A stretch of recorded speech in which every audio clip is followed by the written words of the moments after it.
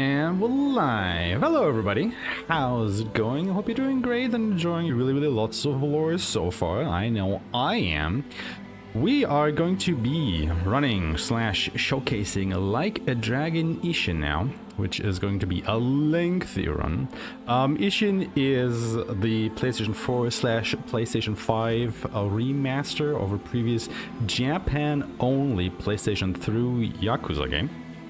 And yeah, I'm pretty excited to run this. I mainly speedrun samurai games myself, so this just really fits the bill for me. Now, since this is really lots of lore, I guess all of you will be interested in the story of the game. So, you know, obviously we'll be watching all the cutscenes, but keep in mind that this game does not have an English voiceover translation. So all the voice samples will be in Japanese. Now the subtitles, it will have subtitles, of course, you know, in the text box, everything will be in English, but the voices. So if you want to see this game and know what it's actually about, if you don't speak Japanese, I am sorry, but you will have to read the subtitles. So yeah, just putting that out there. But yeah, with all of that said, let's go ahead and we will begin without clear data. We will be playing on easy difficulty because let me tell you, the game can be quite brutal on harder ones if you're just trying to speedrun it. And yeah, without further ado, let's get this show on the road in 3, 2, 1, and go.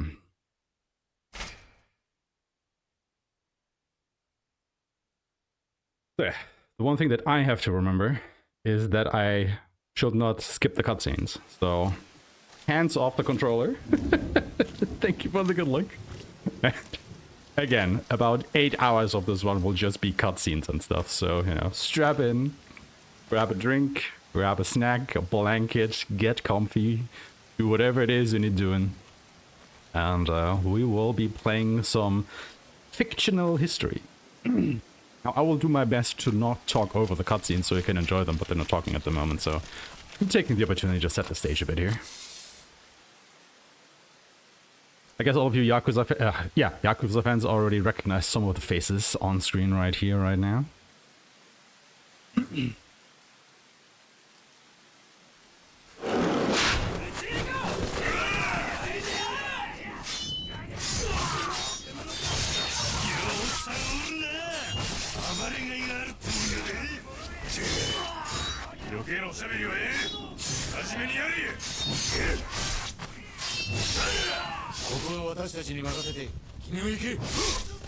Also, I hope you all are not squeamish because there will be blood and overall, I want to say, brutality in the game, so, this is an adult title, like 18 plus and whatnot.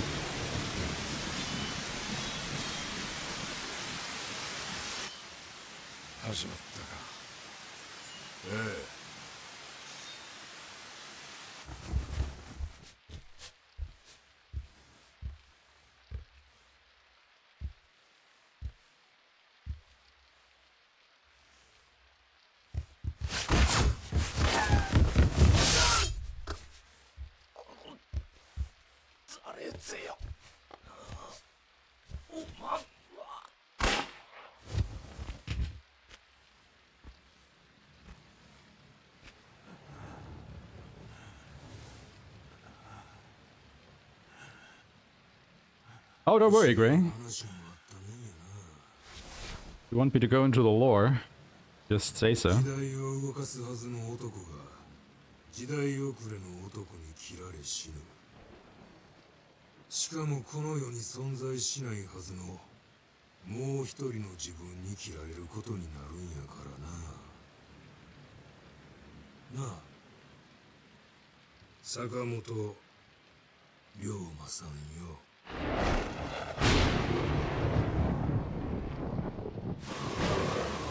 So now the game, says it's fictional, but all the characters the game will be touching upon are actual historic figures in Japan during that time.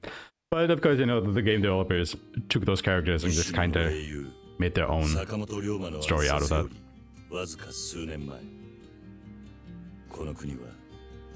徳川幕府による絶対的な支配が300年にわたって続いていた。だが静寂は突如現れた異国の黒船によって打ち破られる。強大な文明力を持った異国に対し幕府は抗う術を持たなかったのである。その支配者の衰えを時の侍たちが黙って見逃すはずがなかった。無力な支配者に従う理由はない。日本は再び群雄割拠の乱世に飲み込まれようとしていた。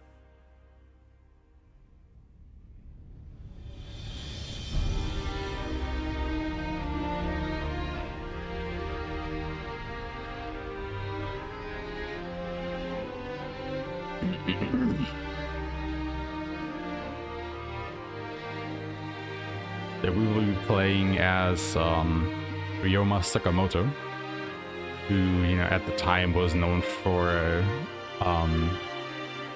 being a very progressive man, you know, in his views of the world, like how governments should be run, etc. Because we are basically at the end of the roundabout, you know, as they said, 300-year rule of the Tokugawa shogunate, which, you know, is a military rule. Whereas the imperial family, you know, with the emperor at the top, obviously, has been like relegated to absolute nothingness. They're basically being held hostage in their castle, not having really ruled the country for those 300 years. And also with the beginning of the Tokugawa shogunate, like Japan had closed off its borders to the outside world. So absolutely no foreigners were in the country at that time. But, you know, they started to quote-unquote force their way in, and this led to a very tumultuous time in Japan, as already said there. Because, you know, the outside world had progressed a lot more than Japan had during that time. So, yeah, like countries like America and Britain were vying for control of Japan at the time. Now, of course, Japan didn't like that very much, because, you know, under military rule. So there were a lot of tensions in military and political movings during that time. So it's a very turbulent era to set a story on, but also a very interesting one. Also, for these things where the text doesn't, you know, advance or there's some text, I will just turn the auto on. So, read. You want the story? I'm not gonna read this all to you. I'm sorry, we'll be here for 13 hours. I can't do that. My voice will just crack out. But hey, we have gameplay. We are Sakamoto to Ryoma. We have come home from Edo back to Tosa after a 2-year training. And we are already in more cutscenes. This will basically be how this run goes. Don't you worry.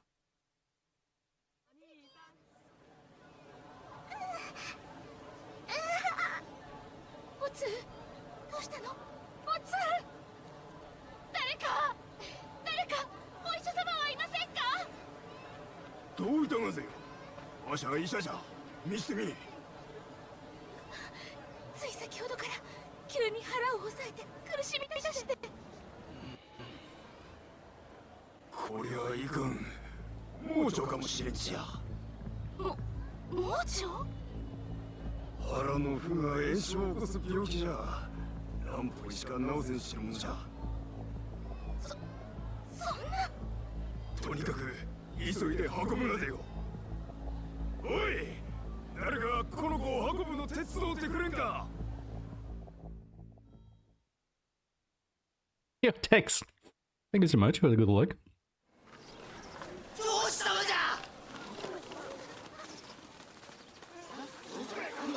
I have to catch up on yours once I'm done with this one. It was a little bit late yesterday for me to watch it. Especially with this one, you know, today.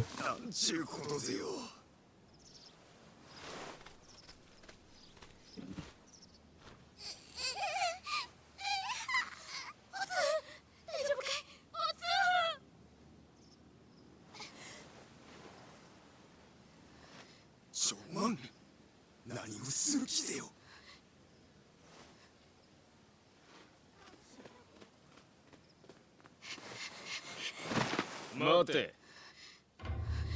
女、どこへ行く気ぜよ。この子が腹の子の病気に。おお、それで今すぐランボーイのところへ行かないと手遅れに。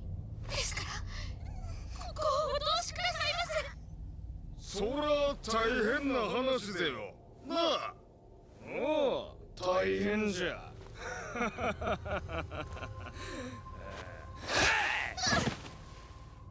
荒野区の病気か何か知らんが、手遅れになったらなったで、それがその子供の寿命っちゅうことぜ。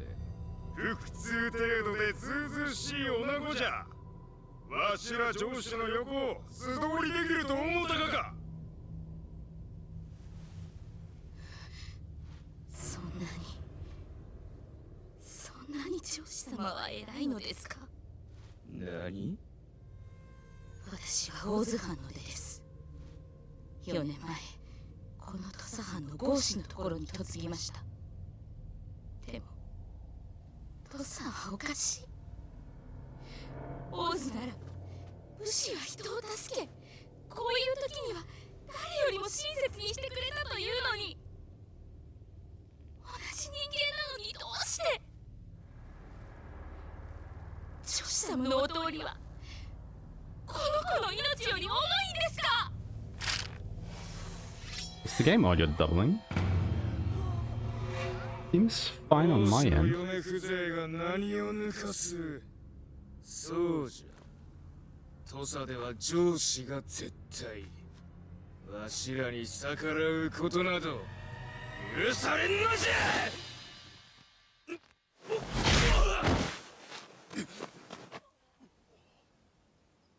たく土佐、いちいち俺を苛立たせる。何者ぜよ、恩師。土佐藩郷士坂本龍馬。郷士じゃと。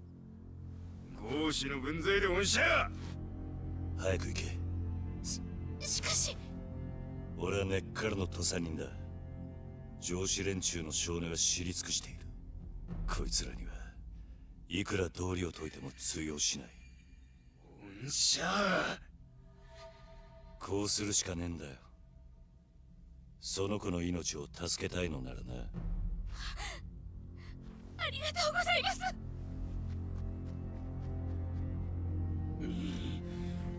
郷士ごときがどうなるか分かっちゅうがか。ああ。上司様に刃を向けたりはしねえ。間違って殺しでもしたら仕返しにこの町ごと焼き払われかねないからな。なんじゃと。後で報いは受けてやる。だがお前らにも女を殴った報いを受けさせてやる。この命知らずが。かかってこい。ぬるま湯育ちのお前らに痛みってもんを教えてやる。 Well, I don't know what that means. Tutorials! But yeah, we get to, smash their faces in.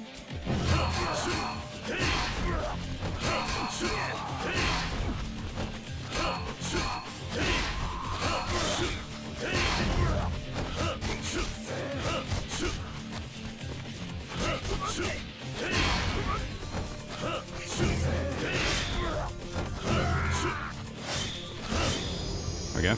Punch right through his chest. Yeah, that guy is dead. I don't know what to tell you. He is dead.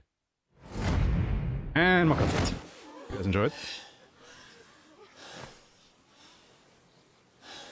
おいおい、えらいことぜよ。ほんまにやってしもうたちや。あの兄ちゃん。答えな。俺だって分かってるさ。 Yeah, sorry about the audio issues, everybody. Working on it. 上司に逆らったらどうなるかなんてことはここにいる誰よりずっとな。何事だ。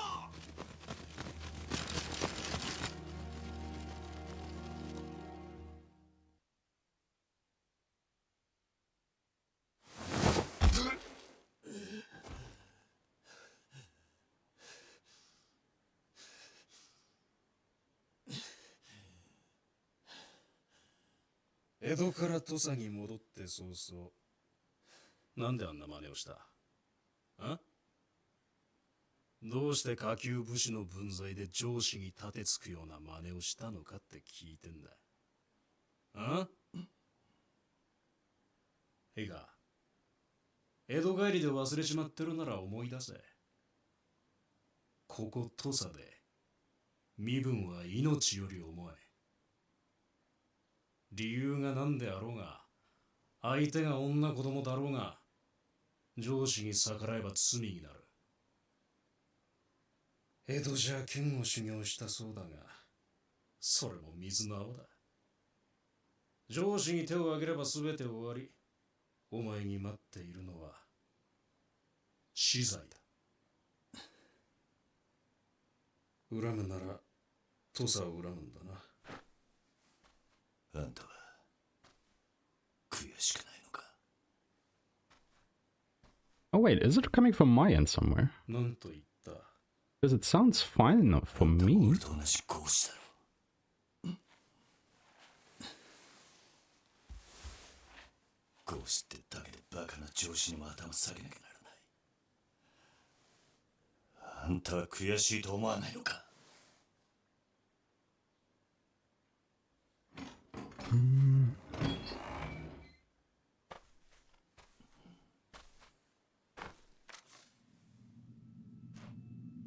一緒にするな。俺は白札合子だ。合子ごときと同列に語るんじゃない。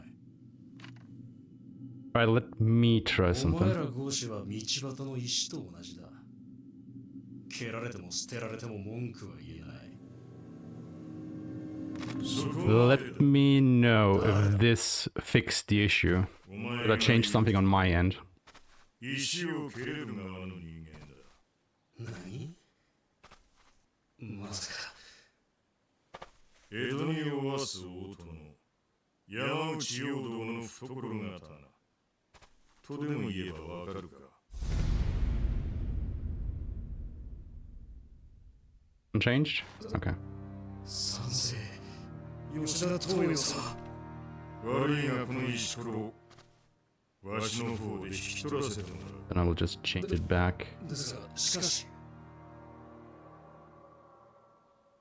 う。わしがこの土佐で最も規律に厳しい男だと That's worth a try, I guess. 知らぬわけではあるまいな。それはもちろん。裁きとなる前にこの手で殺したいのじゃ。この無礼な石ころをな。承知つかまつりました。Okay, I changed it back to what it was before, so... ということだ。覚悟せい、坂本龍馬。いや、我が息子よ。Oh, his son! それにしても、ずいぶん丹念に痛めつけられたものだな。Oh, would you want to change me back to the other solution that I had just now? 何も言うな。今他の老番に見つかったらことが台無しだ。今すぐ着替えてここを出ろ。でもどうやって？心配ない。出口まで人払いしてやる。だが短い時間だ。急げ。ああ。詳しい話は後だ。お前はここを出たら町で腹ごしらえでもして、その後隠れ家に来い。隠れ家？忘れたのか。わしたちが何年も暮らした塾のことを。江戸の一年ってな。 Fair enough. ずいぶん Then I will just leave it as it is. 場所は Not screw with it 町 anymore. のやつにでも聞け。剣護士塾と聞けばわかる。わかった。But for those of you interested, around this time in the run, we should already clear chapter 1. Just as an aside.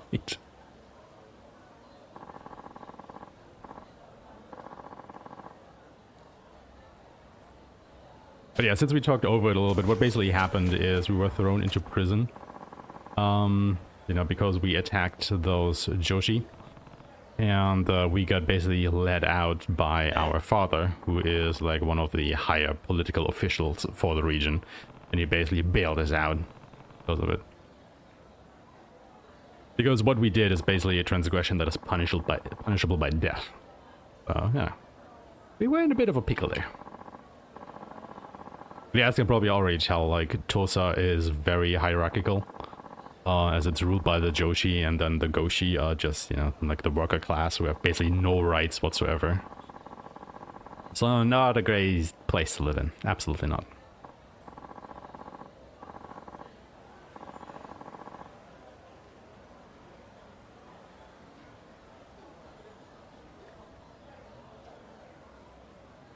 And, you know, if you want to help nowadays situation in a way, we are also collecting donations for the Transgender Law Center throughout the whole event.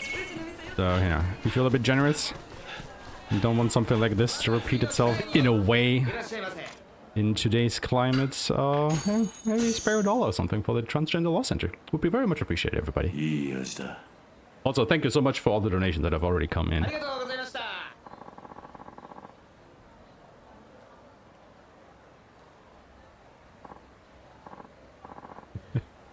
Also true, Gray. True. I think it's the farting that really gets people, though.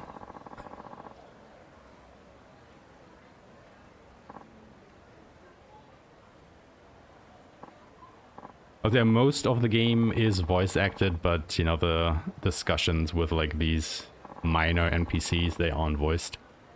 There aren't that many of them, but, you know, it's a bit more noticeable in the beginning, I'd say.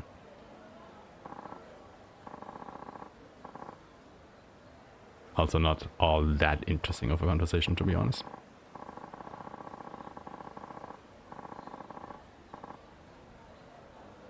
Just a little background exposition.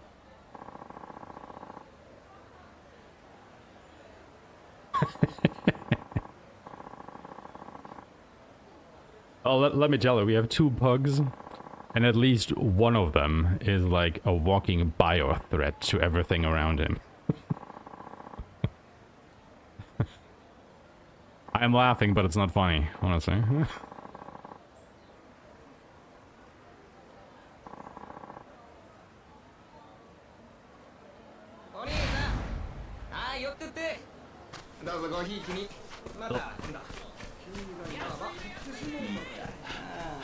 Foreigners in this game are a real troublemaker.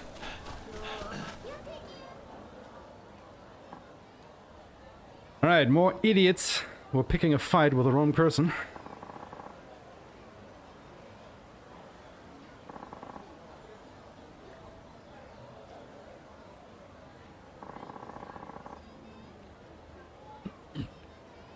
So this will basically be another tutorial fight.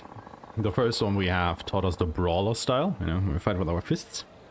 And now this one will actually get to do some sword fighting in the sword style.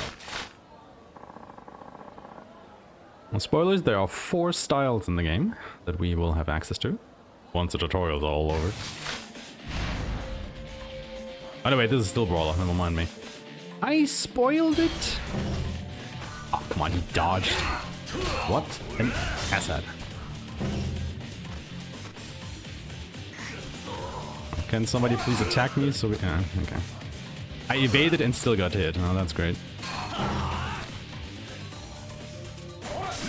my god.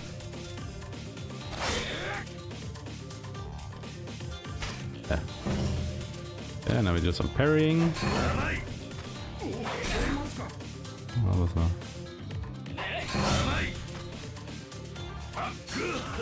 Oh, come on, hide. Hello.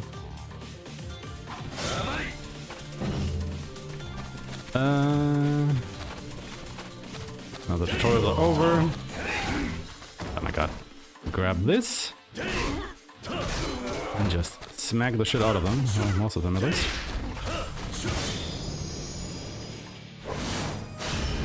Yeah, obviously, you know, you have to have the AI cooperate with you there a little bit.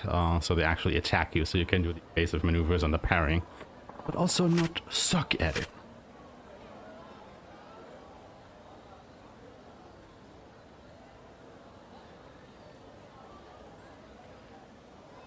Uh,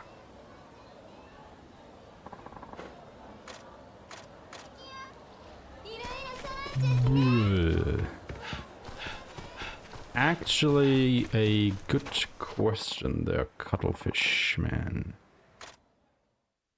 Actually, not too sure. Because I never played the original. 高知城で格式ばった連中と飲む酒はまずくてな。酒はここで飲むに限る。おやっさん、どうだ龍馬。傷にしみるかもしれんが、数年ぶりに飲まないか。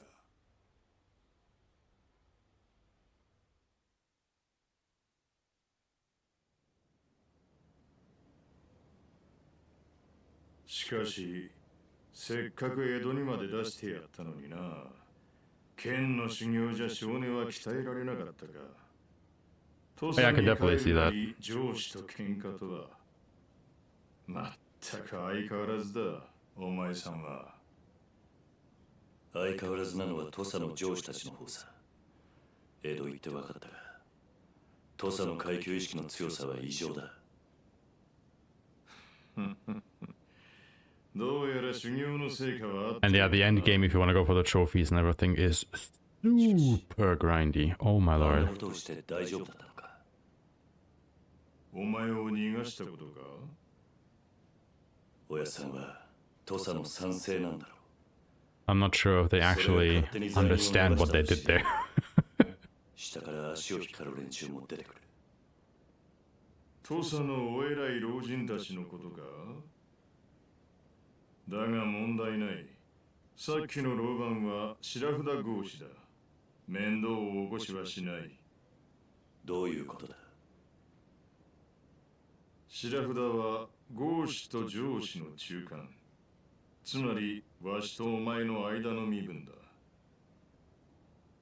何かあればすぐ合子に格を落とされる。それがあの老番の最も恐れる事態だ。そうやって権力にこびるようなやつは大した度胸もねえさ。そういうもんか。ああ、お前みたいに後先考えねえで上司に対しても逆らえるやつの方がよっぽど怖い。国を預かる賛成としてはな。しかしこの場所も古くなっちまったな。ああ、だが俺にとっては自分の家も同然だ。思い出すな。もう10年以上経つから。ああ。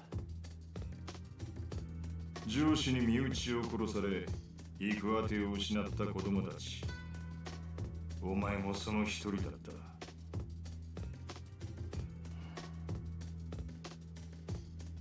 わしはそんな子供たちをほんの少しでも引き取ろうと塾を作った。藩には内緒でな。俺は今でも不思議に思う。どうしておやっさんは上司でありながらあんなことをしたんだ。さあ、どうしてだろうな。だが一つ言えるのは、わしは土佐が大嫌いだってことだ。嫌い？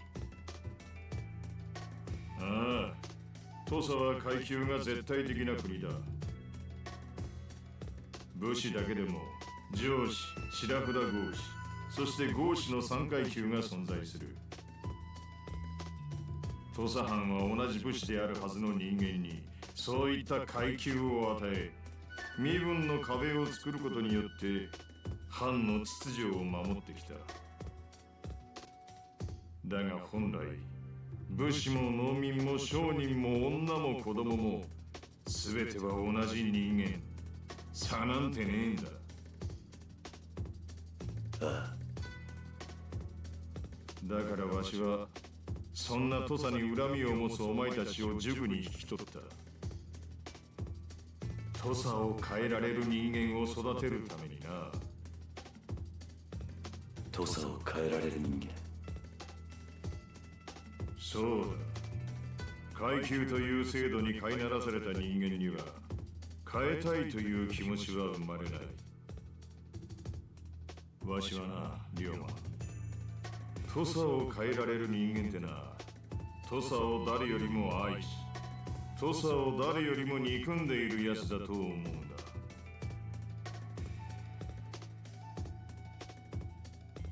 お前は15年前、上司に家を焼かれ、実の親兄弟を失った。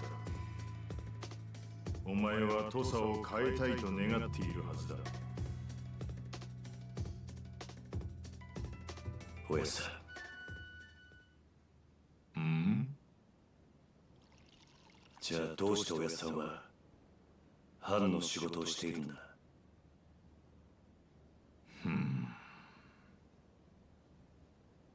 藩の賛成ってのは土佐の階級制度を守る立場なんじゃねえのか？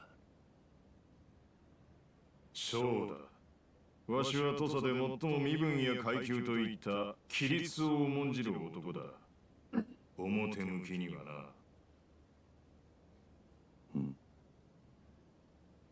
龍馬、竹地にはもうあったか？兄弟に？いや、まだだか。お前が留守にしている間、あいつには重大な仕事をしてもらった。仕事？ああ、土佐勤王党という組織を作らせた。土佐勤王党？今の土佐藩の体制に不満を持った豪士を中心に500名。名目上、勤王とは歌っているが、その思いは一つ。土佐の身分制度の崩壊が目的の集団だ。それじゃあ勤王党の敵は土佐藩ということか？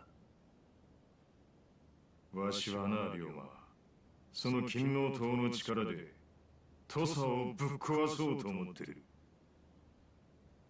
壊す？そうだ。わしがこの塾で息子同然に育ててきたお前ら二人、竹地半平太、坂本龍馬の手によってな。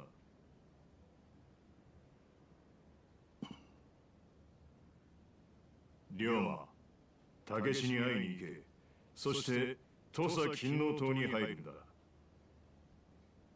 とにかく詳しい話は竹地にあって直接聞いてくれ。わしはそろそろ城へ戻らねばならん。今兄弟はどこにいるんだ？町で土佐勤王党の竹地といえば知らない奴はいない。だがすんなり会えるかはわからんがな。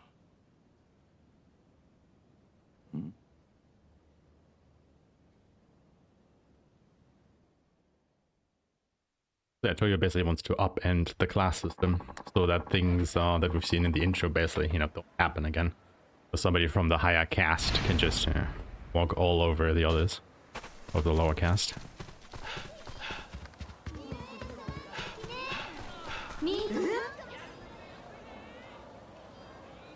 A little bit of tutorial here. We learn that we can grab stuff from the wells around town.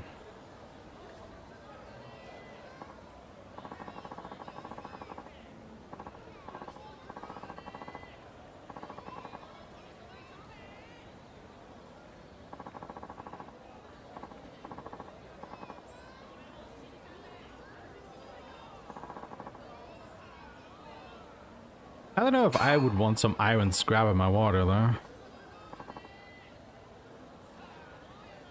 It's unhealthy. Now some minerals, sure, but not in that quantity.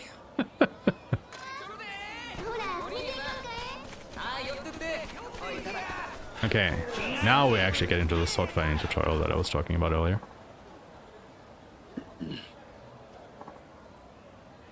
Just upturn social structures. Exactly. Can't be that easy. Just need a political party of like 500 people and lay siege to a castle.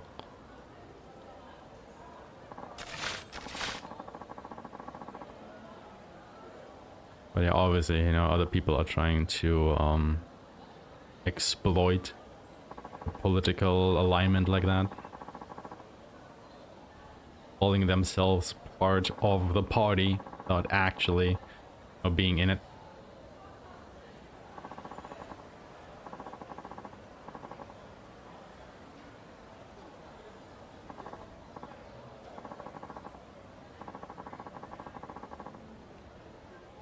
News Guild.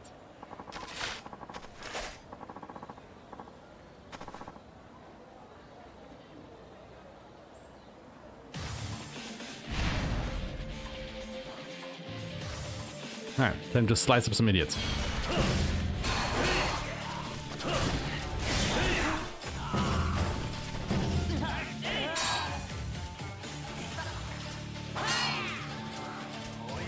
Faster, please. Yeah.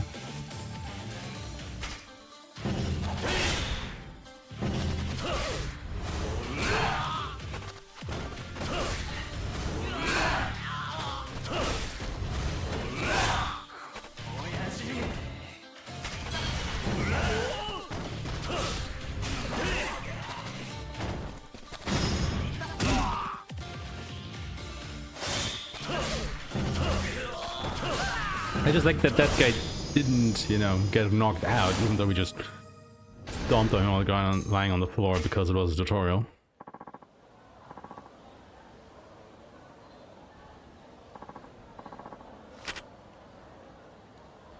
But yeah, obviously, you know, the first chapter of the game heavily tutorialized, and, you know, setting up the grander scheme of things story-wise.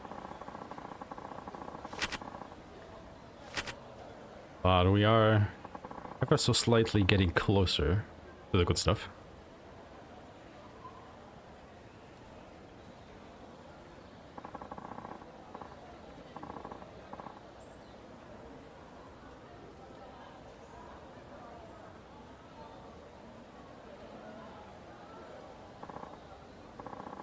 But it's also funny, you know, that we're literally using swords and also guns in a bit, and technically never killing anybody, I guess. I mean, we kinda are later on, but, you know, most of the time when you're fighting enemies, you see them get up and run away after. I know this is a Yakuza game thing, don't get me wrong, but it's, I think, a little bit more pronounced in this one compared to the others, where you mostly do, like, fist fighting, and, you know, even though you take up, like, bikes and benches and whatnot and smack others over the head with them, a little bit more believable than literally slicing them up with a sword. Might just be me, though. I don't know.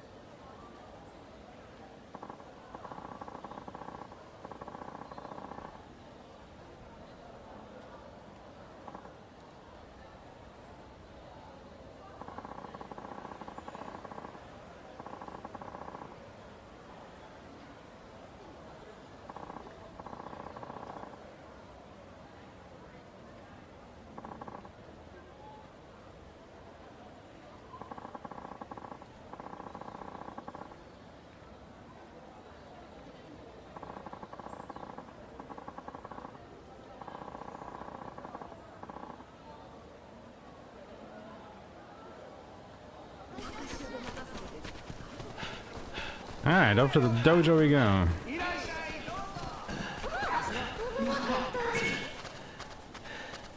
I know, I overdid the running. Like, there's a hidden stamina meter.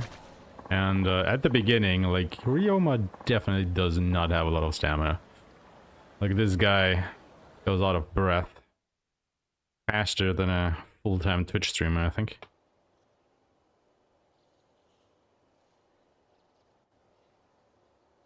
Come here!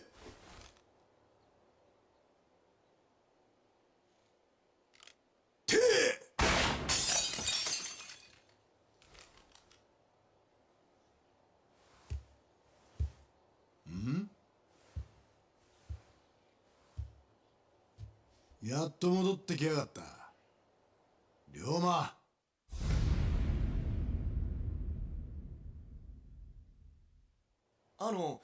竹内先生、もしかしてこん人が。ああ、以前からお前らによく話して聞かしている俺の唯一無二の兄弟分であり土佐最強の剣士坂本龍馬だ。これが土佐勤王党か。お前何やらかしてきたんだ。傷だらけじゃねえか。つまらねえ話だ。それより兄弟、東洋のおやっさんと剣護私塾で話してきた。そうか。なら話は早いな。みんな聞いてくれ。龍馬はこの1年江戸へ剣術修行に行っていた。 Also memorize that scar on his back. 今日から Will be important later. 龍馬を土佐勤王党の筆頭としていたまも。どうだ。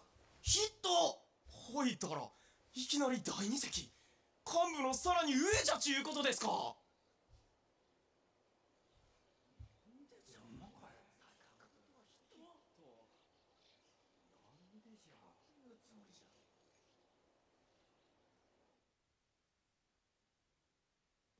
I would definitely quickly climbing the ladder here.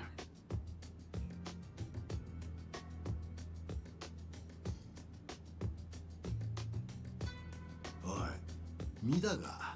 俺がお前を筆頭にすると言った時の連中の反応。最近は勤王党も妙に堅苦しい組織になってきちまってたからな。いい起爆剤になったろうぜ。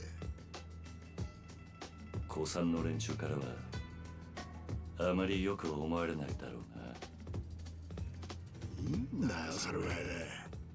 あれぐらい刺激がねえと下の連中も焦らない。組織ってのは固まっちまったらしまいだ。But I think the 80% run would be done with chapter 2 by now. まあそうだが Like around about this time. まだ痛むのか背中。おお、これか。いや、痛みはねえさ。まあ後だけは派手に残っちまってるからな。すまねえ兄弟。もう謝んなって言ったろ。いつの話だ。15年前だ。だが今でも昨日のことのように思い出す。まあ忘れようったって忘れられねえか。上司による焼き討ち。目の前で両親と家が焼け落ちるのを見ちまってんだからな。あの時兄弟が助けてくれなかったら俺は両親ともども灰にされてた。だが俺を助けたせいで兄弟は多いやけど本当にすまないと思っている。だから謝んなっつってんだろ。謝るのはお前じゃねえ。あの日お前の家と家族を焼いたのは上司どもだ。だろう。ああ。龍馬、俺とおやっさんは土佐藩を変えるつもりだ。 We'll never kill anyone ended there. 当然お前にも力になってもらいたい。あらかたの話は聞いてる。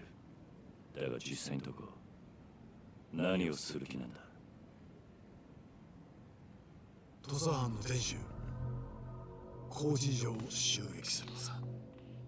I guess you can make the point that even in this game, you never see Ryoma like actively killing somebody, but come on, man. 襲撃つっても実際に But we will get to that. 城を包囲して勤王党の覚悟が藩の上層部に伝わればいい。その上でおやっさんが城を牛耳る老人たちに隠居を迫るんだよ。万が一老人たちがそれを拒めば当然その場合の軍備はできている。そうやって空いた席に勤王党が座るか。ああ、すぐそこに迫る危機、命の危険を感じて初めて上司連中は自分たちの考えの浅はかさに気づく。ガチガチに固まっちまった土佐藩の身分制度を壊すにはそのぐらいの荒領事が必要ってことだ。なるほどな。黒船が初めてこの国に来た時と同じさ。脅威というものを感じることで人間は動揺する。変わらなければならないと考えるようになる。そういうことだ。東洋のおやつさんは剣護士塾を開いている時からこのことを考えていたのか。多分な。あの人はお前には剣を、俺には政治と学問を叩き込んだ。それも全てはこの計画のためだ。そうだったのか。だがもう剣が役立つこともなさそうだな。どうしてだ。きっと剣で人を切るという時代は終わるんだろう。実際さっきお前 Yeah, true. ピストルの Ichiban 練習を did させていただ kill somebody, didn't he? The start of Like a Dragon. 昨日との連中には剣の才がないからだ。 Even though, you know, 剣はいくら somebody 教 else. えても才能がなければ上手くならない。だから That's the same thing, isn't it? 練習さえすれば戦力になり得る。万人に平等な武器というわけだ。平等な武器か。龍馬、俺らは身分という壁を壊そうとしている。だがたとえそれが実現したとしても、人間は決して平等になんかならない。才能があるものとないも But の。 to be fair, hold those thoughts because we will get to, you know, this game's take on exactly that trope in a bit. Because we're still in the first chapter. どうにかして。 You know, this is technically still all the prologue. どんなに剣が触れない人間でもせめて楽しく生きられる世の中を作りたいと思っている。兄弟。お前も持っといてくれ。金の塔の一員として。 We get gun? And yes, this is one of those Yakuza games where you literally have a gun available for the whole game. その時初めてこの国に真の平等が訪れる。それまで I guess if you know one thing about Yakuza games, it's that guns are busted.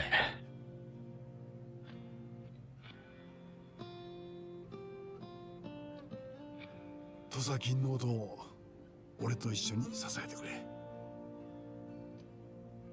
頼む。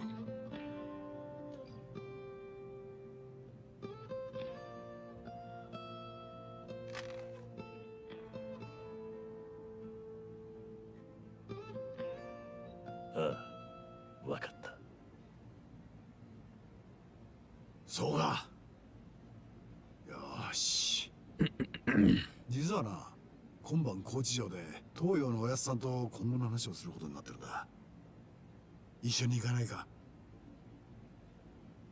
そんなに大っぴらにあって大丈夫なのか。何、高知城まで行けばおやつさんの禁止が招き入れてくれる手はずになってる。大丈夫だ。 His last words? It'll be それ fine. じゃあお前は表で少し時間を潰しててくれ。俺もすぐ支度していく。 Alright, kill some time.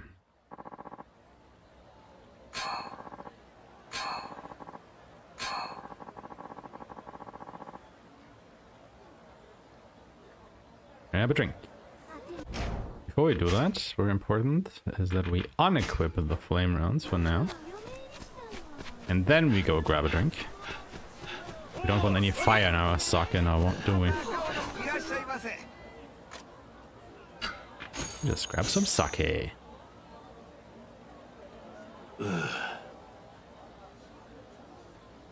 ありがとうございました。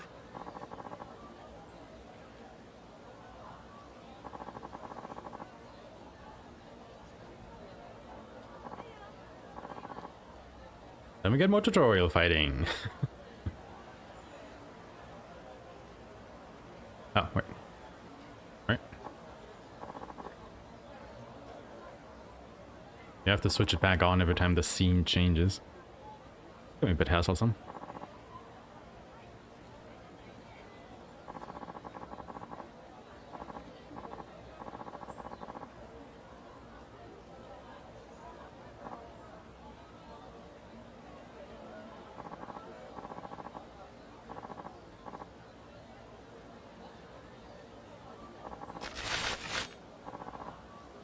Alright people, gun time.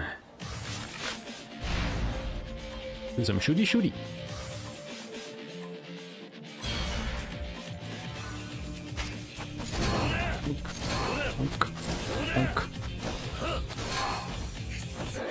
But then, oh right, there's one more. They have the Wild Dancer style, and this one combines like sword and gun.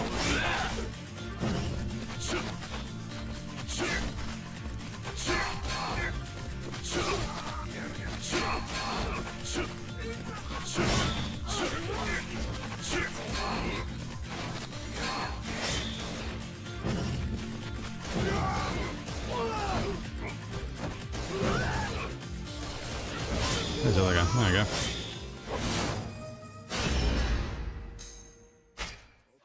So make your bets which style we'll be using throughout the rest of the run.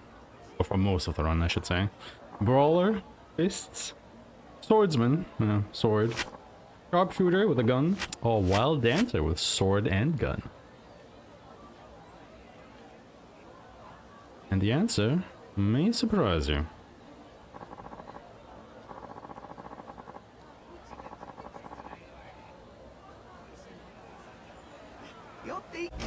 Before we continue, we will now go ahead and equip the enhanced rounds. Right? And go back to the dojo because we killed enough time.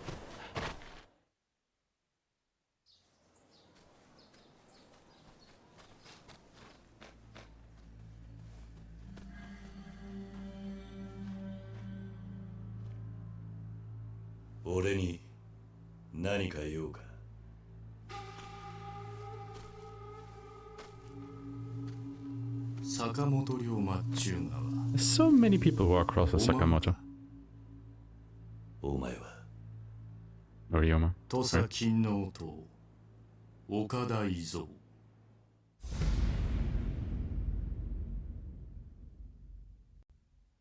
Izo, この男がさっき話した男じゃ。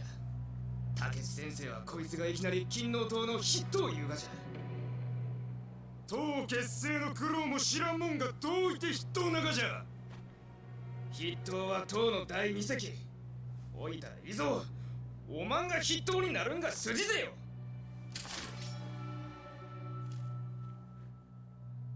金の塔ってのは同志にも剣を向けるのか。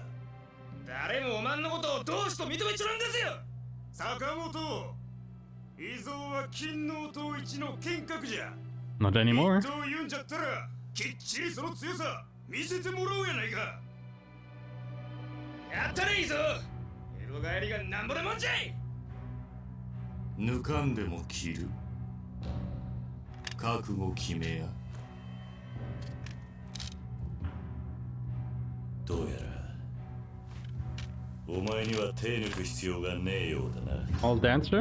Good guess, good guess.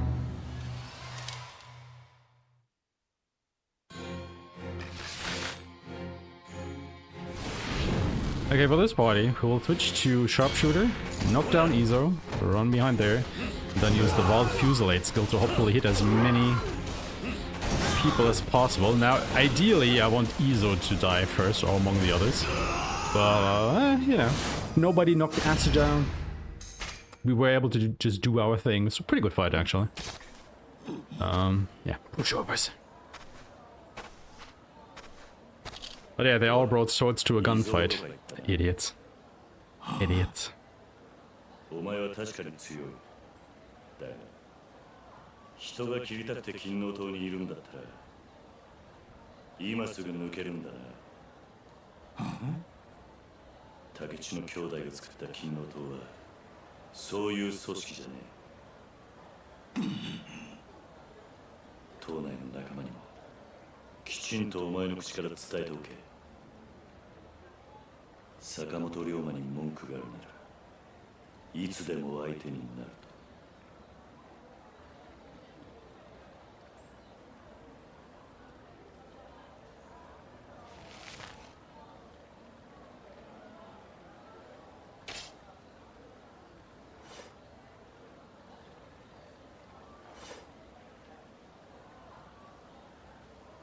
世話かけたな。見てたのか。ああ、1年前より確実に強くなってるな。 Dude, you literally gave me a gun. たくどうなってんだあの連中は。 What was that sword training even for? あれが土佐合子の現実なんだよ。現実。合子という身分が理由でろくな教育も受けられない。まともな仕事にもありつけない。そんな彼らにとって金の塔は唯一の希望であり誇りとなってる。だからいきなり筆頭になった俺をやっかんだってわけか。許してやってくれ。彼らにも彼らなりの志がある。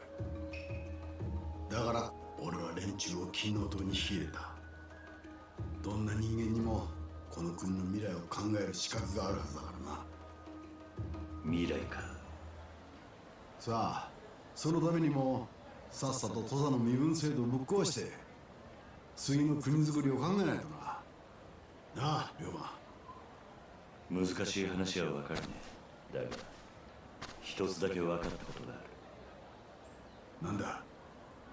土佐も金の塔もそして俺もまだまだ半端もんだってことだ。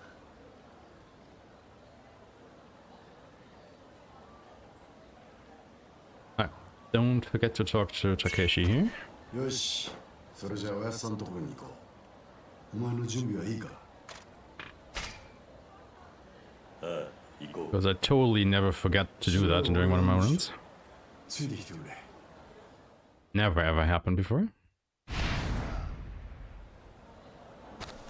This is one of the rare sections where we have to, you know, wait for Takeshi 修行はどうだった。 to lead us where we need to go. 強いやつがゴロゴロいるんだよな。 See if I can match his speed. それにしてもお前さらに強くなったんじゃねえか。その腕当てにしてるぜ。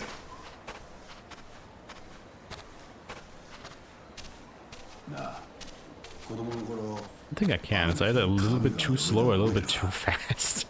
あの時お前ふんどし流されて大変なことになってたよな。懐かしいな。I'm currently playing through Assassin's Creed Shadows, and one of the best additions this game had is like an auto follow mode where if you have to do a section like that, you just press one button and your character automatically follows the NPC at the same speed. It is fantastic. どうした龍馬。城に登るのは生まれて初めてだ。見上げりゃいつでもすぐそこにあったのにな。ああ、豪州はみんなそうだ。俺もまだ数えるくらいしか来たことはね。 Alright, we're gonna go meet Dad, our brother in tow. We're gonna make, you know, plans to fell the government. What could go wrong? It'll all be lovey-dovey, sunshine and rainbows from here on out, right? You can already see the unicorns over the horizon. これで役者が揃った。ええ。話は聞いただろうな、龍馬。わしたちはこれから土佐藩の老人たちに引導を渡し、土佐藩を改革する。上司に白札合司に合司。そういった無意味な階級のない土佐藩へと変えるために。ああ。おやさん、金の塔はもう高知城包囲の準備はできています。いつ結婚しますか。わしは気が短いんでな。明日だ。そこで全て型をつける。随分急だな。急だとバカを言うな。わしたちはお前が江戸から戻ってくるのを待っていたんだよ。そういうことだ。明朝、金王党は500人全員を武装させて城を囲め、上司が何を言おうが決して動かず、老人たちの目にその姿を焼き付ける。その後、城の中のことはこのわしに任せてくれ。そんなに簡単に行くものなのか。言ってくれるな。ここまで来るのに俺とおやつさんがどれだけ根回ししてきたと思ってるんだ。ただし、その前に一つだけ気がかりなことがある。なんだ。龍馬、お前土佐勤王党の筆頭になったそうだな。ああ、そうだが。半平太、筆頭に任命したのはお前か。そうです。何か問題でも？この計画が成功し、老人たちが消えた後、勤王党は土佐で大きな力を持つことになるだろう。だがわしは坂本龍馬という人間は勤王党の筆頭にふさわしい男だとは思ってない。何を言い出し気ですか、おやつさん。前から俺と龍馬とおやつさん、その3人で土佐を変えるって言ってたじゃないですか。確かに言った。その思いは今も変わらん。だったら待ってくれ。俺は肩書きに執着はねえ。筆頭にふさわしくねえってんならいつだって降りるだけだ。そういう問題じゃねえだろ、龍馬。おやつさん、どういうつもりなんですか？二人とも勘違いしているようなので言っておく。わしの真の考えは誰だ。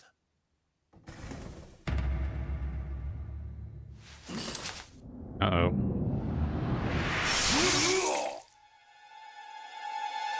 Oh.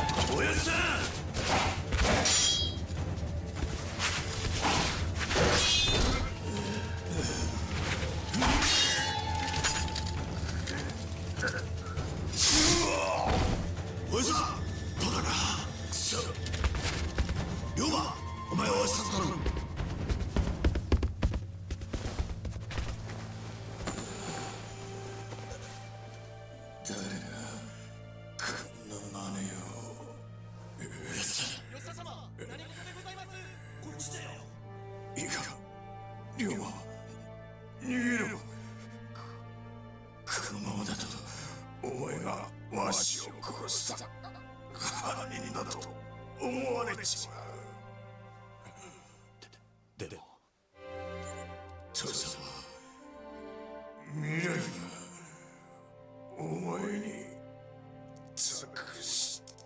Also, the damn ninja brought a sword to a sword fight? How dare he?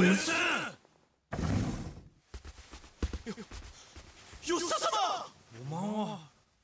おまんが吉田様を！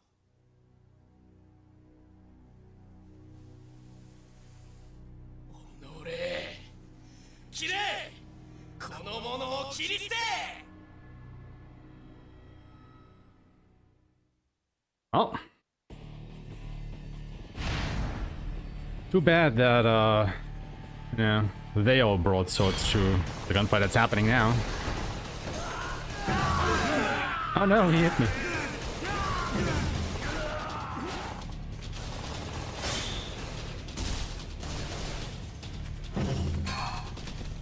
So, yeah, we have to get out of here. We're underwear. And, well, gun. Now, aiming the gun is interesting, because you really can't. The game basically does what it wants. We don't have to kill any of these guys, but we do have to take care of this guy.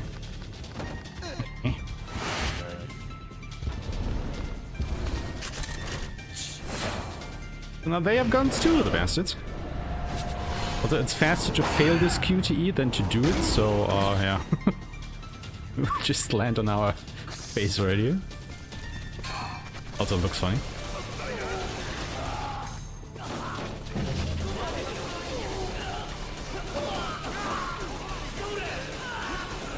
So yeah, you can just, you know, if you haven't locked onto a target, you can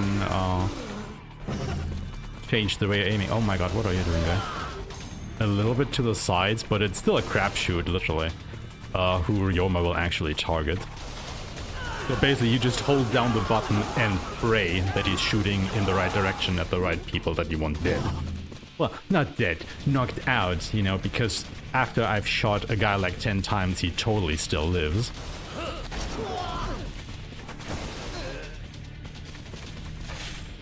I'm actually switching to the sword for this guy because he wears armor. And enemies that wear armor take very reduced damage from guns. Taking these guys out. Then we're getting out of here.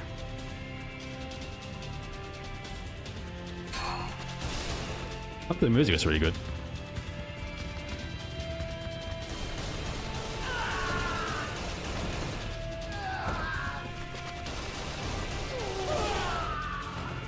Because this is a marathon, take a small detour here and grab all the medicine, and then we escape.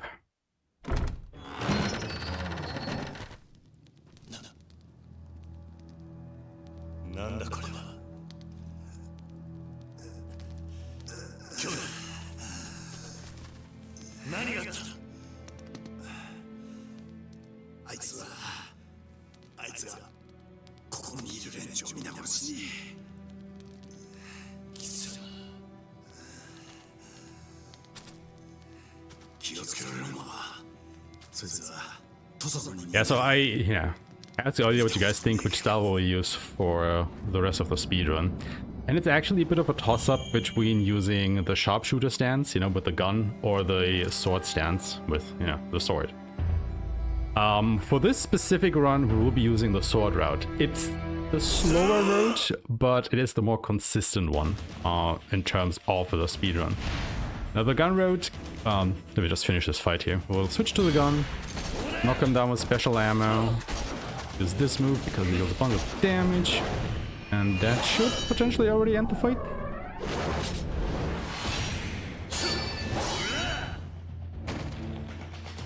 Might have to, yeah, no, okay, that's done.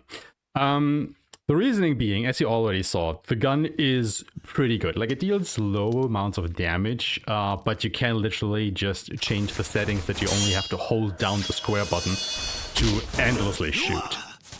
And even though, you know, it deals little damage, it deals it pretty fast, so it has pretty good DPS. The problem with the gun specifically is, and we'll see that later in the run at around chapter 5, the game introduces, oh no, it's actually in chapter 3 already. The game introduced the card system, which are like buffs that you can apply to yourselves. It wasn't in the original, they added it for this version of the game. And there is a card that is super busted with a gun. However, it has like, I don't know, like a 1% drop chance. And if you want to go really fast, you have to get it 3 times in a row. So that's about, you know, a 1% chance, or I think it's even lower, it might be a 0.1% chance. And you have to get it 3 times in a row to be able to optimally run this game. One of the runners actually got it within the first month of the game releasing and being speedrun done, and nobody was able to beat his time since, and I don't think anybody really cares or bothers to try and beat him because of this minuscule chance of that event happening again. So yeah, I personally just run Sword Road because I like it more, and like I said, it's more consistent because you don't have to rely on this minuscule drop chance for the trooper, for the card. But yeah, technically gun is better, but you have to get the proper buffs for it to work. The time difference between the roads, if you look at the world record runs, actually let me check. I'm not misquoting here. Also, I'm sorry if I'm talking over the cuts, but I wanted to get this out real quick. So the run that I alluded to with the gun, where he got the drop 3 times in a row, RTA timed, it's a 3 hour, 50 minutes, 49 seconds run. I have the world record on console with the sword route, and my record is a 4 hour, 8 minute, 37 seconds. So it's about an 18-minute difference over a roughly 4 hour run. So yeah. Like, it could be worse, you know, it could be more, but, you know, roughly 20 minutes over 4 hours is quite substantial. I said the thing is really like that buff that you get, it just melts bosses and basically anything that ever walks your way. So it really trivializes every encounter.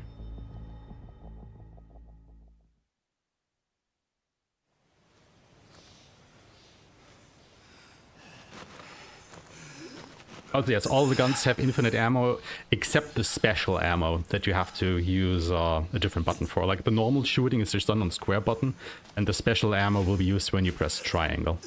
And that is also why we switch between the enhanced rounds, the flame rounds, or no special ammo, depending on the situation that we run into. Because obviously we don't want to buy a lot of ammo, because money is pretty tight over the course of the game.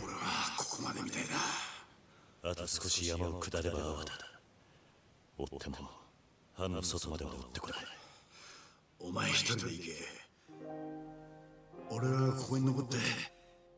Oh, that might actually be right, Flutter. Yeah, that the troopers were in the original, but only in the dungeons. Like I said, I haven't played the original. I'm not super familiar with it. I just know that they changed something with the troopers. So that might have been for just the dungeons, and for the remaster, they expanded it to encompass the whole game.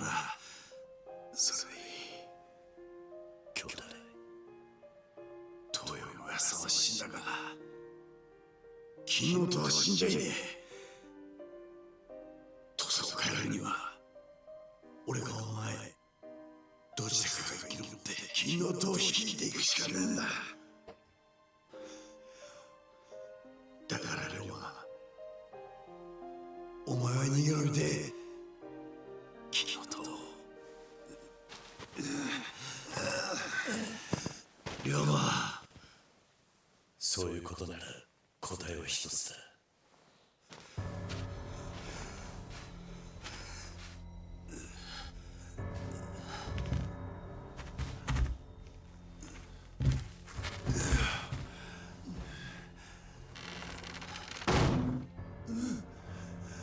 あんたは土佐に必要だ。こんなところで死んじゃならねえ。龍馬、お前。班の連中は俺一人を追ってる。あんたがあの場にいたことは誰にも知られていない。兄弟も勤労党もおやっさんの死とは無関係ってことだ。何言ってるんだ。父さん、おやっさんの意志をあんたに託した。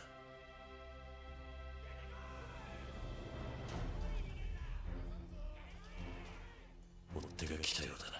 龍馬、おい、龍馬、お前どうする気だ。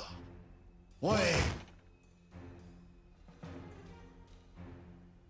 Yeah, they increased like the crafting costs and everything by a lot. So the end game grind to get like the best equipment and everything is ludicrously long.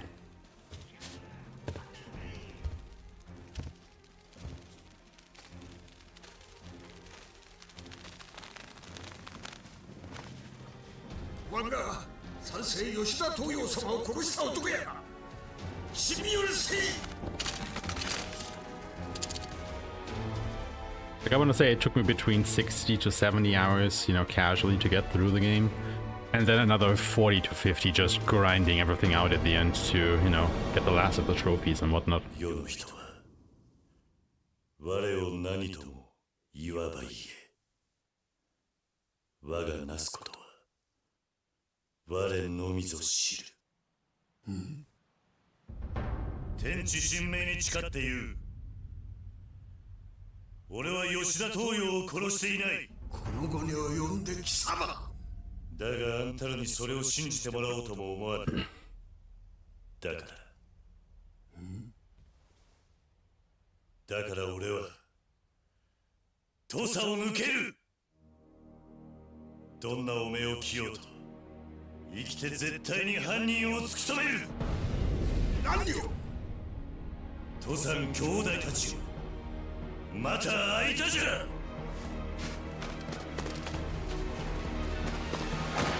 Yeah. Ryoma literally taking the fall here for the others.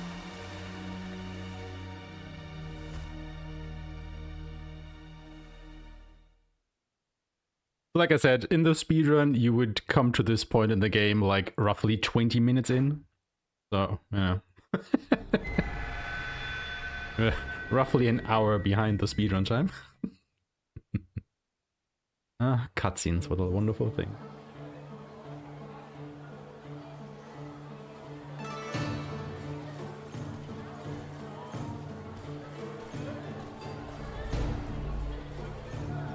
One year has passed, and we've moved on from Tosa to Kyoto.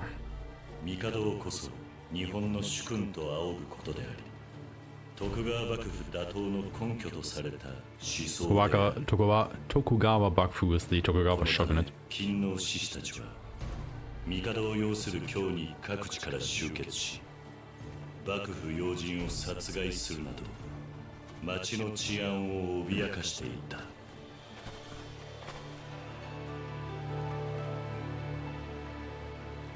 Yeah, the problem is, Flutter, they fixed the scumming with the chicken racing. Somewhat. I mean, you can still do it, it just takes even longer now. With one of, I think it was the last patch the game received. 1.06 or something. So if you want to do it, it takes even longer now if you're playing on console at least. I guess on PC you can still down patch. ご飯時守ってもらわんと全然片付かんしね。悪いけど頼むわ。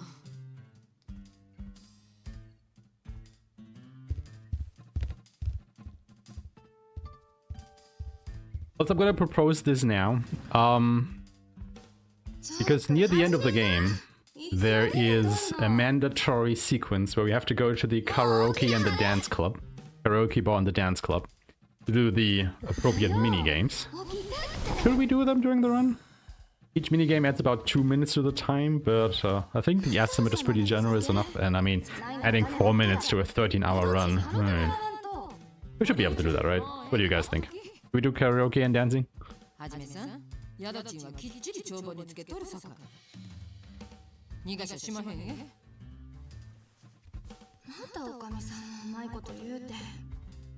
Ah, right. The exploit's still there, but the save coming still works, but the exploit isn't there anymore. Right. But you know, you could use the exploit to make it go faster. That's what I was trying to get at.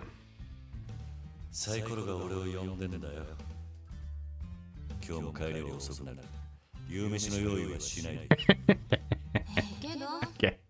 I see how it is.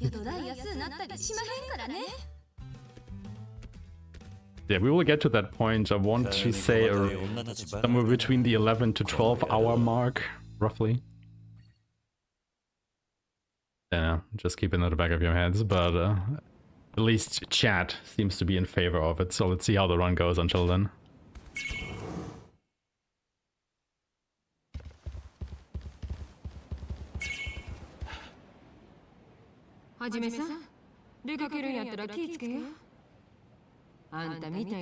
Also, you know, since Ryoma Sakamoto is now a wanted man, he has changed his name to Hajime Saito. And those of you familiar with Japanese history or anime, especially something like Rurouni Kenshin, might recognize the name Hajime Saito. We'll see where this will go.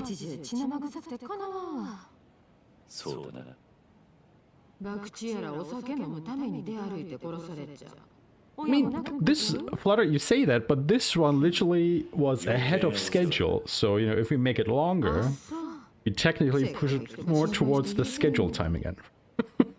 Oh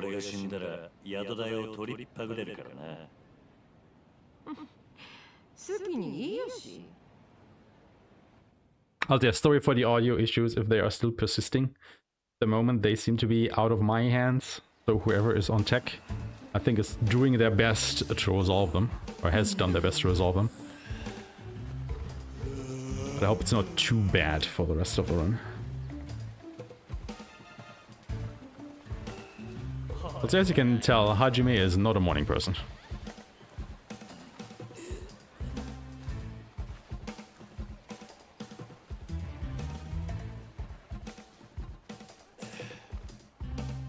Or is he?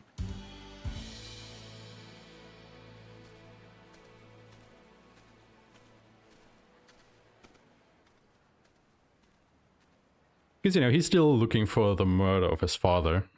And he does so by going to one dojo after the next and seeing if he can find the sword style that the masked assassin was using to, potentially find the murderer.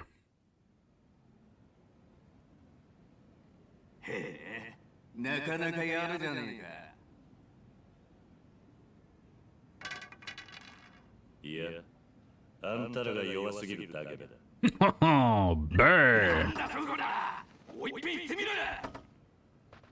どうも俺の見込み違いだったらしい。邪魔したな。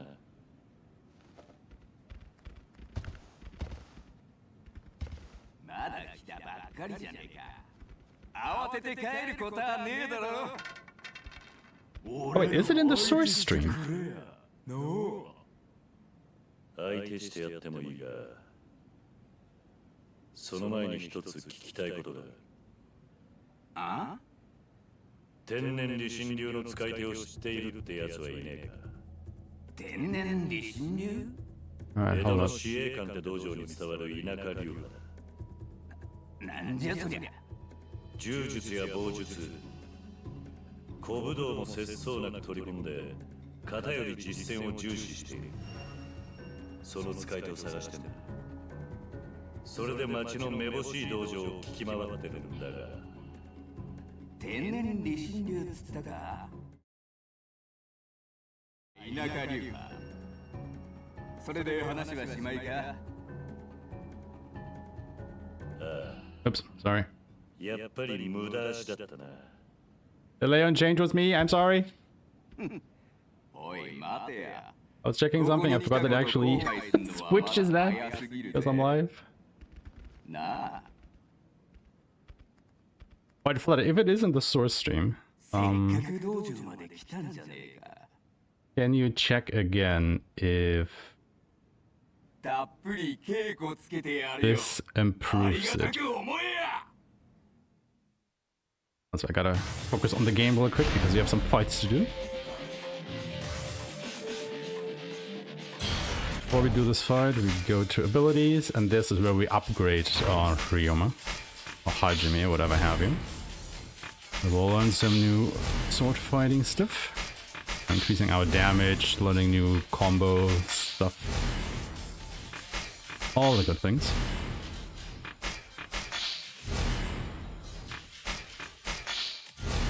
And we'll also increase our gunman power just a little bit. Like I said, we will mostly be using the sword, but we will also use the gun. At least, in the first couple of chapters a bit, so I do want it to be at least a little bit powerful. Now that we have a longer sword combo, we can just take care of these guys real quick.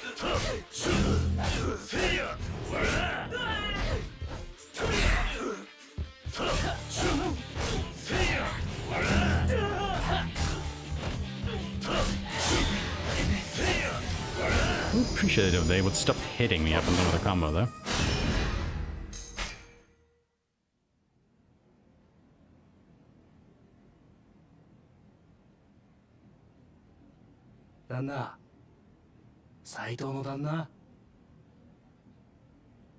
Let me know if that fixed the game audio a bit. よくここが分かったな。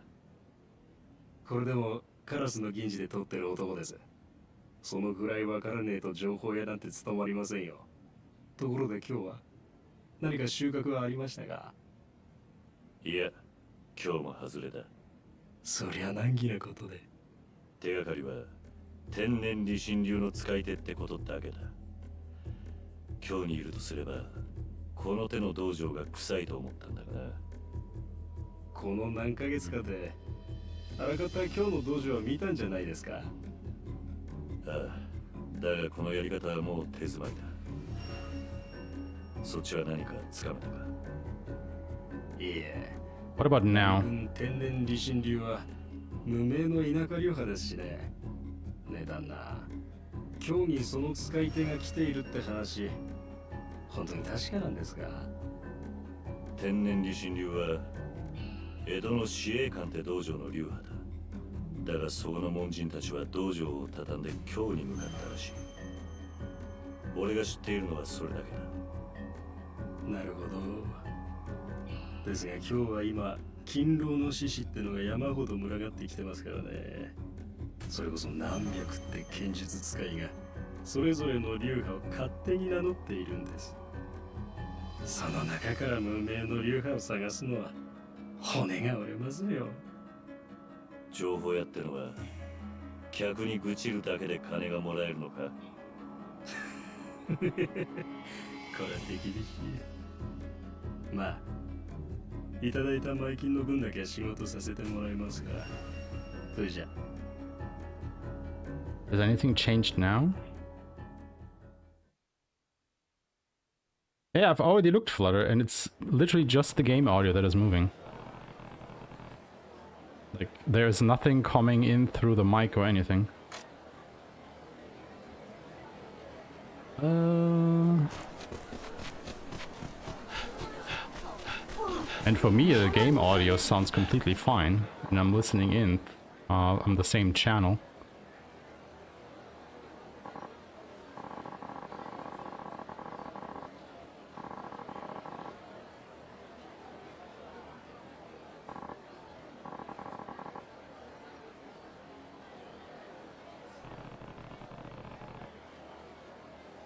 I don't know if any setting in the portable OBS is fucked.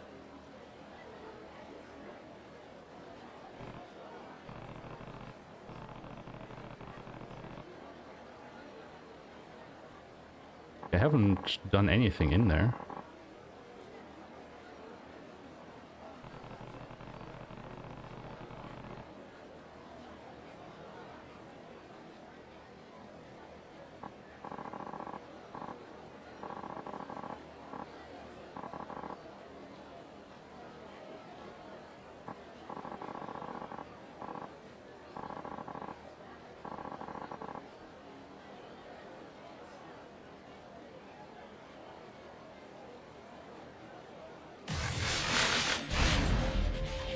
But anyway, Outlaw Ronin, what are we gonna do?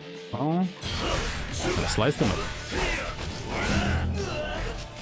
Now this is technically a fight where you can also just go ahead and use the gun for it. Can be slightly faster. I like to use the sword here because all of our styles level up individually. And you only get experience to a style when you use that style. And I want to make sure that I stay on the sword route, experience-wise for the upgrades.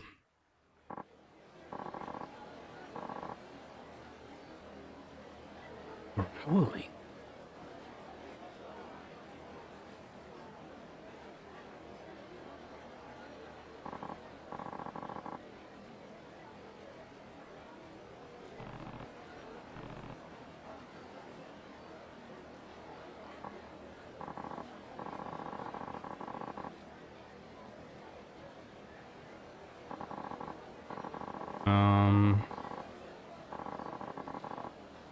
I could try and do that.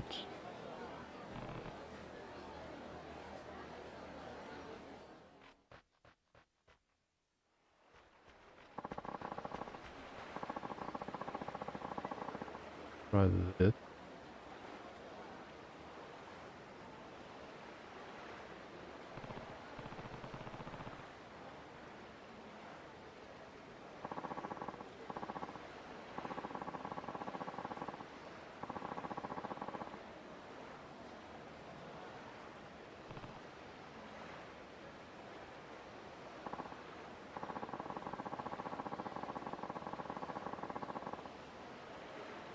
Of course, they're not talking at the moment.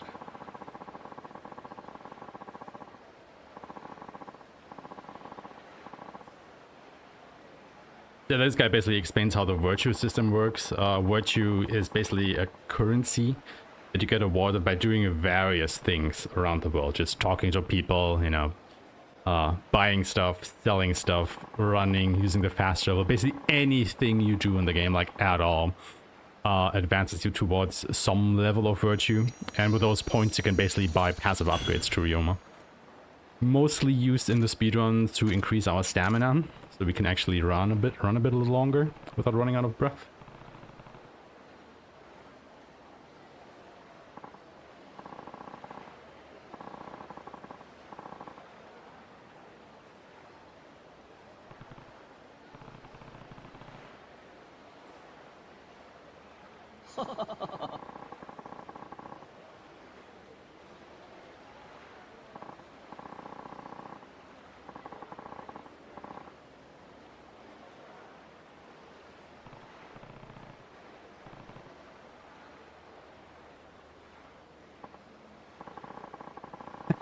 Yep. I think it's what you technically use for a New Game Plus run, where you have to have like a certain amount of virtue, and there's like a seal that increases your damage the more virtue you have, I think it was. And if you just have enough, you can literally one-shot or one-tap anything with the gun, which, you know, seeing how fast they can shoot is a bit broken.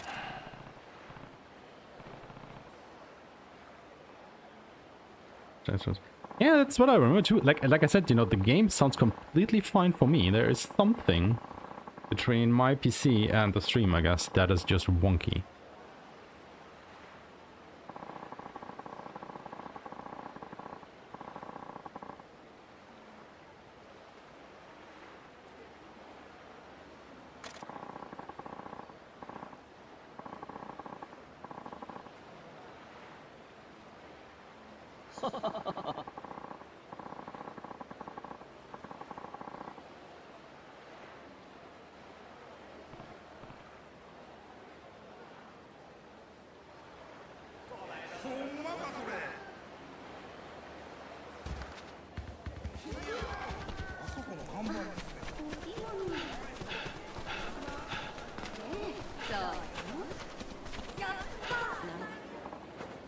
Oh, whoops.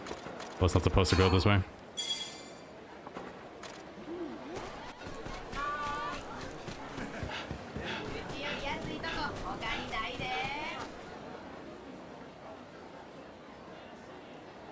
But is the audio fixed now? 好きにしとけや。こないだ薩摩もにはそうしてたろ。ちゃんと知ってんだよ。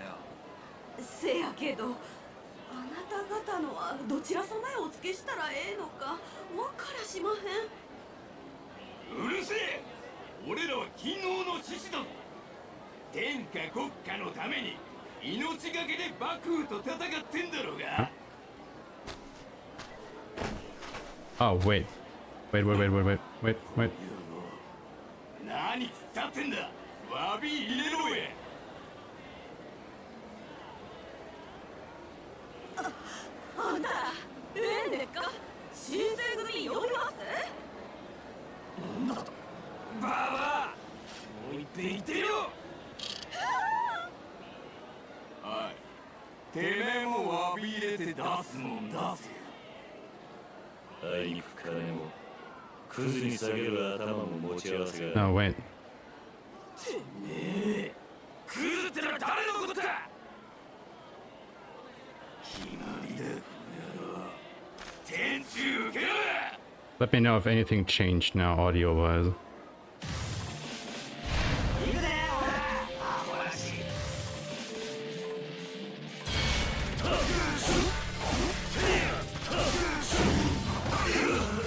Because I'm now listening immediately through OBS, and it sounds fine to me, like you know.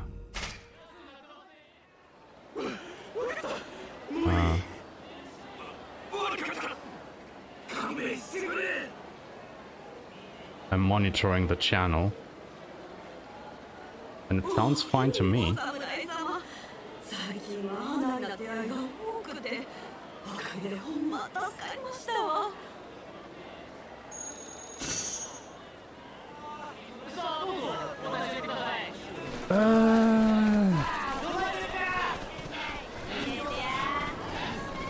Here we go north, right here.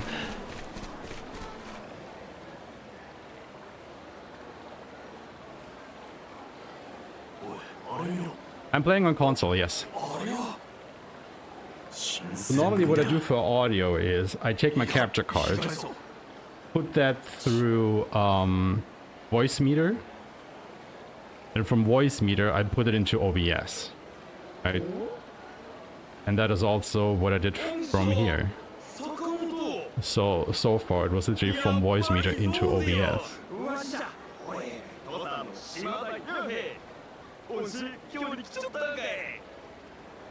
It is monitor and output. But I've only switched monitor and output on just now to listen in into what OBS is doing. I didn't have that on before. Because I separated in voice meter.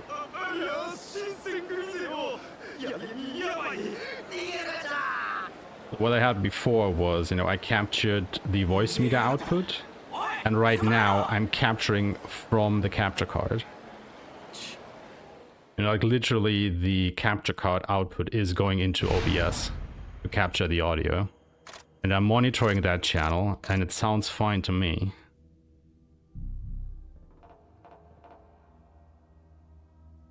So I'm not even going through voice meter at the moment, except for the microphone. But the microphone was fine the whole time, so... A little escape sequence here. Bet you outrun the other guys, and I'm just slowly following this guy. The next alley. And then we're done with this. Yoo, we did it!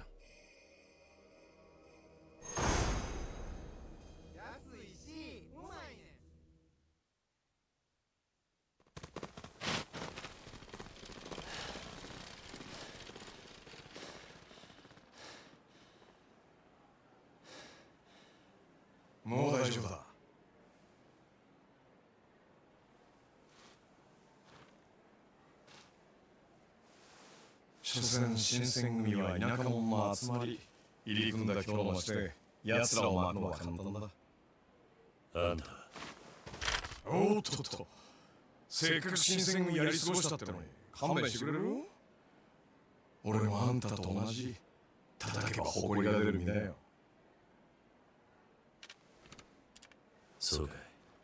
じゃあな。あんたさ、天然理心流の使い手は見つかったのかい？なんだと？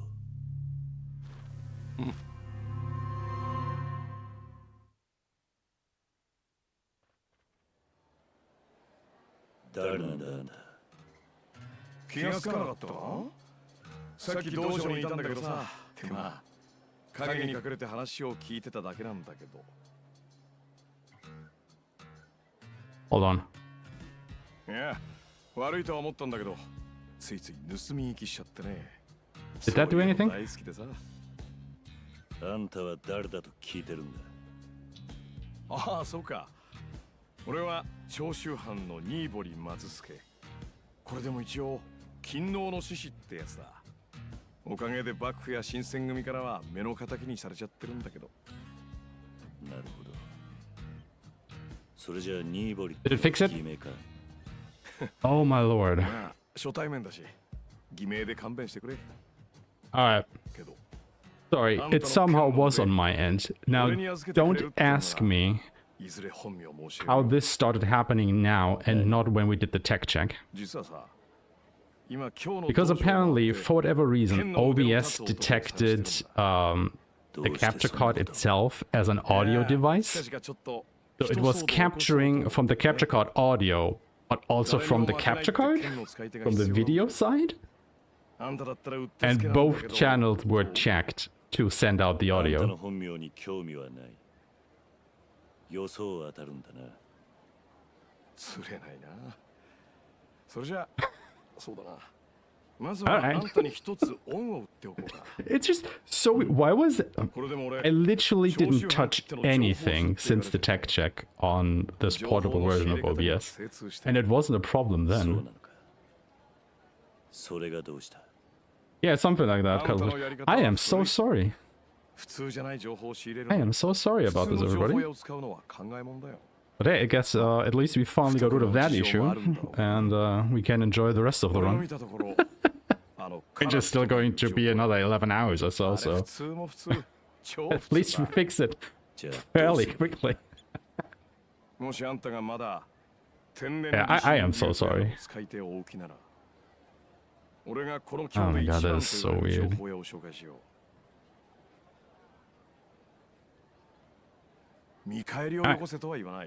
Anyway, あんたへのお近づき How we の do a 印だ speedrun?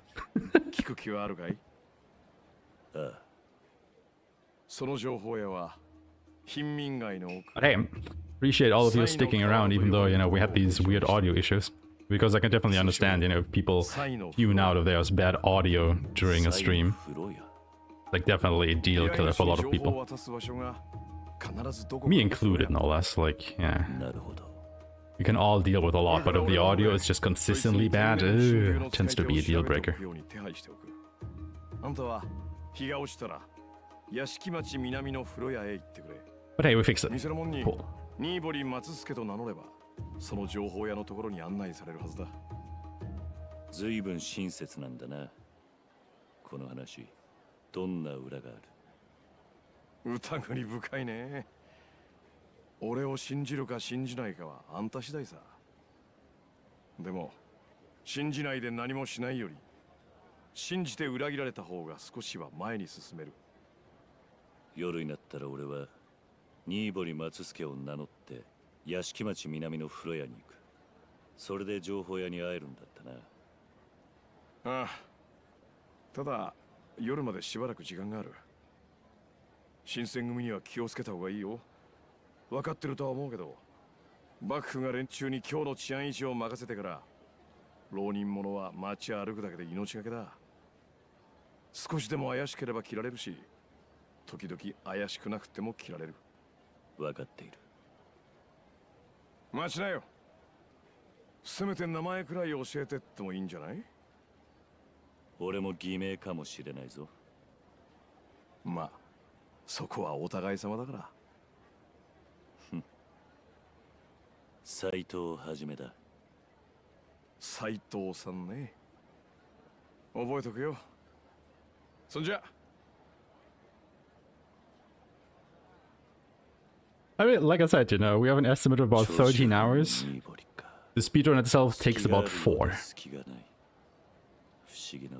You know, you do the math.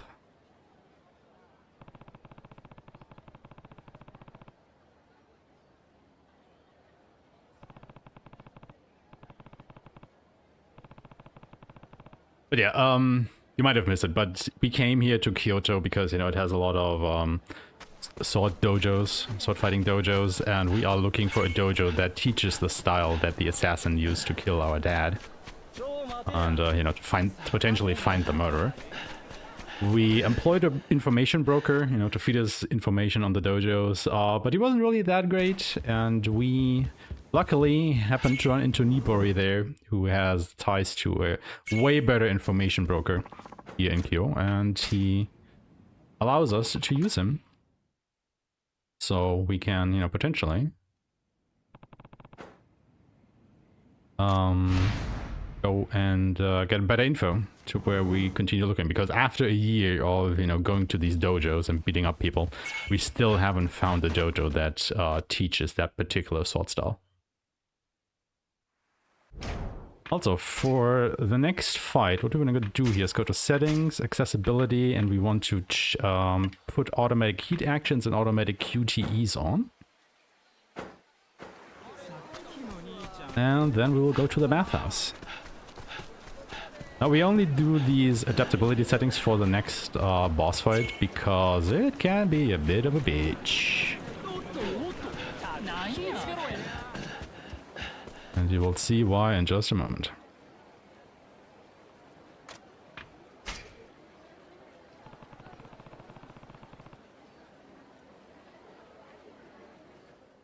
Well, let me already tell you that the next fight is a bit of an RNG fest and a contender for messed up runs and resets. So we'll see how this one goes. どうもお越しやす。新堀松助ってもんだが。へいへい、そらどうもご丁寧に。新堀様でいらっしゃいますね。風呂は奥でございます。どうぞ。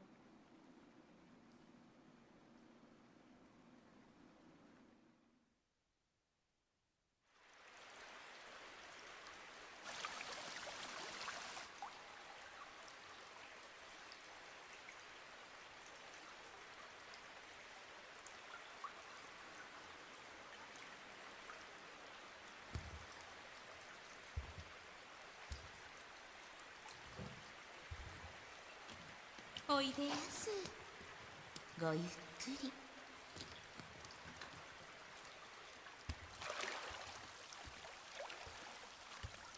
新堀松助だ。話は聞いてるよ。この風呂は貸し切りってわけか。ああ、他には誰も入ってこねえ。安心だろ。あんたがサイの風呂や。そうだ。あんたは斎藤はじめ。自己紹介はいらねってわけか。まあお互い知りすぎるのはやめにしとこうや。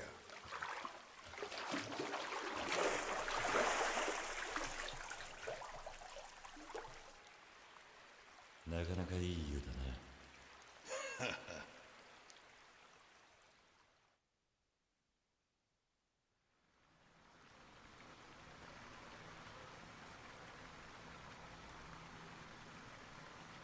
新堀から聞いているだろうが、天然理心流の使い手を探している。ああ、だがその前になぜそいつを探しているのか理由を聞かせちゃもらえねえか。余計な詮索はなしだ。その分金も払う。俺の情報料は浪人者に払える額じゃねえぞ。まあ今回は前金でもらってるがな。新堀からか。そういうことだ。何者なんだあいつは。長州藩の新堀松助。それ以上は知らん方があんたのためだ。そうか。だがそっちが先に詮索してきたんだ。好奇心がねえとこんな仕事続かねえんでな。まあ分かったよ。さっきのは忘れてくれ。試しに聞いてみただけだ。初めから仕切り直そう。天然理心流の使い手だ。どこにいる？ああ、まず順を追っていくが、天然理心流ってのは唯一司令官って道場に伝わる田舎流派だ。その司令官の連中が1年くらい前に江戸から京に登ってきた。あんたが知っているのはそこまでだったな。ああ。その後京に入った司令官の連中はある組織を作り上げたんだ。ある組織。その目的は幕府を後ろ盾とした京の治安維持、主に倒幕を画策する勤王志士を取り締まることだ。何？それって。ああ、そのある組織ってのは新選組だ。司令官の人間が今京で志士たちを切りまくっている新選組の幹部ってわけだ。そもそも新選組局長の近藤勇って男、こいつが天然理心流の4代目宗家でな。近藤を含めた免許皆伝者6人が新選組幹部となっている。副長の土方歳三、総長山並圭介、1番隊隊長沖田総司、2番隊隊長長倉新八、6番隊隊長の井上源三郎、そして8番隊隊長の東堂平介。みんな今日で名を挙げている人斬りだ。それじゃあ天然理心流の使い手は今は全員新選組にいるってことか。The Shishi are basically the loyalists to the Emperor. バカにされていたが、すぐに大流派の勤王志士さえ Basically the loyalists, yeah, as they're saying right here.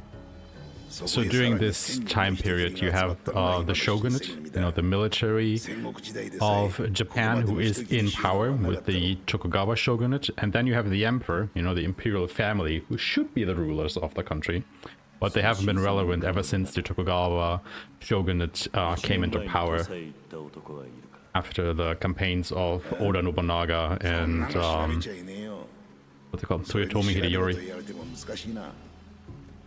And then Tokugawa Ieyasu, you know, who was the great, the third great unifier of Japan back in the 1600s. するとあんたが探しているのは1年前土佐にいた天然理心流の使い手ってわけか。どうしてもそいつを探れってんなら相当。During this time, there's basically, you know, a want you can say, from the people to put the emperor back into power and abolish the shogunate and basically the military rule that Japan is under.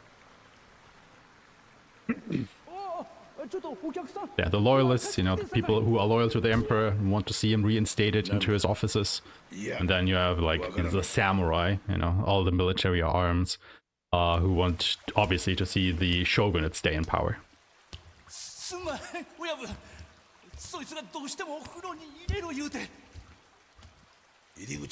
you know, people talk a lot about, you know, bath towels in horror games and whatnot in movies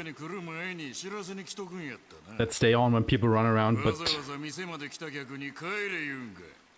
these clouds, man.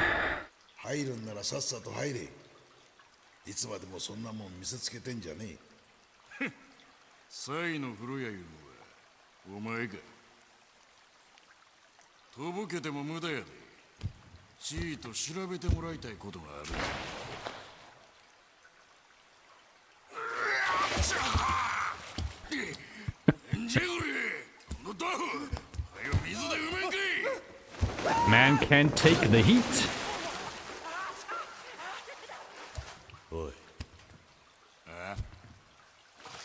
どこの大将だか知らねえが、何をそんなにイラついてやがる。何やと。じゃあ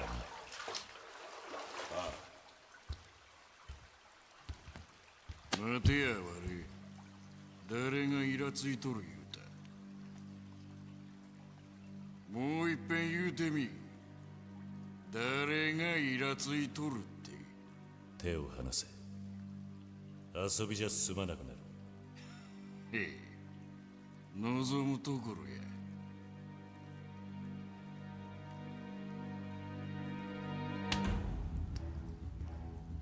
おい、少し騒がせ。参ったなこりゃ。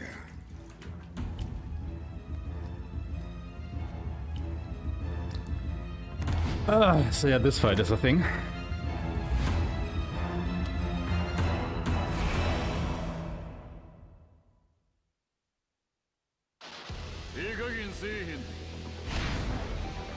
The large man. So what we want to do is we want to hit him a bunch and get him near the walls so we can use our heat moves. Now the problem is he doesn't like to stay near the walls.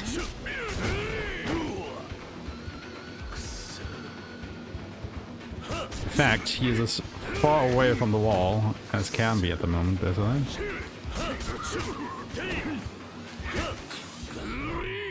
Oh boy.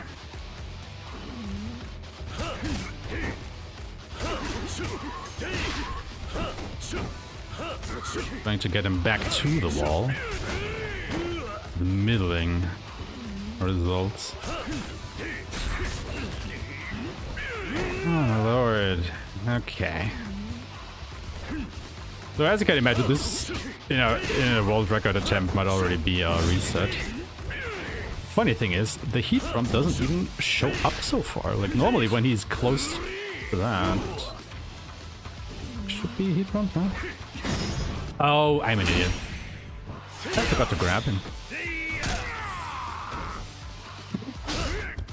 Here I am complaining that you forgot to grab him. Oh my god. It's with the sword where it comes up automatically. Oh my god.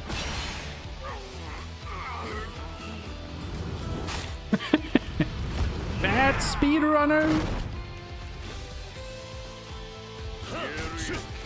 Quickly washed. It's probably too late to try and grab him now.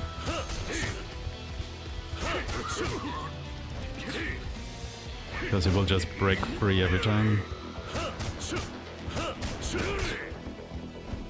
I think like in the second half of the fight you really can't grab him anymore, so you just have to end the fight. Oh my god, can you dodge to the side and not backwards, Ryoma? Is that a possibility? Yeah, this fight was complete ass, but we managed to get through it. At least got one heat action off, so that's great. At least it's over. 何もいい。そいつはこっちのセリフだ。おい Half% of this, oh my god, it will take a while. I think Farouk did it once, didn't he? おい。なんだ。これからいっぱいおごらせてくれ。 And yes, those are two steamy men, aren't 怒ら they? れてやるよ。へえ。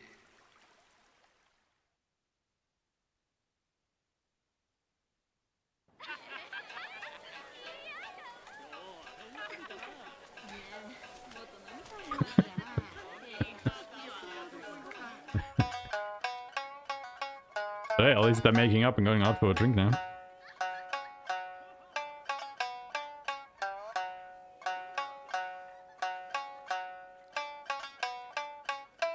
This is how friendships are forged in feudal Japan, everybody. It's really not feudal Japan anymore, but you get the idea.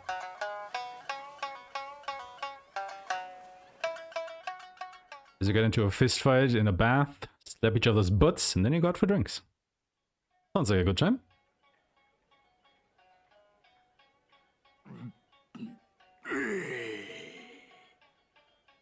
大した羽振りだな、あんた。せやけど、男にはめったにおごらんで。せやからわしは、あんたを気に入ったっちゅうことや。Oh, he likes us. あんた、国はどこや？身の上話をするには、まだ酔いが足りねえ。アホか。わしより飲んどるやないか。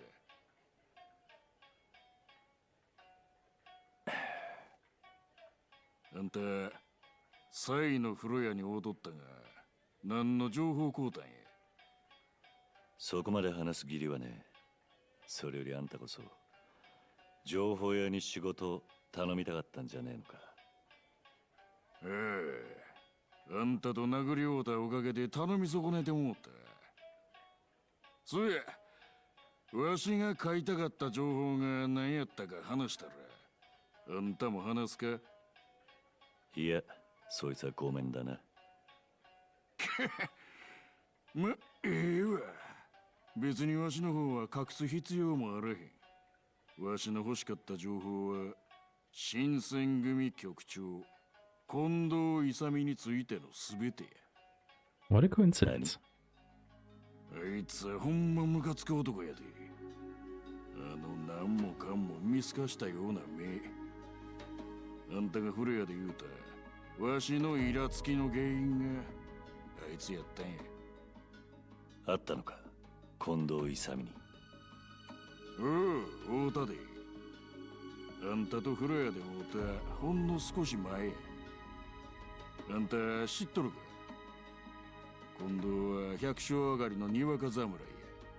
それが剣を取った途端、なんたらいう流派を継いだっちゅう。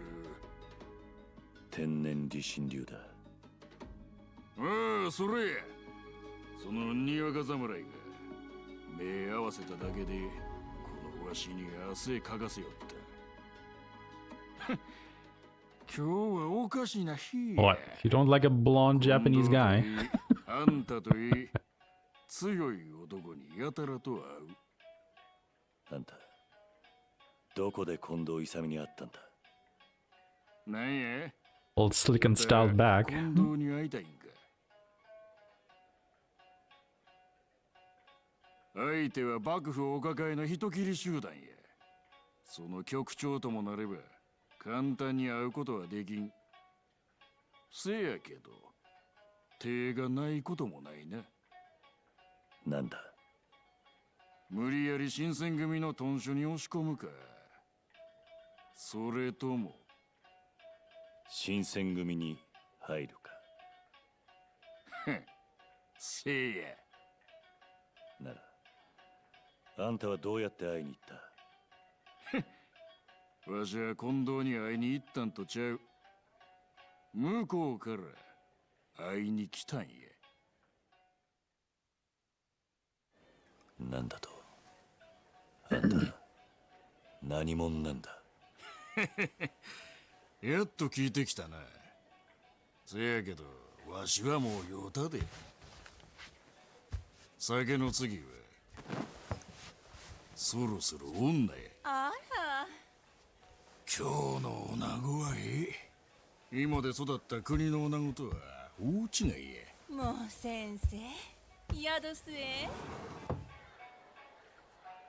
おいどんな薩摩藩軍部役をしちょる西郷吉之助でごわす。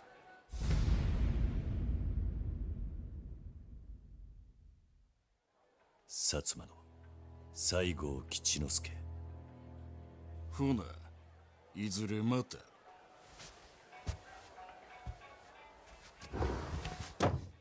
Lovely guy. ご存知ですか？薩摩藩いうところはあの西郷先生の一声で舵を切らはりますえ。ああ。その分敵も多いお人やさかい、わざと大阪なまりで喋らはるし、めったなことで名乗らはりまへん。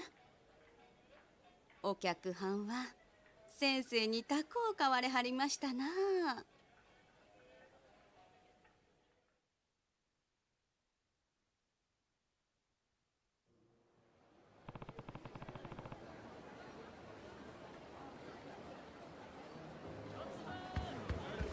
Alright, we're back in control.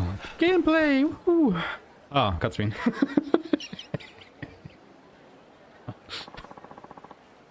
Hey, I was in control for like at least 5 seconds there, guys. Can you imagine we're actually playing a video game and not just watching a movie?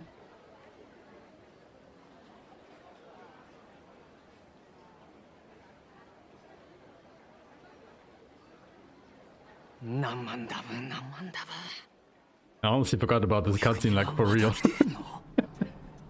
新選組やったんとちゃうか？それやったら近くにおるやろ。I just want to go ahead and quickly remind everybody we've been going for 2 hours, and while we obviously won't be taking a break during this run, you know, get up for a moment, stretch your legs, grab a drink, stay hydrated. We'll be here for another 10 hours at least. Also, somebody got murdered.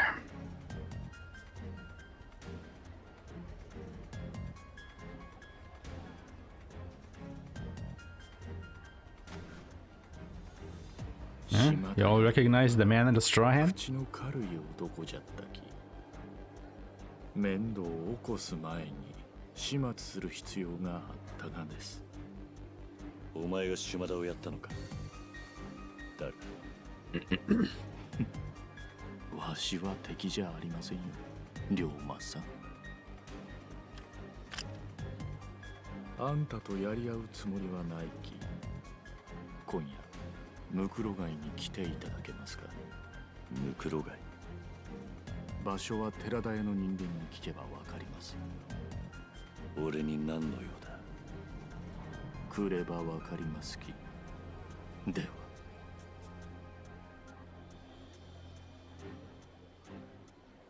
So you just totally saw his face when you turned to the side there.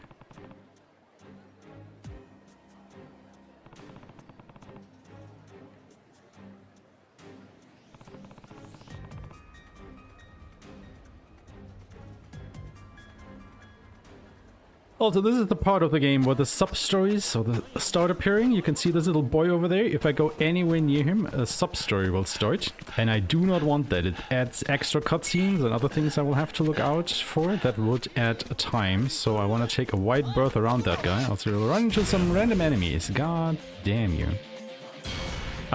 So yeah, if you see like funky movement from me while walking through these streets, it's probably because I am dodging activating sub-stories. Like, you know, taking wide berth around that little boy over there.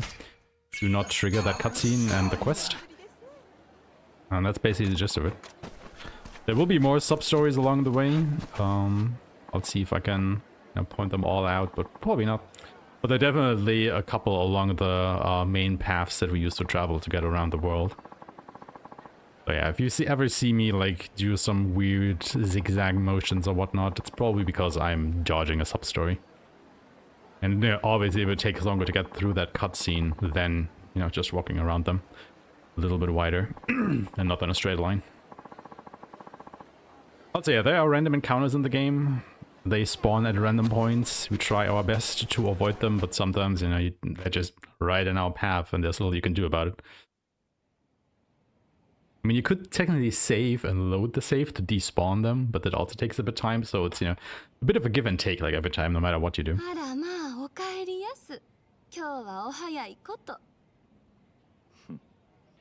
なんとでも言ってくれ。それよりおりょう、ムクロガイを知っているか。ムクロガイ？あそこは無宿の巣窟や。無宿の巣窟？地元の人間どころかお役人もよう近づかん。お尋ねもんやら無宿人の吹きだまり。なんや、そこら中に身ぐるみ剥がされた死体が転がっとるいう噂や。今から案内を頼めるか。近くまででいい。あんた話聞いとらんかった？あないな場所誰も近づかん言うとるやないの。おりょうちゃん、ええよ。俺が案内するわ。どうせあそこは俺が船出さないかれへんし。なんやったら遠くから見てすぐ引き返せるさかい。ああ、頼む。うちは知らんよ。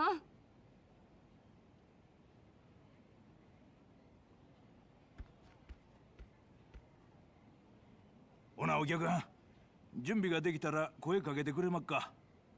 それとももうよろしい？ Ready to go and continue the run, please. Thank you. Also, fun fact, the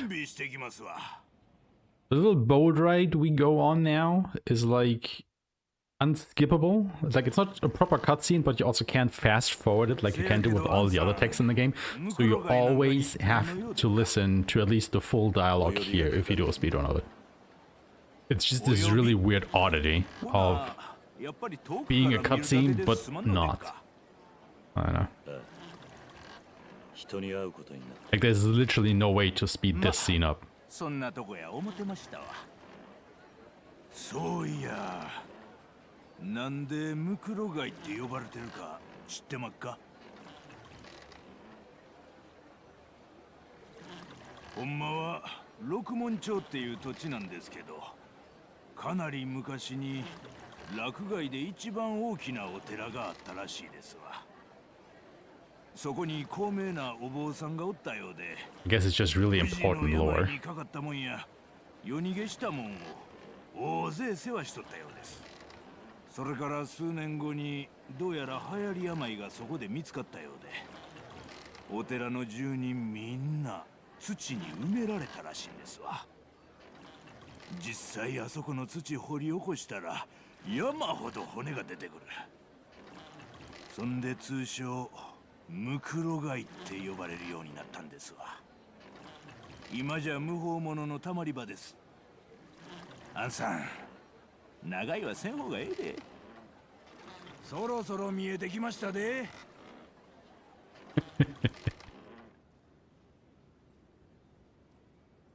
手間かけさせたな。お帰りはどうなさります？なんとかする。あんたは帰ってくれていい。Hey. Alright, Mukurogai. Lovely place.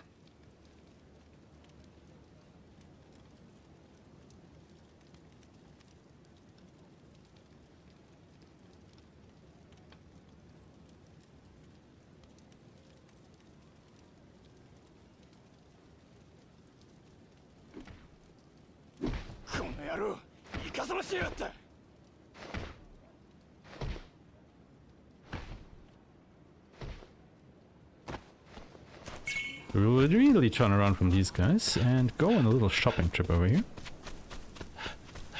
The arms dealer.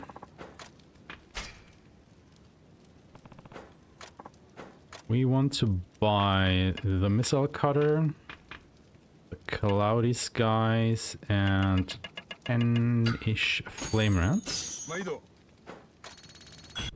And then we also, of course, want to go ahead and equip those. That increases our damage a little bit, guys. We do, yeah, just that. We'll go around here to our next quest marker, and we meet an old face.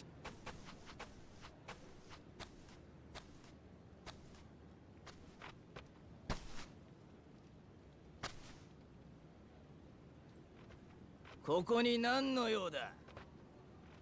有賀に置いてけば命は勘弁してやってもいい。腰の門を捨てろ。俺は坂本龍馬だ。編み笠の男に呼ばれてきた。そん男はわしの客勢よ。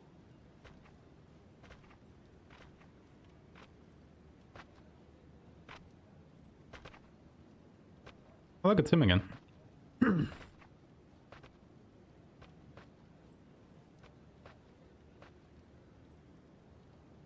なるほど。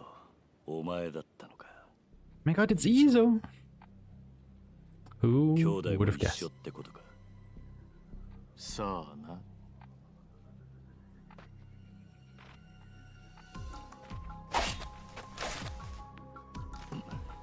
いぞ。久しぶりぜよ筆頭。1年前のわしとは一味違うき。よう見ちょれ。So remember we did last time? We shot him and everybody else. And what we'll do this time? We'll shoot him and everybody else.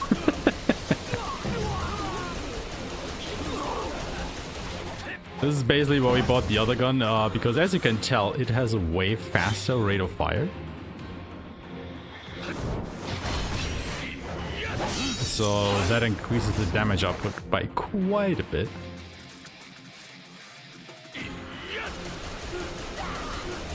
Making this fight, yeah, well, I mean, speak for yourself. What a godly fight, indeed.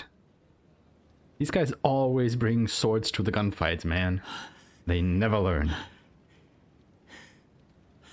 Yeah, fight like a killer. 1年前の剣とは殺気が違う。土佐抜けてから大勢切ってきたということですか。さあな。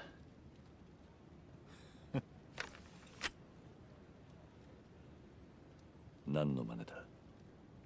今のあなたをこの目で確かめる必要がありました。1年ぶりに会う人間をそのまま竹地先生のもとへは通せませんき。ご無礼をお許しください。やっぱり兄弟もお前と一緒に今日に来てんだな。ええ。ですが今の先生は例の新選組にしつこく狙われる身。人目をはばかっております。兄弟はどこにいる？このムクロ街の一番奥で筆頭をお待ちです。案内しちゃもらえないのか？ええ、わしは今もあんたが嫌いですき。ふん、なるほどな。And to answer your question, Cuttlefish, no, he is not. Unless I am forgetting about something.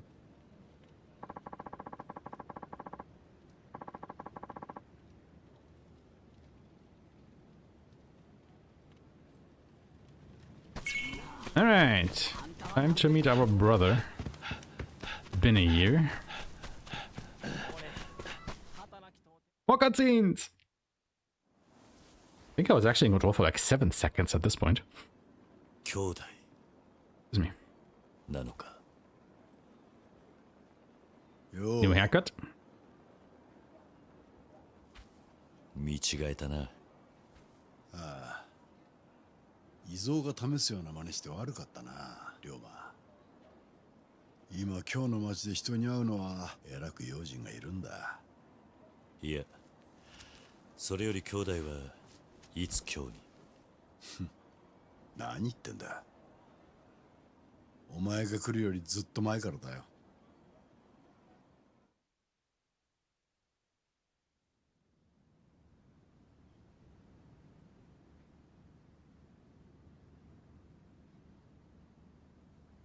っと行け龍馬。お前と飲むのも久しぶりだ。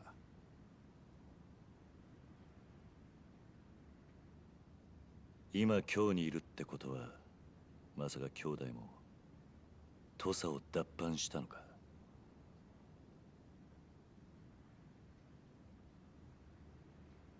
あれから土佐で何があった？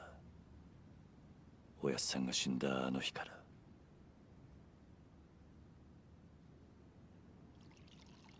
まず言っておくが、俺は土佐を抜けたわけじゃない。それどころか身分を格上げされたんだ。格上げ？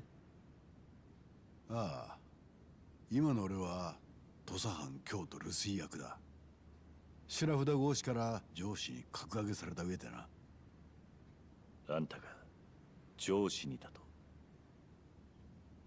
全ては1年前、お前が土佐を抜けてまで俺を救ってくれたおかげだ。昨日とは生き残り、それを後ろ盾に俺はあの土佐の老人たちと手を組んだ。You were supposed to topple them, not join them, Takechi? What the fuck? おやっさんを殺した黒幕かもしれない連中に頭下げたってのか。ああ、そういうことになるな。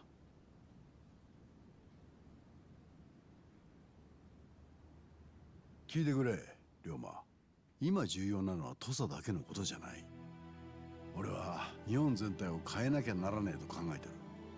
つまり倒すべきは土佐藩よりもそのさらに上で階級支配をす I る。 guess he has big up plans now.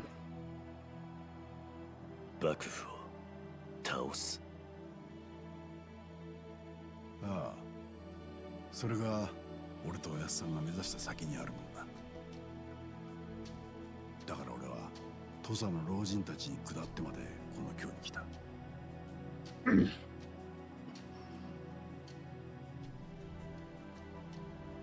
龍馬よ、これから時代を動かすにはやはり味方のいるこの京だ。幕府を倒そうって勤王の志士たちが日本各地から集まっている。彼らは帝を中心として倒幕勢力を増やそうとしているんだ。それこそが勤王なんだよ。兄弟は本気でそんなことができると思っているのか。ああ、だが俺だけじゃない。おやっさんもできると考えていた。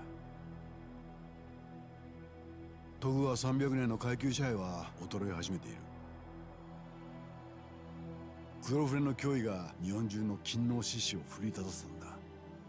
今しか幕府を倒す機会はない。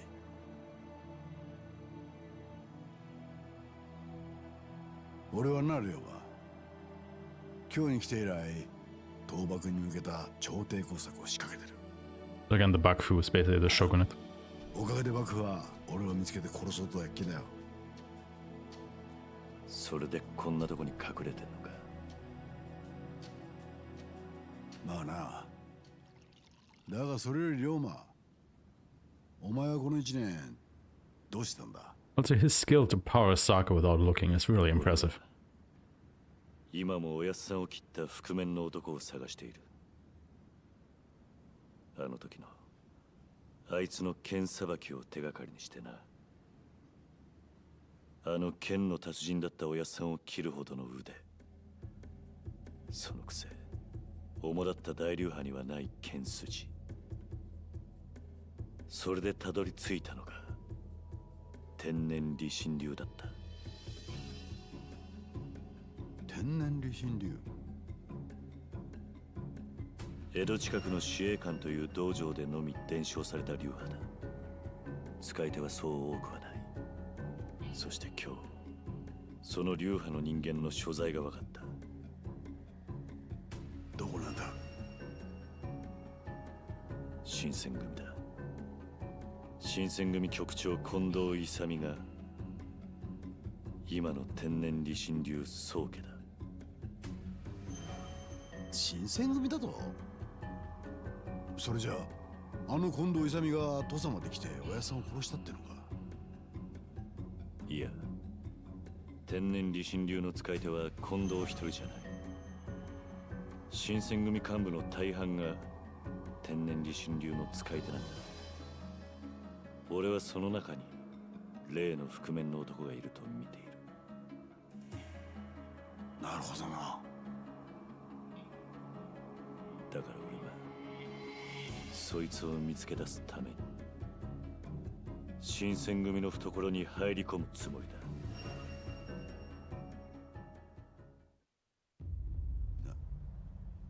だ。なんだと？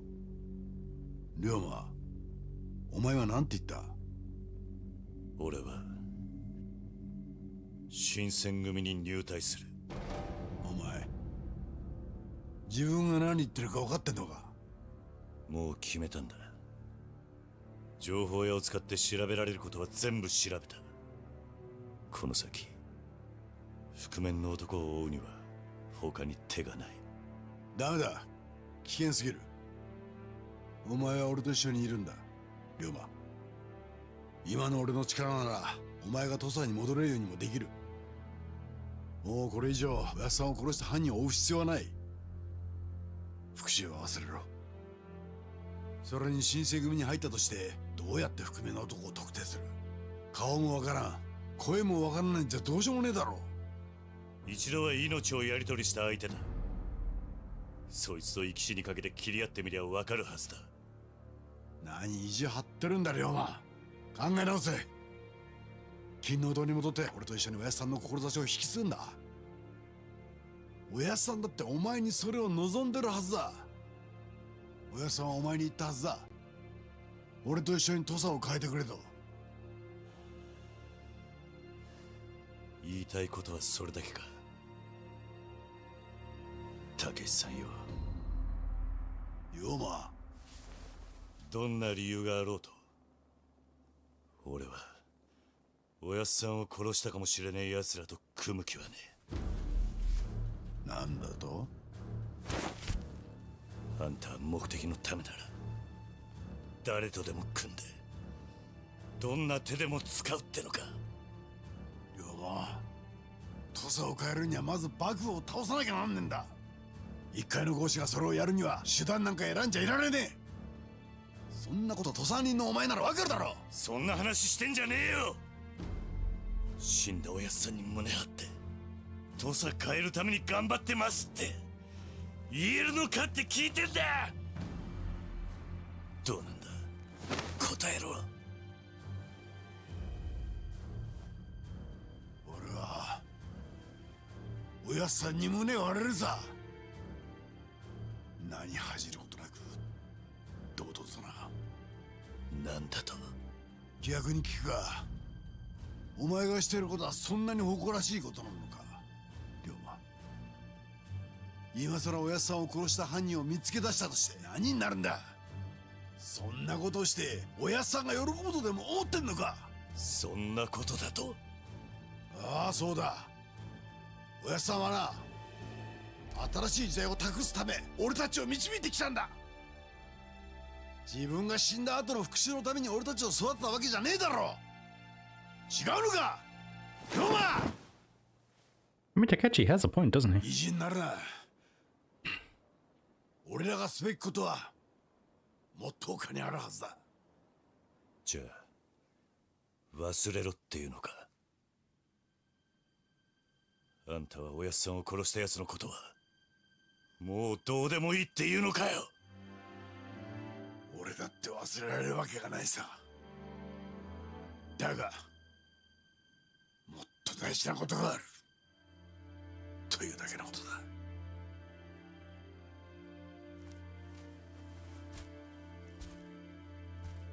今度会う時には兄弟って呼べないほどあんた遠くに行っちまってるかもしれないな。龍馬、俺はあんたみてえに人間が器用にできちゃいねえ。おやっさんが誰になぜ殺されたのかをどうしても知る必要があるんだ。それが分からない限りほら一歩も前に進めやしねえんだ。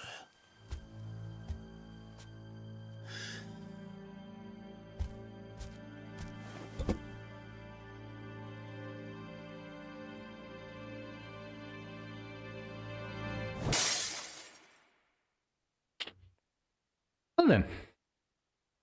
Bit of intrigue going on here.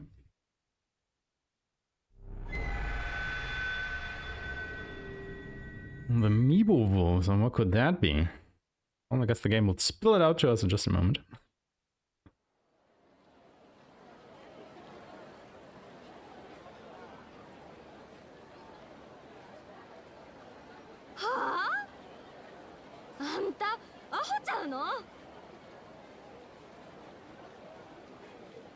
ちょっとどないしたん大声出して。お客さんがびっくりしてしまうやないの。おかみさん聞いてえな。はじめさんが新選組に入るなんて言うとんのよ。それほんまなん？ああ。アホやね。ほらみ。毎日ブラブラしてはったくせに。急に何のつもり？新選組ってのはえらく羽振りがいいって聞いてな。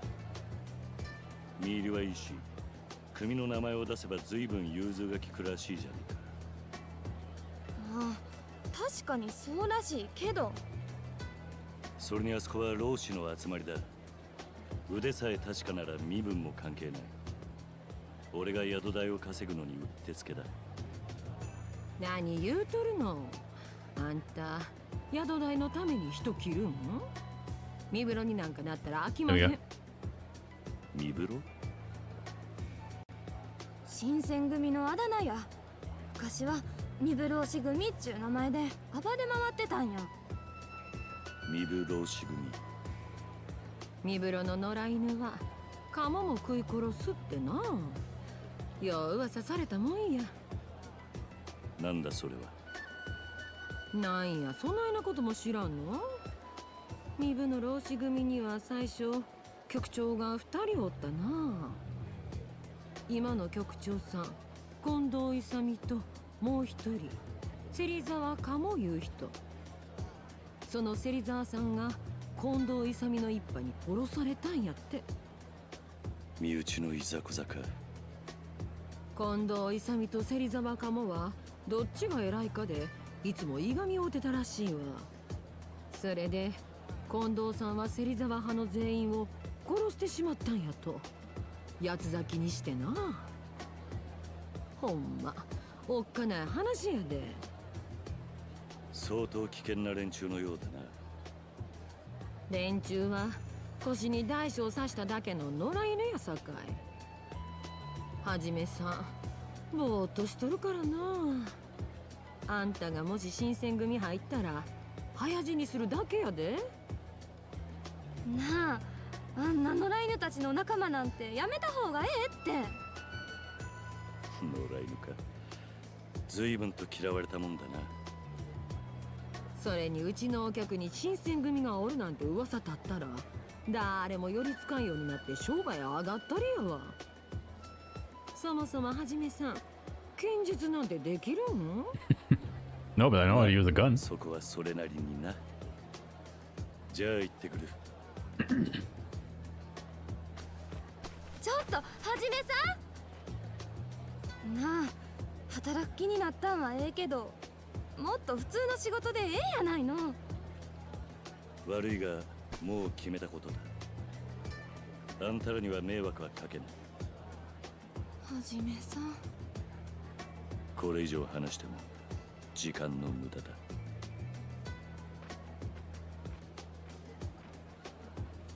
あれで結構頑固なとこあるんやな、はじめさんも。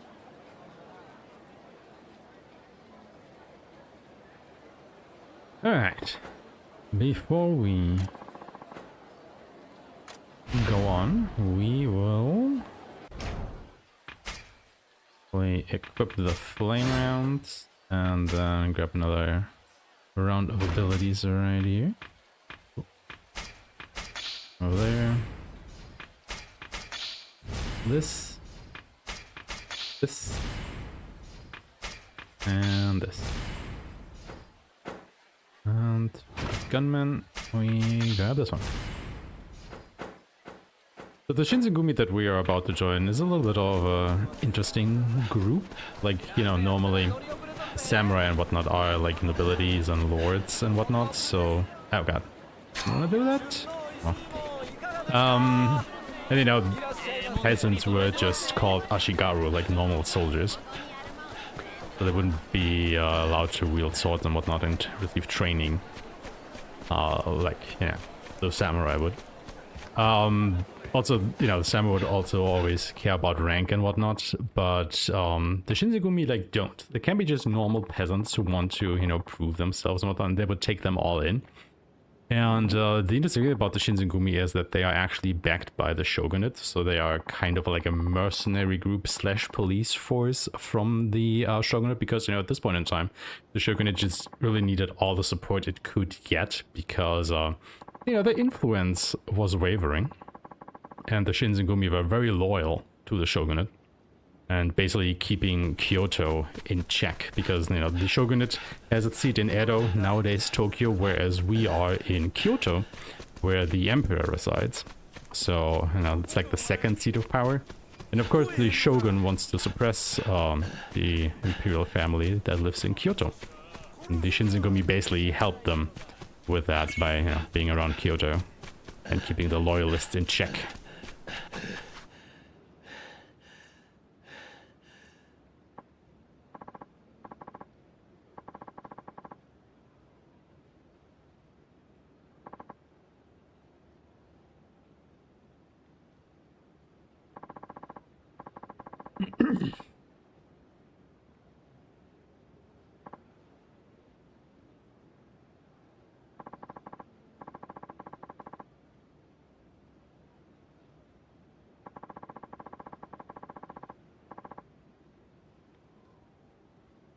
Nani?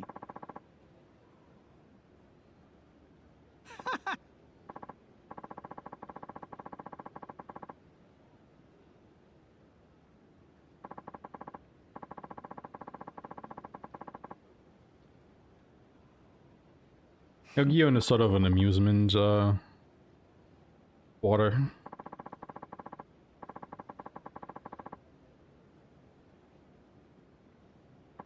Yeah, this is where we basically unlock the blacksmith. Prove our equipment and whatnot. We will actually never use it during the run. At least on easy difficulty, it's not worth it.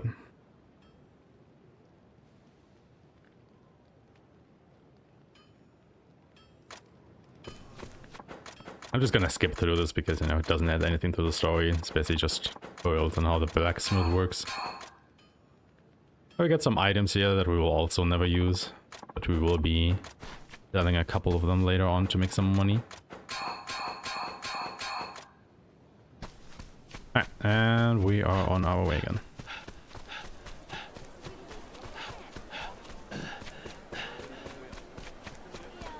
And to not run into any random encounters. Quickly stop at the brewery here. Buy 4 sake. And then we'll go on to Mibu.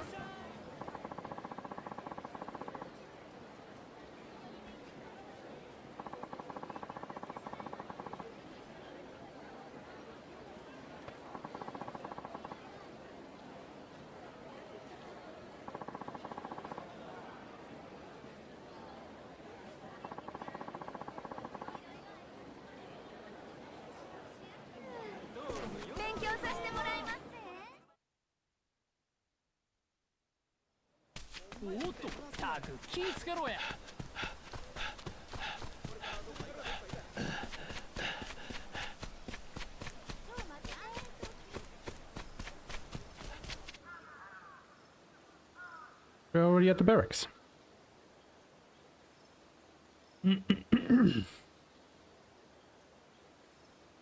ここか。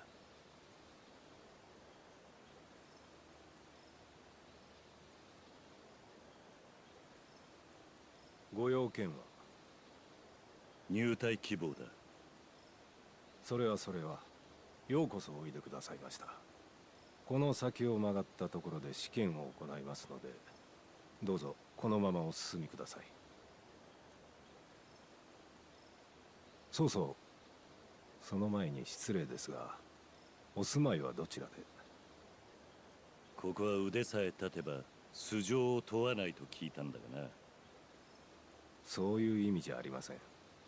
あなたの死体の届け先を聞いておきたいんです。なんだと。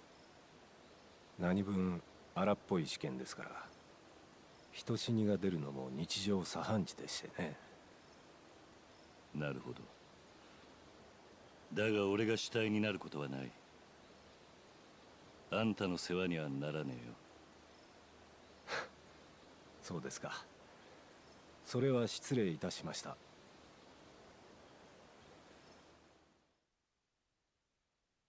Sounds a bit tryhard to me.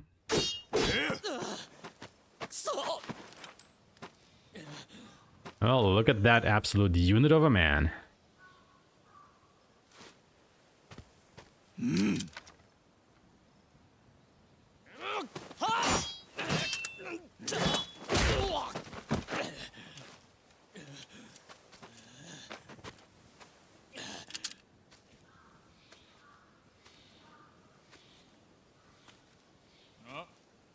Oh, もう一匹来たか。今日は大量だな。これ後で掃除が大変だ。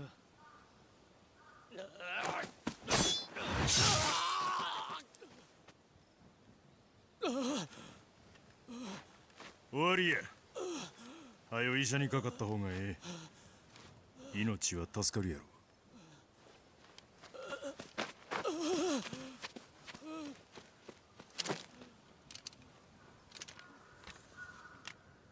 次は誰や。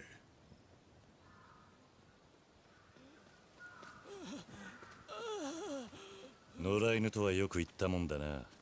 心配になってきたぜ。半端な腕やから切り落としたまで。あんたも心配なんやったら帰った方がええ。俺が心配しているのは、あんたを切っちまうと不合格なのかってことだ。心配すな。そん時は文句なしで合格や。ついでに2番隊隊長の席も譲ったる。2番隊隊長？俺の席や。新選組2番隊隊長、長倉新八。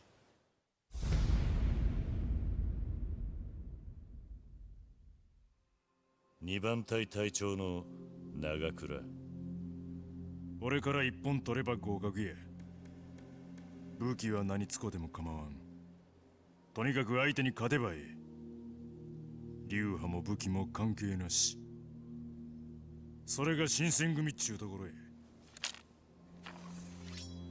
Still find that you have to beat one of their best just to enlist. I mean, I get it, but on the same side. その前に一つ確認しておきたい。何や。あんた、新選組にはもう長いのか？ああ。結成前からの付き合いや。それがどないして。つまりあんたは新選組の古参幹部。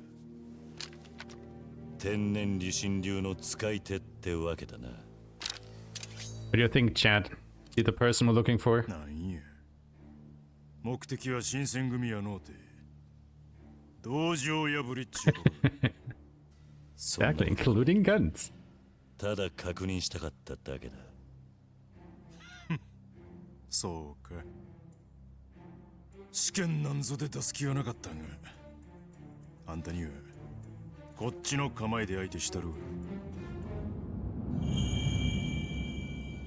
これが天然理心流。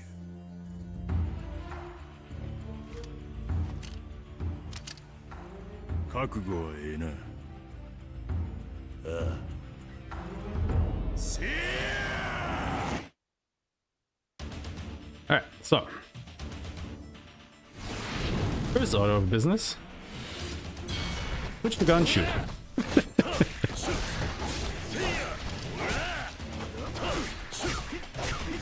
But interestingly enough, we will be using sword moves or the sword during the boss fights most of the time from now, because it just deals more damage and has more DPS, because, you know, we are actually investing into buying swords and leveling up the sword style. So at this point, really, the gun is starting to fall out of use for us, except maybe for the odd random encounter. But that was actually a superbly good boss fight right there. He basically did nothing, which is great. It is like, you know, the fight you want to see here.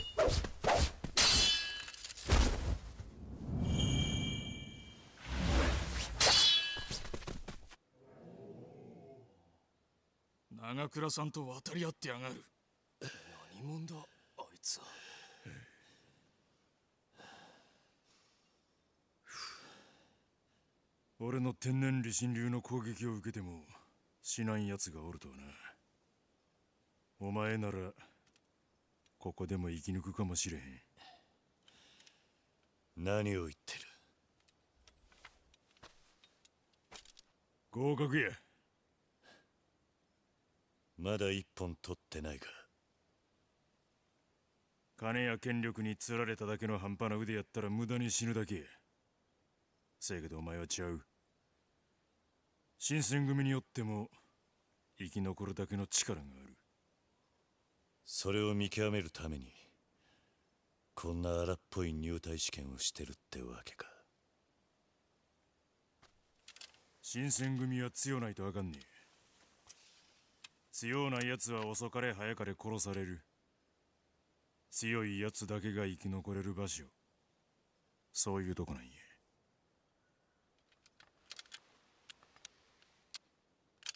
で、俺の天然理心流はどうやったんや。期待に応えることはできたんかい。相当な腕前だな。だがあんたの剣筋には殺意がない。俺が探していたもんじゃない。うん？いや、気にしないでくれ。独り言だ。新選組に入ったからにはもっといろんな古参幹部連中に剣の稽古をつけてもらわないとな。名前は斎藤はじめだ。斎藤か。取ってつけたような名前やな。歓迎するで。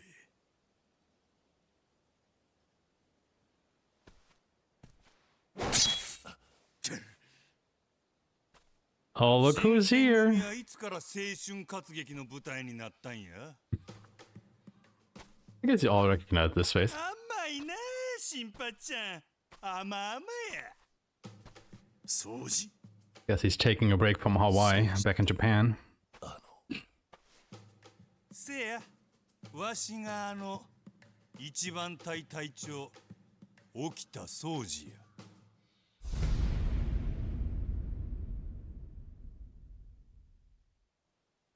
聞いてた噂と随分違うんだな。あ？その面のどこが美少年だ。はあ。今度の新入りは目が悪いの。試験はもっと厳しくせなあかんで。そないなことしてたら全員死んでしまうやろ。これは入隊試験なんや。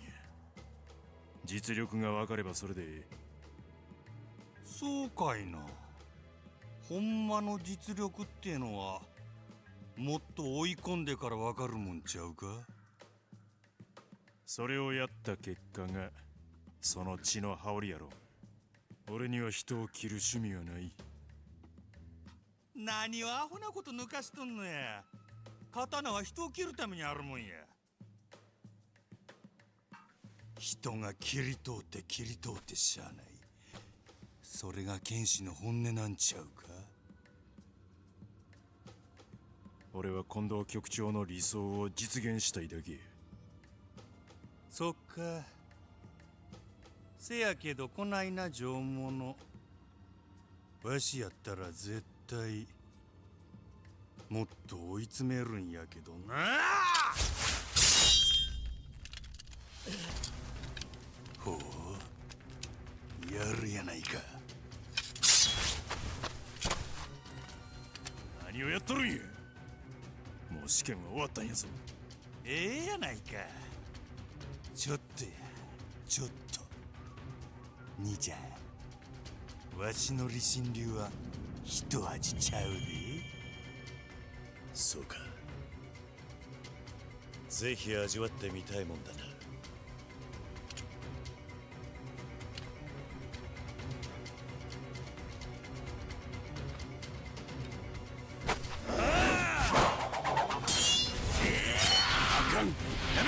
Always with the knife.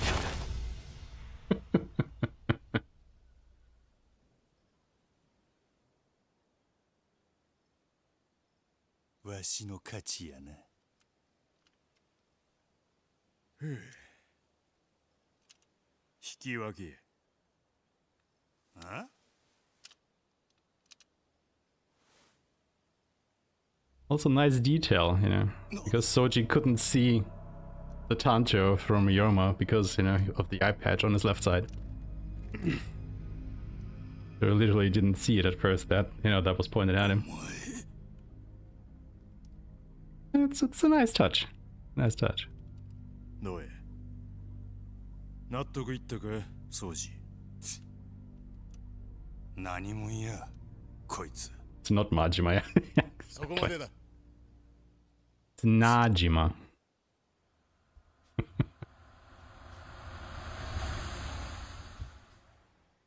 副長。So if you're wondering, yes, basically all the Yakuza characters are the Shinsengumi leaders. 新選組副長の土方歳三と申します。I guess we're getting to the part that all of you were waiting for. All the boys are coming together. ああ。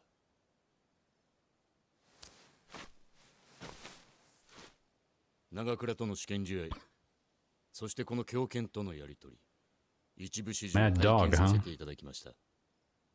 そこであなたに折り入ってお話ししたいことがある。なんだ。このような場所では何です。今晩、祇園の椿楼という料亭でお会いしませんか。二人きりで。Would you look at that? We are so good, we immediately get recognized by our superiors for our skill.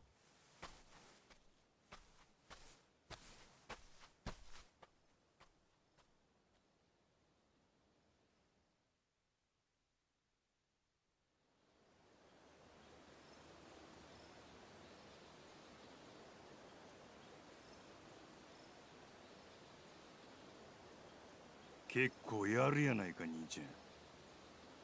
あんたもな。だが、まだ勝負はついてない。なんなら続きをやってもいいんだぜ。やめややめや。今日はどうも調子が出えへん。仕切り直しや。ほな。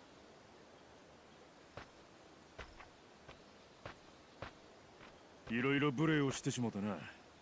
うちの狂犬が。いや、構わない。だができれば最後まで手合わせ願いたいところだった。奴の剣は俺の力で押す剣とちゃう。速さで圧倒するもんや。掃除の理心流はどうやった。まだじっくり見せてもらったわけじゃない。だが可能性はあるな。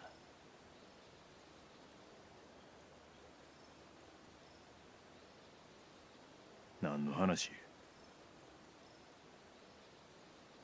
いや、俺が勝つ可能性もあったなという話だ。そりゃどうやろな。ん？掃除の本気はあんなもんちゃう。本気やったら今頃あんたの首に穴が開いとるはずや。カモさんのようにな。カモさん？前にもう一人の局長やった芹沢さんのこっちや。芹沢かもか。確か身内に八つ裂きにされたとか、それじゃあ沖田がその芹沢を切ったってことか。さあな。お前は知らんでもよことや。俺もつまらんこと言うたわ。The whole mystery surrounding Serizawa Kalmo will actually be kind of a bigger plot point later on. So keep the name in mind. その男にあんたはどうも気に入られたらしい。喜んでいいのか？いや、あいつは腕の立つ男と見ると仲間だろうがその血で自分の羽織を染めたがる。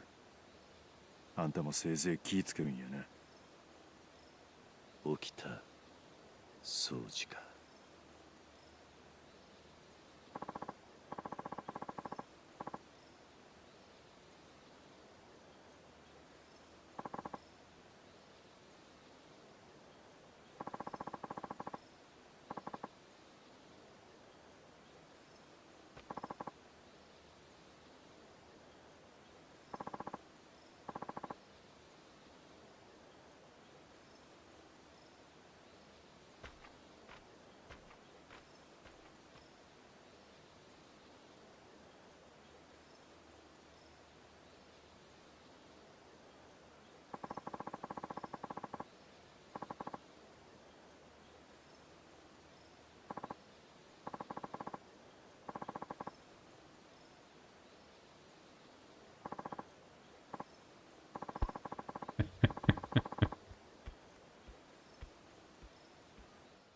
Well, I see we are no mere rookie. At least not for long. Yeah. We'll basically never use this room. It's like a smaller Terradaya in room. But you can do more in Terradaya than you can do here. So there's really never any reason for us to come in here. Anyway, we are technically part of the Shinzengumi now. Hooray! But we still gotta meet the big boss. Well, not the big boss, but, you know, the deputy chief. Because he wants to talk to us about something really important. So we will now go ahead and just make our way over to Gion.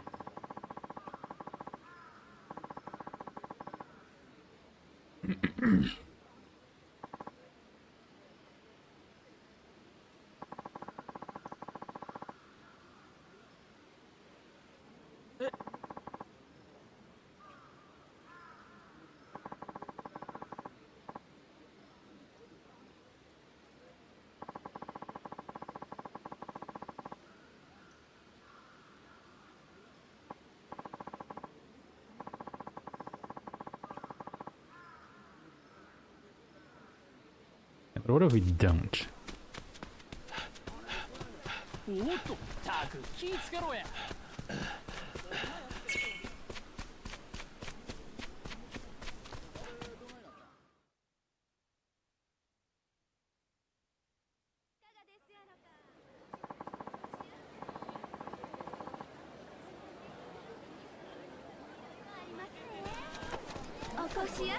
Alright, this is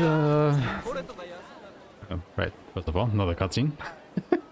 And here I was thinking I could speak for a moment, but no.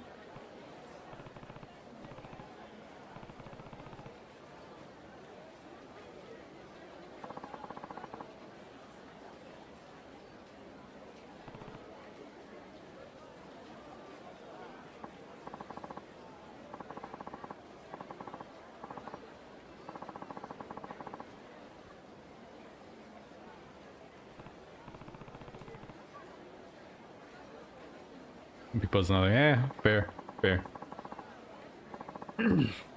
But what about Big Boss in Japan?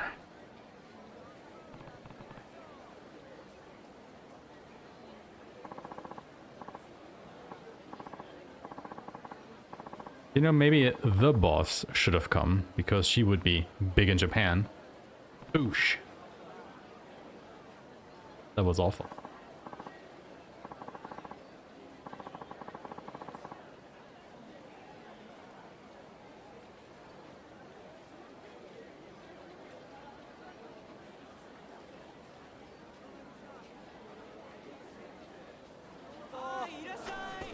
Okay, so as I was saying earlier, like this is a really big street, like one of the longest stretches that we have to run, and the game does have random encounters. So what I'm basically doing is I want to see if there are any enemies that I can identify, and you know, judging if I can make it past them. Like I already see these red bubbles around here, that means the enemies were close by. But does it also mean... ah shit, no, there are some here. Okay, so there are actually some enemies in front of us. So what we can do here, instead of fighting them, we can save. And then immediately load that save. And that should despawn the enemies. Now these were pretty low level enemies because, you know, we're still not that far into the game. So I probably could have fought them pretty easily, but especially later on, this is kind of what you want to do if you were to run into enemies, because it can take quite a while to dispatch them. So it's generally faster to just save and load, but, you know, it still loses you time, so it's really damned if you do, damned if you don't. So optimally, you just don't run into enemies wherever you're walking to. But yeah, obviously RNG is RNG, so not a lot you can do. Anyway, cutscenes.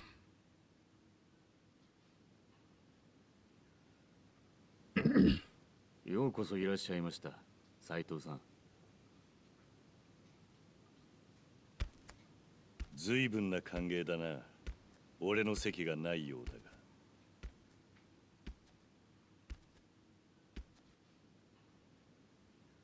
ご心配なく。席は別の部屋に用意してあります。この座敷は今から血で汚れることになりますから。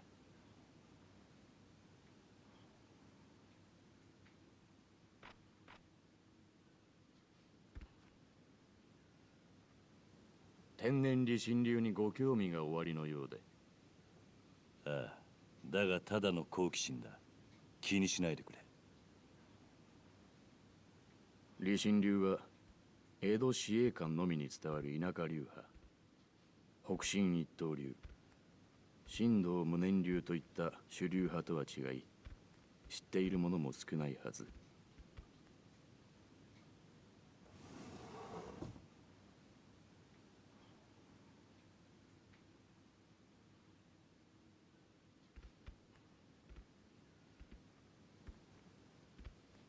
何の真似だ。この男も沖田や長倉と同じ天然理心流の優秀な使い手です。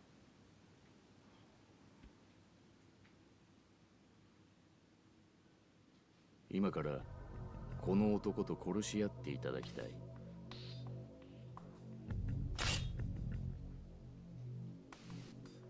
なんだと。新選組の任務の大半は殺しです。その際、義理や情に流されて切ることをためらえば、自分が相手に切り殺されてしまう。He wants us to kill? あなたの心の弱さが心配なのです。だから真剣な殺し合いをして試させてもらいたい。たったそれだけのために殺し合いというのか。ええ。たったそれだけのことが重要なのです。新選組に入るためにはね。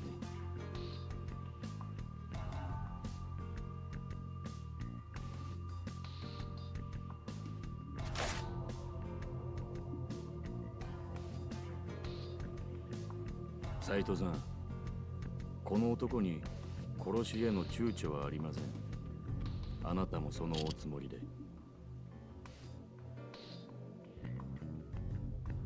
やむを得ないようだな。ええ。どちらかが死ぬまで立ち会っていただきます。では。始め。Alright. Guess what we'll do? Gun. Shoot. Sword.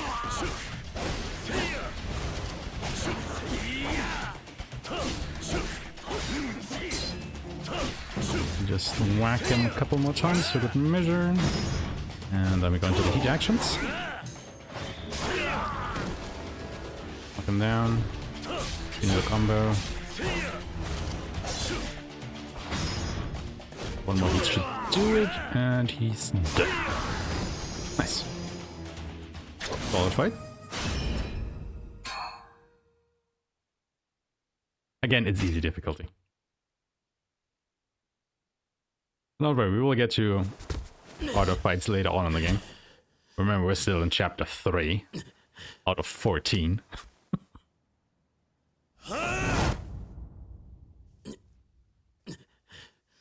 We've barely left the early game. こいつは死んだも同然だ。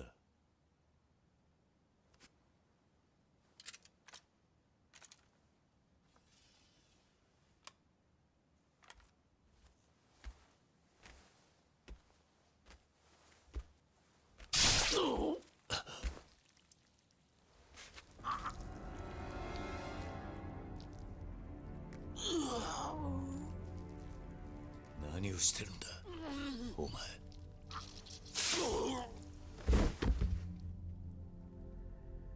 言ったじゃないですか。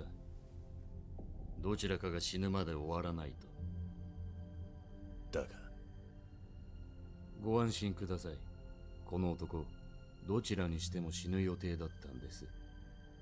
先日、組から脱走を図りましたね。ハットにより処刑することになっていたんですよ。なんだと。ですが、ただ殺すよりあなたを試す道具に使えると思いましてね。彼も天然理心流の使い手でしたから。誰なんだ、その男は。総長兼3番隊隊長、山並圭介。私にとっても司令官道場以来の友人です。彼には、もしあなたを殺すことができれば、命だけは助けてやると言ってありましてね。ですからあなたは、命がけで戦った山並に勝ったということになります。そうやって俺を試した目的は何だ。いや、実はあなたに折り入って引き受けてもらいたい仕事がありましてね。何なんだ、それは。Take a guess. この山並みの穴、3番隊の隊長を引き受けてもらいたい。俺に隊長。Well, that's a rocketing start. さあ、無粋な話はここまでだ。席を変えて新選組の未来について語り明かしませんか、斉藤はじめ君。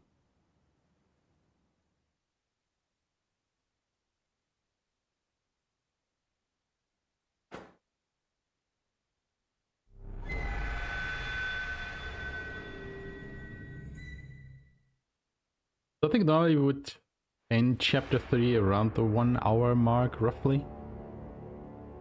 Just to give you an idea how much the cutscenes add to this run.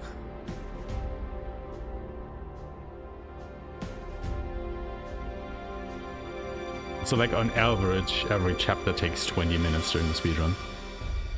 Yeah, ballpark. Look at all these people. I bet you recognize some of them.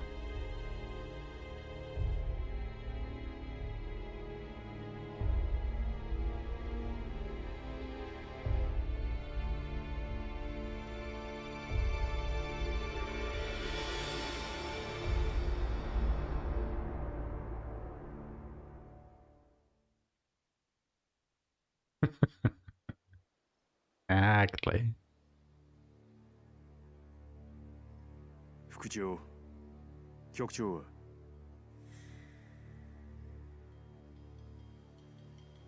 近藤局長は所要につき欠席です。またですか。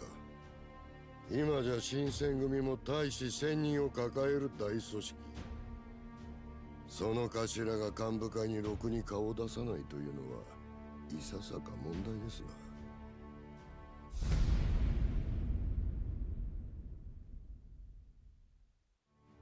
幹部会を通じて局長からの指示は私が伝えています。組の運営も極めて順調に進んでいる。それでも何か問題が、伊藤さん。今はそれでいいですがね、土方さん。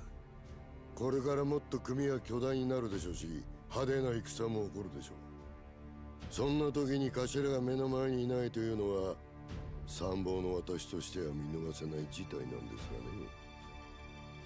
がね。いっそのこと、新しい局長を決めるっちゅうのはどうです？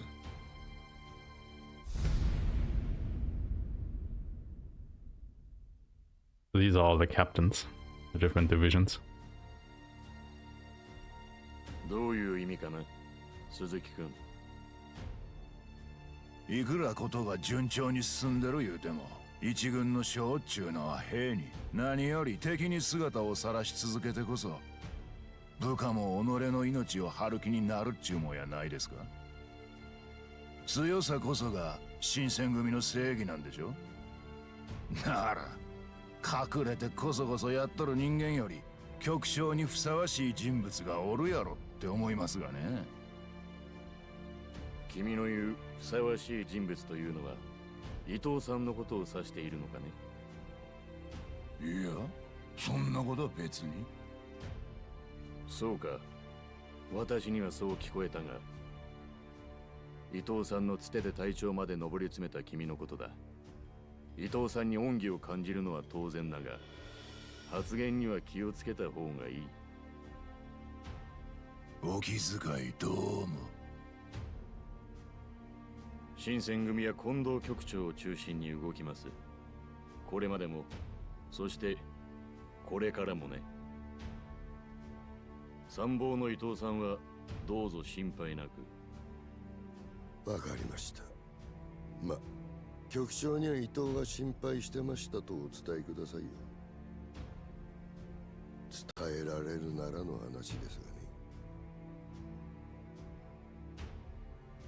どういう意味ですか？ああ、いや、これはあくまで噂ですがね、実は局長はとっくに死んでるんじゃないかって、そんな話があるんですよ。根も葉もない噂だ。そうでしょうな。私もそう思います。でもこんな噂が立つのも無理はないでしょう。ここしばらくの間で近藤局長に会ったことのある人間がどれだけいますかね。なんせ参謀の私ですら入隊時に一度お会いしたっきりですからね。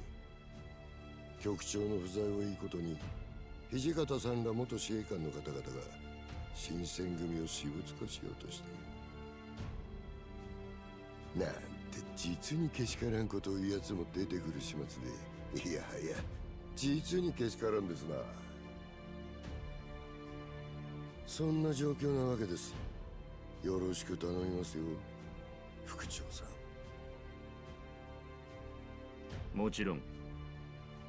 いつまで小難しい話してんねん。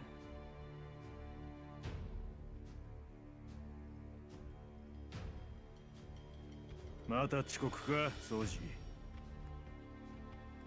お前らのつまらん話聞くくらいなら寝とった方がよっぽどマシや。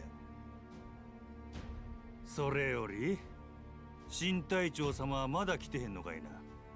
遅刻とはけしからんの。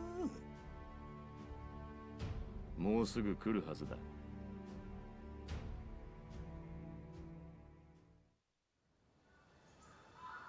Scusa.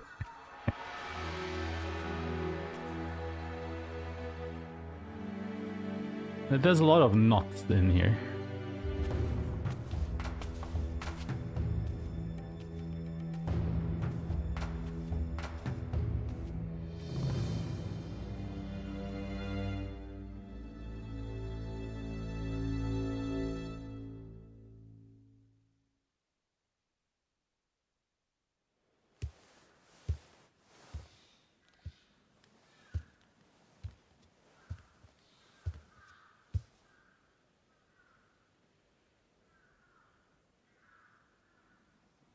来たな。こちらへ。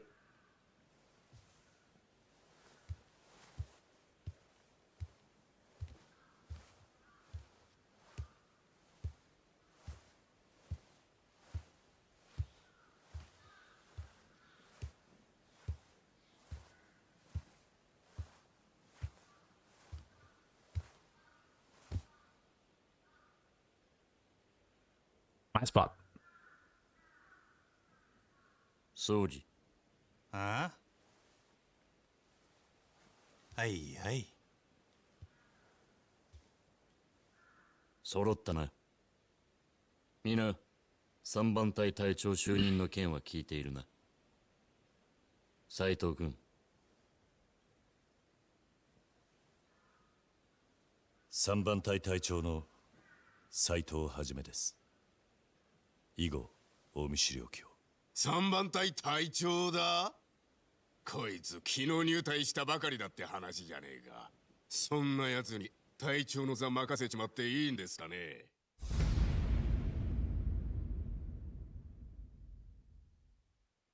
斉藤は俺と宗司が立ち会うて実力を認めた。それやったら不足なんか、谷。ずいぶん肩を持つじゃねえか、長倉さんよ。いくらもらったんだ？それとも女か？お前と一緒にすんなや、ゲスが。相変わらず堅物だね。俺たちは今をときめく新選組の隊長様だぜ。この立場を最大限利用しないでどうするんだよ。誰が3番隊隊長かなんてどうでもええわ。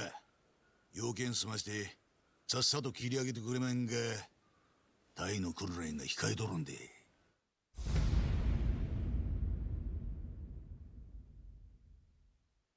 隊の訓練ね。何笑うとんねん、佐之助。いやいや、さすが甲州流軍学を治めた武田さんだ。変わった訓練してらっしゃる。この前もあんたんとこの大使が愚痴ってましたよ。隊長様の愛が怖いって。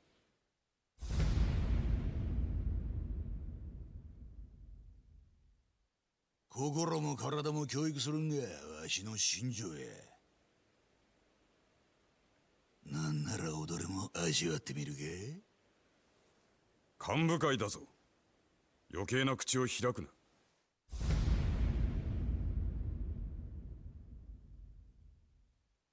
佐之助、隊長のお前がそういう態度をとっているから10番隊は素行が悪いのだ。口を慎め。へいへい。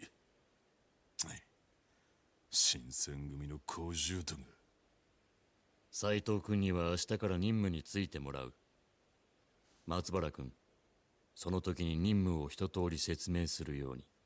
なぜ私が？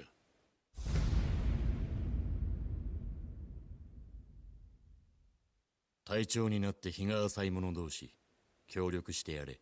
失礼ながら副長、私もこの男がいきなり隊長というのは納得しておりません。私がどれだけの苦労をしてこの座についたか。松原君、私はお願いしているのではない。命令しているのだ。はいはい。じゃあ俺が教えますよ。こう見えて教えるのうまいんですよ俺。いいでしょ土方さん。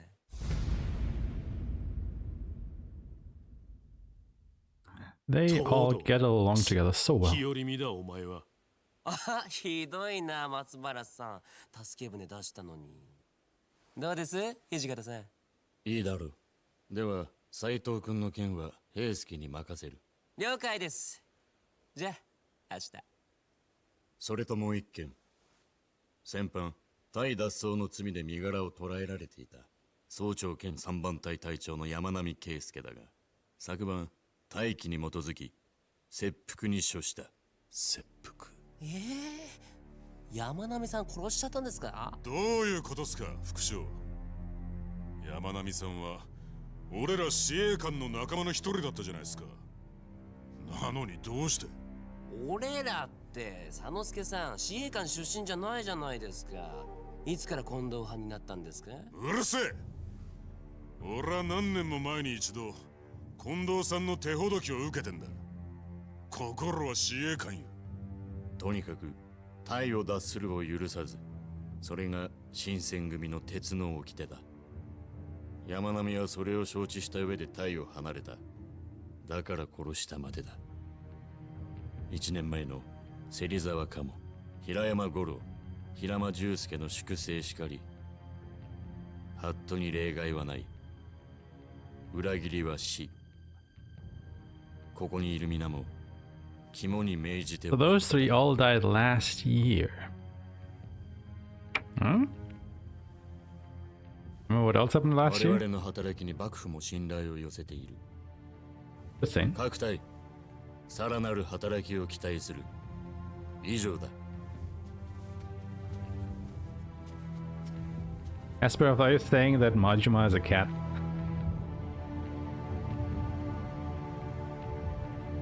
Catjima.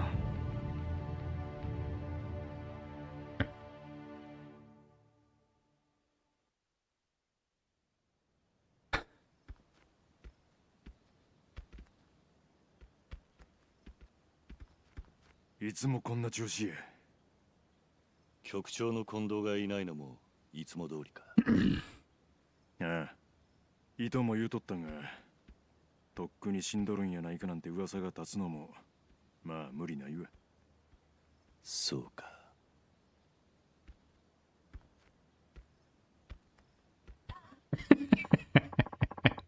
You know what? Good point. I mean, it takes a really mad cat, you know, to don a dog costume and then go into a dog shelter, I guess. It must be one crazy cat.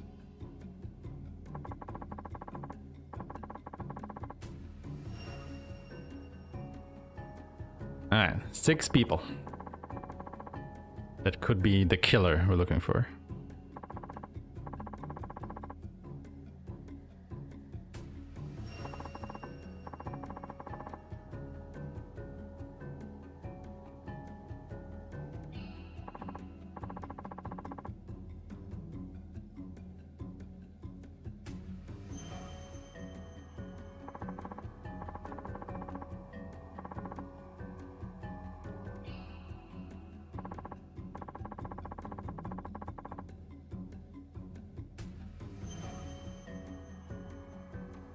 Take your bets, who's the killer?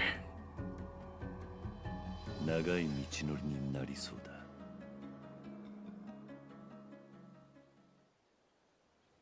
Right, we're actually playing a video game, aren't we? Oh my god, I can't control my character. Oh, wait. お前は Oh. 東堂ですよ。 Didn't take very long for the next cutscene to start, now did it? 仕事の説明は明日からじゃなかったのか。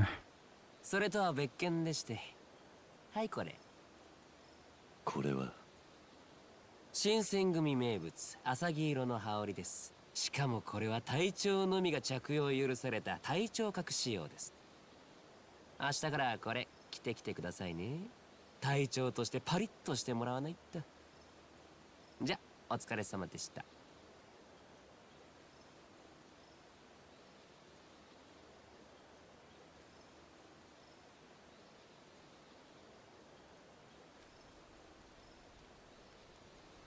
Exactly. What do you mean, video game? This is just a video, man. Get that gaming shit out of here.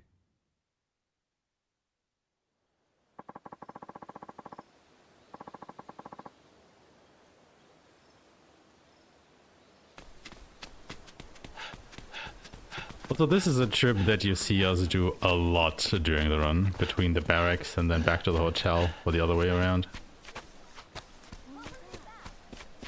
Like, if we're going anywhere in the game, there's a very good chance we'll go either way. Either to the barracks or to the hotel.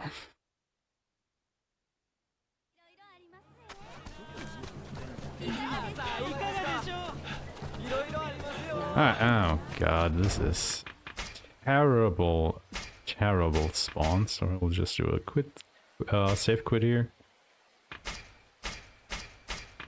This is also the problem, like especially at the start of the game when you have very little stamina. You can't really run for a long period. So it's really easy to get into a lot of fights or not being able to run away from them. Again, they are all random where they spawn. Really nothing you can do about it other than be on your toes. And yeah. I thought I could go around that guy, but yeah, as you can see, it takes forever for these fights to start. And then also you have to fight them. Big surprise there. But also see how long it takes now for the gun to actually kill anybody? Whereas with the sword, it takes like 4 good swings and the guys are over and done with. Now obviously for, oh my god, I was gonna say enemies that are so far away. Oh, am I not hitting that dude? Jesus. Might still be good to use, but for a lot of enemies, the gun is really starting to fall behind at this point because we're not putting any points anymore into the skill line, and also really not upgrading our weapons. Or the guns, I should say. We will be upgrading our swords.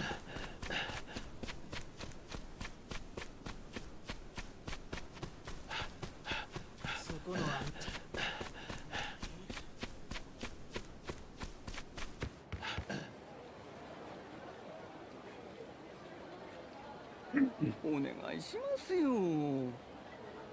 そう言われましてもね。親御さんが事故で亡くなってかわいそうだとは思うけど。So this is the setup for a pretty big side story thing. この子がいくら頑張ったって親御さんの Take a guess what we're learning about here. 払えるわけがないでしょ。だとしたらやっぱりあの家を売るしかないよ。それだけはあの家は両親との思い出が詰まった大切な場所なんです。だったらどうやって払うってんだ。君みたいな若い娘があの大金を払うなんて体でも売らなきゃ無理だぞ。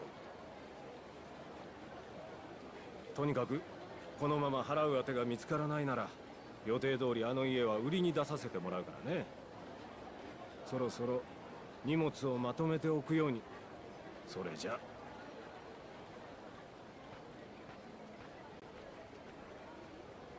はあ、やっぱりダメか。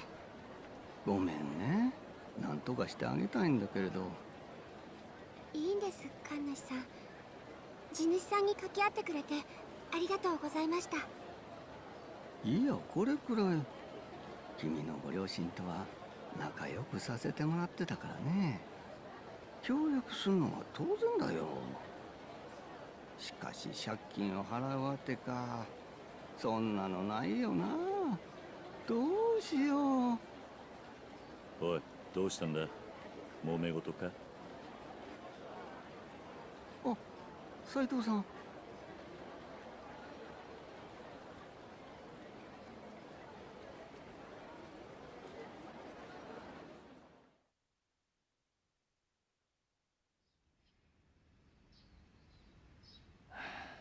なるほどな。事故で死んだ親の借金100両を払う当てを探さないと、この子はこの家から追い出されてしまうと。うん、だけどこんな若い子を一人で路頭に迷わせるわけにはいかないじゃない。それにこの子にとってこの家は特別に大切な場所みたいだし。そうなのか。はい。この家は事故で死んだ両親が残してくれた唯一の形見みたいなものなんです。私は生まれてからずっとこの家で育ってきました。うちは貧乏だったけどお父さんもお母さんも優しくて、私すごく幸せでした。ここはそんな家族との思い出が詰まっている大切な場所なんです。両親が亡くなった今、この家まで失ったら私の大切なものも思い出も全部なくなっちゃう。それがすごく怖くてそれに両親の借金も元はといえば私のせいなんです。どういうことだ。私、幼い頃珍しい病気にかかってしまったんです。治すには高い薬が必要で、両親はそれを買うために借金を。だからうちの借金は両親のじゃないんです。私の借金なんです。私が病気にならなければ借金もなかったし、この家を失うこともなかったのに。それは違う。親が子供のために尽くすのは当たり前だ。それはお前の責任じゃない。それにお前がそんなことを言ってるのを知ったら天国の親御さんたちも悲しむはずだ。自分を責めるのはよせ。事情は分かった。要はこの子の借金を払う当てができれば、この子はこの家を失わずに済むということだな。あ、うん、そうだけど。一つ頼みがある。この家を案内してもらえないか。え？あ、はい。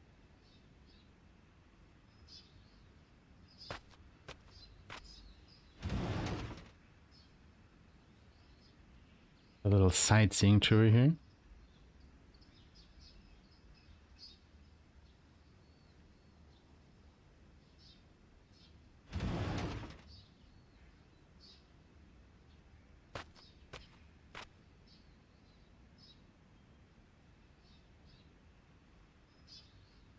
どう？いいでしょう。ちょっと古いけど畑で野菜も作れるし、台所とかお風呂もちゃんとついてるからね。地主が欲しがんのもわかるでしょう。ああ、確かにな。俺も気に入った。よし、決めたぞ。え？決めたって何を？さっき言っていたよな。この子の借金を返す当てが欲しいと。うん。なら。Exactly. 俺がその当てになってやる。Lots and lots of veggies. どういうこと？ That we'll never do anything with. わからないんだ。俺がこの子の借金を返すということだ。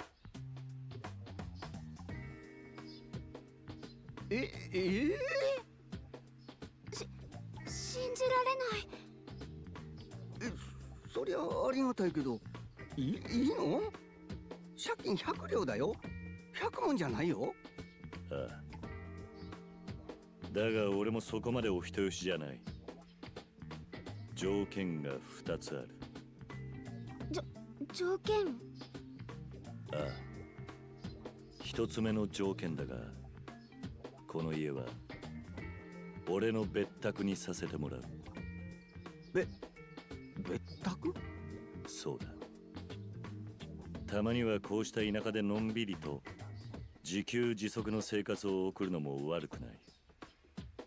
なるほど。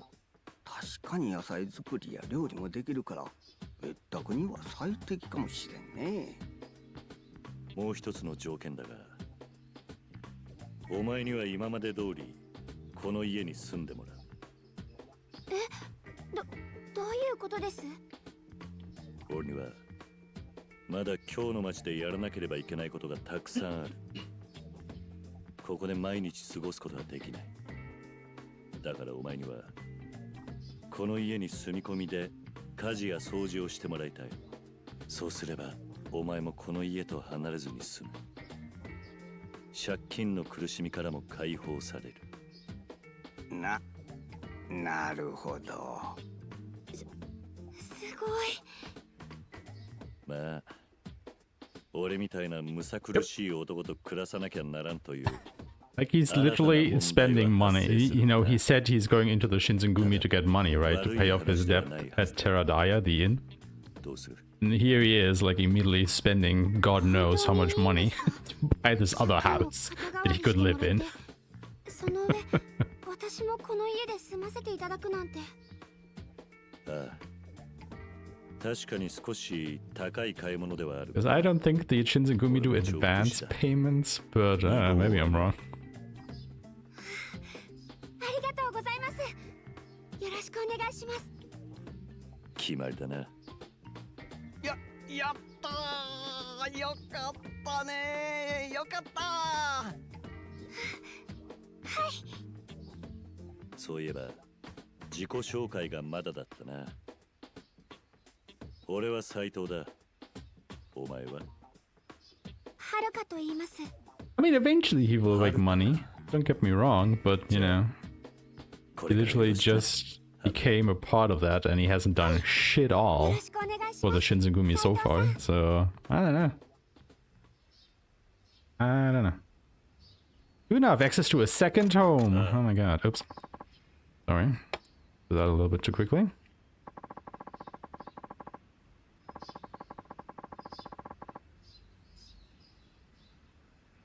Five repayments in total. Okay, there we go. We actually don't have to do it in one point, at one payment.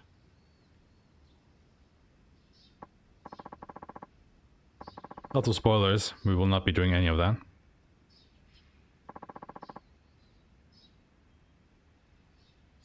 Just in case you were wondering.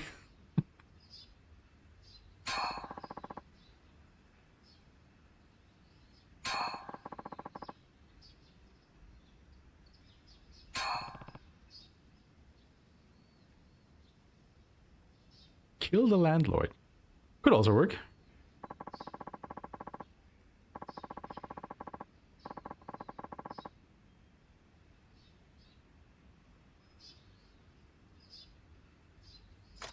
In this game, it would be chicken racing.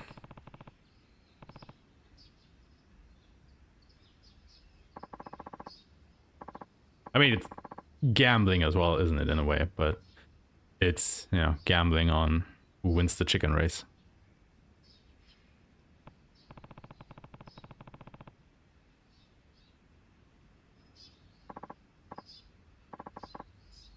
Alright. Time to go look at stuff.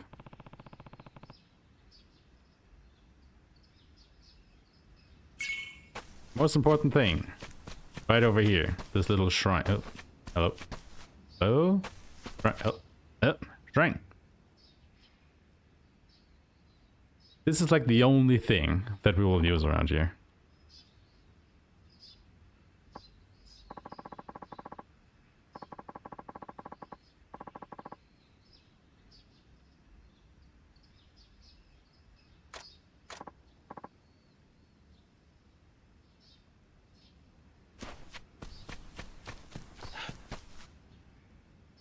We will not be doing any gardening. We won't be doing any cooking. We will not come here to take a bath.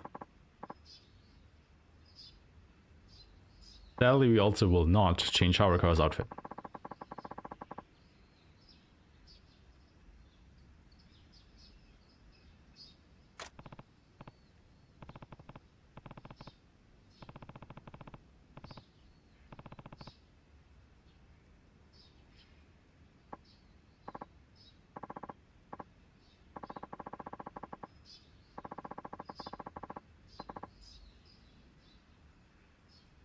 We won't be doing any daikon farming. Sorry to disappoint.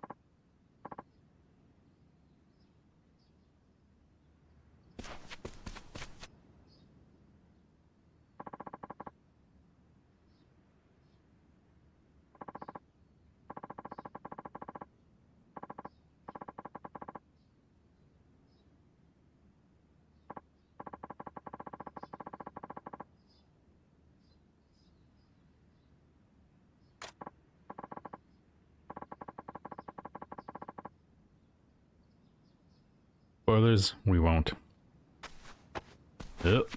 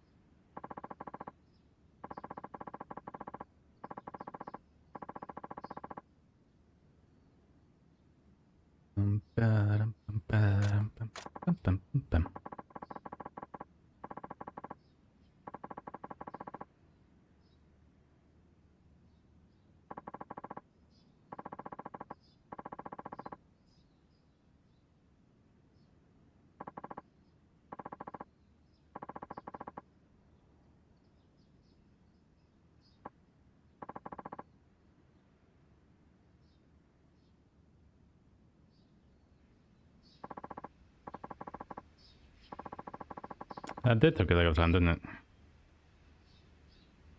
Alright, back to the main game, everybody.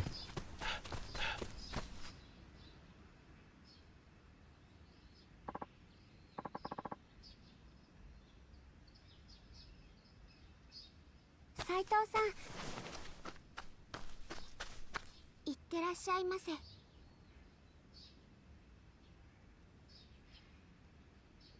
ああ、はるか。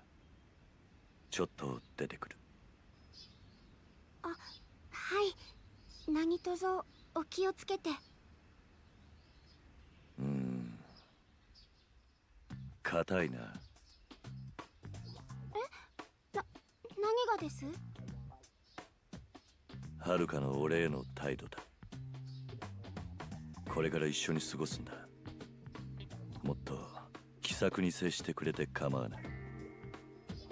あ、はい。わかりました、斉藤さん。どうするか。ひとまずその斉藤さんという呼び方を変えてみるか。はい。では、なんて呼べばいいでしょう。 Richard, how could call us, chat? そうだな。Hajime, Hajime-chan, or Sa-chan? What should it be?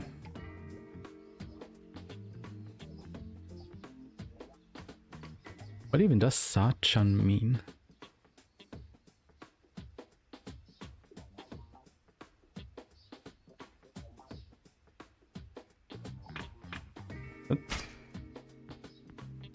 さっちゃんなんてどうだ。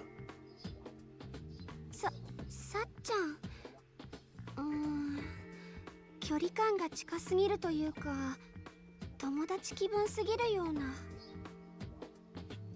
確かに。That was the wrong answer. 俺もそんな呼ばれ方はしたくないな。やめるか。それじゃあ。How about Hajime-chan? はじめちゃんなんてどうだ。はじめちゃん、ちょっと違和感を感じますね。逆に呼びにくいかも。そうか。まあ確かにな。In case you're wondering, there's really only one option. あだ名で呼ばれるのもいまいちピンとこないしな。となるとおじさんとかか。おじさん、確かになんかすごくしっくりきます。なんでだろう。まあもともと老け顔だからな。He does have an uncle's face, doesn't he? 実際の年はまだおじさんというほどでもないが。ごめんなさい。失礼でしたよね。いや、言い出したのは俺だし構わん。お前が呼びやすければそれでいい。どうだ、呼びやすいか。はい、すごく呼びやすいです。ならそれでいい。これからはもっと打ち解けてくれ。じゃあ行ってくる。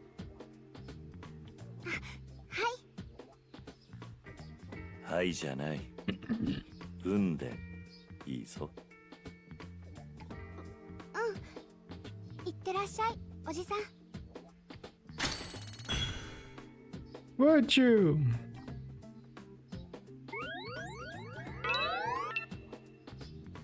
And she likes us. So you know what you do when you leave a place? You immediately go back.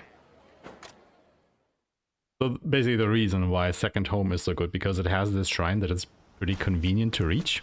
And we will now use all the virtue that we got to enhance our sprinting level. Twice, actually. So now we finally got a little bit more stamina so we can run longer. Which, you know, in a speedrun, kinda handy to have. And the reason we're doing it after leaving Second Home is because of that huge virtue boost that we got from, you know, having done all of that. Which allows us to actually get to the second level. Like, otherwise we only have enough virtue to actually grab the first level, which is a bit rubbish. So we wait until we leave to then come back to grab it, because it's more efficient.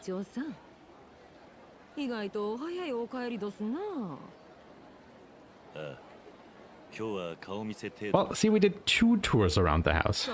One very superficial one, and then one that was a little bit more involved. So we didn't quite buy it without having seen it, but yeah, maybe it should have been a little bit more thorough the first time around, you're right.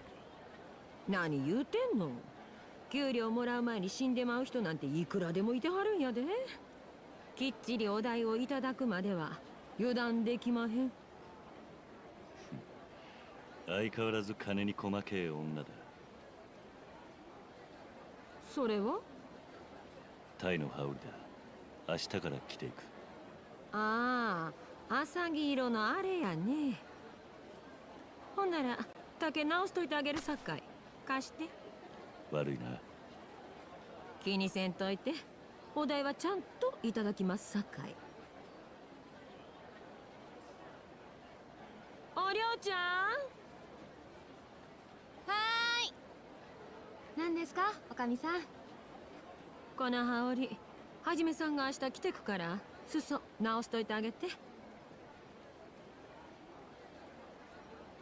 おりょうちゃん？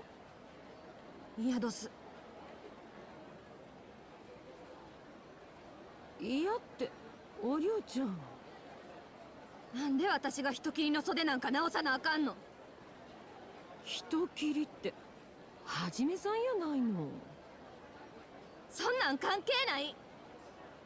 はじめさんも結局、ただの人切りや。おりょう。人切りなんて、大嫌いや。ちょっと、おりょうちゃん。あかんかったか。あいつどうかしたのか。あの子な、父親が幕府の役人に切られとるんよ。そうなのか。親御さん、勤皇派の活動家やったらしくてな。それで人切りってものに敏感になってもうたみたい。まして好きな人が人切りになるのは耐えられんかったみたいやな。好き？おりょうが俺をか。いや、気づいてへんの？はあ、日本い男やね。おりょうちゃんも厄介なに惚れてもうたわ。あの子の様子見たらわかるやろ？いや、俺にはそうは思えないが。こりゃほんま難儀やな。さあ、おりょうちゃんを探してきておくれやす。泣かせた女を追いかけるんは男の役目どすえ。そうは言っても一体どこに。鴨川とかちゃう？一人になりたい時は静かに川でも眺めたくなるもんやろ。鴨川か。 As long as he doesn't hop in. まあ行ってみる。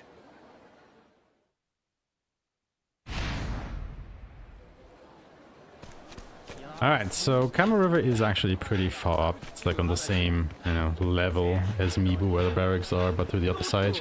Basically, you know, where Gion was. What we finally can do instead is use the fast travel system. With these palanquin bearers. That will basically take you to, you know, a couple places around the town. And this is a pretty convenient part for us to do a little bit more involved in that. Oh, sorry. There's actually more dialogue still.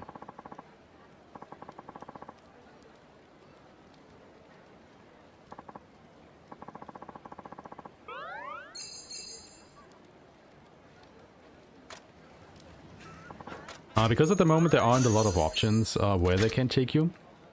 And you can expand that by doing a side quest for them. But in order to unlock that side quest, you have to have used them a couple times. So basically what we're doing now is just going back and forth between 2 locations to get that counter up. Which will also, you know, count towards some of the virtues, so we can get more virtue points to put into other upgrades later on. And we'll basically fast travel until we get another dialogue with the bearer. Should just only be a couple more. I think it's when the bar fills out, or it's just about to fill out. I see what will happen is it will start telling us about some bandits which have been robbing some palanquin bearers. There we go.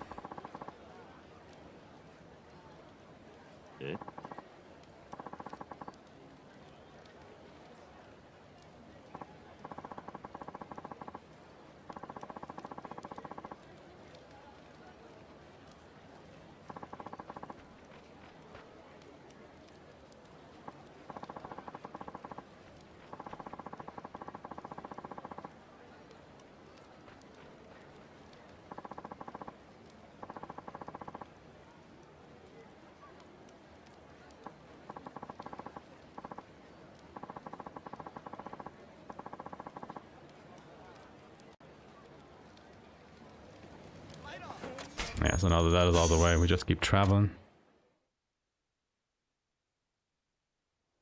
And now we will be robbed by bandits. But obviously, we can fight back. The nice thing is, once we have actually defeated the bandits and resolved this side quest, it unlocks more fast travel points for the palanquin bearers to take us to. And one of them is very close to where we need to go now for the main quest. So it kind of just works out that we unlock all these other parts as well, get the virtue, and yeah, just do the side quest right now. Because walking from where we were at Terra Daya to where we have to go at Kama River would take a long while as well. It would maybe still be a little bit faster than doing this, but we would probably have to do this anyway to unlock these other fast travel options. So it just really, you know, is a good spot, a good time in the speedrun to take care of the side quest right here.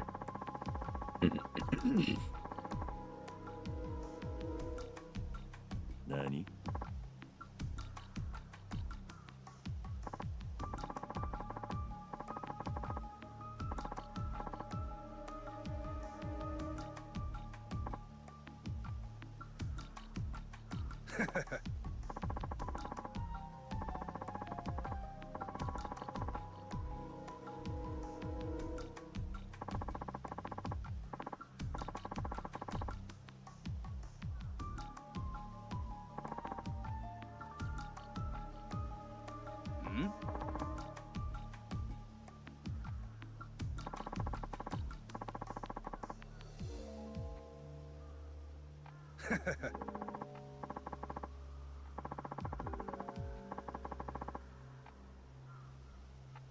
Yes, I do.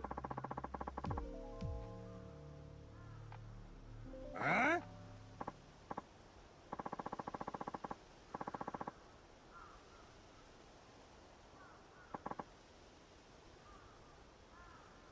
They're called minions, but they're not yellow. Anyway. These guys brought swords to a gunfight, because this is one of the rare fights where we still use the gun for.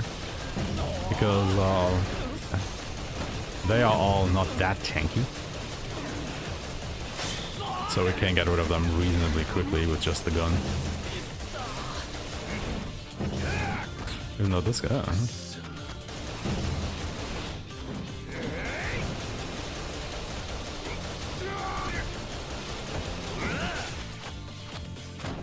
Oh my god. That wasn't a great fight, I got knocked off 2 or 3 times. Bit of time loss there, but meh.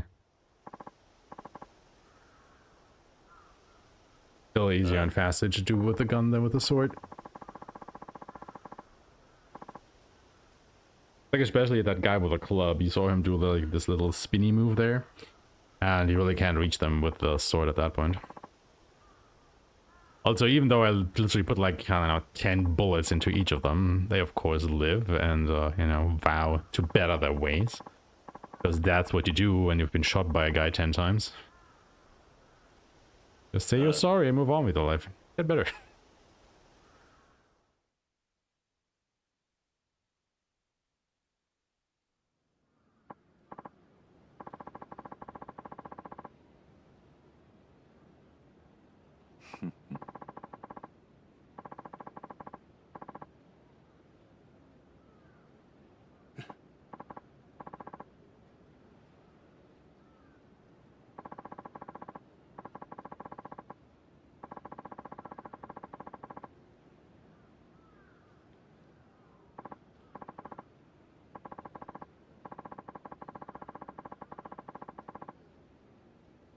And this is what unlocks more fast travel points.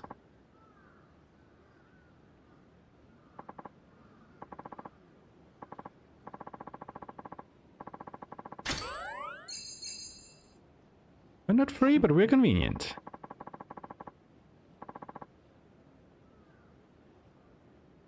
And heck yeah, they are.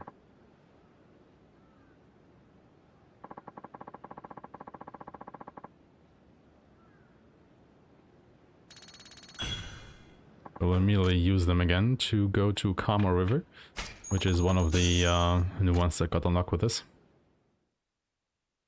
Like the closest fast travel point to where we need to go now, and that wasn't available before.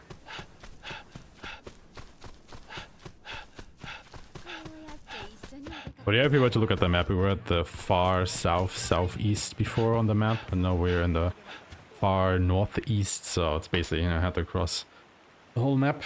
That's what this is playing out. I will go ahead and keep standing all this time, so don't mind me while I lower my desk. Audio.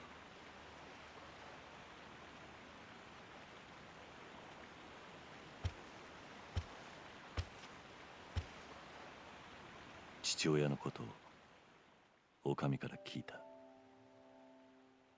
そう。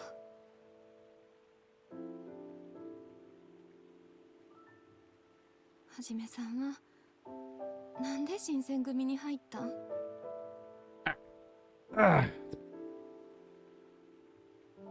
お金偉くなりたい？それとも人を切りたいだけ？いや、どれでもない。せやったらなんで？俺が新選組に入ったのはある人を探すためなんだ。人探し？ああ、俺はそいつをどうしても見つけなくちゃならない。それには新選組に入るしかなかった。はじめさんは人探しなんかのために新選組に入って大勢の罪もない人を切るっていうの？確かに一番の目的は人探しだ。だが俺は3番隊の隊長というそれなりに影響力のある立場を任された。この立場なら新選組が無用に人を殺すのを防げるかもしれない。少なくとも3番隊くらいはな。新選組が人を殺さないように？それでお前のおやっさんが生き返るわけじゃないかな。でも私みたいな目に遭う人は減るかもしれへん。ああ、そうなるといいと思ってる。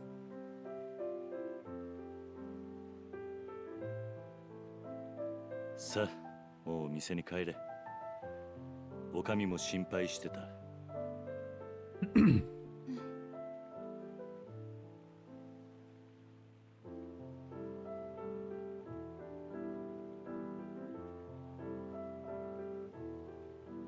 さん。ん？ありがとう。ああ。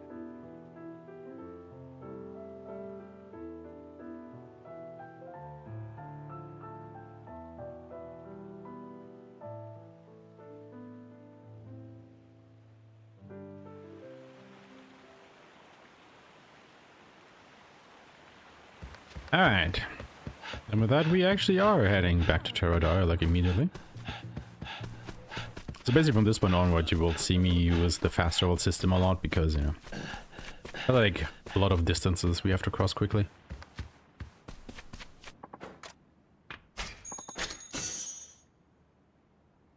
And the one we'll be using the most is basically between Fushimi and Mibo, back and forth.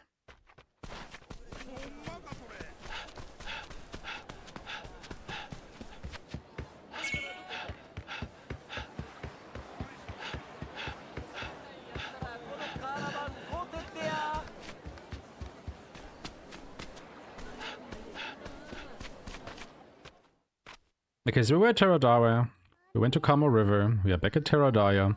Guess where we're going next? おかえりやす。お寮はもう戻ったか？ええ。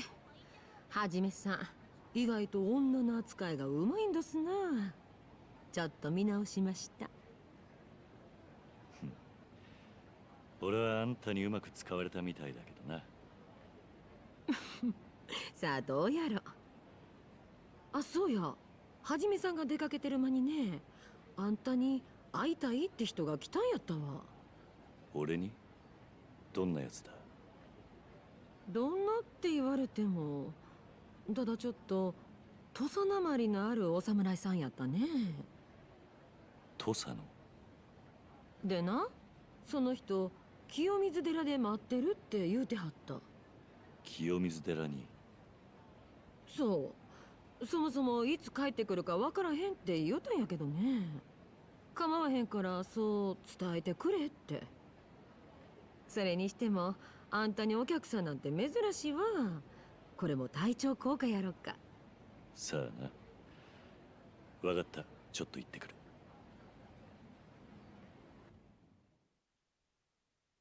Alright, and we're back out again. And guess what? We're going back to Kamo River.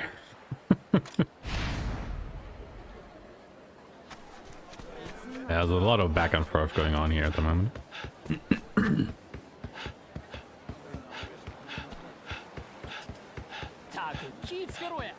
It really would be great if the fast travel option was a little bit closer to Terradaya than this one, but yeah. Well, gotta make do.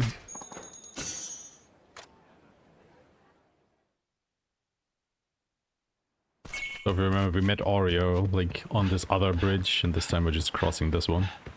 Get to that temple.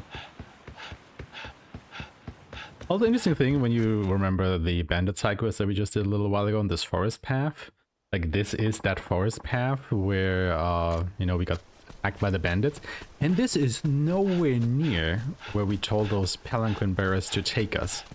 So I have no idea why they even walked through here to get attacked by the bandits. Like, what the hell? It was almost like that was a scam, or they wanted us to get, you know, maybe they're in league with the bandits. Wanted us to get robbed. I don't know. You tell me. Anyway, cutscenes.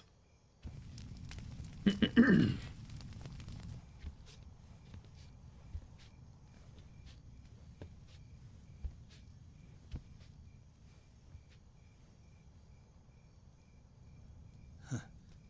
竹地半ペーターを追ってたら意外な大物が釣れた。これも運命ってやつか。おいおい、まさかこんなところで抜く気じゃねえだろな。俺を呼び出したのはお前か？ああ、土佐浪人中岡慎太郎だ。よろしくな。坂本龍馬さんよ。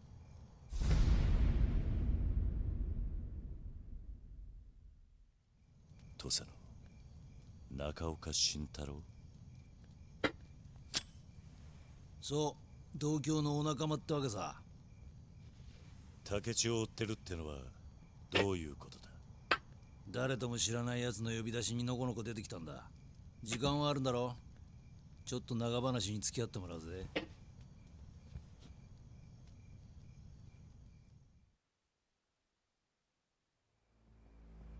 中岡と言ったな。あんた何者だ？吉田東洋様の付き人だ。正しくは元だがな。東洋様には返しきれねえご恩がある。おやっさんの？おやっさんか。あの時もお前東洋様をそう呼んでたな。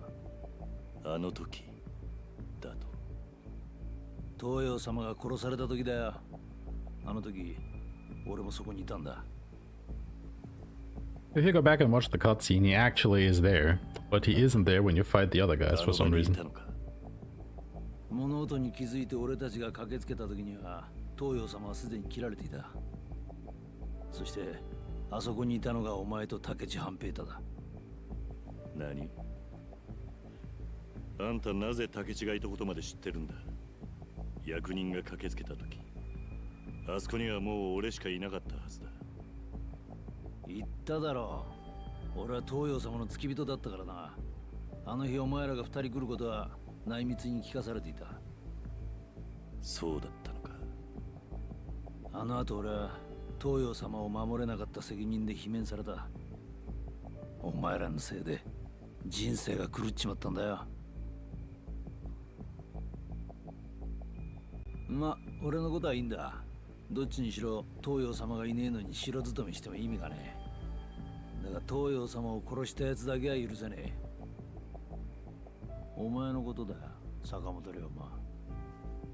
で、本人を目の前にしてあんたどうするつもりだ？ここで切るか？悪いな、今のは冗談だ。確かにあの事件、犯人はお前ということになっている。表向きはな。どういうことだ？俺は真の犯人は別にいると睨んでるってことだ。よく考えてもみろ。もしお前が東洋様を殺したとして、お前に一体何の得があった？脱藩浪人として故郷にも帰れず、今日で名を隠して生きなきゃならねえ。そこまでしてなぜ東洋様を殺さなくちゃならない？お前が何を得た？じゃああんたはあの事件の真犯人を誰だと思ってるんだ？竹地半平太だ。俺はそう見てる。なんだと？竹地半平太、そして土佐勤王党の大躍進。藩の賛成だった東洋様が生きていれば、竹地もここまで土佐を思い通りにはできなかったはずだ。Bold claim. ましてや竹地は上司にまで昇格している。これ以上に得した奴が他にいるか？だがまさか。絶対に違うと言い切れるのか？それであんたは竹地を追ってたってわけか。ああ。で、奴を嗅ぎ回ってるうちに偶然あんたに出くわしたってわけだ。なるほどな。確かにあんたの推理は筋が通ってる。だがな、あんたは大事なものを見落としてる。なんだって？あんたらが駆けつける前にもう一人あそこにいたんだ。覆面の男がな。俺たちは見たんだ。そいつがおやっさんを切るの。犯人はそいつだ。実はな、俺もあの事件の真相が知りたくてその男を追ってるんだ。そうだったのか。どうやらお前は俺の知らねえことをだいぶ掴んでるらしい。今度は俺が話を聞く番だな。俺の方も長話になるぜ。I mean, we're already here for 4 hours. I would say that it's pretty long. Normally the speedrun for the 80% is about to, finish up at this point. なるほど。And we are only at the end of the 4th だからあんたは chapter. 新選組に入ったのか。覆面の男を追うために。ああ。そこまでヤバい橋を渡ってんだ。手応えはあったのか？山並圭介と長倉新八は覆面の男とは思えない。新選組に入ってつかめたのはせいぜいその程度だ。いや、入隊してまだ何日も経ってねえのに大したもんだ。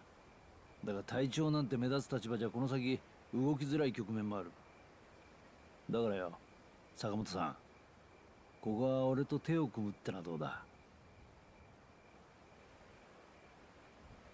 俺も東洋様を殺した犯人を追ってきた。俺たちは会うべくしてここで会ったんだ。違うか？ああ、あんたの言う通りかもしれねえな。よし、なら決まりだ。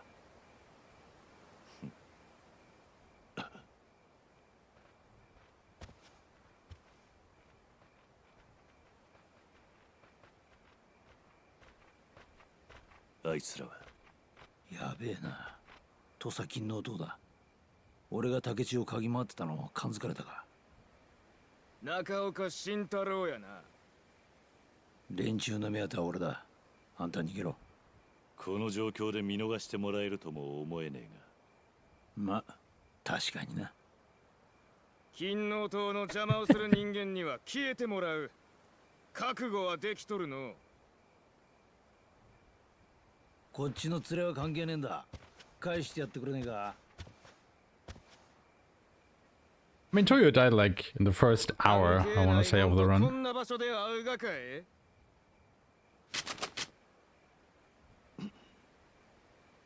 たく、すまねえな。巻き込んじまった。He's been gone for a while. 全く関係がないわけじゃない。恩に切る。 But hey, at least these guys actually brought guns. So good on them.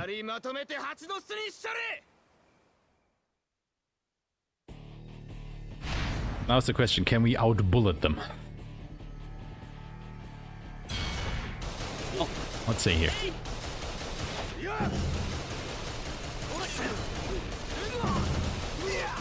Well, the nice thing about the gun really is that you can just hold down the button and it will just shoot as long as you hold it down.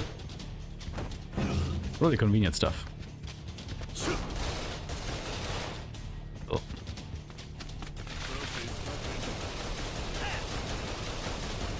Lots of good news is, again, it's really hard to target if there even is, you know, any targeting to be done. Because it mostly auto-targets and doesn't let you interfere with it in any way.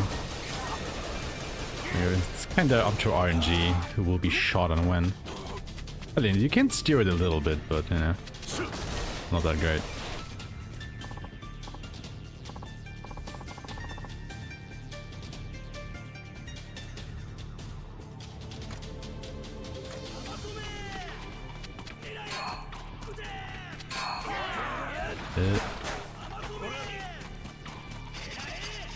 The nice thing about these gunners is if you get all the way up close to them, they get this little fear effect and actually won't shoot you. Then you can just safely get rid of them.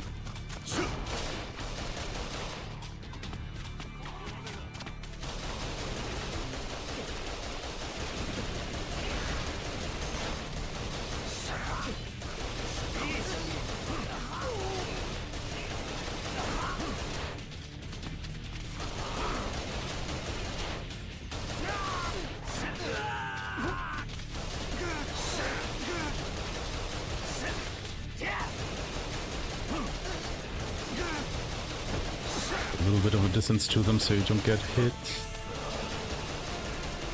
Can't hit that guy for some reason.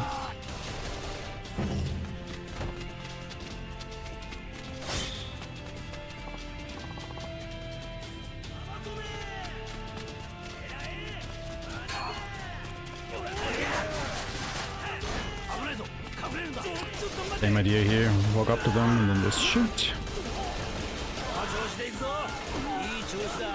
Before we finish them off, we want to equip the enhanced rounds and also equip all the armor that we got from second home, from the priest. Oops. Hello? Please, equip this. Thank you. Finish them.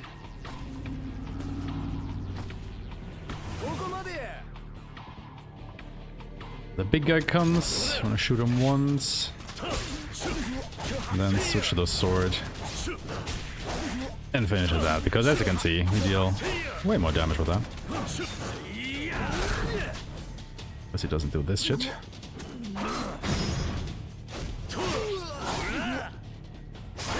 Oh, hold up.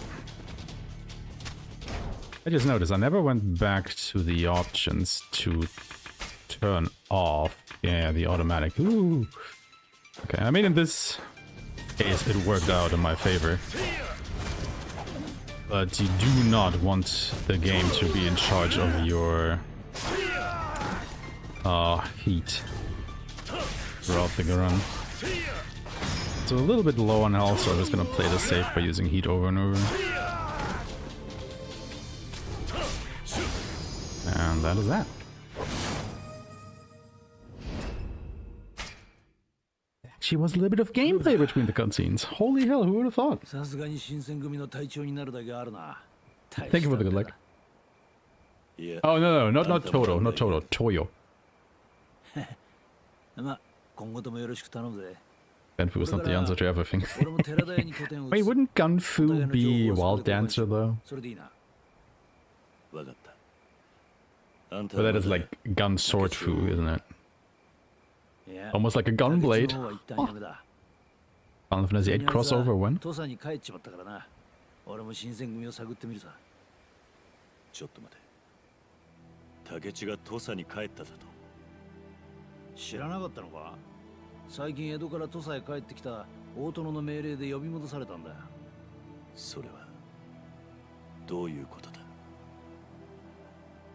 まず大殿の山内陽道公。このお方は先の安政の大国で失脚して以来、ずっと江戸に隠居させられていた。幕府の権力争いに巻き込まれてな。だが先の藩主として未だに土佐に強い影響力を持っている。殿様にしとくにはもったいないほどの切れ者だ。ここまではいいな。ああ。その陽道公が江戸にいる間、土佐を任されたのが吉田東洋様だった。だがその東洋様が暗殺された。で、陽道公はようやく幕府の許しを得て、つい最近土佐に復帰したんだ。その大殿がなぜ竹地を土佐に呼び戻した？さあな。だが問題はそこだ。今の竹地半平太は老人たちを手なずけて事実上土佐を牛耳ってる。陽道公から見て愉快じゃねえのは確かだろう。1年前、陽道公が土佐にいれば勤王党が力を持つことはなかったはずだ。それはつまり竹地や土佐勤王党にとってはまずいことになるってことか。そいつは陽道公の出方次第だな。今は様子を見るしかない。だが俺たちには目の前の仕事がある。覆面の男を捕まえるって仕事がな。竹地は新選組に潜入してるわけじゃねえんだ。お前さんよりよっぽど安全だよ。今のところはな。ああ。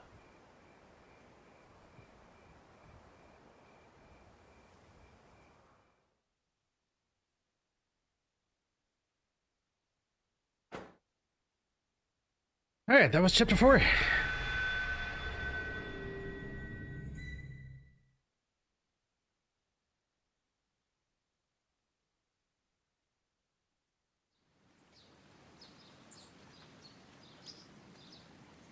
Ano はじめさんが自分から起きるなんて珍しいこともあるもんですな。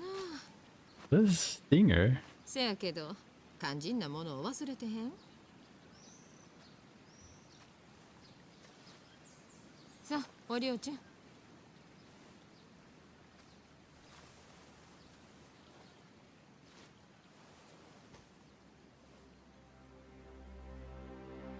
これは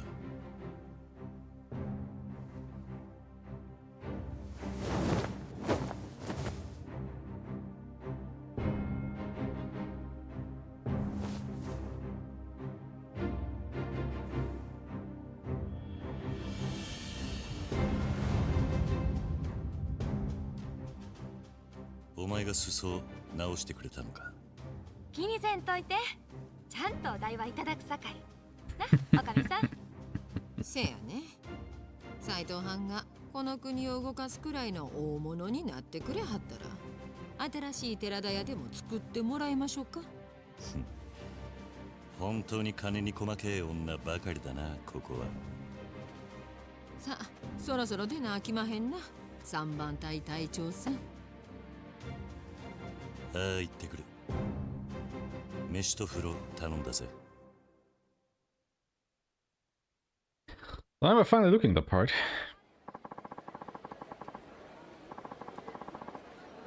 Yeah, so now we're gonna meet Toto again, so no, he's not dead yet.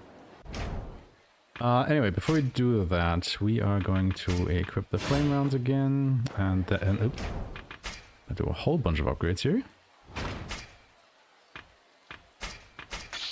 More health, more heat, and then a bit of a power increase.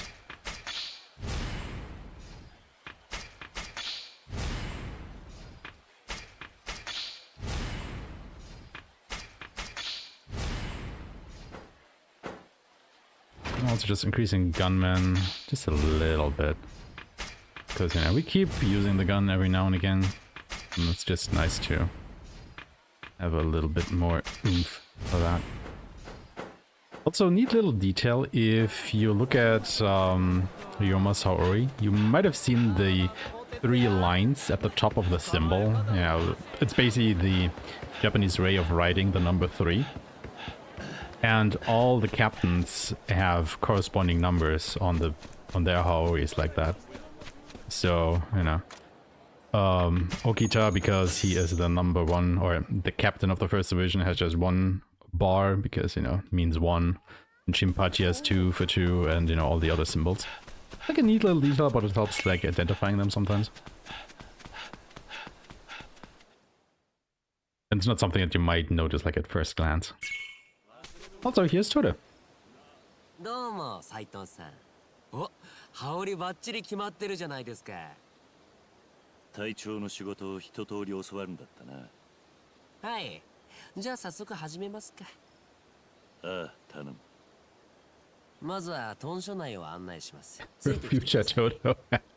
It was a slip of the tongue, okay? Also, if you look at his Saori, you know, like the number is different, or the symbol is different. But his means, if I remember correctly, Hachi, which is 8. You know, like the 2 lines where our 3 bars are. Also, my god, Toto, he really has like all the time in the day to get over here.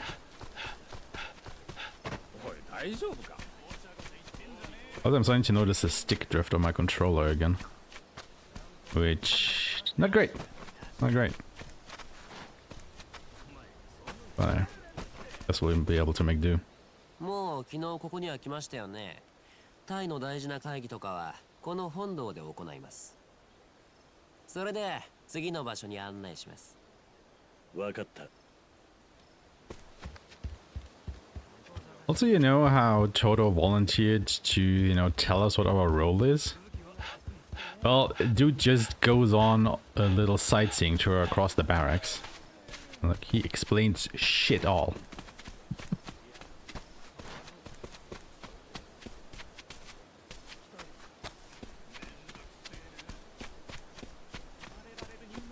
Yeah, I'm especially noticing the difference when I start walking towards the camera.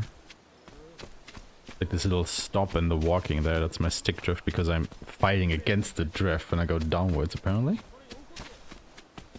That's interesting. The things you notice when you're just, you know, waiting for NPCs to come to the next quest point. ここは土蔵ですね。でも蔵としてだけじゃなくて、まあいろいろ使わせてもらってます。Ooh, ominous. さあ、次に行きましょう。ああ。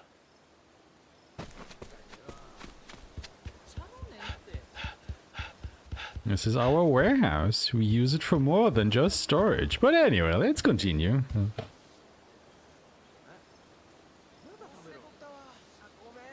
He sure is. He sure is. Hey, I'm listening very carefully there, Ryoma, don't you worry. He's gonna show me my room next. Very important that he shows me my room. Yeah, the room that I've been shown before. もう案内されたそうですが、斉藤さんの部屋もここですね。 Thanks, 支度 mate. したい時や休憩を取りたい時に使ってください。では次に行きましょうか。ああ。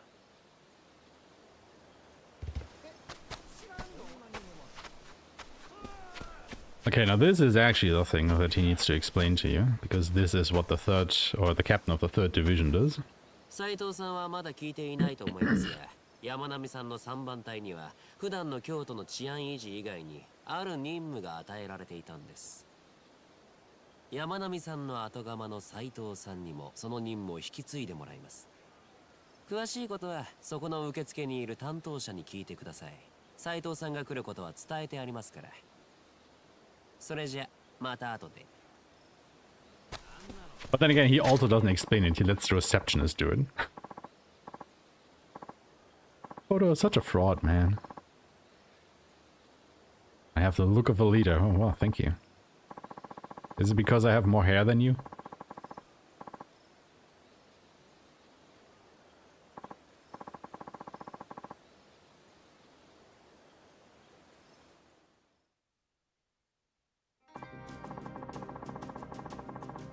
Alright, this thing. Also notice how the receptionist changed? He doesn't look like that anymore.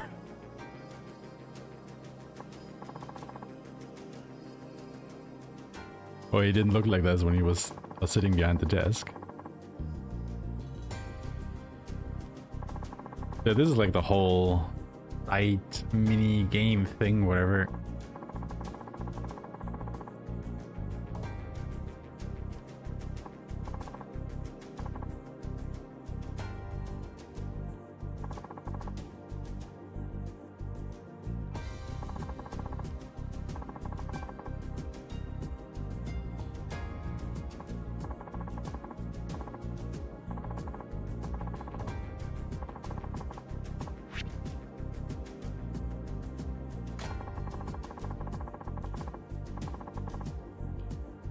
In the form of cards.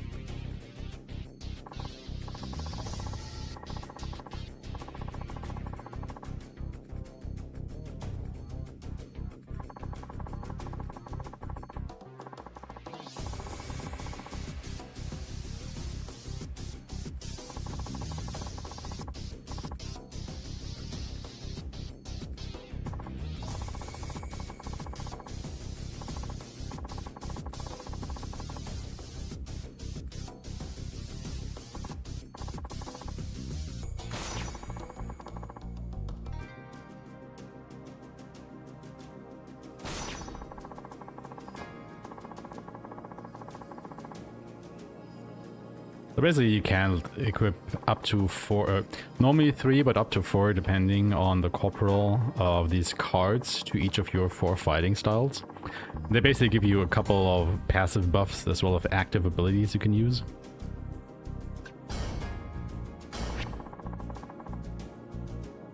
And they're just explaining all of that. I think somebody earlier said that in the original game, these troopers were only available during these dungeons, the randomly generated dungeons we can go to. But in this version of the game, we also take these soldiers like through the main game, which is pretty nice actually, but also a bit of a pain point, but we'll get to that in a little bit.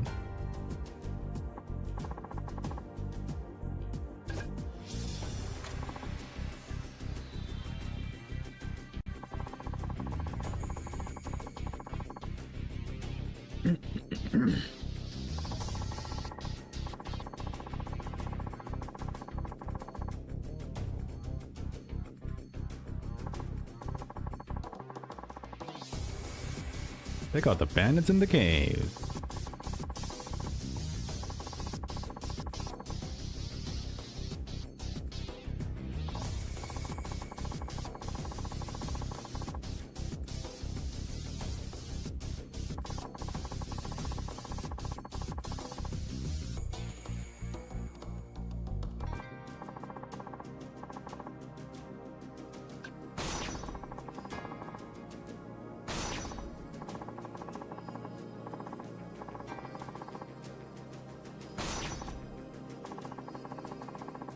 Oh wait, that was wrong. These aren't randomly generated. They're actually set in stone.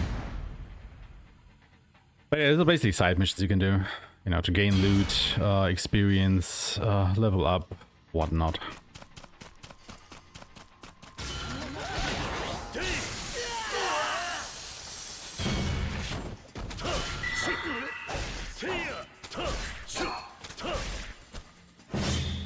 No.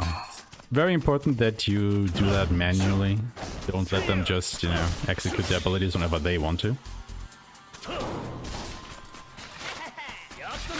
You want to be in control of that. If you mismanage that, you can still, you know, change the option in the settings. Of course, that'll lose a little bit of time, so you want to be sure to select the right option right there. But yeah, the layouts of these dungeons are not random. They are set in stone, so you always know where you need to go. And this is like the only dungeon that is actually mandatory for the main story. So you have to do this one. Thankfully, it's not a long one. You can get through this pretty quickly. Oh.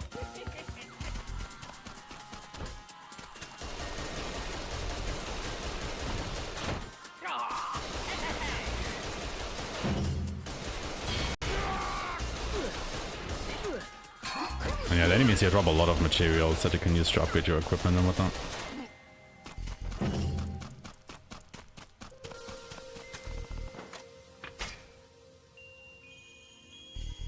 And then at the end you have like a mini boss fight.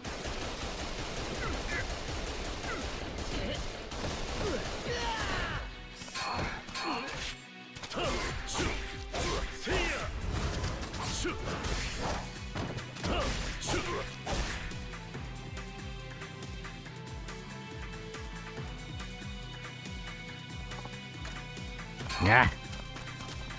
Yeah, indeed. And that is that.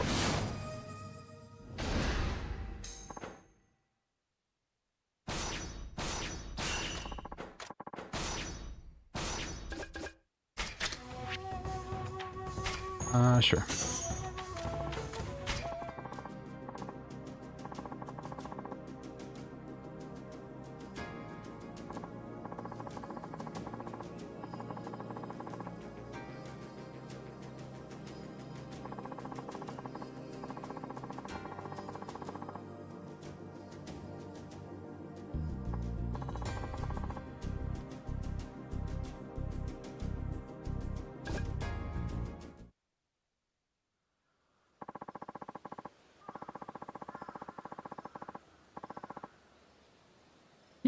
He changed again.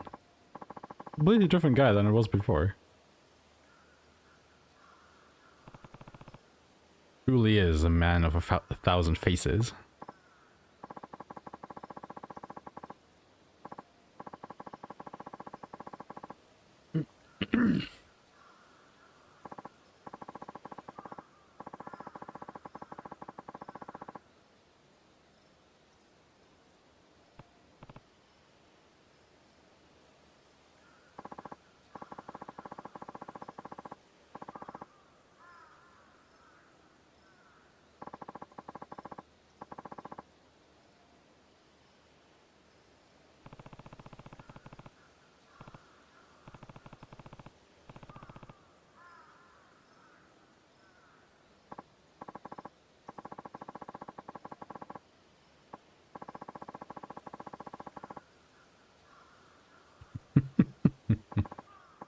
Mm-hmm.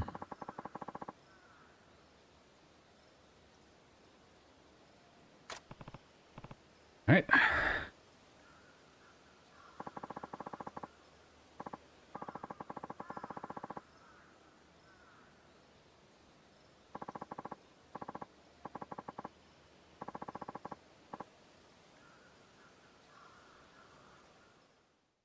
This is what I was talking about, where the RNG is starting to come in after this cutscene. と、こんなとこですかね。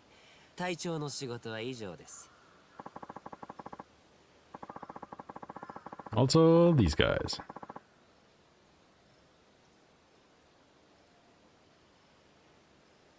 分かった。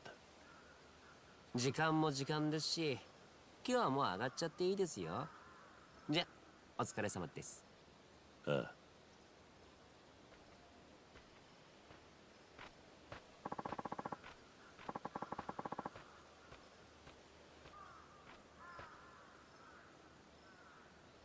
So, what we'll be doing here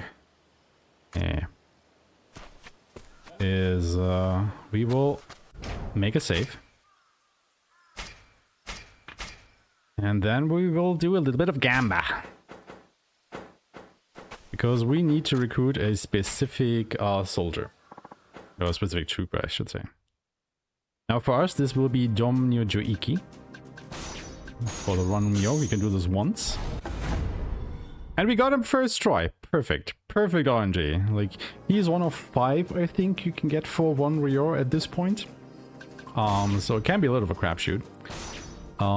So let me actually set this up and then I'll explain further. We want Murasezo, Manske, another Furukawa Manske, and we also want Junieki. We want Murasezo, Kawamura Shuichi.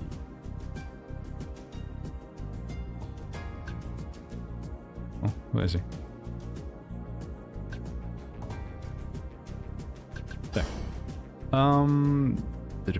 There. Yes. Okay. And then we will fuse troopers into this one, every other one that we have.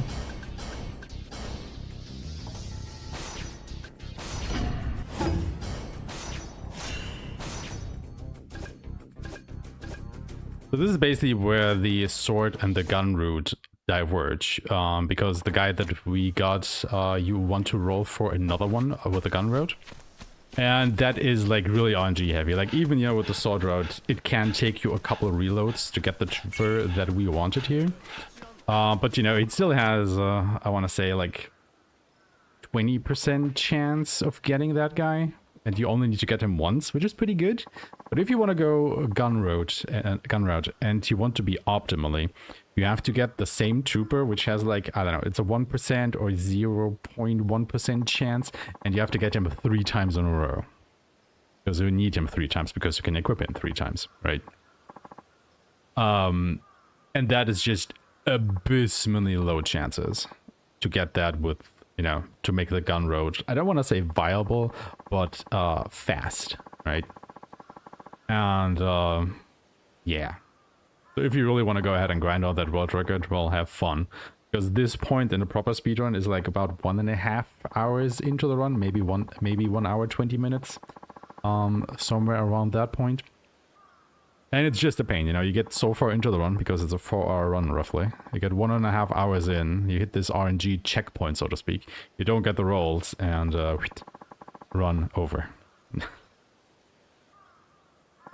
Because if you want to use the gun, you need to get that specific trooper. Otherwise, sword route is generally better, I want to say.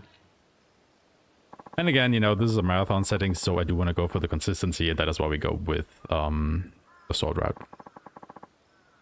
But hey, we got the trooper, the one trooper that we needed first try, so pretty good RNG. Definitely made up for some of the bad fights we had earlier. Anyway, we just learned that there is a deserter in our division, and as the Iron Code demands, we have to track him down and kill him. So that is what we're gonna do now.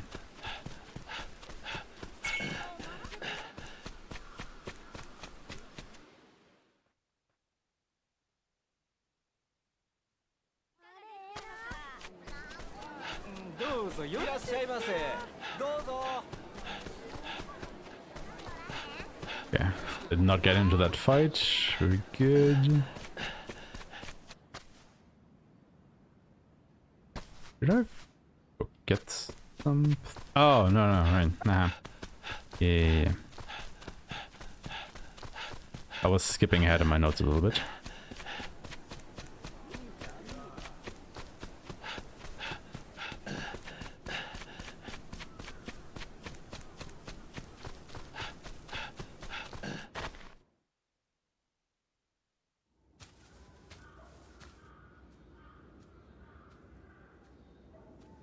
First of all, we have to get through this cutscene. 斉藤はじめさん、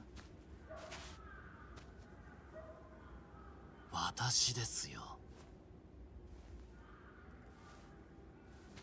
誰だ？おっと、失礼しました。お話しするのはこれが初めてでしたね。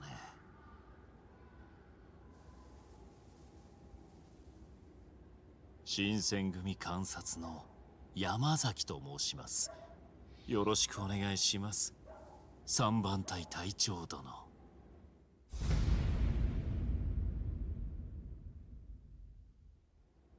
観察？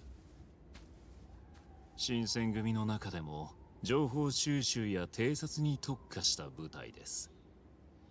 だからこの手の変装はお手の物というわけです。あなたをお待ちしていました。ここは寺田屋へ帰るには必ず通る道ですからね。俺のこともそれくらいは調べがついてるってわけか。そういうことです。これからはくれぐれも行いにはお気をつけください。どこで誰が見ているかわかりませんから。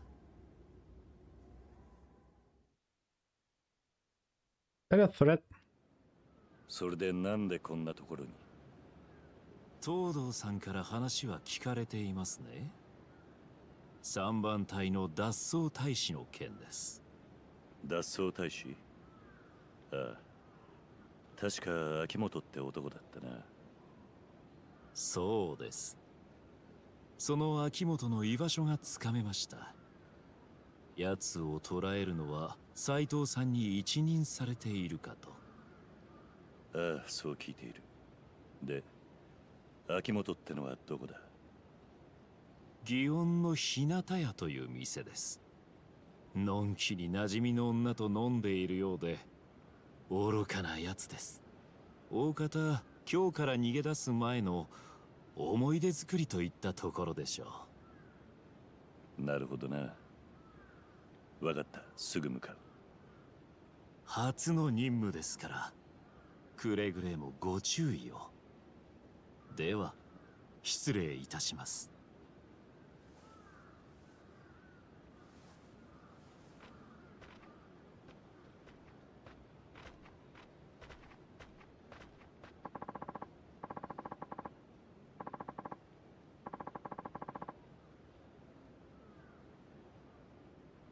Alright, let's bring in a deserter. And as we all know, deserters have to die, right? We gotta follow the Iron Code. Every deserter of the Shinsengumi is to be put to the blade.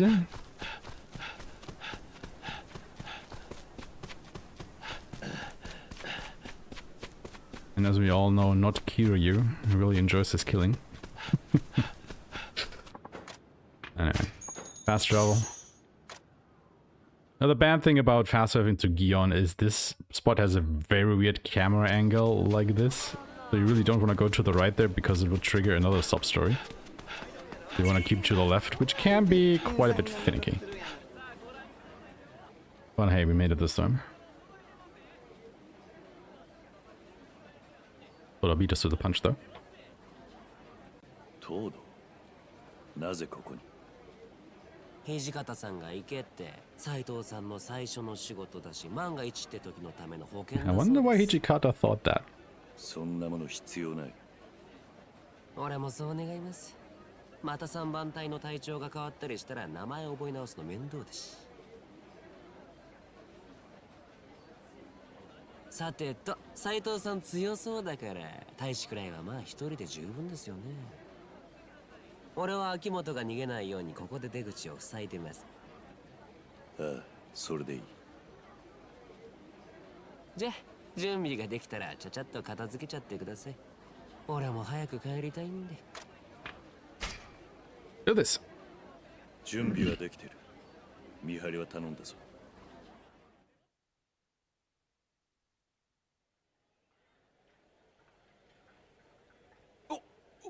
これは何の御用で？新選組だ。騒ぎにするつもりはない。上がらせてもらうぞ。あ、ちょっと。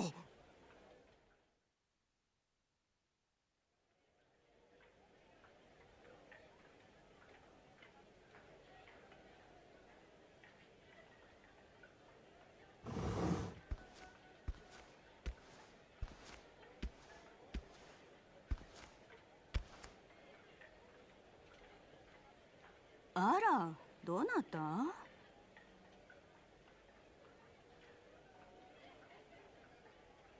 新選組だ。ここに秋元という男が来ているな。なんだ、私に会いに来たんじゃないの？秋元くんなら今お花を摘みに行ってるわよ。便所ってことか。どこにある？ねえねえ、あんなやつ放っておいてお酒でもいかが？は？彼新選組だって言うから馴染みになってあげたけど、とにかくドケチ。それに聞けば入隊だってコネ使っただけでしょ。そんな男こっちから願い下げよう。Lovely。その点あなた強そうだし、結構顔もいい線いってる。それにその羽織、隊長さんしか着れないやつよね。でしょ？よく知っているな。当たり前でしょ。今京の町で新選組といえば、男なら憧れ、女なら心をなびかす。しかも隊長さんとなれば、私が心変わりしても誰も文句言いやしまへん。 She's a bit shameless, isn't she? あなたなら今すぐ馴染みになってあげる。だからさ、水木ちゃんから離れ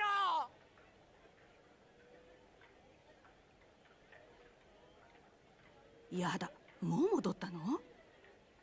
お前が秋元か。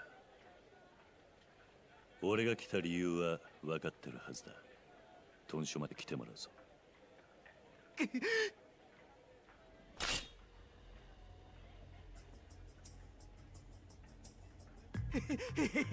誰が行くかってんだ。悪いけどあんたを切って俺は水木ちゃんと今日を出る。そしてどこか山奥で二人静かに暮らすんだ。覚悟はできてるんだろうな。うるさい、死ね。 What a guy.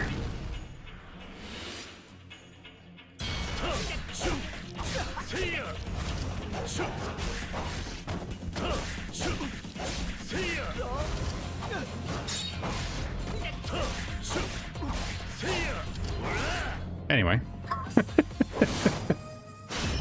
Like, he is a complete pushover. この程度でよく新選組に入れたもんだ。さあ立て。待て、頼む、待ってくれよ。女が見てるぞ。潔くしろ。聞いてくれって。俺はさ、もうあんなとこ戻りたくないんだ。そもそも入隊したのだってコネ使っただけだし、それに嫌ならすぐ辞められると思ってたんだよ。お前みたいのがなんで新選組に入ったんだ。そりゃあ街であんだけ幅利かせてんだからモテるだろうと思って。けど実際入ってみたらイカれた人斬りばっかりでさ、もう俺には無理なんだって。頼む、見逃してくれるなら金を払う。だからもういい。豚書に連れて行くのも面倒だ。 Bring ass to get ass. どこかへ消えろ。いいの？ There you have it, everybody. ああ、ただ逃げるんなら気をつけていけ。表に東堂が待機してる。静かに裏口から逃げるんだな。本当？やったー！水木ちゃん、行こう。私は。ほら早く、こいつの気が変わらないうちに。でも私がここから足抜けできるわけないじゃない。そんなことどうにでもなるって。さあ早く。おい。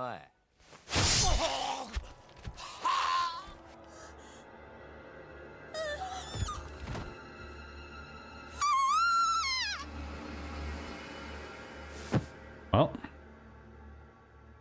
おっとバッチリ。 fun washing that out of the kimono. 血の汚れって洗っても取れにくいんですよね。トード、なぜ切った？なぜって？え？俺なんか悪いことしました？殺す必要はなかった。この男を逃したところで新選組に不利益になることなど一つもないはずだ。いや、それはちょっと違うな。そんなんだったらタイは明日にも潰れちまえ。そんなまともなこと言う人だったんですか、斉藤さんって。なんだと？そもそも新選組、それにこの今日の町自体がまともじゃないんですよ。勤王だってだけで俺らに殺されたり、逆にそれを追ってる俺らも殺されたりするような場所なんです、ここは。今日の町、いや、時代そのものが狂ってるんですよ。そんなところでまともなこと言っても通用しない。でしょ？脱走者は死罪。その狂ったハットが狂った時代に生きてる俺らをつなぎ止めてくれているってことです。じゃあお前はそこまで分かっていてなお殺すというのか？殺しますよ。ほら、そうやって最後は誰もいなくなればいい。そうなれば世の中も少しは落ち着くってもんじゃないですかね。あ、いやいや、今のはただのぼやきです。The sudden change in character like really gets me every time. トード。Great characterization, I feel. さてと、仕事も終わったし、俺先に上がりますね。じゃあ。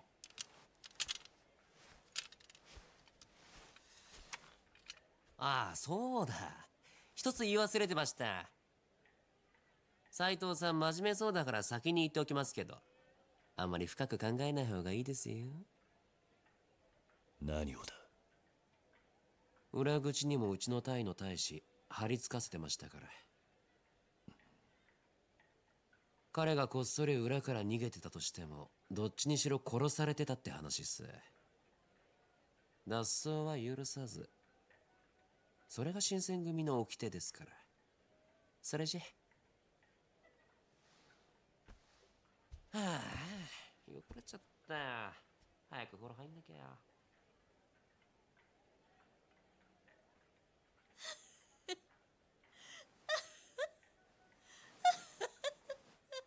I think she's taking it well. これが新選組。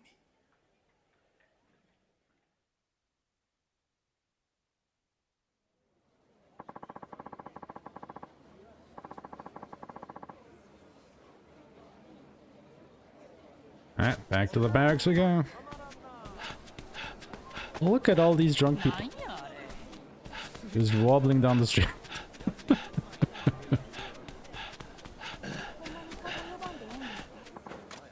Take me back to me, boo.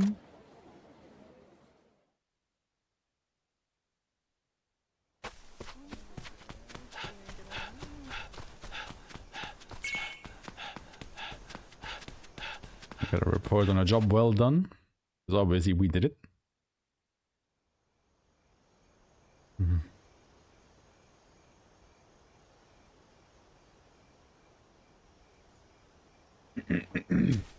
いいな。この件は必ず俺ら7番隊で片付けるぞ。そうすりゃあれだけの賞金だ。金でも女でも好きにできるぜ。谷、何かあったのか？あ？はっ、斉藤か。てめえには関係ねえ。おい、行くぞ。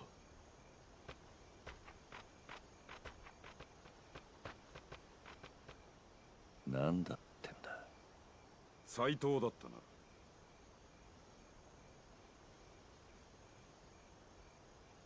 な。あんたは6番隊隊長の井上だ。実は人斬り伊蔵が出た。Izo the Butcher. 人斬り伊蔵？まさか岡田伊蔵か。そうだ。土佐勤王党の大物岡田伊蔵。奴はこれまで幕府型の人間を何人も切っている。新選組はずっと奴を追っていた。そうだったのか。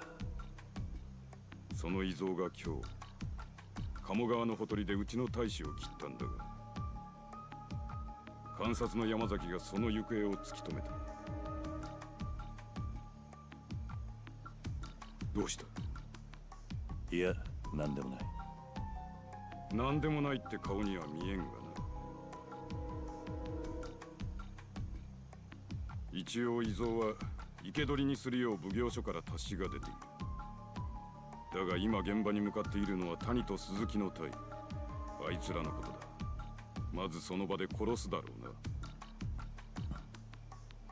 伊蔵は洛外の鳥羽にいる。お前も来い。相手は伊蔵だ。準備を怠るな。Well, so we're chasing down Izo again. やるしかねえのか。For the third time in this game, mind you.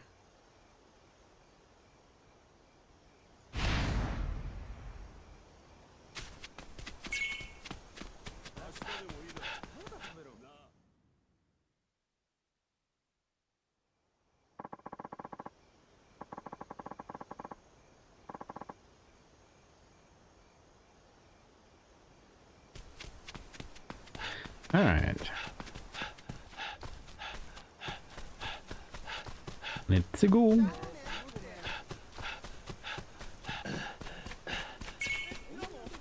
So at this point, the fast travel options are all disabled, so you can't go there any faster, which actually kind of works in our favor.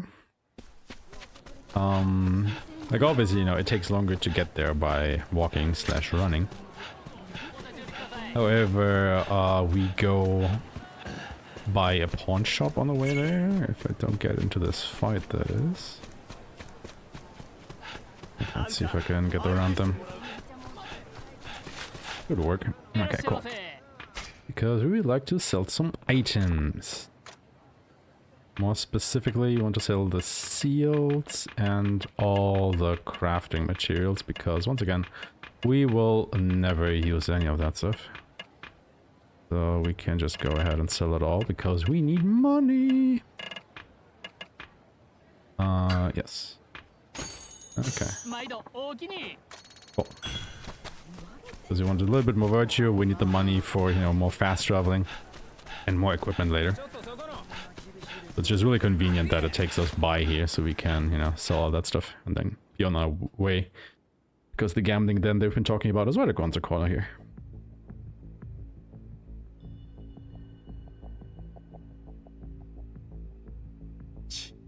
来たのか。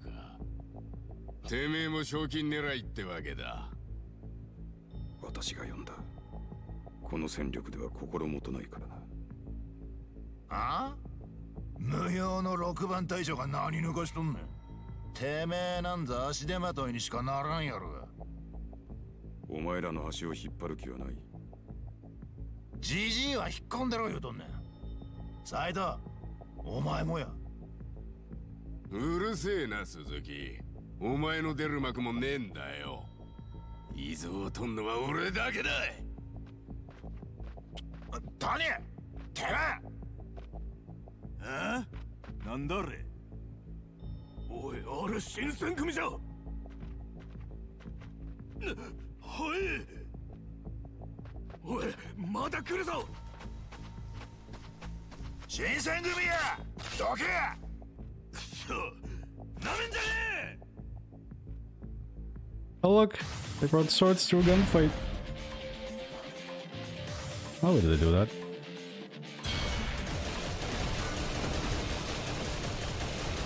So yeah, these are pretty easy pushovers.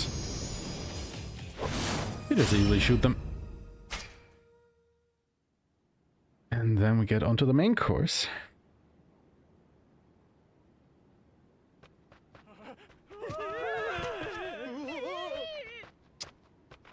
谷のやつはおっぱじめやったな。我々も行くぞ。ああ。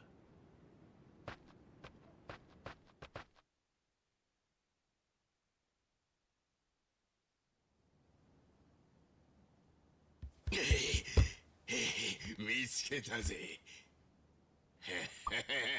観念したのか。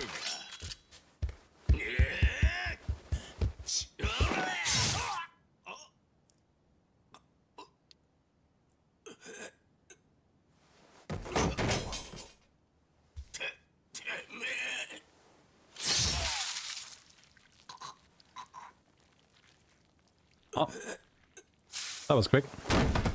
嘘やろ。谷がこもあっさり。So that was the captain of the 7th division. 谷をやっちまうとの。噂通り大した腕や。せやけど、こいつの前じゃ剣の腕なんて関係ないやろ。余裕かましとるんやないぞ。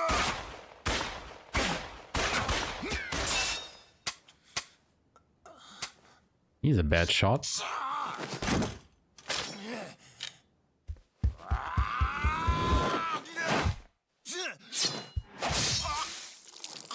And that was the captain of the 9th division. We're just dying like flies here, man. これは谷三十郎に鈴木幹三郎。新選組の隊長も所詮はこの程度。ふん。最強の戦闘集団などと聞いて呆れる。今日は大収穫だ。新選組の隊長を4人も始末できるんだからな。こいつは俺がやる。バカを言うな。同時に攻めるぞ。奴はこういう状況に相当慣れてる。それにあんたは年だ。異蔵の動きにはさすがについていけないだろう。Rude? あいつ相手にあんたをかばいながら戦う余裕はない。俺にやらせてくれ。頼む。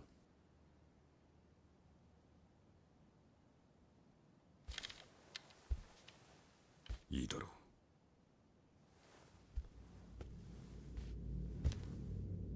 いいんですか、お一人で。手柄は独り占めしたいんでな。なるほど。では今のあなたは新選組の斎藤はじめであると。ああ、そういうことだ。これは願ってもない。新選組の隊長であれば私も切らざるを得ません。竹地先生にもご理解いただけるでしょう。今日は思い切りやれる。Alright, time for the third round, isn't it? 来い。行ぞ。行くぞ。斎藤はじめ。ここがあなたの墓場です。Well, again, shoot him down with a special bullet, and then we use the swords. Now, I want to say he's probably like the first big roadblock in the run, because he's definitely tougher than anything else we've faced so far. He has a lot of different attacks, he has a lot of health, and he can actually deal quite a bit of damage if you let him. So you want to try and not let him do that if you can.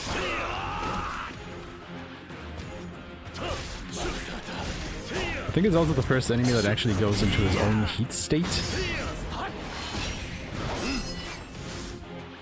At about 50% health. So he powers up.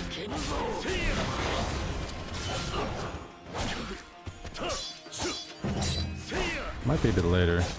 Oh yeah, there we go. At about a third, okay.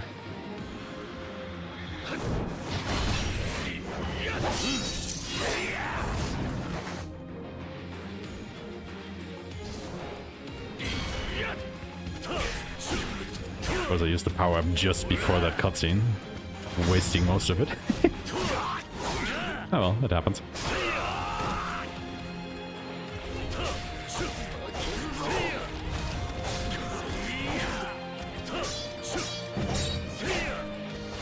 Funnily enough, he's behaving pretty well so far. Like, he got a couple hits in at the start, but after that, he's been really passive in a way, even though I'm also whiffing quite a few attacks myself.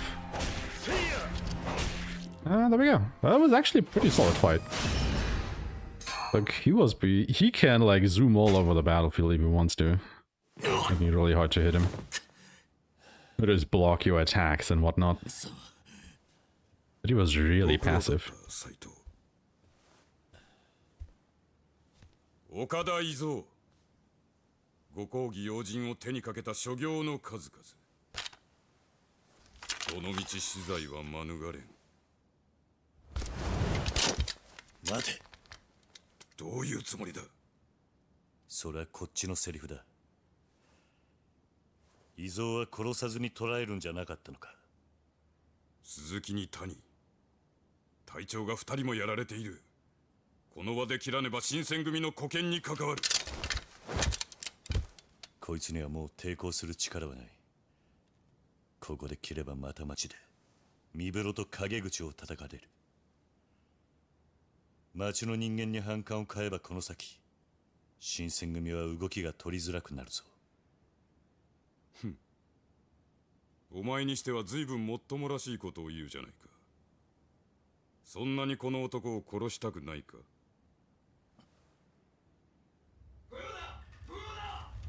なんだ。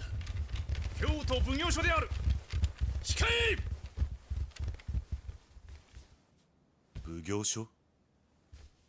岡田伊蔵はここだ。この新選組3番隊隊長斎藤はじめが捕らえた。大木伝がご苦労であった。引っ立てい。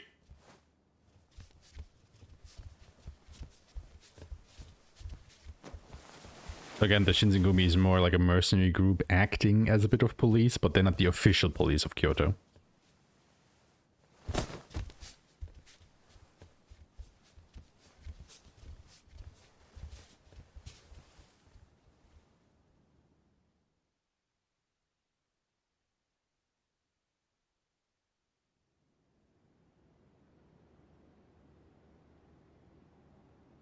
Aんたがあらかじめ役人を呼んでたんだな。そうだ。つまりあんたは花から伊蔵を殺すつもりがなかった。当然だろう。岡田は殺さず捕らえよという指令だ。それじゃあなんで殺すふりなんてしたんだ。斎藤はじめという男がどんな考えの持ち主なのか知りたくてな。谷や鈴木のような輩をこれ以上増やしたくはない。俺を試したのか。悪く思わないでくれ。それより伊蔵とは随分親しげに話していたじゃないか。そんなことはない。もしもの話、新選組幹部が金王党の殺し屋と通じていたとなればことだな。想像するのはあんたの勝手だ。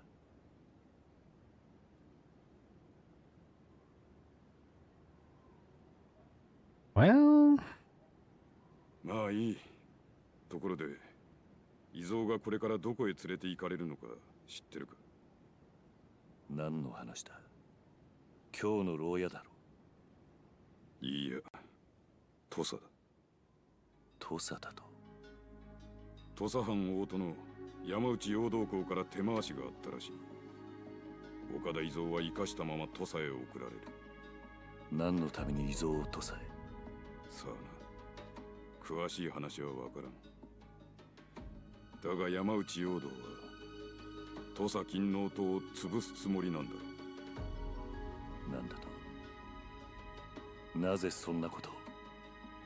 土佐金王党は竹地半平太という男に牛耳られていてな。最近まで陽道公が江戸にいたのをいいことに藩を思い通りに動かしていたらしい。竹地の指示で殺しを続けていた伊蔵は陽道公にとって金王党を弾圧する材料になる。つまりこの先土佐で伊蔵を待っているのは想像を絶する拷問だ。それじゃあ伊蔵がその拷問で竹地の名を吐けば。陽動校は堂々と金王党を潰せる。その名手である竹地は処刑される。Well, that's bad, isn't it? 伊蔵はここで殺されていた方が良かったのかもしれんな。土佐金王党にとっても竹地半平太にとってもな。バカな。それじゃ俺がしたことは。 Maybe you should actually start killing people? My god. He's like a Japanese Batman.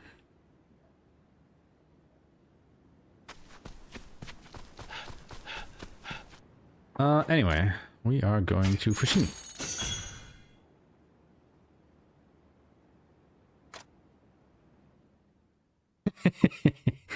Look, it's a surprise gun at the start, okay, to catch them unawares. Because they think they are bringing a sword to a sword fight, and then, surprise, gun! But yes, it is quite funny. Also, again, use of second home here, because, you know, it is always on the way from the fast travel point to Terradaya, so we can conveniently just quickly stop by here and upgrade our stamina, so we can sprint longer.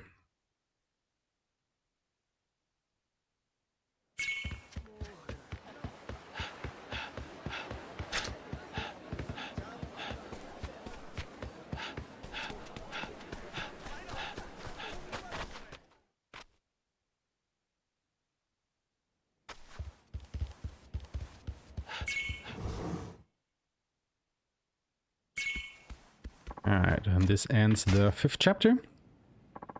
And while the cutscene into the 6th chapter starts, I will quickly... Actually, while this is happening, just quickly go upstairs and grab some water. I'll be back in just a minute.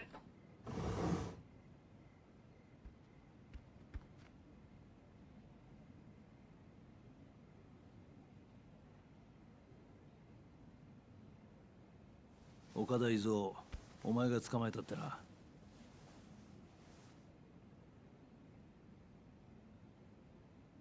皮肉なもんだ。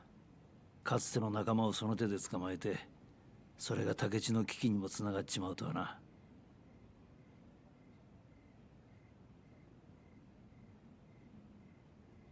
そう落ち込むな。あの竹地はそう簡単に終わる男じゃねえ。あいつなら陽動校に呼び戻された理由も分かっているはずだ。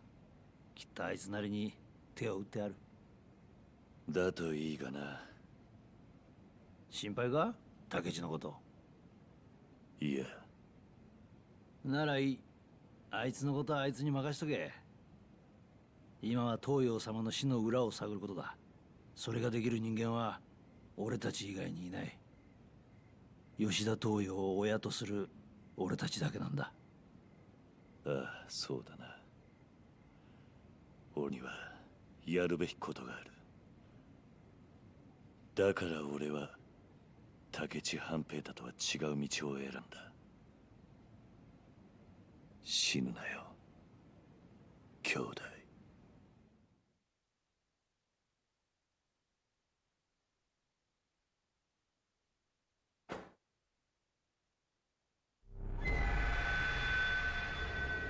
So it'll be a little bit more than a third into the run at this point, chapter-wise. But there are also some shorter chapters a little bit later in the game, so we're still pretty good on time, I would say. At this point. I have 5 hours for 5 chapters. That's about right. やめろやめてくれ。勤王の獅子ってのはみんないい声で泣くな。やめてくれ。もう全部喋ったじゃねえか。ああ、知ってるよ。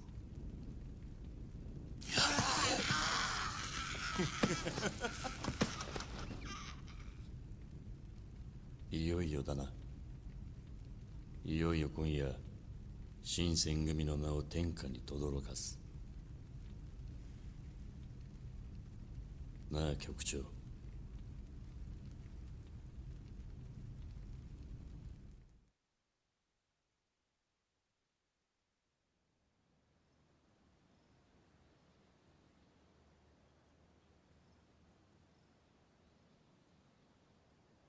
あれ、なんだか頭数が減りましたね。鈴木と谷のことか。あいつら敵に人たちでやられたらしいじゃねえか。たく、だらしねえ。相手はあの人斬り異蔵だった。仕方あるまい。そういや鈴木幹三郎って確か伊藤参謀の口利きで隊長に抜擢したんじゃなかったか。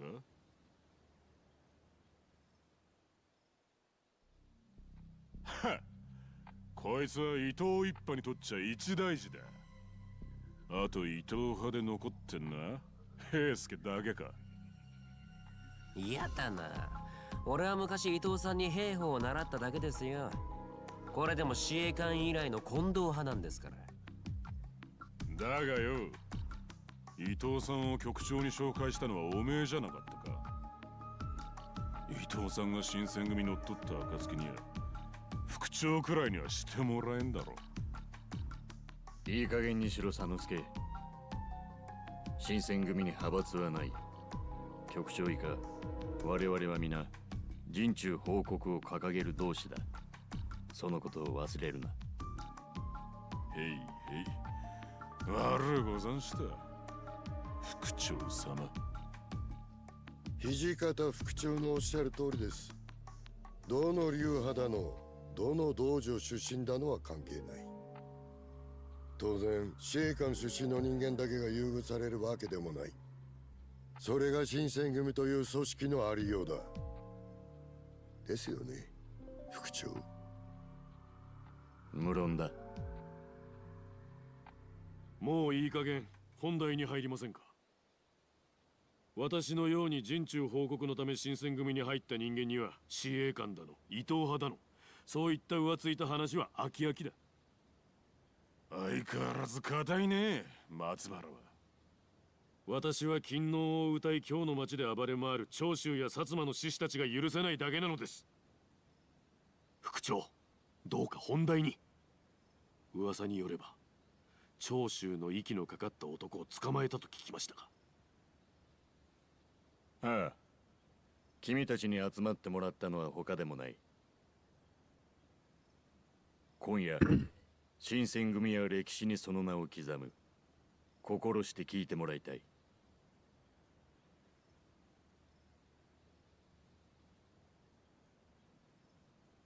昨夜監察の山崎がとある勤王志士の密偵を捕まえた。名前は古高俊太郎。実はこの男のねぐらから大量の火薬が発見された。大量の火薬やと。そんなもん何に使う気？それを吐かせるために古高を一晩拷問にかけた。そして白状したところ勤王志士40名による大規模な計画が発覚した。なんやその計画っちゅうのは。御所放火。連中は大量の火薬で帝のおわす御所を焼き払おうとしていたのだ。御所？ほんまなんかその話。ちょっと待ってくださいよ。でもそれっておかしくないですか？勤王って言ったら帝を敬ってる人たちのことでしょ。なのになんで御所を焼き払わなきゃならないんですか？御所に火をつければ京都を守る幕府の役人が集まってくる。我々新選組もだ。それを一気に皆殺しにする気だったらしい。なら狙いはわしらっちゅうことか。なんやおもろそうな話になってきたやないか。いや、奴らの真の狙いは我々ではない。むしろその先、火災に乗じて御所から帝を奪い去ることにある。帝を奪う？奴らの狙いは帝を手に入れて倒幕の直面を出させることだった。結局連中は帝を政治の道具としか見ていないということか。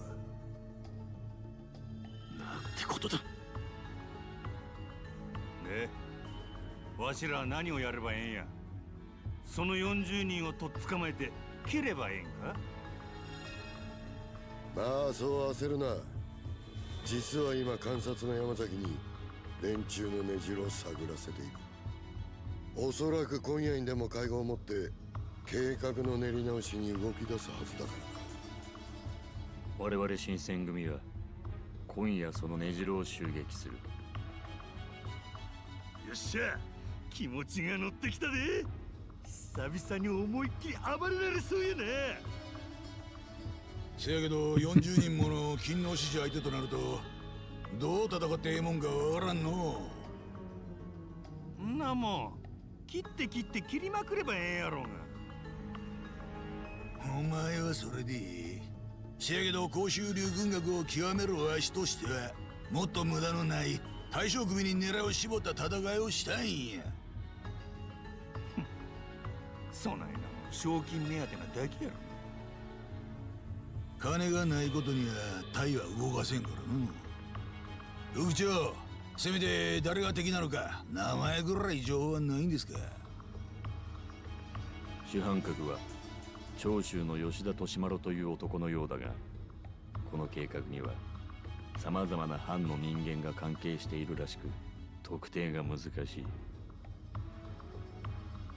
長州では堺、北野、土佐藩では永井、佐々木、中岡とかいう男の名前が出ていたが、なんだと。斉藤、どうかしたのか。いや、別に何でもね。そしたら吉田利麿を取れば報酬は跳ね上がると。まあそういうことになるだろうな。よし、他に聞きたいことはないな。それじゃあ私と伊藤さんは夜までに襲撃の手はずを決めておく。諸君はそれまで通常通りに。我々が普段と違う動きをすれば連中に襲撃を気づかれるからな。At this point, Choshu is one of the prefectures that has a lot of loyalists in it that oppose the shogunate. It's basically like a rebel hotspot in Japan during this time.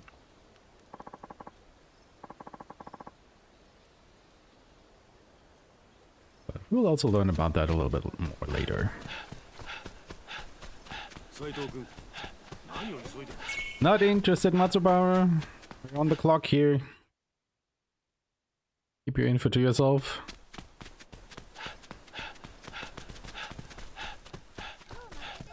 Because yeah, apparently Nakaoka is also involved in this plot. So we are now going back to Chirodaya. Check in on him, see if he's there, and have a little chat, and also potentially warn him that a raid is planned. And this Ikadai incident is actually, you know, like a little history factoid. This thing really happened. And it is one of the incidents that really propelled the Shinsengumi into the good standing of the shogun. Like, it is one of the major incidents that they are known for in history. 今日はもう帰ってきはった？いや、それより中岡は来てるか。中岡さんやったらちょうど2階にいてはるけど。そうか。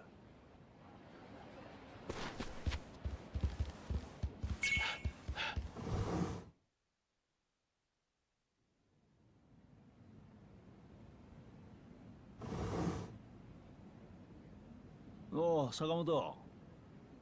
どうかしたのか。中岡、勤労志士が御所を焼くってのは本当か。ああ？なんだそりゃ。お前も一枚噛んでるのか。ちょっと待て。一体何の話だ。新選組に捕まった古高俊太郎って男が白状した。40人の勤労志士たちが御所に火をつけ帝をさらう。まさかそんな大それたこと。新選組は今夜そいつらが今日のどこかで会合を開くと見て襲撃の準備を整えている。もしあんたもそこにいれば新選組の襲撃に遭う。なるほど。それで知らせに来てくれたってわけか。あんたは噛んでいないんだな。俺がそんなもんに絡んでるわけねえだろ。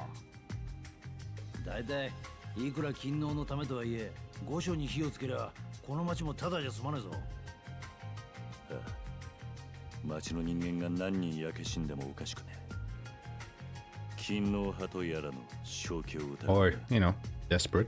まったくだ。だがその一味には土佐の人間も絡んでいるらしい。その中に中岡って名前が挙がっていたが。土佐じゃよくある名前だ。俺じゃねえって。とはいえそいつらが新選組にやられるのを見殺しにするってのもな。連中に新選組の襲撃を知らせてやらないと。そんなことができるのか。さあな。その一味の親玉は誰か分かってんのか。確か長州の吉田利麿って男だ。吉田利麿？勤王派の大物じゃないか。竹地とも繋がっていたはずだ。何？それじゃ竹地もこの計画に加わっているってことか。分からんが少なくとも今日を焼くって話くらいは聞いているはずだ。あいつ自身はもう土佐に戻ったが、さっき言ってた土佐者ってのは案外勤王党の連中かもな。竹地がこんな計画に乗ったっていうのか。お前にとっちゃ複雑だろうな。いくら勤王のためとはいえ自分の兄弟分がこんな無茶するとは考えたくもないが。だがとにかく今は吉田利麿を探すのが先決だ。しばらく鳴りを潜ませるように伝える。俺に任しとけ。あんた一人で。仕方ねえだろ。お前は新選組に戻って普段通りにしてろ。情報を漏らしたと疑われないように。そうだな。お前は裏のある人間だ。せいぜい用心しねえとな。じゃちょっくら行ってくる。ああ。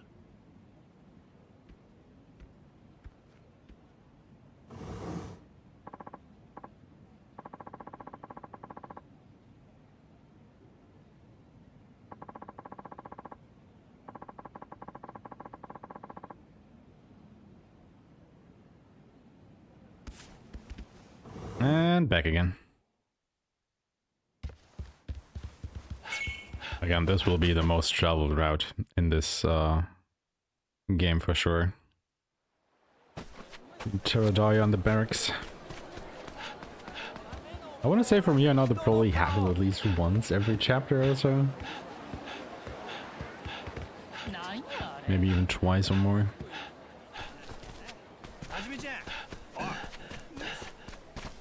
Ah, right. Haha. Did a mistake, we can't fast travel at the moment. And I ran into the sub-story. Ah, yeah.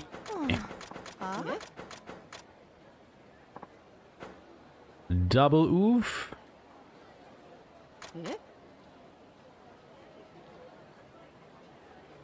Well, at least we got this out of the way in case it ever happens again. It. Yeah, it's like at some point in the game, the fast travel options will be disabled.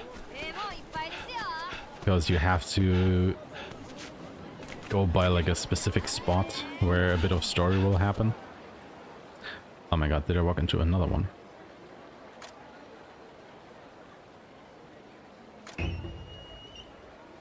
Sure did.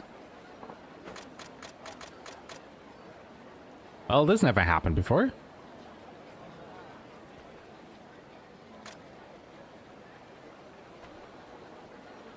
Because normally you don't walk down this side of the river.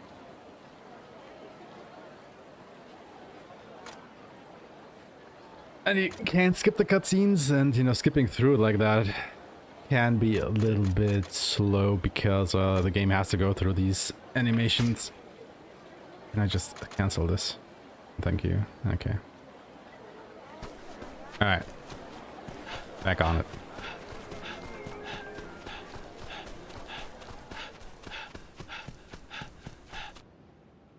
And because this cutscene has a trigger, so not allowed to fast travel past it.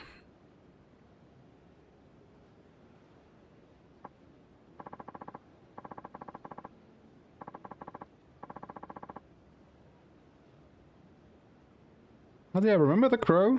You know, the information broker that we employed all the way at the start of the game? Well, all the way, but the second chapter. Like, you know, 4 hours passed. ああ、いえ。お顔だけは、邪魔したようだな。待ちたまえ。君もこの男を知っているのか？こいつはカラスという情報屋だ。君とどういう関係だ？いやー、どうもこりゃ。見たところ、私が一番お邪魔のようで。すいません、失礼します。待て。え？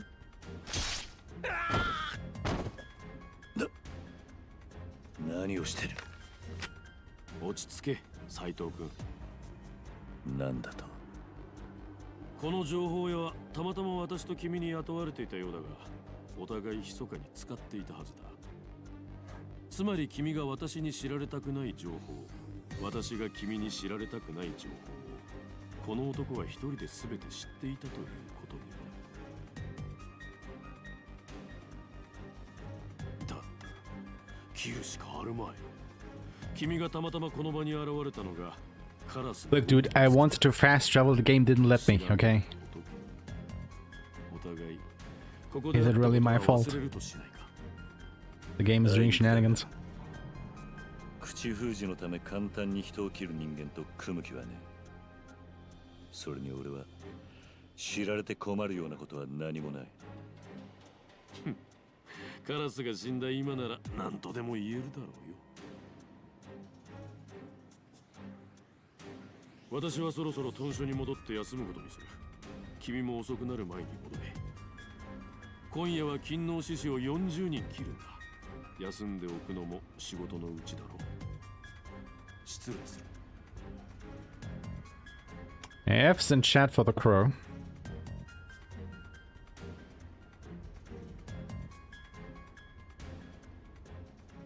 He will be missed, I guess.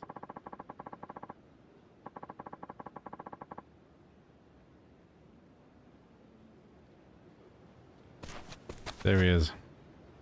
Bastard. Flying on the street. Anyway. Now the fast roll options are unlocked again, so we just have to make our way over to the smithy, because that is where the nearest fast roll thing is.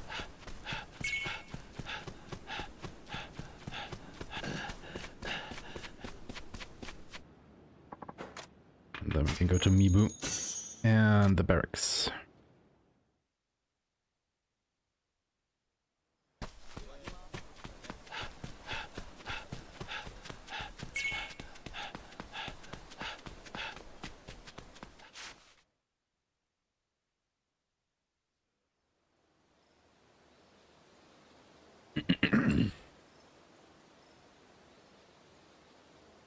Modota 戻ったか、斉藤君。ちょうどいい話がある。なんだ？勤労志士たちの会合場所だが、観察の調べで2カ所に候補が絞られた。池田屋と四国屋って宿だ。連中はそのどちらかで会合を持つ。そうか。どっちかはっきりするまでは隊を二手に分けて襲撃の手はずを進める。君の3番隊は私と一緒に行動してもらう。ああ。勤労志士が集まるのは池田屋か四国屋か。君ならどっちが臭いと見る？四国屋だ。結構。では私と斉藤君は四国屋を受け持つこととする。そしたらわしは池田屋っちゅうことか。ま、別にどっちでも構わへんけどな。俺もどっちだっていい。話ってのはそれだけか。ああ。だが斉藤君、屯所からはもう出るな。これから四国や出動までは屯所内で待機とする。いいな。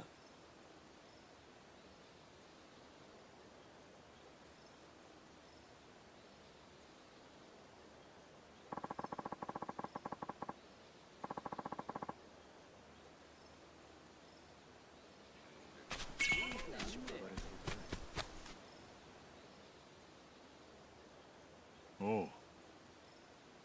お前は四国屋組らしいな。わしは起きたらと一緒に池田屋をやる。相手は40人からの勤王志士や。向こうも死に物狂いで抵抗してくるで。覚悟しとけ。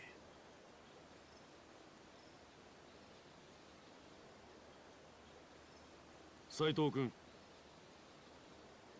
またお前か。そんなに怖がることはない。副長が君を呼んでる。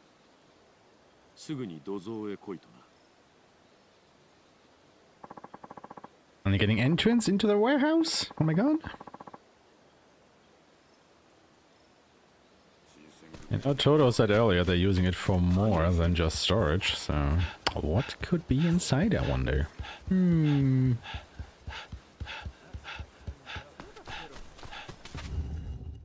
Find out.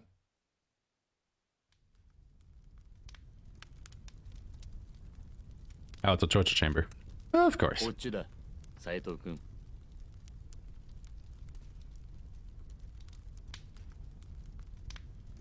こいつは見てわからんか。こいつが噂の古高俊太郎や。おもろいで。はじめちゃんもいたぶってみ。そんな、もうやめてくれ。やめてほしければもう一度だ、古高。そこの斉藤君にもさっきの話をしてやれ。ああ、一味の人数は少なくとも40名。特に腕が立つのは吉田利丸と同じく長州藩の桂小五郎。吉田はよう知らんが、桂は神道無念流の免許皆伝や。剣も相当の腕やが、それ以上に逃げ足が速い。ついたあだ名が逃げの小五郎や。桂は長州の頭脳とも呼ばれる天才。今回襲撃における大衆首と考えていいだろう。一番いいのは生け捕りだが、取り逃すくらいなら殺せ。ああ、わかった。いいか、桂にしろ吉田にしろ、その二人にはここにいる君ら各隊隊長が当たれ。それ以外の大使がかかっていっても無駄に切られるだけだ。言われんでもわっとるわ。それよりそろそろ時間やないか。わしはもうはよ人切らな収まらんで。ああ、行こうで土方。もう火も落ちとる。分かっている。だが一斉に新選組の大使が屯所から出りゃ襲撃を感づかれる。屯所を出るときは一人ずつだ。その後はそれぞれ持ち場の宿へ行って待機してろ。いいな。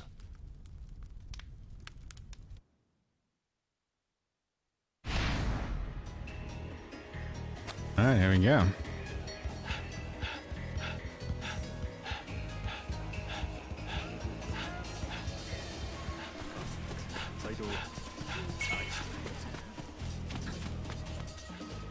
Did you just call me an ass? What the hell? Yeah, before we do this, let's learn a couple more abilities, shall we? Power up here.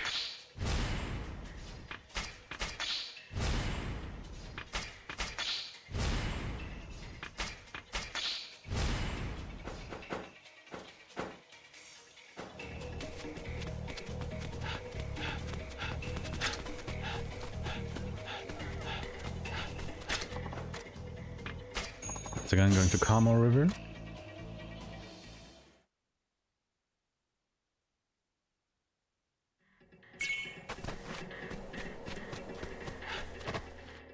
Story marker for more cutscenes. Hell yeah.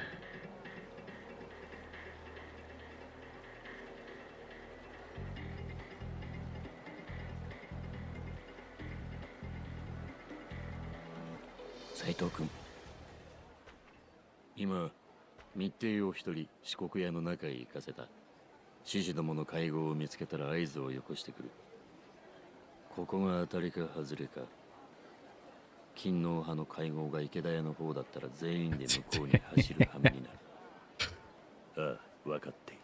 Like, it's funny, right? Like, again, the normal speed on this is about 4 hours. And, you know, you can't outright skip scenes like this. You have to fast forward through them. So even in this 4-hour run, I think it at least takes, I don't know, 30, 45 minutes, you know, just fast forwarding through the cutscenes. So the actual run where you have gameplay is maybe 3 hours? No. Point I'm trying to bring across is, game has a lot of story.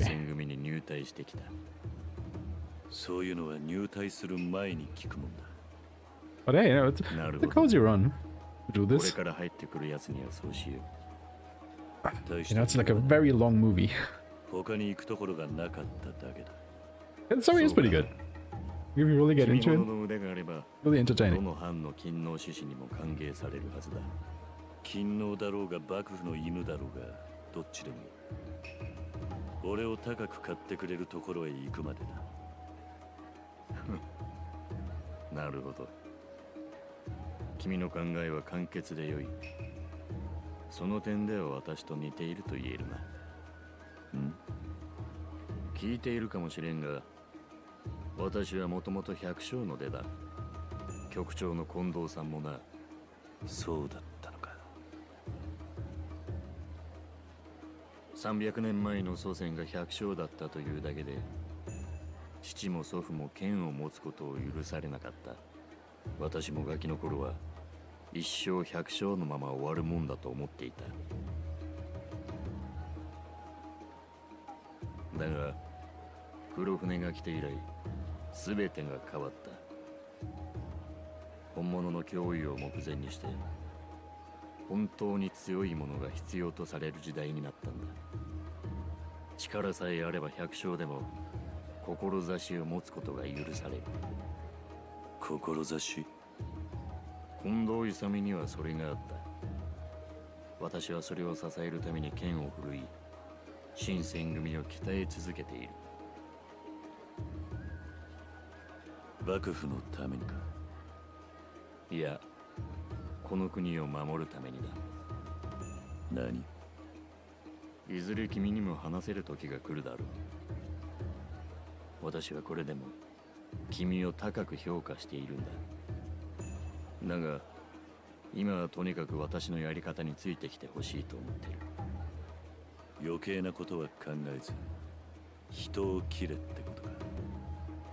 それが武士の本分ってもんじゃないのか。そういやそうだったな。密偵が戻ってきたな。副長、四国屋に不審はないようです。勤王志士たちはいる気配もありません。とするとこっちは外れか。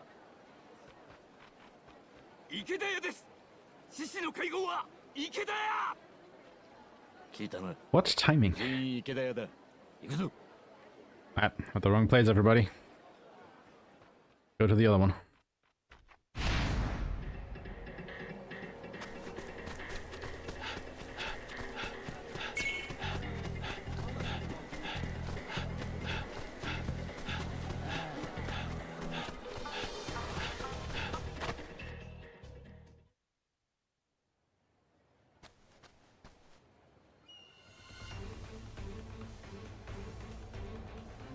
こちらです副将。池田屋の勤王志士40名、刀を取って抵抗しています。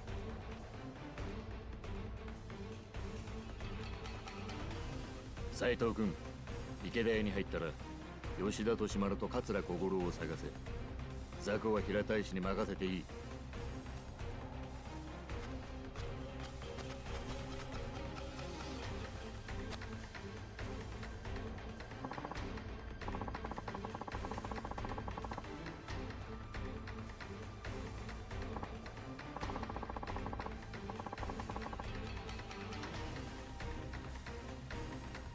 海藤君、何している?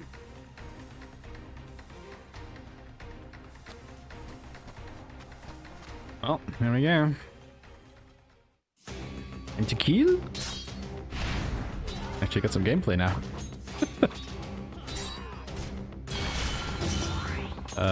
Wait, this one.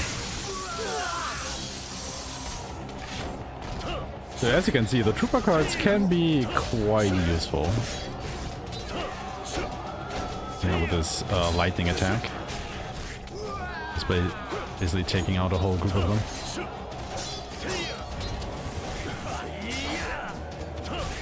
And we just have to fight our way through here.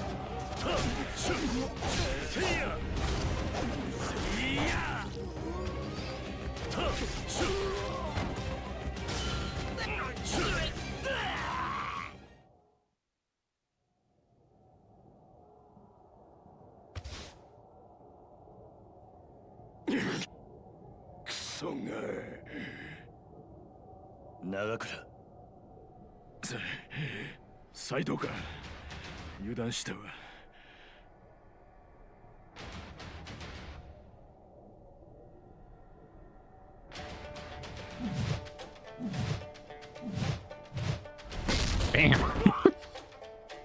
Yeah, I think that guy has some crushed ribs now.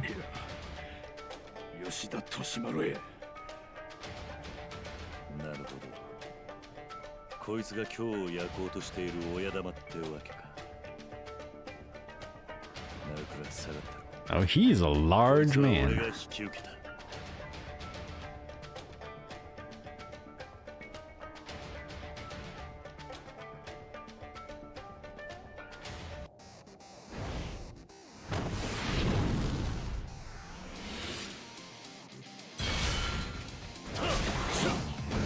Oh god. Really starts with this shit, huh?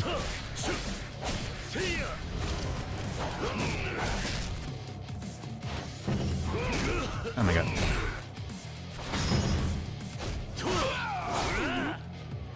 So depending on what he does, this fight can go wrong like quite quickly if he does a lot of his swings and whatnot. You really don't want to see them, if at all possible.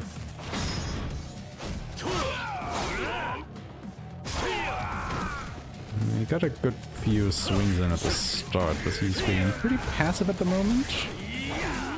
Is good. And over. Okay. Honestly, bad start, but then we were able to turn it around pretty well. Very nice. But we're not done yet, we still have to find Katsura.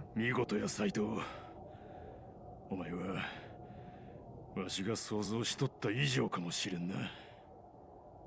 せやけど、まだ桂小五郎が残っとる。奴を捕まえへんうちは何も終わらへん。桂を探すんや。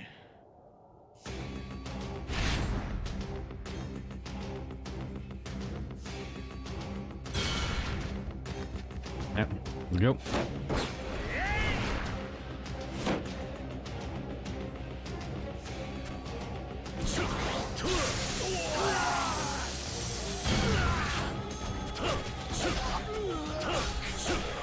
So this is also the point in the game where managing your trooper cards becomes pretty important because they have, you know, a cooldown period after you use them.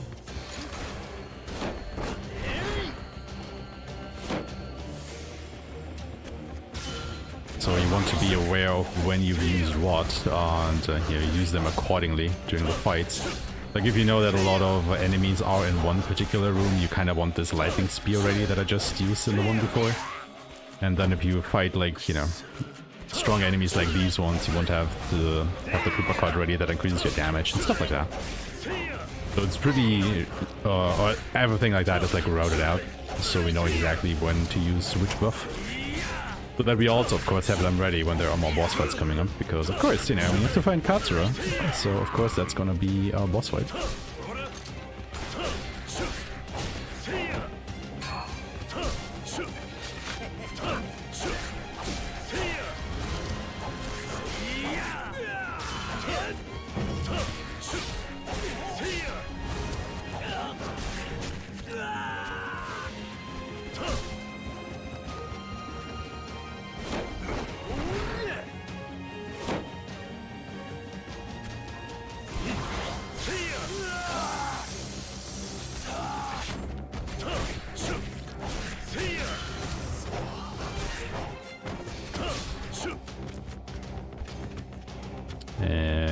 Wait.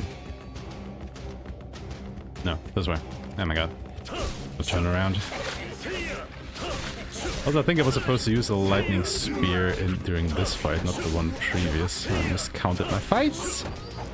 We just talked about how it's all routed out, and then don't follow the route. What is this? Yeah, this is totally the fight where I was supposed to use the lightning spear, not the one before. I was wondering, I was using the lightning spear against only 2 targets. To be fair.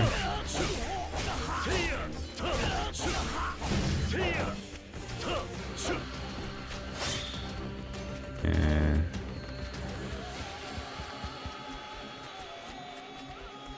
Wait, what? I have to go this way. Why does it not let me go that way? Oh?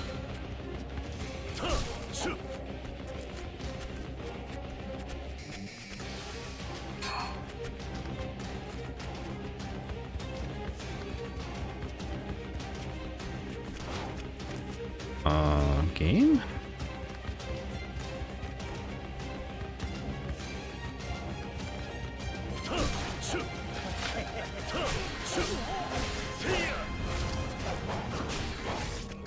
Okay, I'm a bit confused now because I don't think we usually need to go through this room.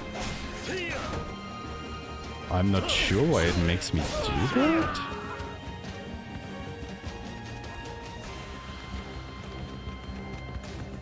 Okay, yeah, but oh. Interesting. I've never had this happen. Huh, interesting. Okay. I guess because he technically didn't check every room or something? Never had this happen before. Interesting. Well then. Well, we know that guy. Yo. 久しぶりだな、斉藤さん。ニーボリ、松助。へえ。Yep. It's a proper marathon run there. でも、今日は本名を名乗っておいた方が良さそうだな。こんな状況で隠しても仕方ないしね。まさか、あんたが。ちょっと危険な長州藩の舵取り役、桂小五郎、よろしく。Again, Choshu is like one of the domains rebelling against the shogun. 桂。そういうこと。どうしてあんたほど切れる男がこんな無謀な計画を立てたんだ。ああ、やっぱりそういうことになっちゃってんだ。実はそれ誤解なんだよ。なんだと。いや、俺は必死に利丸さんを止めたんだよ。こんな計画やめなさいって。でも全く聞き入れてもらえなくてね。ただでさえ好戦的な長州の連中に加えて、今回は土佐や肥後の奴らまで加わったもんだから大変なことになっちゃって。で、仕方ないからあんたんとこの監察さんに古高のことを見つけてもらうように仕向けたってわけ。じゃあ山崎に情報をつかませたのはあんたの仕業だったってのか。彼には悪いことをした。辛い拷問にもあったに違いない。でも今日の町を焼いちまうってのよりはマシだと思ってたんだが、今度は自分の身も危なくなっちまった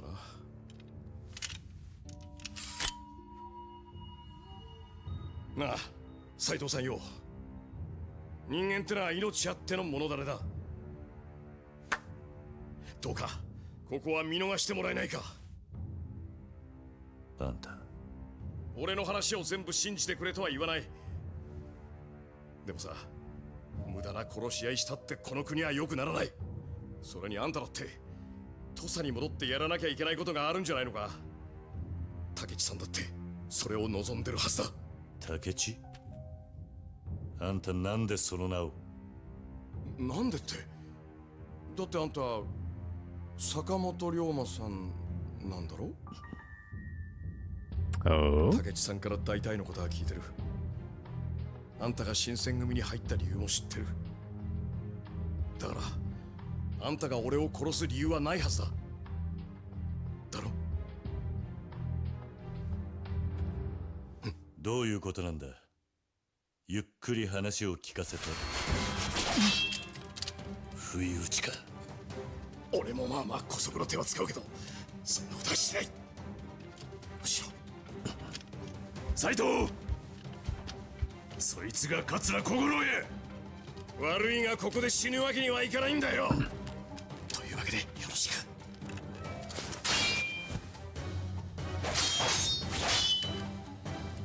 俺のこの国を憂う熱き思い分かってくれるよね？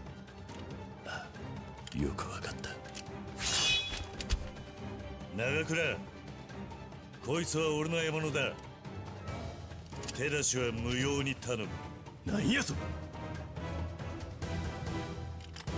上等。 Well then, enjoy this little music track. It's one of the best ones in the soundtrack, I feel like. Really cool.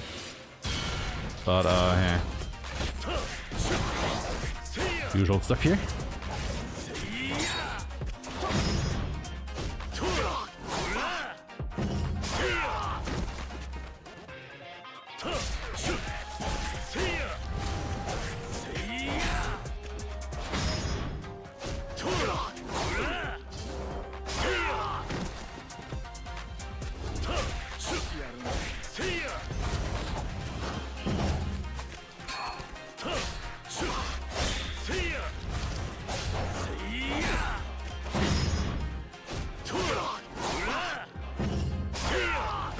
The dude is losing a lot of blood.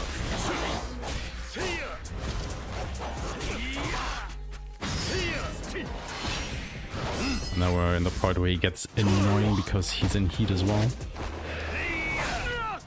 I'm gonna try and end the fight quickly from here on out. Looking pretty good though. Nice. Pretty good fight. Like, the boss fights we've had so far, all pretty solid. Holy hell.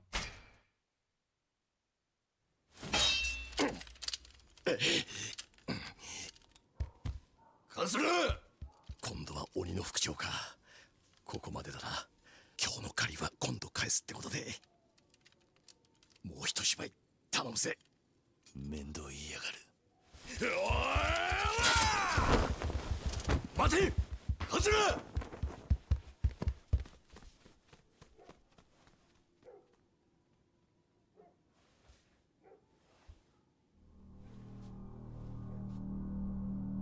悪かったな。仕留められなくて。お前。He doesn't buy it. Absolutely does not buy that.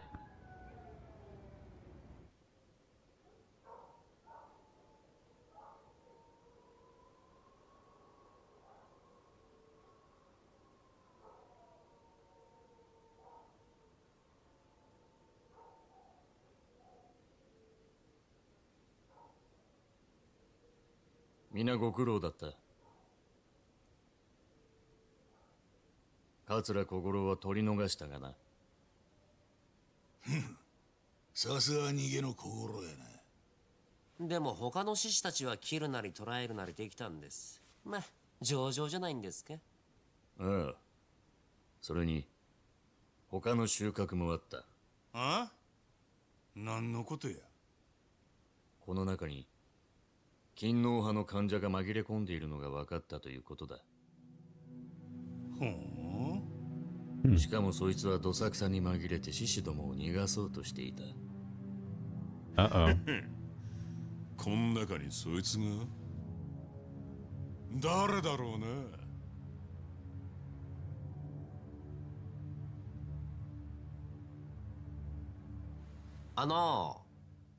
土方さん、その裏切り者って松原さんのことでしょ。何言っている。平助、くだらない冗談を言っている場合じゃないぞ。松原君、君の素性は分かっている。長州藩の人間なんだろう、君は。副長、そんな、私が長州だなんて。カラスとか言ったか。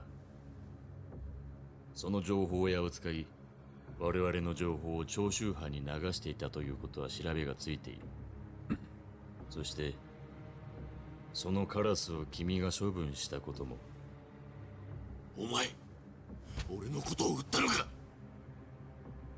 監察の山崎が突き止めたんだ。3ヶ月ほど前から君が幾人もの情報屋に接触していることは知っていた。何かしらの目的があってのことだとは思ったが、まさか長州からの患者だったとはな。ちょっと待ってくれ。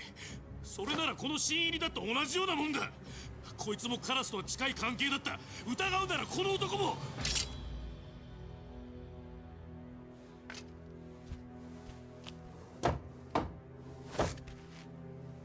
見苦しいぞ。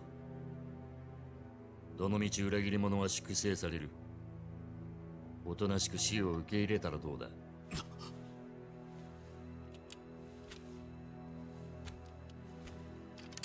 解釈してやれ、斉藤君。君がカラスという男と接触していたのは新選組に入隊する前なのだろう。ならばそのことを追求するつもりはない。どうしてそれを。今日の町の道場で腕の立つ剣士が天然理心流を探している。そんな情報が私の耳に入らないとでも思っていたのか。理心流を追うことは罪ではない。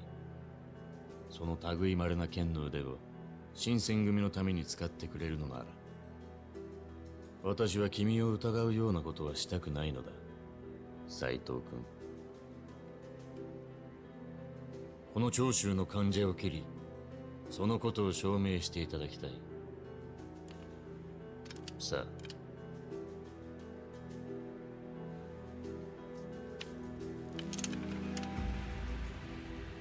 And once again, he has to kill?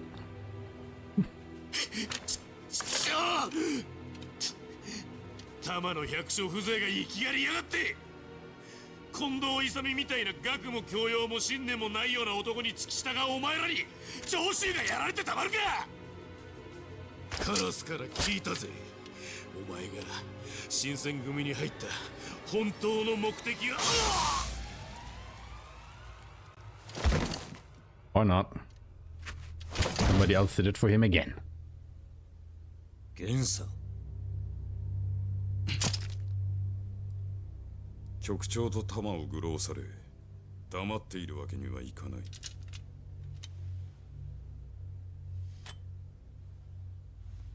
邪魔をしてすまなかったな。頭に血が上ってしまったようだ。火の上。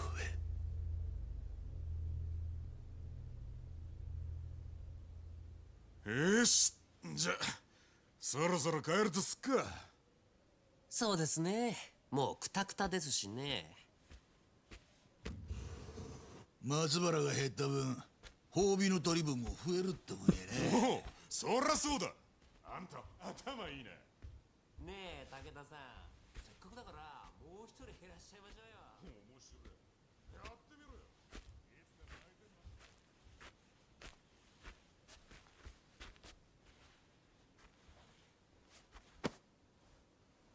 次は敵を取り逃すことのないよう頼みますよ。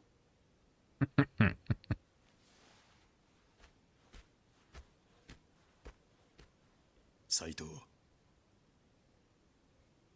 よう覚えとけ。これが新選組っちゅう組織や。疑わしきは粛清する。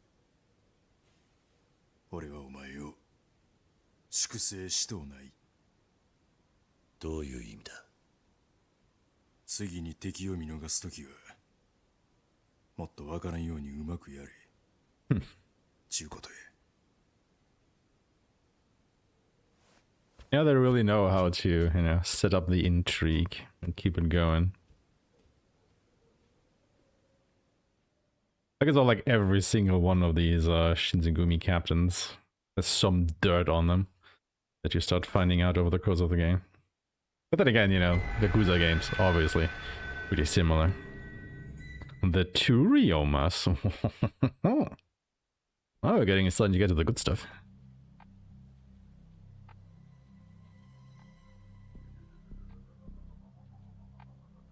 これは勝先生。幕府のお偉いさんがこそこそおいでになるとは。ここらで薩摩にくら替えでもする気でっか。あんたに身の振り方相談するためにわざわざ今日まで来たわけじゃない。いつまで経っても動かない薩摩芋の尻を叩きに来てやったんだよ。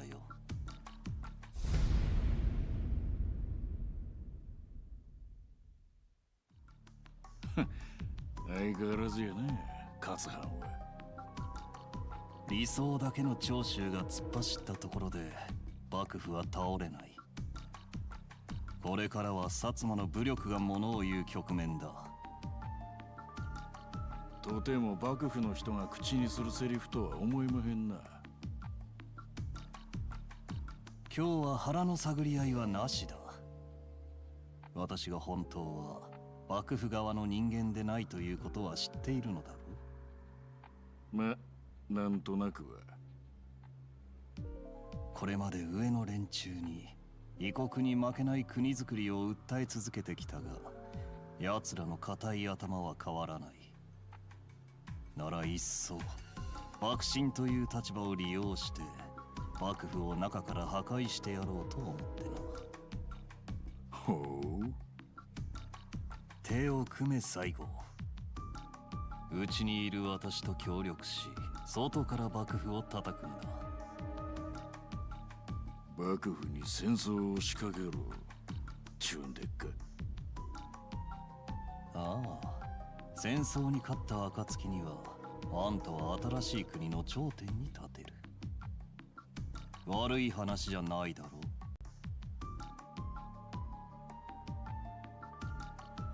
それに今日はあんたらが戦に勝てるようとっておきの武器を連れてきた。武器？この男はイギリスの武器商人と深いつながりがあってね。その気になりゃ江戸城を一日で落とせるほどの武器弾薬を調達できる。土佐脱藩浪士坂本龍馬だ。お？坂本龍馬。So Satsuma Prefecture, the one which Saigo is the head of, is another one that is, I want to say, at odds with the shogunate, but it's also a very powerful one. ああ、それがどうかしたか。ちょっと気になることがあってな。なんだ？お前が池田屋で桂小五郎と話したって内容のことだ。奴は竹地からお前の素性を聞かされていたんだってな。ああ。だとすると、いずれ桂はお前の正体を新選組にばらしちまうんじゃねえか。どうしてそう思う？所詮桂は長州の人間だ。その長州にとって新選組は天敵。三番隊の隊長が勤王派の大物と兄弟分なんて美味しいネタ放っておくはずがねえだろう。奴が俺の素性を組に密告すると。そうすりゃお前は松原の二の前だ。三番隊隊長は粛清。長州にとっちゃ新選組の戦力減は願ったり叶ったりなはずだ。桂はそういう手を使う人間には見えなかったがな。でもよ、どのみち桂がどう出ようが、俺が新選組の中で動ける時間は限られてる。どういうことだ？俺が天然理心流を追っていることは池田屋で幹部たち全員に知られた。ああ、そうだったな。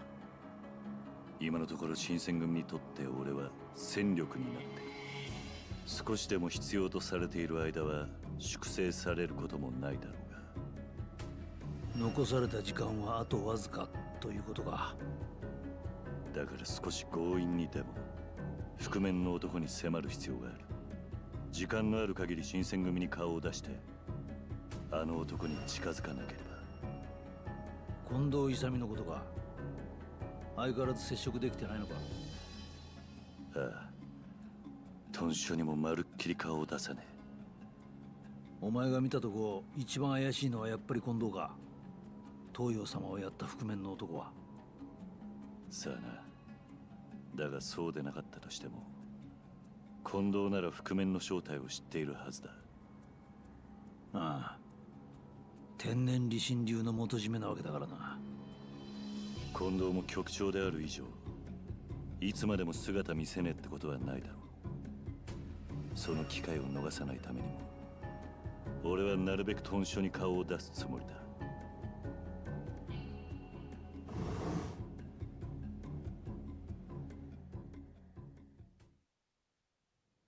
Alright then.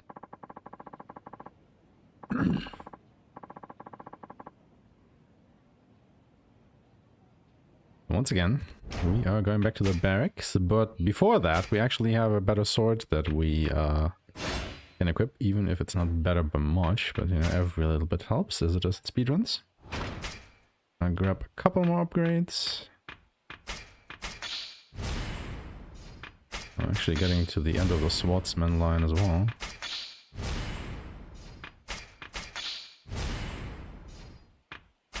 Oh, we actually are at the end. Would you look at that? Yeah, not much more that we can upgrade actually. Like, you know, we still gain a little bit more power through the levels, of course, but when it comes to getting the abilities, we're basically at the end of the line now, because everything else that is left on the ability tree for the swordsman is basically just different weapon types that you can use, like sub-weapons and stuff. And similar side grades at best. So really not all that useful.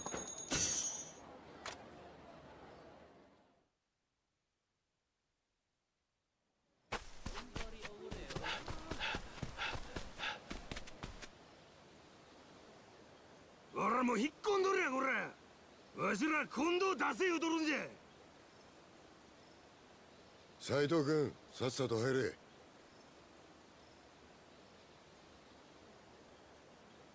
おお、待て！わしらも中入れんかい！局長は多忙につき不在。先ほどからそう申し上げておる。なめとんのか、ボケ。わしらは京都見回り組や。浪人風情が誰に向かって口聞いとるんじゃ。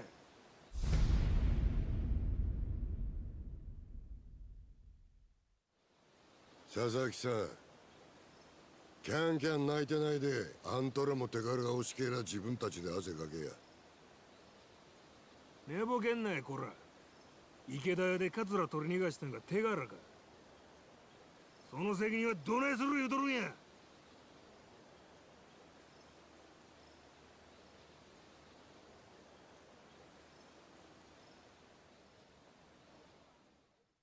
So again, the Shinsengumi are basically peasant and farmers and whatnot that can, you know, swing a sword. And the Miwawarigumu are like a higher standing, like a higher social standing people forming a similar thing to the Shinsengumi. They have like a higher authority.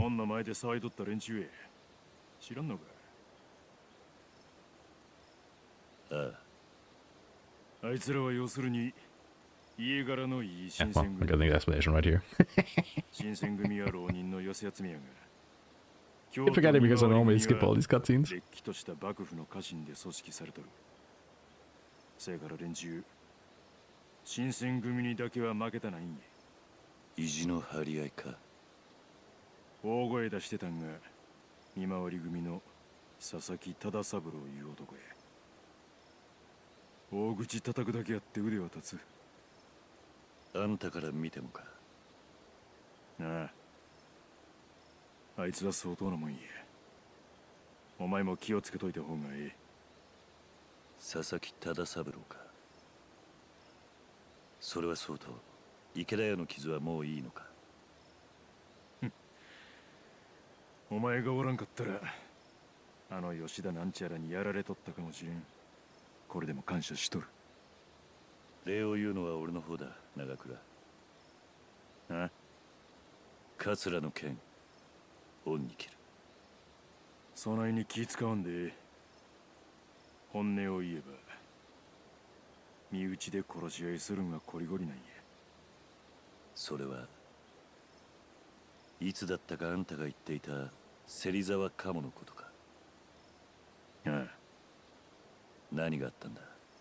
なぜ局長だった芹沢が身内に殺されるようなことになった。あれは俺らがまだ新選組と名乗る前、京都に来たばかりで身分押し組を名乗っていた頃のことや。その頃はまだ俺ら天然理心流の7人と鴨さんの一派3人を合わせた10人だけの小さい初代やった。芹沢の一派っていうのは鴨さんの水戸脱藩以来の同志やった平間重介、平山五郎と鴨さんを合わせた3人のことや。その3人が俺ら天然理心流の門と身分押し組の主導権を争った。鴨さんは凄まじく剣の腕が立ち、学もある立派な剣士やった。せやからまず近藤さんは鴨さんを自分と同格の局長に取り立て組織をまとめようとしたんや。土方さんの反対を押し切ってな。それじゃあ土方が芹沢を殺したってことか。さあな。誰が直接鴨さんに手下したかは知らんねえ。近藤藩かもしれへんし土方藩かもしれへん。やがそれを知る必要はないということや。知る必要がない。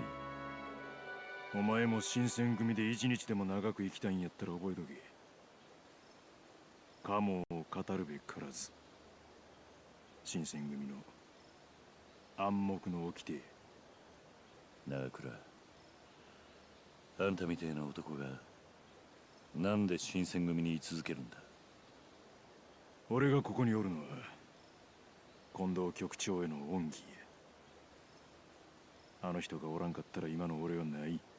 昔俺が間違えて人を殺めてしもた時、局長は俺のことを守ってくれた。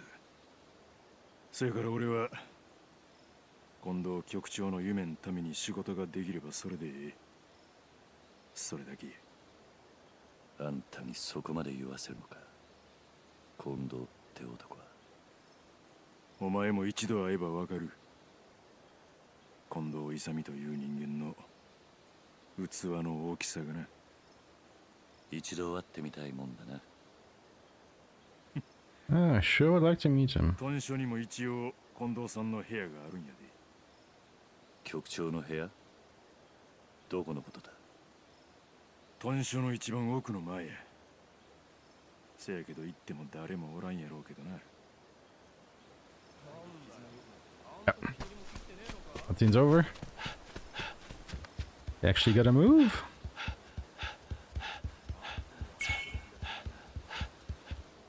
Yeah, cutscene.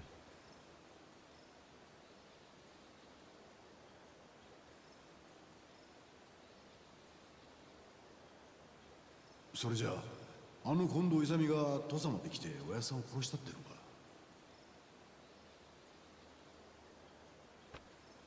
か。何をしてるんだ。いや、何でもない。おお、局長の部屋に入ろうとしてたんじゃないのか？無駄だな。局長は多忙につき不在だ。それじゃあ俺が局長に会うにはどうすりゃいいんだ？向こうから会いに来るのを待つしかない。なんなら他の者にも聞いてみろ。みんなそう答える。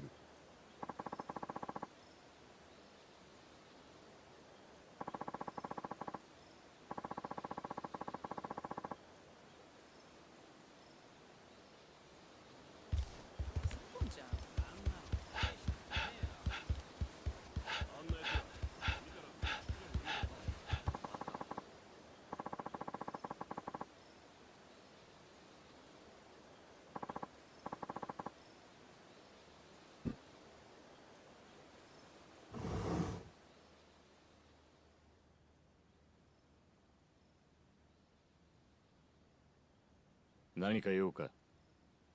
一度局長に会ってみたいと思ってな。隊長になったというのに挨拶すらできていない。会ってどうする？別にどうこうするって話じゃない。近藤さんは多忙なお方だ。まあいずれ会える日も来るだろう。もうしばらく機会を待つんだな。いつまで待てばいいんだ？ずいぶん近藤さんに興味があるようだな。それが何か問題あるのか？大ありだ。あの方と気安く会えると考えられては困る。局長は新選組の主君と思え。君も新選組に入った以上はな。分かったらもう行け。Oh, that didn't go anywhere.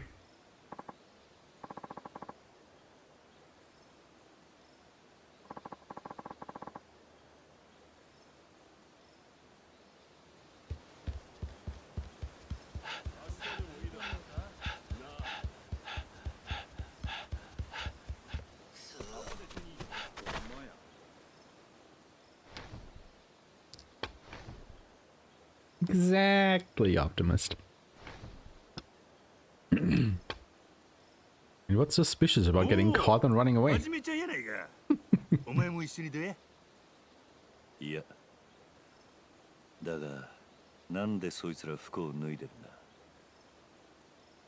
もう払う金がない言うからな。服を七に取ったんや。ふんどしも言っとらないかなあ。これ以上負けたらこいつら武田藩に何されるんやろな。どない思う？そんな。なんや、はじめちゃん。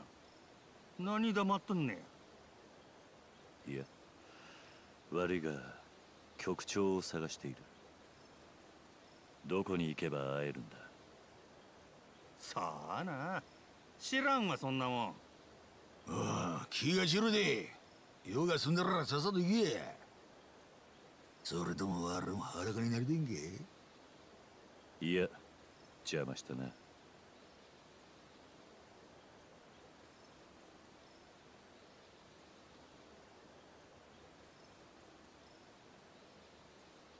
れは厳しいな。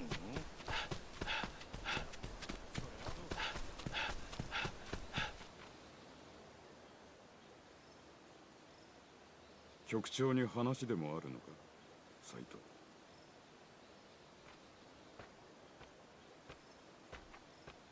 藤。井上。いや、俺はまだ局長の顔を見たことがなかったんでな。特に話があるわけじゃない。そうか。ならちょうどいい。その局長直々の仕事がある。お前に頼むよう言われた。Oh, that's convenient. 何？お前、坂本龍馬という名前に聞き覚えは？知っているのか？いや、知らねえ名前だ。坂本は土佐藩の勤王志士だ。武智半平太の作った土佐勤王党の筆頭。1年前に藩の三世吉田東洋を暗殺して土佐を奪還した。この坂本龍馬をお前に探ってきてもらいたい。なんで俺なんだ。不服ということだ。いや、わかった。で、どうすればいい？坂本龍馬について我々が掴んでいるのは、まず数日前に今日の薩摩藩邸に現れたってこと。I don't want to self-search here now. 薩摩藩邸。そんなとこに坂本龍馬が。何かおかしいか？ Oh, it absolutely is, yep. いや、続けてくれ。それ以前、坂本は土佐を脱藩した後、幕臣勝林太郎の門人となって怪術を身につけた。怪術？船の操作だ。その船で長崎から密かにイギリスの武器を買い付けているらしい。トマス・グラバーって武器商人と通じてイギリスの武器を。どういうことなんだ？局長はそいつを探れと言っている。まずは薩摩藩邸へ行け。坂本龍馬は勝林太郎と一緒に薩摩の西郷吉之助を訪ねたってことだ。その西郷に話を聞くのがまずお前のやるべき仕事だな。西郷吉之助か。仕事が済めば局長に報告することになる。その時近藤さんにも会える。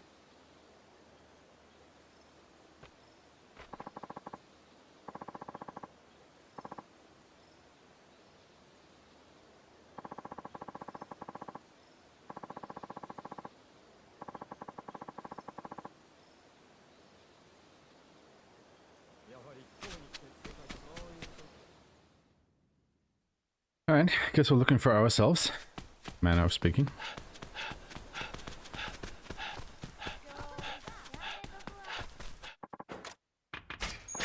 So it's back to Teradaya. Hell yeah.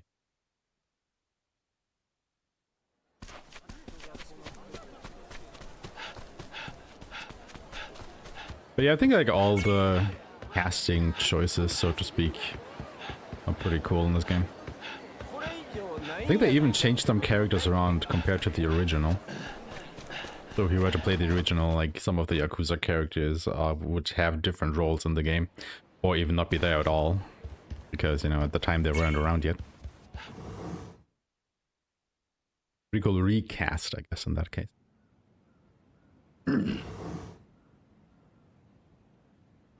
俺の偽物が現れたらしい。はあ？そいつは坂本龍馬を名乗ってイギリス製の武器を買い付けている。幕臣の勝林太郎の門人で今日の薩摩藩邸に現れた。おい待てって。何がどうなってんだ？俺にもわからねえ。だがその坂本龍馬を新選組が探し始めている。お前の耳には何か入ってねえか？もう一人の坂本龍馬のことが。いや、知るわけねえだろ。知っていたら真っ先にお前に話してる。だよな。けど、なんでお前の名前なんて語るやつが。わからねえ。誰かが俺をはめようとしているのかもしれない。新選組がその偽物を追いかけてるって言ったな。ああ。と言っても俺がその坂本龍馬を追う役だ。近藤勇が俺を指名したらしい。なんだと？おい、それってお前の正体がバレてるってことじゃねえのか？もし近藤が1年前の覆面の男なら俺の顔を覚えているかもしれない。近藤はそれを確認しようとしているとも考えられる。それじゃお前やべえじゃないか。だがどっちにしても断れねえ。今はそのもう一人の坂本龍馬を追うだけだ。これから薩摩藩邸にいる西郷って男から話を聞いてくる。薩摩の西郷か。そっちはそっちで厄介な相手だがな。どういう意味だ？薩摩は日本の端で300年幕府の命かすめて力溜め込んできた藩だ。異国との密貿易でな。それで幕府でさえ薩摩が勤王の倒幕派に回らないよう気使ってる。その薩摩の鍵を握ってるのが西郷吉之助ってわけだ。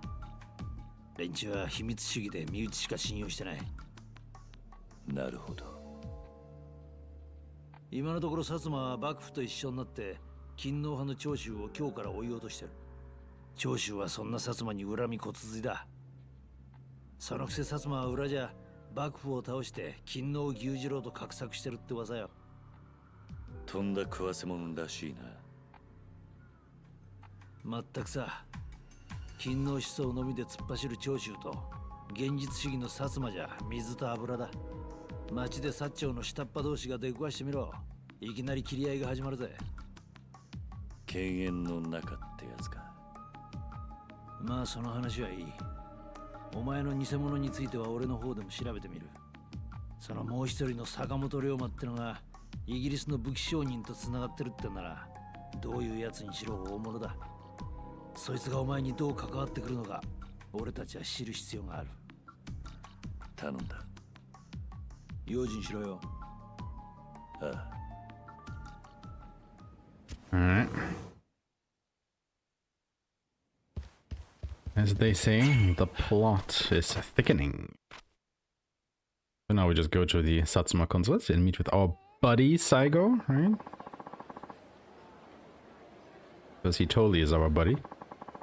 Made good friends with him in the bathhouse a while ago.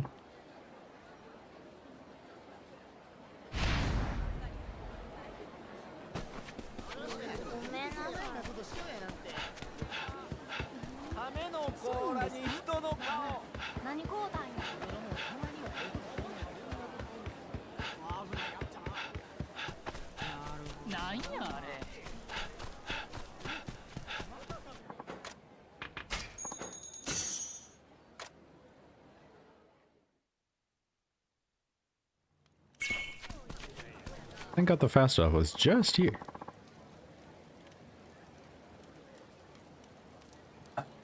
Doesn't be shadows ads are confusing you. Also, thankfully it's a different timeline.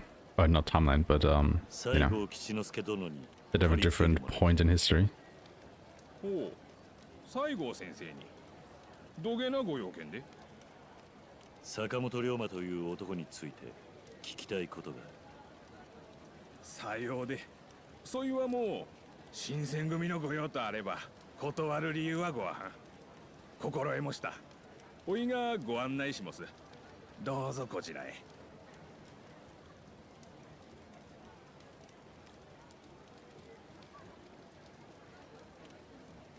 最後は藩邸の中じゃないのか。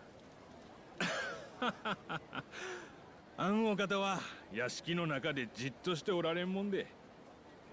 まあどうぞ、すぐ近くでごわす。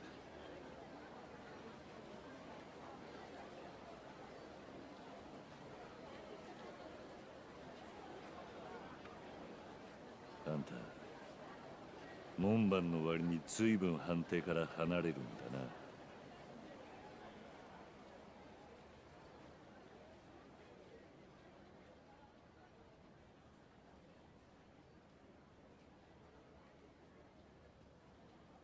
こいつらはどういうつもりだ？新選組っちゅうのは随分と人を切ってきました。ほんのこと言うと薩摩の門も多少、身風呂に切られた門もおります。おはんが薩摩の人間を切ったかはどうでもよか。じゃっどん、おはんな三番隊の隊長でごわす。兄弟や子らを新選組に切られた恨みを持つ者には、そいだけで十分切る理由になります。弟の敵じゃ。身風呂めがおいの息子ば切りよった。幕府の犬め。花から西郷に合わせる気はなかったってことか。不用心不用心。新選組幹部ともあろうもんがたった一人で食っとは薩摩をなめちょるんかこら。 Oh no, it's a trap. Whatever will we do? For example, this.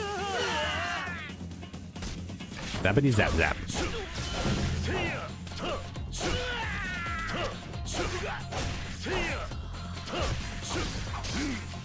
Oh, he actually got a hit in. Oh no. The bastard. Oh well. バカな。恋が新選組。最後に合わせてもらおうか。そうすりゃここで会ったことはなかったことにしてやる。何？大っぴらにしたとこで困んのはあんたらだけだと思うがな。俺は仕事できたんだ。あんたも自分の仕事に専念するなら誰にとっても面倒はない。違うか？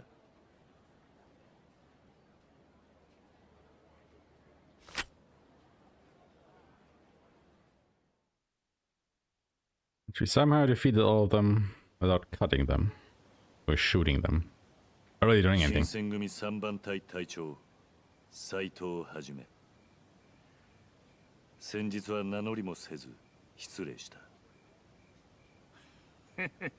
構わんで。いずれまた会うと思うとった。せやけどあんた、あれからほんまに新選組に入ったんやな。例の近藤勇に会うためにかいな。さあな。悪いが入隊の報告をしにここに来たわけじゃない。あんたに聞きたいことがあってきた。あんたとは知らん仲やない。話くらいは聞いたるわ。坂本龍馬って男があんたに面会しに来たはずだ。そいつの話を聞きに来た。ほう、坂本龍馬。覚えないわ。何も言え。勝麟太郎って幕府の人間がここへ連れてきた男だ。覚えてんだろう。そんなに昔の話じゃねえ。Supernatural power? Fair enough. せやけどあかんな。 We'll take that as an answer. ゆっくり思い出してくれて結構だ。時間はたっぷりある。こっちに時間あるとは言うとらんで。なるほど。薩摩ってとこはよそ者を寄せつけない。噂に聞いた通り秘密主義ってわけだ。だが俺を帰らせたきゃさっさと思い出すんだな。そしたら斎藤ははっきり言いますわ。わしは坂本龍馬いう男と会うたことは一遍もない。もうわしの答えはこれ以外に出てこんで。なんで隠すんだ。その坂本龍馬ってのはあんたらにとってそんなに重要な男か。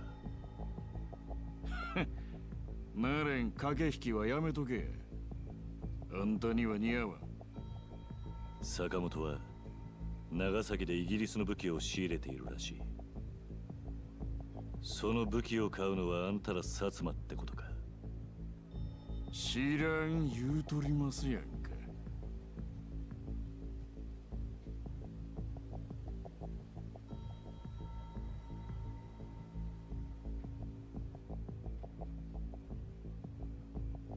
そろそろお帰りの時間や。今度はまた仕事抜きで飲もうやないか。斎藤藩。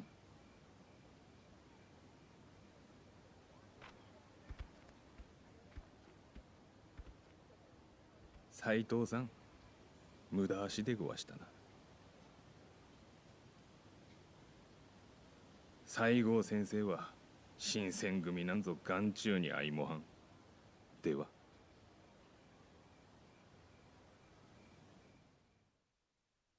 Well, that was fruitless. Man, we beat up those gate guards for nothing. What guys? Right.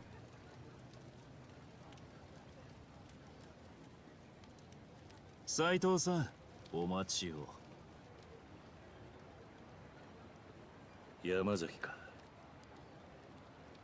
局長がお呼びです。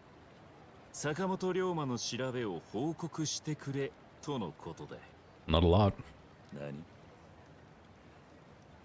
それじゃ局長に会えるのか？もちろん。場所は祇園にある料亭旭屋。局長はそこでお待ちです。ただしその場所は他言無用に。たとえ相手が新選組の大使であってもです。わかった。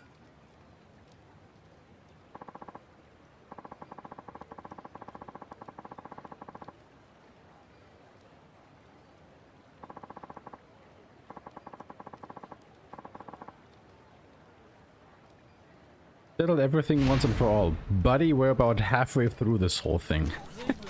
Slow down.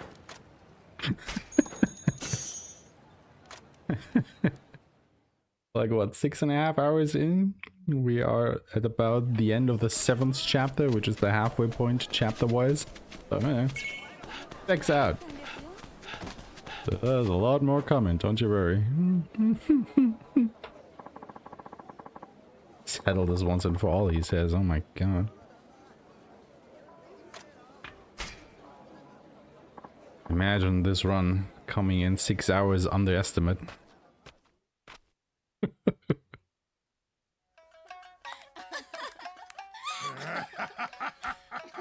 い、どこだ？あんまり逃げんなよ。近藤先生、こっちこっち。先生、こっちどす。どっちだ？お、そこか。あ、しつかまえた。姉さん、わざと捕まらはったやろ。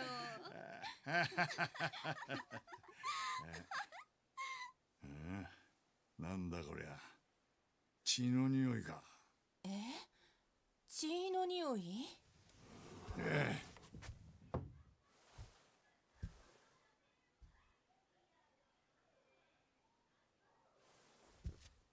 よう、思ったより早く来たな。3番隊隊長斉藤はじめです。知ってるよ。俺が呼んだんだからよ。あなたが局長の。ああ、新選組局長近藤勇だ。Hey, you finally meet him.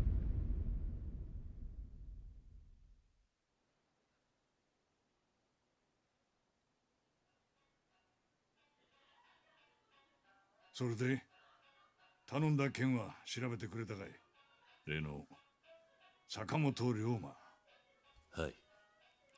坂本が現れたという薩摩藩邸に行ってきましたが、あいにく西郷にはとぼけられました。まあそんなとこだろうな。もともと西郷には期待しちゃいなかったんだ。それはどういう意味で？坂本龍馬は今長崎に向かってるらしくてな。本人が今日にいねえんだから、薩摩もいくらだって白切れる。今西郷に聞いたところでろくな返事はねえだろうよ。だからまあ何も情報をつかめなかったのはあんたのせいじゃない。ただでさえ本音を見せねえ西郷の口割らせるのは簡単なことじゃねえからな。けど大収穫だ。いやあ、あんたいい仕事したぜ、斉藤さんよ。俺がですか？うん、だってよ、坂本龍馬について一つだけ確実なことが分かったんだからな。薩摩の西郷にあったその坂本龍馬ってのは真っ赤な偽物だ。だよな。本物の龍馬さん。Uh-oh.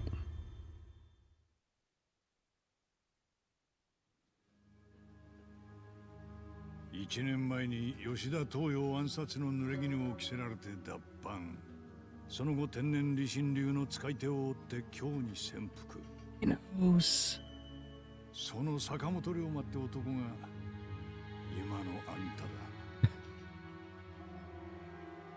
だとすりゃ長崎で英国の武器商人と取引している坂本龍馬は偽物ってことになる。だよお話の意味が分かりかねます。そうかい。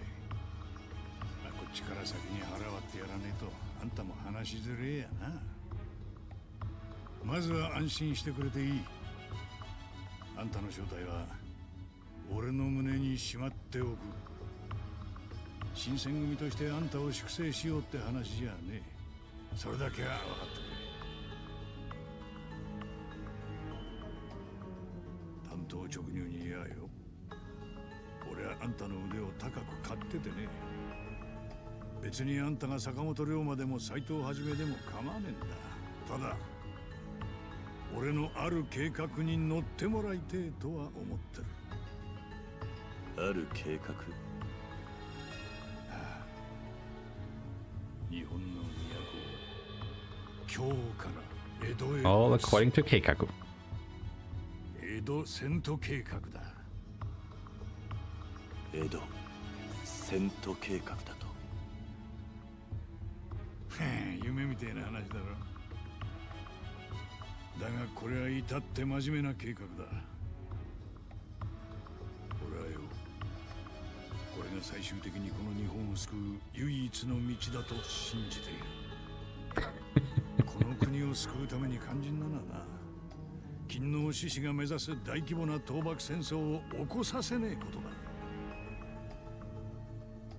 このまま放っておきゃいずれ日本中を巻き込んだ倒幕戦争が起きる。だが連中が幕府を倒せたとして、その時内戦で疲弊しきった日本人にアメリカやイギリスと戦う力はもう残らねえ。That's one way of putting it, yeah. するとどうなる？異国の白人連中は I mean, like I said, you know, like the historical beats that they speak about, they actually happen because, you know, that's historical fact. It's just, even the characters, you know, in play are according to history. It's just, you know, what they do with them internally that obviously they made up. Like, you know, Saito Hajime being an alter ego of the real Sakamoto Ryoma didn't really happen. Those were two completely different people. That's a pretty good slogan, though. Yo, no! Hello, go! I can see it.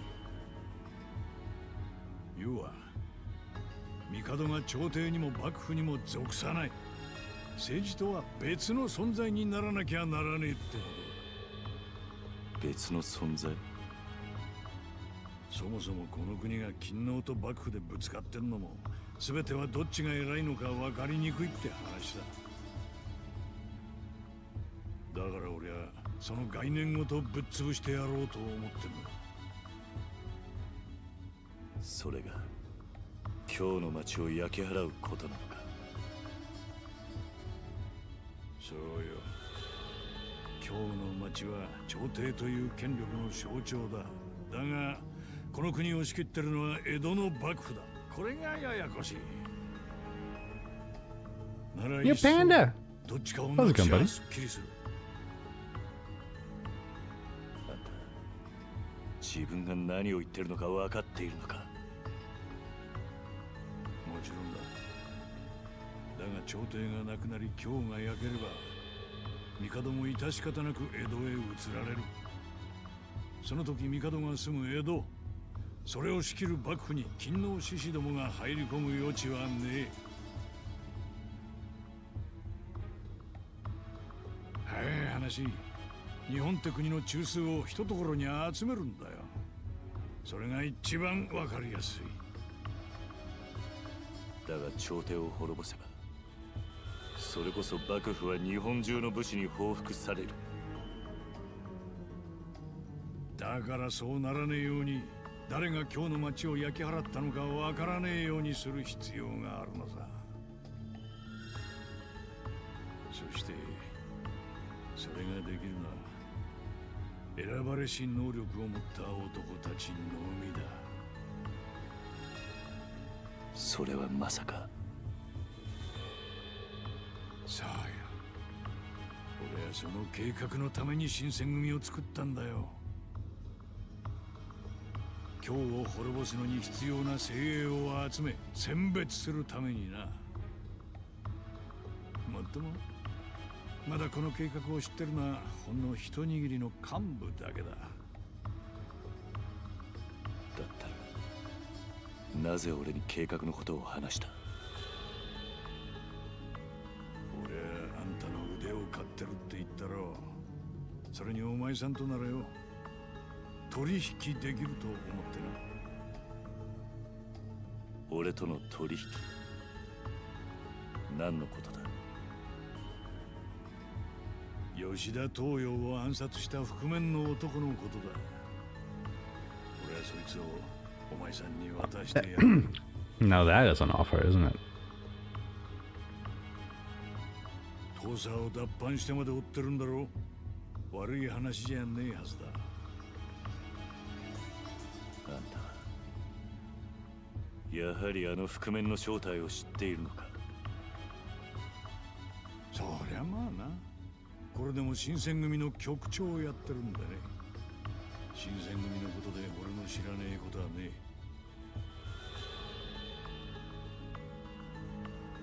どうだい？覆面の男を渡してほしけりゃまず俺の言うことを聞くってな。 Remember when like a chapter or so ago, I thought people were lunatics for wanting to set the palace on fire, and now Kondo wants to set the whole city on fire? あんたの言ってることは理にかなってる。だがな、今日の町の人間はどうなる？目的のためだったら多少の犠牲は構わないってことか。倒幕戦争が起こりゃ多少の犠牲じゃ済まなくなる。生きるとは一時が万事犠牲を伴うものだ。It can be pretty from the outside. 多くの犠牲の上で生きてるってことを忘れるな。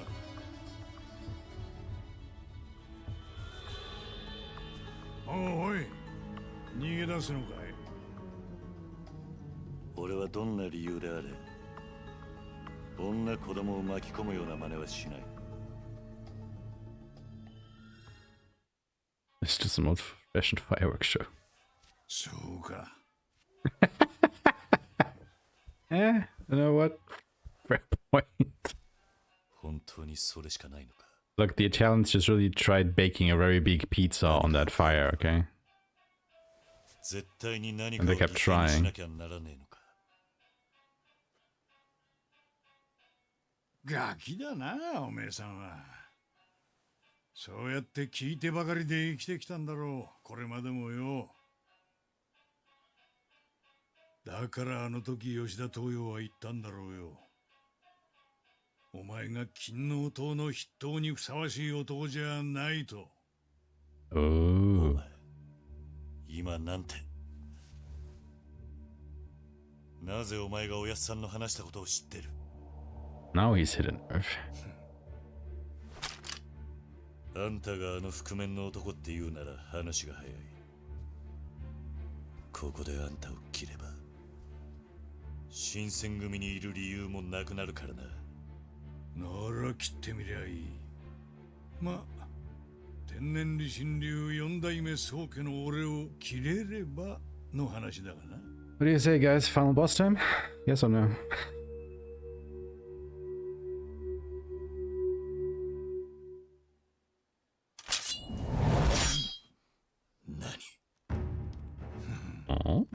こいつに見覚えがあるのか？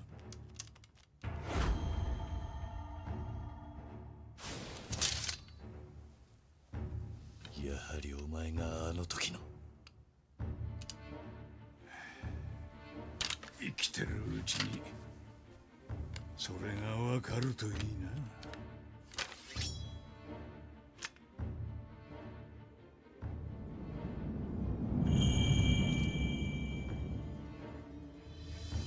さあ、1年ぶりの実戦だ。剣士として純粋に殺し合いを楽しませてもらうよ。行くぞ、坂本龍馬！ Alright, here we go. I mean, it's a tradition that we, meet new people and immediately shoot them.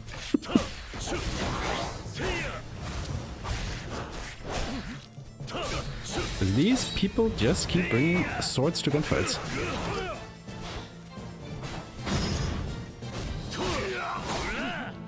Really quite fascinating.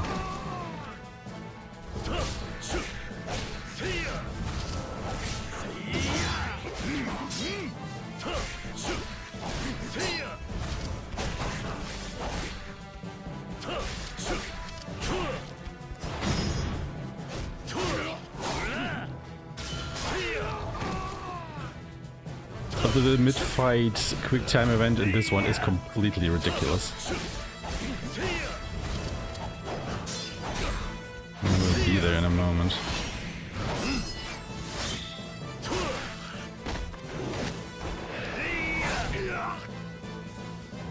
But this one.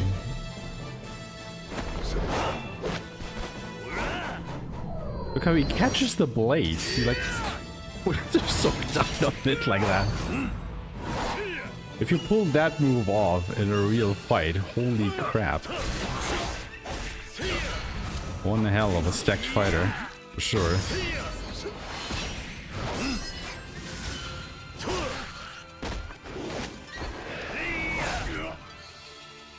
What I'm trying to say is Kondo is a goat.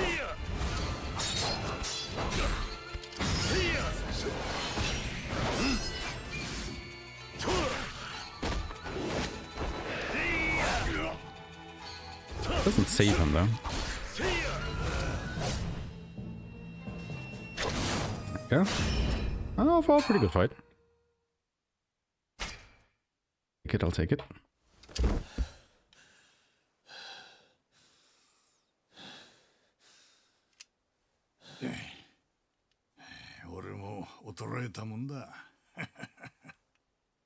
たまには現場にも顔を出すんだな、局長。いい気になりやがって。今度、あんたはあの覆面の男じゃねえ。Oh no, it's not him. God damn it, in here. I thought we were close to the end. おやつさんを切ったあの覆面の男は、あんたよりも強かった。Wow. Burn? まったく傷つくね。覆面の男は誰だ？計画に乗れば教えてやる。そう言ったはずだぜ。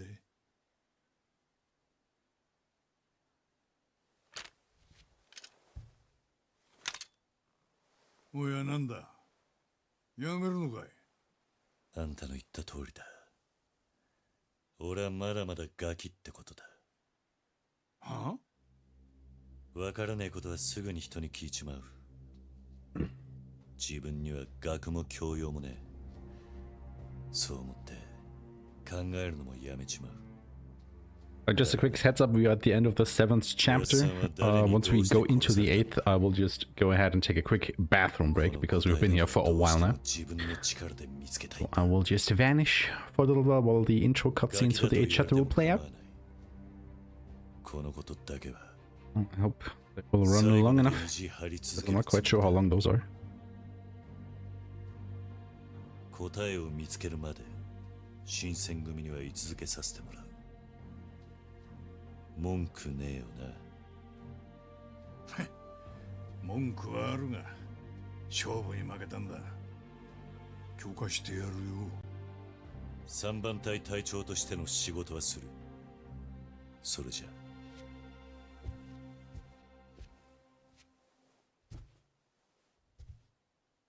ゃ。あんたと戦ってもう一つ分かったことがある。なんだ？天然理心流の使い手は一流の剣士ばかりだ。俺が戦うべき敵は覆面の男のさらに多く、もっと深い闇に潜んでいるのかもしれないな。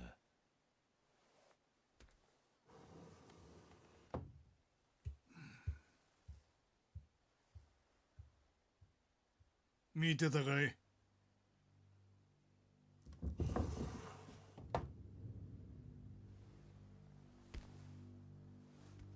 いやー強えなあいつは。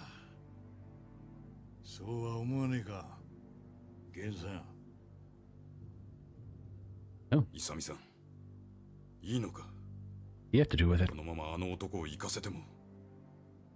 あいつは深く知りすぎた。ああ、だがあいつなら真の謎にもたどり着けるかもしれねえな。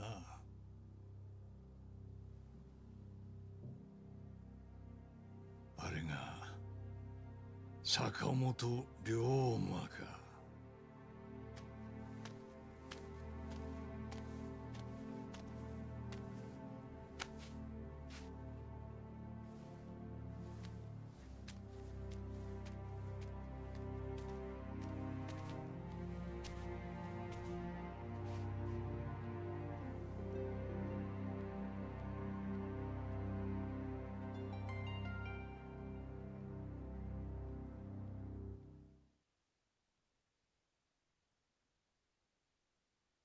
Alright, take a quick bathroom break. Have fun with the cutscenes.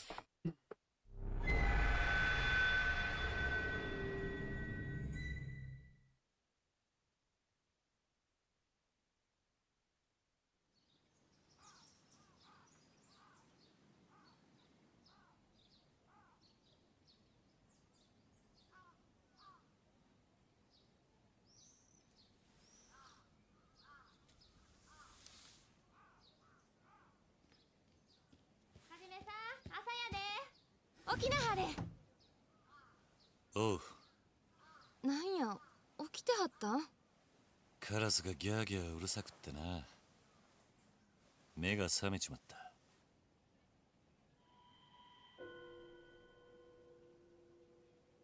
まあええわ。ご飯できてる？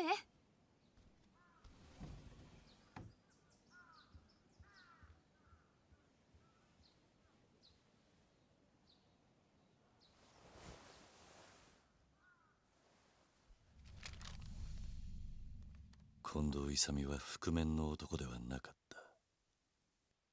新選組の天然理心流の使い手は残り4人。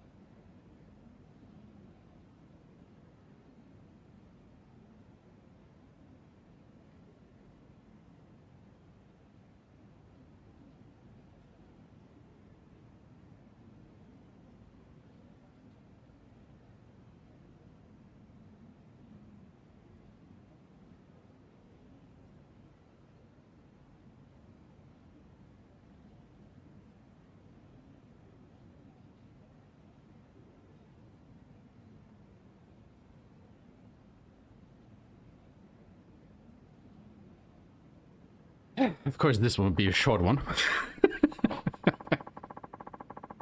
Normally, the game throws cutscenes like more than 10 minutes at you. And of course, I chose the one that was really short for a short break. Ah, God. Alright. Anyway, we got a weapon from defeating Kondo. Let's go ahead and equip that. We'll put the enhanced rounds. We don't need to do any more upgrades, so we can just leave that.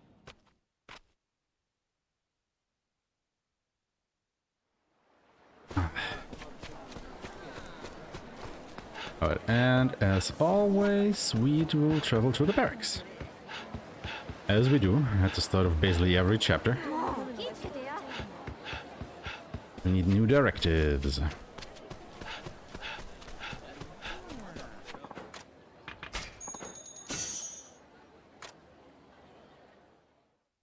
Also, yes, the Mad Dog is indeed a pirate these days, but, you know, even pirates need some day off from pirating. I want to play samurai, because why wouldn't you?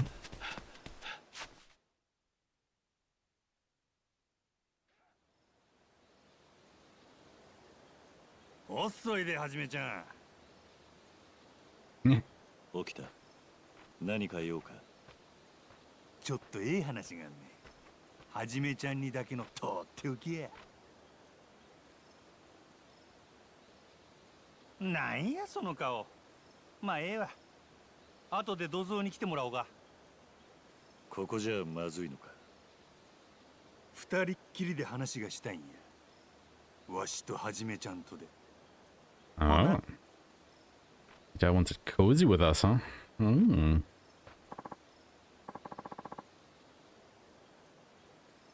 Anybody wants to snuggle with the Yakuza slash samurai slash pirate?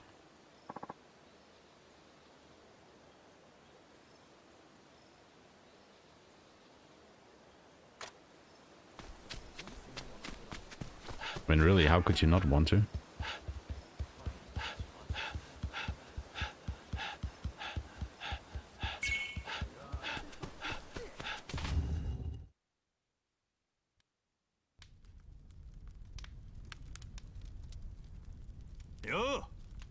The wrong panda. Pirates are just Yakuza on the sea. 俺に話ってのは相変わらず愛想がないの。まあええわ。ところではじめちゃん、戦国虎之丞って名前知ってるか？戦国？いや、知らねえな。戦国は今日で指折りの呉服商や。伏見にごっつい豪邸構えとる。はじめちゃんも見たことくらいあるはずや。それでその戦国の屋敷に勤皇派の志士がぎょうさんかくまわれとる。戦国は裏で勤皇派に貢いどる危険人物っちゅうことや。それを取り締まるってことか。当たり前やろ。わしら新選組やで。ならなんで俺だけに話すんだ。手柄の分け前減らしたないんや。せやから副長にも言うとら。わしとはじめちゃんだけや。ほんで今晩二人で戦国の屋敷に踏み込む。あんた何を企んでいる？なあ？組む相手は俺でなくても構わねえはずだ。長倉でも東堂でも。はじめちゃんは天然理心流を追ってうちに入隊したんやろ。金目当ての男やないっちゅうこっちゃ。そしたら分け前で揉めることもあらへん。ええか？夜になったら戦国んちの前に集合や。ちゃんと準備してくるんやで、はじめちゃん。Well, if that doesn't sound inviting.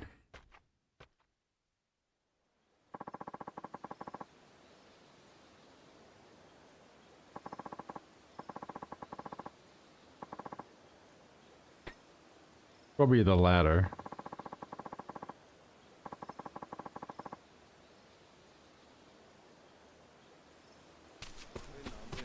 Alright. So we went from Teradai to the barracks. Guess where we're going again after. Your guess was Teradai, you were absolutely right.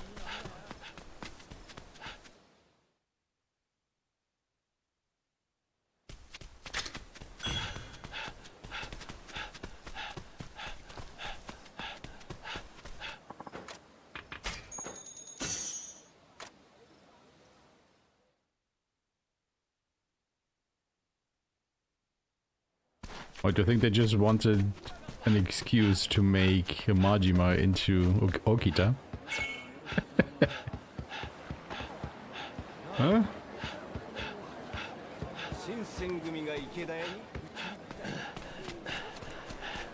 Come on, make it in. Yes, nice. Just have enough stamina to make that run.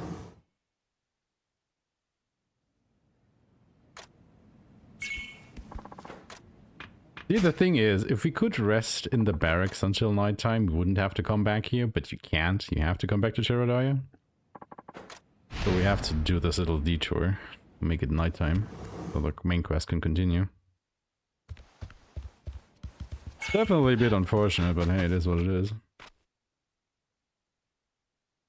Yakuza in space. Ugh. Oh, right, the guy isn't over there. Don't mind me then.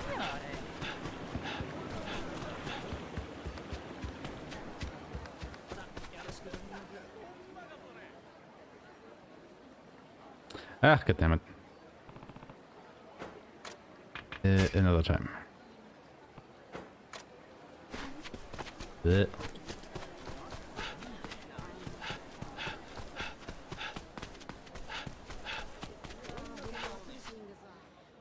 はじめちゃん、こっちへ。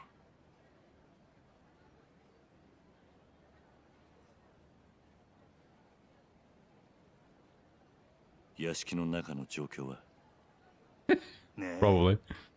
勤皇派の志士たちは酒飲んでどんちゃん騒ぎや。これから踏み込まれんのも知らんとアホな連中や。人数はんなもんどうでもええやろ。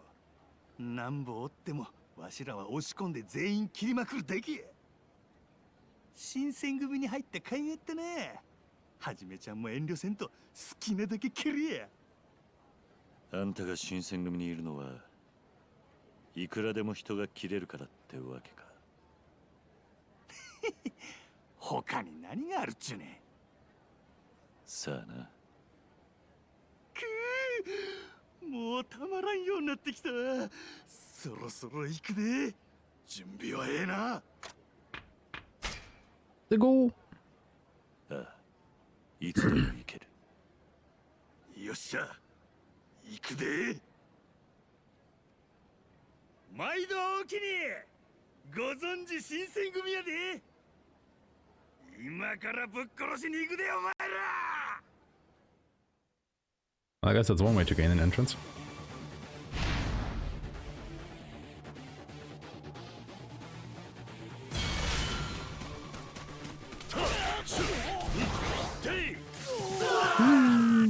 Zappity zap zap.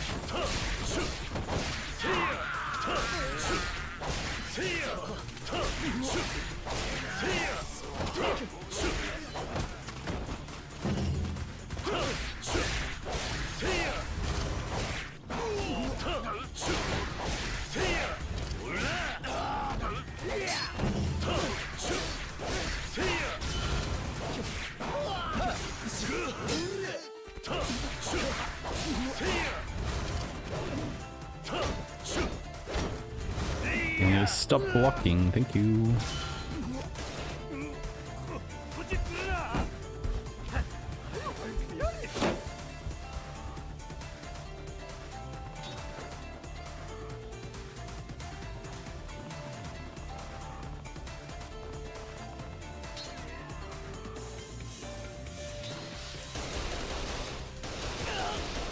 Actually making a little bit of gun action here. Because it's pretty easy to just keep them all contained with a gun, usually. If Yoma actually wants to shoot the guys that are actually coming at us, which he kind of doesn't at the moment, so we're just gonna switch over. Yeah, that is exactly why you want to try and use the gun. To get knocked down like that, it just loses you so much time with the animation playing out.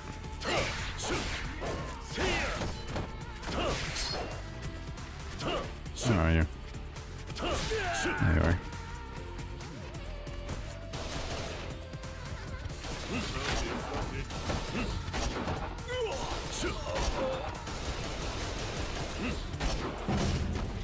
Ah, yeah, I actually got too close. You kind of want to use the gun against these big guys there. They're standing in your way because you can't really hit them with melee weapons. Or with their sword, you don't really have that much melee weapons.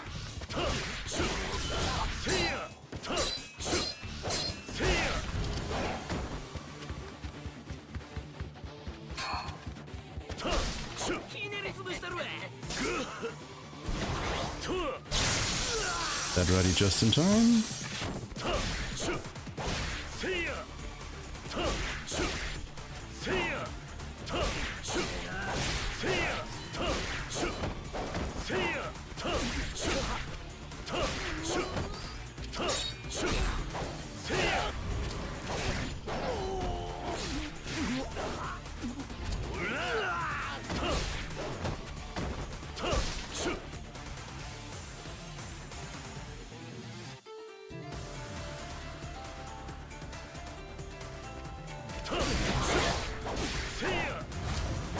Those are the big guys, so you do want to use the damage boost.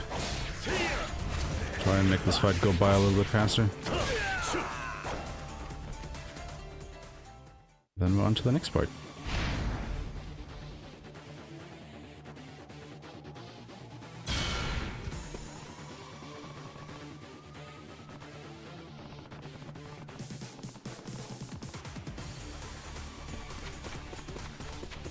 You really just want to try and run at this and make it through if you can.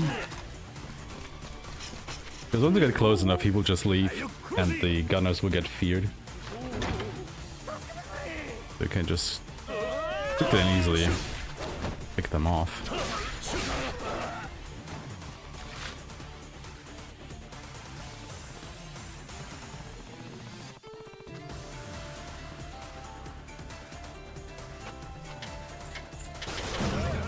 Then we do a little bit of shooting, and of course nobody dies here because Ryoma is just such an ace shot that he doesn't hit any vital organs with a frickin' minigun, just blindly firing down a corridor. He's just that good. Don't know what to tell you all.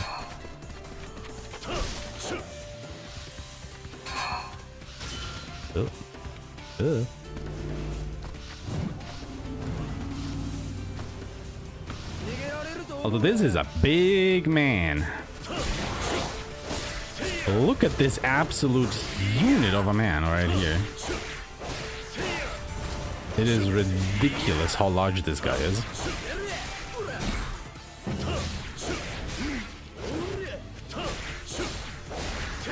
So you want to get rid of him as quickly as you can because he can absolutely shred you.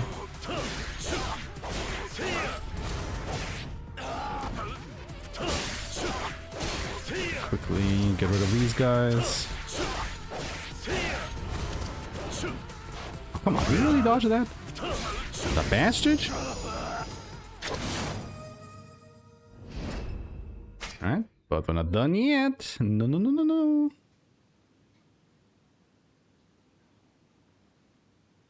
I'll just chuck it out, yeah, from being pelted by rubber bullets.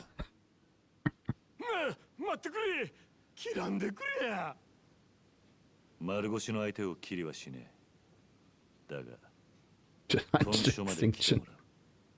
堪忍してくれや。いらん小芝居もうええで。戦国藩。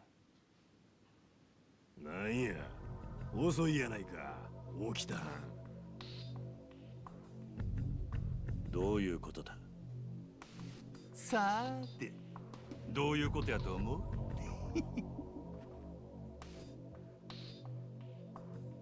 戦国藩はな、今回の作戦の協力者やったっちゅうわけや。なんだと？そういうこっちゃ。わしはあんたらが今晩乗り込んでくるっちゅうこと知らされとったんや。せやから金の葉の連中かき集めて散々パラ酒飲ましといたんやで。おかげでだいぶ楽に切れてやろう。感謝しいや。And why did you try to shoot me with your Gatling gun, you idiot? 起きた。なぜ俺に黙ってた？さあな。新選組の皆さんはお仲間同士信用せんさかい。ほれ、例の芹沢かももそや。身内に粛清されたんやったやろ。噂じゃ気に入らん店に火つけるわ。街中で逮捕ぶっ放すわ。えらい無茶する人やったらしいけどな。戦国藩、町の噂当てならんで。はは、それもせや。起きた藩が美少年や言うて騒いどったくらいやからな。あ？そしたらわしが美少年ちゃういうんか。Uh-oh, he's in trouble now. なんや、冗談やて。それより起きた。約束の件、幕府への口利き忘れんとたらませ。てめえはそんなもんのために勤王志士たちをはめたのか。ちょっとちゃうな、惜しいな。わしがはめたんは獅子たちだけとちゃうで。あんたもや。斎藤はじめはん。何？ああ、起きたはん。そろそろわしにも教えてくれてもええやろ。なんでわしはこいつをここまでおびき出さなあかんかったんや。ベラベラようしゃべるやつやな、ほんま。起きたはん。はあ、起きた。ええ加減だ。Wop wop. なんでや。起きた。お前。聞いたことないか。カモを語るべからず。新選組の暗黙の掟や。せやからつい切ってもうた。さーて、戦国藩の最後の質問。その答え、はじめちゃんには教えたろうが。なんで戦国藩ははじめちゃんをここまでおびき出さなあかんかったか。戦国が俺をおびき出した理由。それはこういうことや。何の真似だ。お前のことは調べがついとるんや。土佐勤王党筆頭坂本龍馬ちゃん。Oh my god, everybody knows about them now, don't they? 調べも何も入隊試験で一目見た時から全部知っとった。はじめちゃんは覆面の男って今日まで来たんやろ。なんであんたがそれを。わしがその覆面の男やからや。We found him, guys. Final boss, let's go. どうや、あの日のこと思い出したかいな。まさかお前が。吉田東洋、あいつを切った感触今でも覚えてるで。起きた。今度はもう邪魔は入らんで。Almost over. どっちかが死ぬまで存分にやれるって。 Maybe we are in the second half, aren't we? さあ、1年前からどんくらい強くなったか見せてくれや、はじめちゃん。It's surely the final boss this time.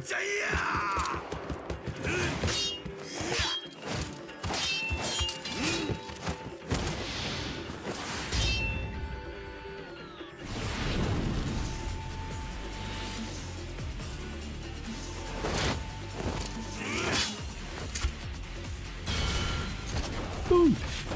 Even he brought just a sword to a gunfight. Can't believe it, Majima. What is this preparation? Oh my god.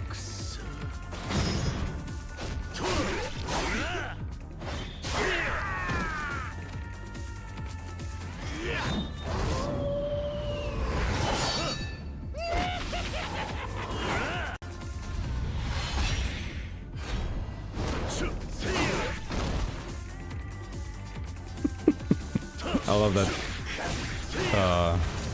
UTE though, it's so goofy.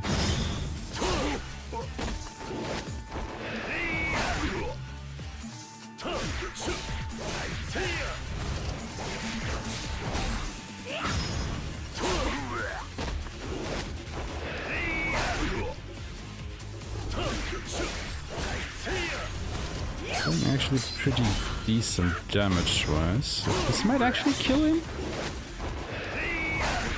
Ah, close. There we go, one more strike. Actually good fight. Like he got in some hits at the start, but always pretty clean.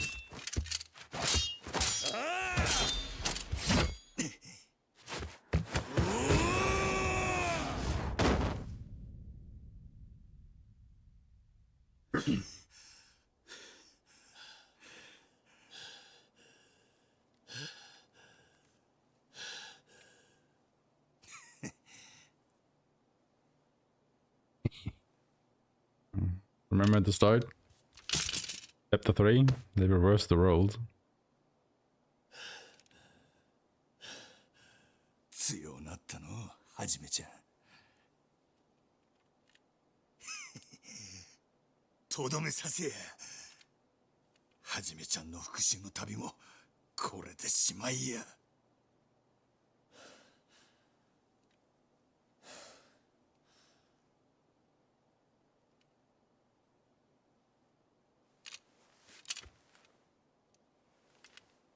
なんで引っ込めるんや。あんたじゃない。Ah, damn it. おやっさんを殺したのはあんたじゃない。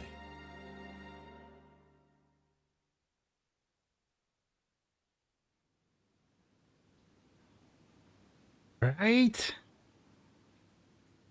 Such a surprise, man. 男とちゃうん言うんか。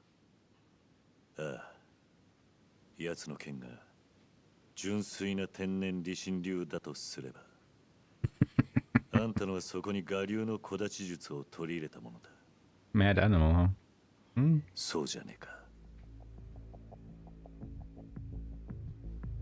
あんたの剣は覆面の男のものとは違った。だが起きた。なんで自分が覆面の男だなんて嘘。そりゃ本物のお前と戦うためや。どうやった？久しぶりに坂本龍馬として振った剣の味は。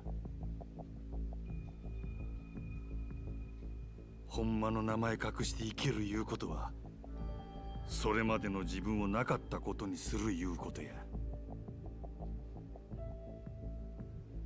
坂本龍馬としての人生を自分から進んで否定せなあかん。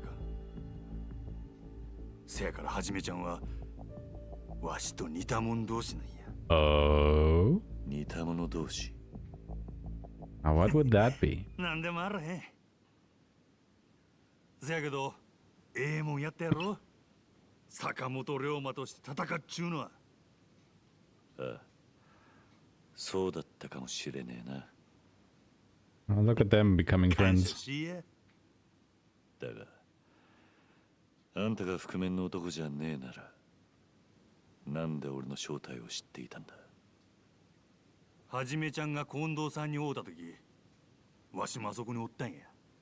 近藤さんに会おう思ってな。それで全部盗み聞きしてたってわけか。いい趣味だな。心配せんでええ。はじめちゃんの正体は誰にも言わん。近藤さんもその腹積もりや。あ？どないした？いや、あんたも近藤もそれに長倉も覆面の男じゃなかった。Well, leaves only two. なら一体誰が。残るは土方、井上。Oh, Toto. Yeah, right. Yeah, sorry, forgot about Toto. そのうちの誰かってことか。I was just thinking about Hijikata and Inoue.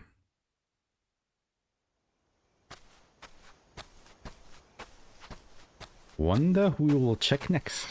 はじめさん。おりょう、なんでこんなところに。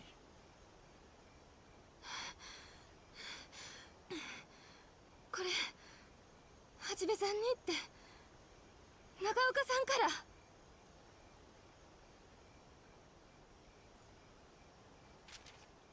手紙？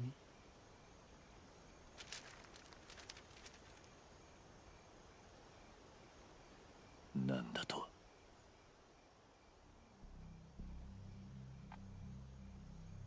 はじめちゃん？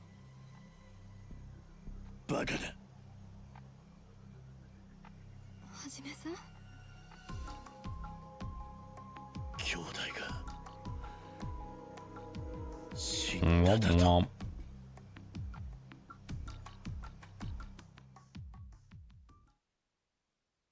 Well, that's a cliffhanger, isn't it?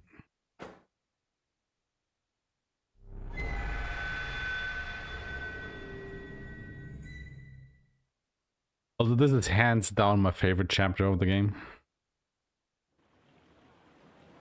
It has a very tragic start, but you'll see. You'll see why I like this one. Also, it's nice as the speedrun because it's the shortest chapter in the speedrun. But that's beside the point. I just really like what's happening here, in a way. じゃあ、竹地はああ、土佐の大の山内陽道公の裁きで切腹に処されたらしい。岡田伊蔵を使った京での幕府要人たちの暗殺、その首謀者としてだ。あの伊蔵が土佐に連行された後、洗いざらい吐いちまったらしい。自分が京で起こした暗殺は全て竹地半平太の指示によるものだとな。どこ行く気だ。土佐に帰るなんて言うつもりじゃねえだろうな。お前は脱藩のみだ。今土佐に行ったところで竹地と同じように処刑されるだけだ。そんなことは分かっている。だがとにかく落ち着くんだ。竹地のこの一件、俺は1年前東洋様の暗殺を仕組んだ黒幕がまた動き出したんじゃねえかと思ってる。え？長いこと江戸にいた割に陽道公の動きが早すぎる。伊蔵の逮捕から拷問まで竹地を狙い撃ちだ。どうやら陽道公のそばにそれをそそのかしてる人間がいると見える。それがおやっさんを殺した黒幕だと。吉田東洋の一派を排除しようとする勢力なら間違いねえだろうな。そしてその読みが当たってるとしたら次の標的はお前だ。案外そいつはお前が土佐に戻ってくるのを待ち構えているかもしれねえな。逆に言うとその黒幕にとって一番厄介なことはお前がこのまま今日で覆面の男を探り当てることなんじゃねえか。あんたが言いたいのはそういうことか。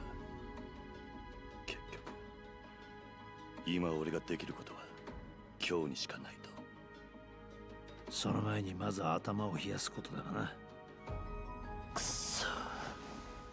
坂本、土佐には俺が行く。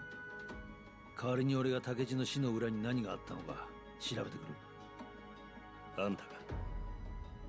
俺だってな、こんなとこで引いてられねえんだよ。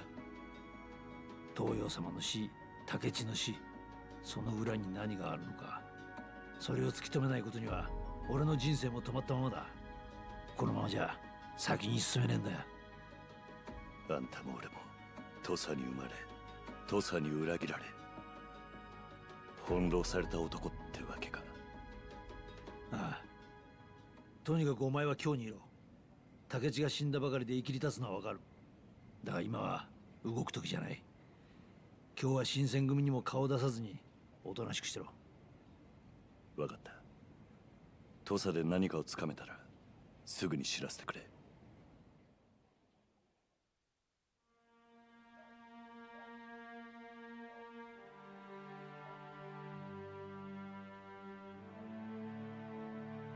So what do you do if you grieve? Well, you drink. Let me tell you, you get absolutely shit-faced during this chapter.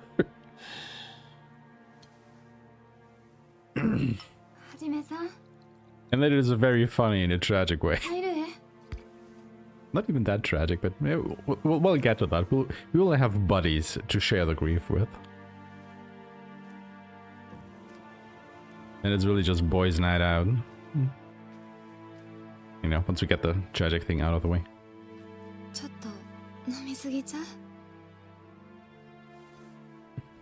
Yes, that's a no. 大事な人やったんやね。その竹地さんって人。せやけどなあ、いくらなんでも飲みすぎやって。俺に構うな。あ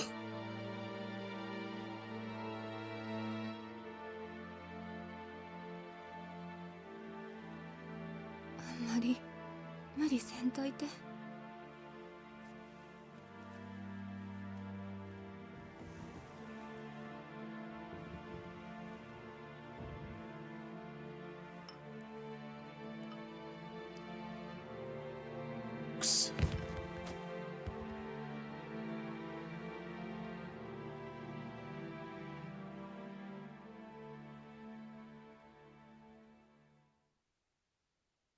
Alright.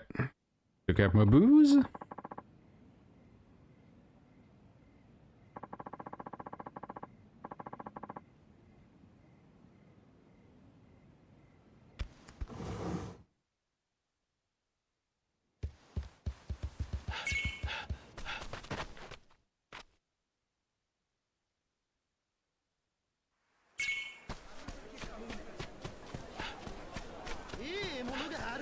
Ooh. That was close. いらっしゃいませ。 Thank you, I will.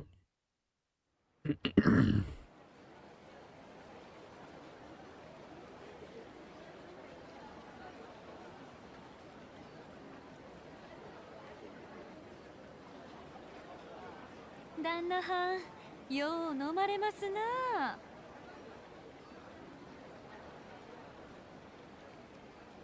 せやけど、いい飲みっぷりとは言えまへん。そないな飲み方したら、お酒が泣きますえ。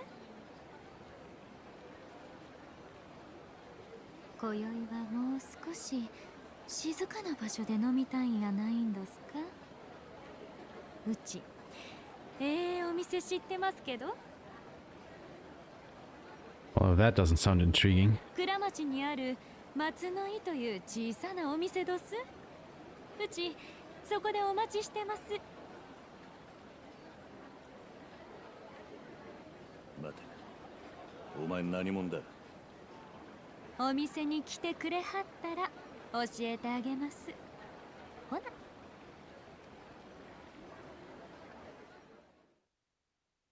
Alright, let's follow the lady. Why not?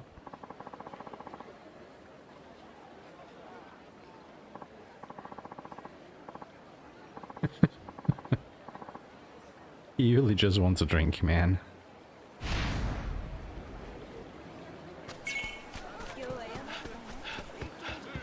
Aw, come on, really?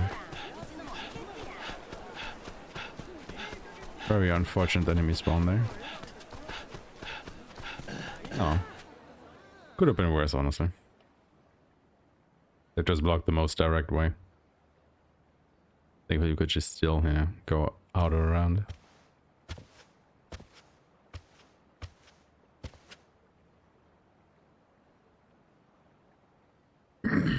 今日は貸し切りどす。ゆっくりしていっておくれやす。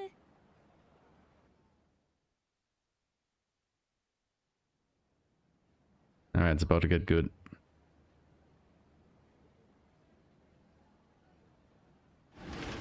Oh, やってますね。Look who it is.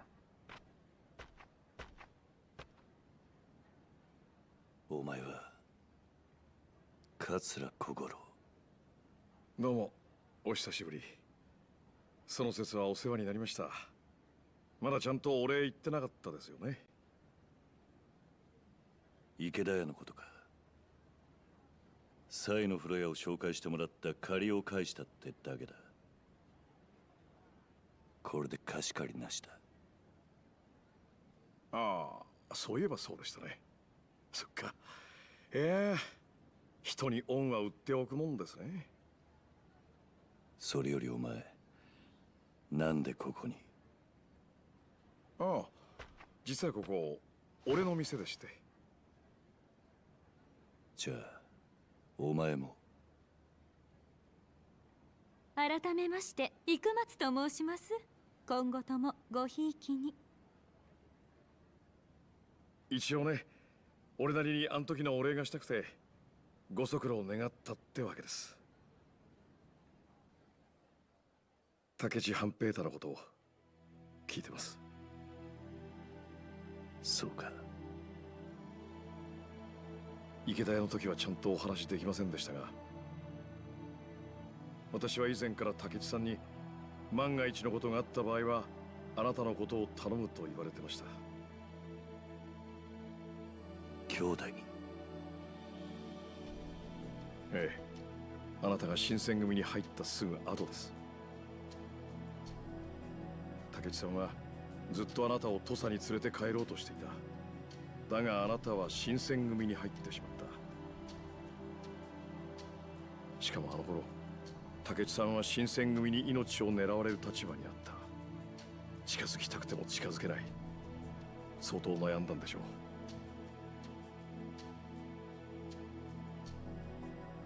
竹内さんは私が剣の立つ男を探していることを知っていた。だからあなたのことを頼んできたんだと思います。今日で勤皇派を束ねていたあの人が地べたに頭までつけてね。決別したとはいえずっとあなたのことを気にかけていた。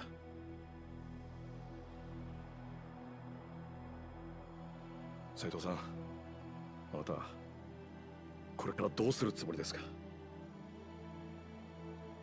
さあな。Drink more. あなたが新選組にいる理由は承知している。それはそれとして前にも言ったけど、同志として俺のとこに来ませんか？長州。竹内さんはまだまだやらなきゃいけないことをたくさん残していった。それを継ぐのはあんたが一番だと思うんだ。私と一緒にこの国を変えてみませんか？しそうになったな。龍馬さん。悪いが今はそんな気分にはなれねえ。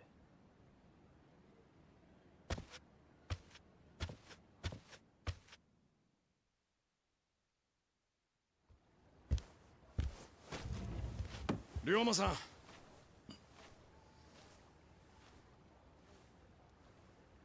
捨て鉢になったって何にもなりゃしないよ。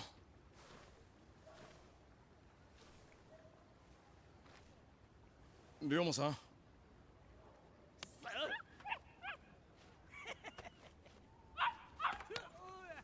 Puppy.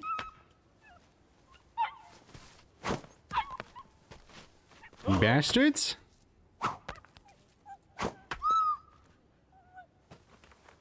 You them? おい、志の低い連中だね。どうも。Poor puppy? ああ、ちょっと君たち。暗い幕府の犬め。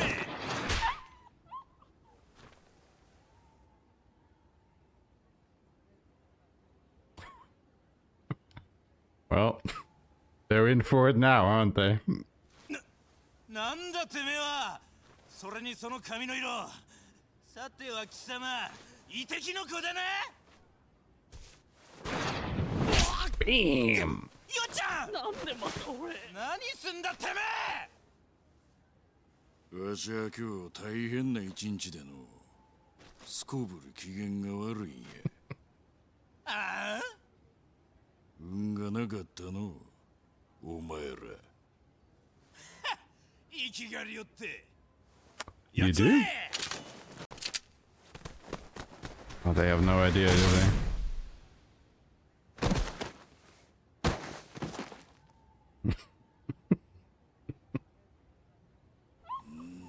Had it coming though. Oh, puppy, look at it. おいおい、機嫌が悪いからってまさか。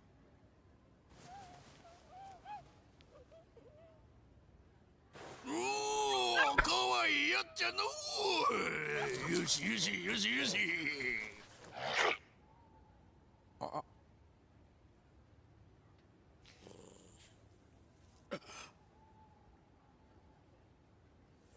しに噛みつくとはの。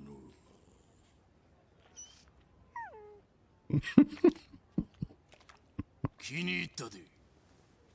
今日からお前は薩摩藩預かりや。That is how you adopt dogs. Don't let anybody tell you otherwise. なんや、長州の青二歳がおるやんけ。 Also, since Saigo is from Satsuma and Kogoro is from Chojo, they're basically blood enemies. 縁があるの。お前は西郷さん、たく随分な言われようですね。どないした？にっかき薩摩の大将首がおるんやで。かかってこんのかい。いや、正直あまりあんたのことでどうこう言うつもりはないんですよ。寝技使ってるのはお互い様。 Things are about to get very interesting. Like I said, it's my favorite chapter of the た game. だ俺も一応長州の代表みたいなことになってるからね。あんたを目の前にして刀を抜かないわけにはいかないんだ。 Because, you know, Chojo and Satsuma have basically been at war for decades at this point. わしも薩摩しょとるんや。 Like, guys from both prefectures will, like, instantly go at each other's throats when they see each other. Like, you know, these two are about to.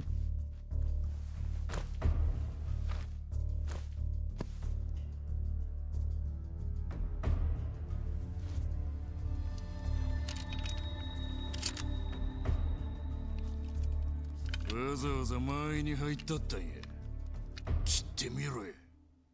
それじゃあお言葉に甘えて。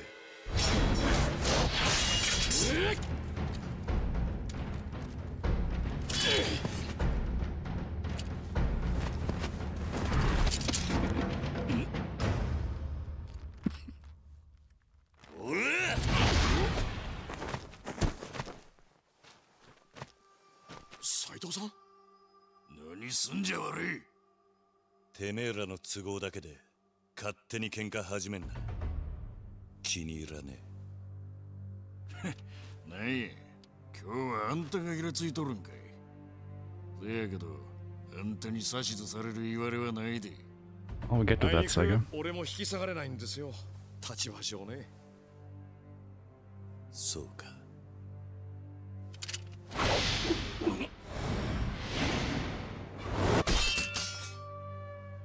だったら殴り合いで蹴りつけろ。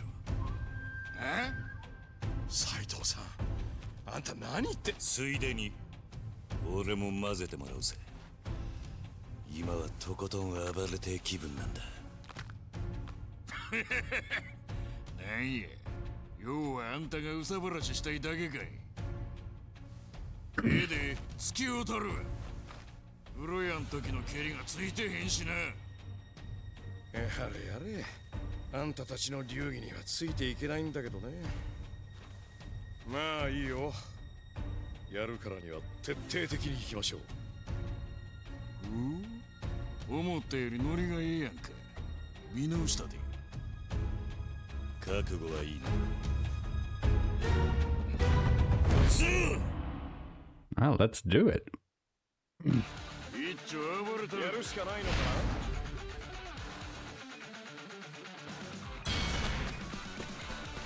So basically just throwing down with some of the most powerful men in Japan at that time. Just saying. We're gonna start by knocking first one that comes at us in the face with that. A little quick time event. It's absolutely ridiculous. And then we go and grab this and paddle them. Battle them some more. Then we get paddled apparently.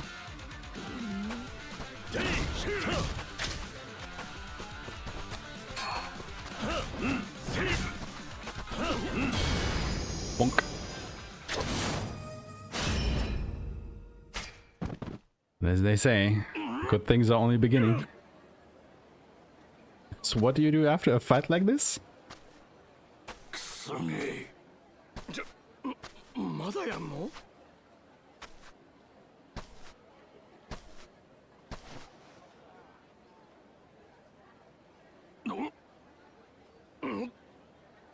お前ら、今日は飲むぞ。は？俺が勝ったんだ。付き合ってもらうぜ。嫌とは言わせねえ。ああ、はい。喜んで。こいつ絡み酒やったんか。 And yes, they are bringing the dog.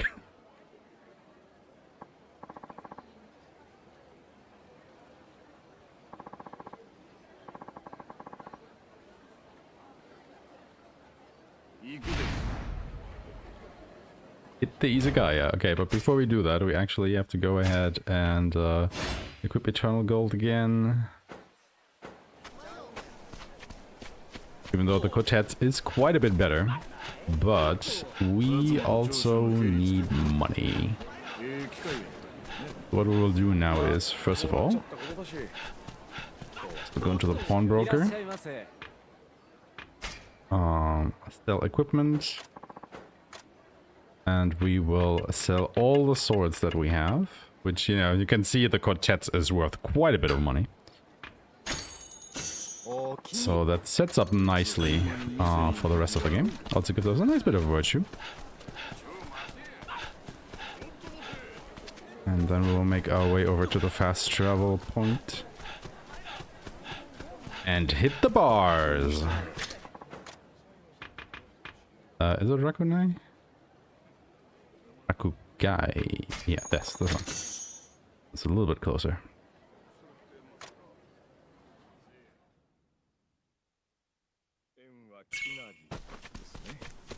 Yeah, it's this. Oh my god, what are all these enemies doing here? Jesus. Don't care. I just want to get shit-faced with my pals and the dog. お前らこの店で飲むぞ。ここか。まあええわ。それじゃあさっさと飲んで早いとこお開きにしましょうかね。そうやね。Maybe? But keep in mind that, you know, Katsura and Saigo are like, you know, blood food avoid enemies. 全部持ってこい。おいおい、どんだけ飲むつもりなんや。誰が一番酒に強いのか。Oh boy, he means it. 斉藤さん、それ本気で言ってるのかな。いいやないか。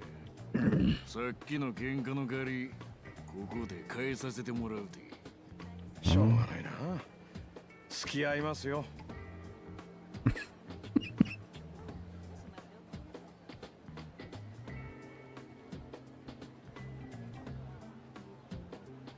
あかん、もう無理や。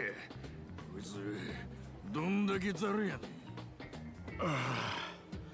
ん。なんか頭がクラクラしてきた。この店の酒全部飲み干してしもうたね。じゃあそろそろ締めましょうかね。すみません、お勘定。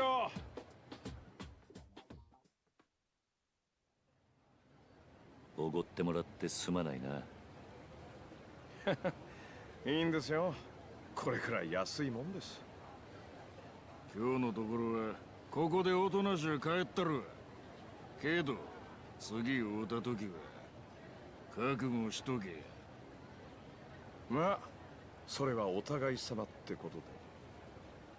おい、まだ終わっちゃいねえぞ。He just won't let them go. もう一軒行くぞ。ついてこい。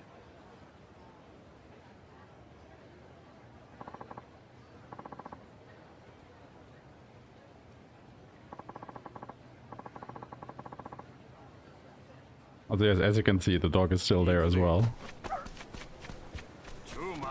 Coming along.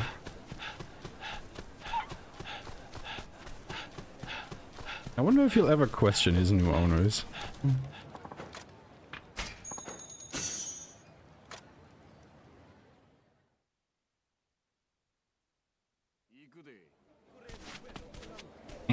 Out of the way.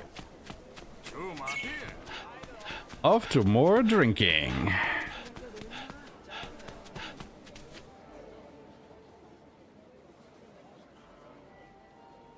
Omaera, この店で飲むぞ。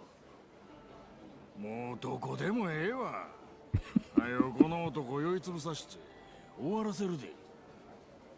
こないなガキとつるんでるところ犯にでも知られたらわしの面目丸つぶれやからな。こっちも困るんだよね。うちの班全員薩摩を目の敵にしてるんでね。ごちゃごちゃうるせえぞ。入るぞ。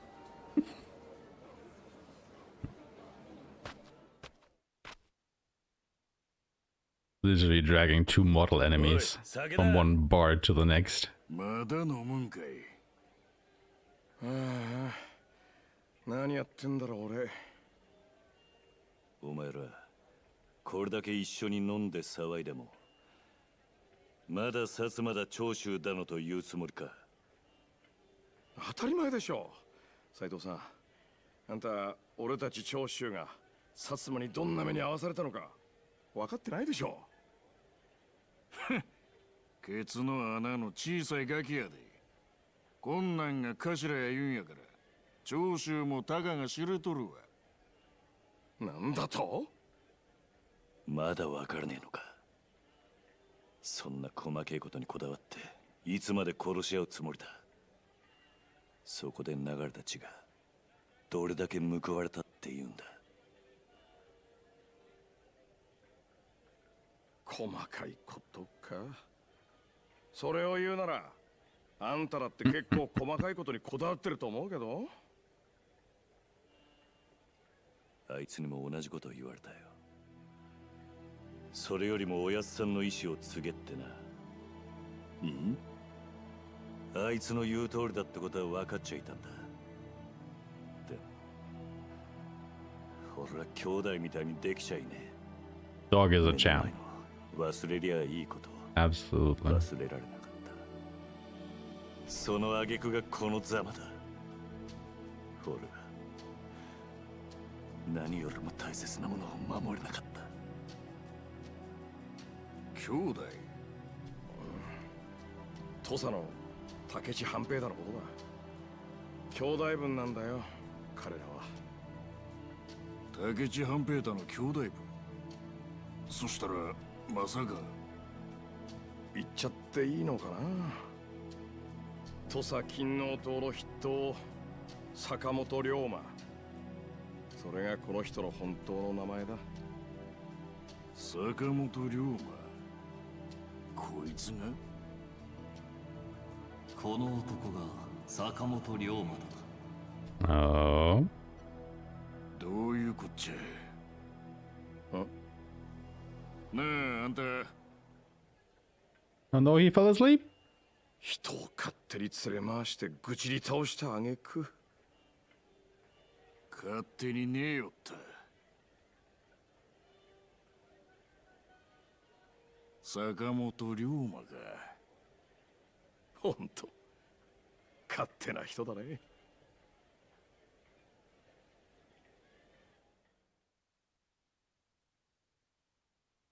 Yeah, like I said, it's a pretty fun chapter. It puts a bit of levity, I guess, in this whole story. And a bit of fun. And it will actually have some pretty far-reaching repercussions when it comes through to some relationships. やっと起きた。いつの間に寝て。いや、どうやってここに。だから言うたやないの。飲みすぎやって。すまん。武智さんのこと聞いて。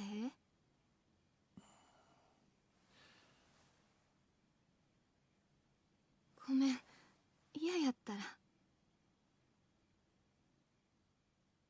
兄弟みたいなもんだった。ガキの頃からずっと一緒に育ってバカやって。半平太には何やってもかなわなかった。いつまでたっても俺は兄貴と呼んでついて回ってた。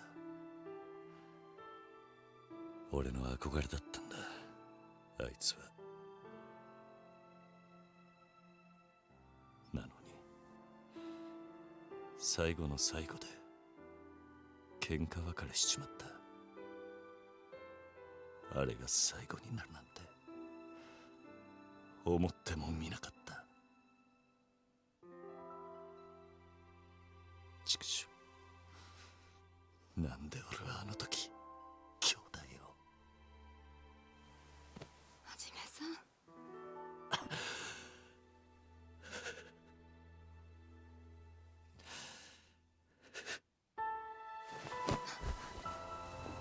じめさん。悪い。少しこのままでいさせてくれ。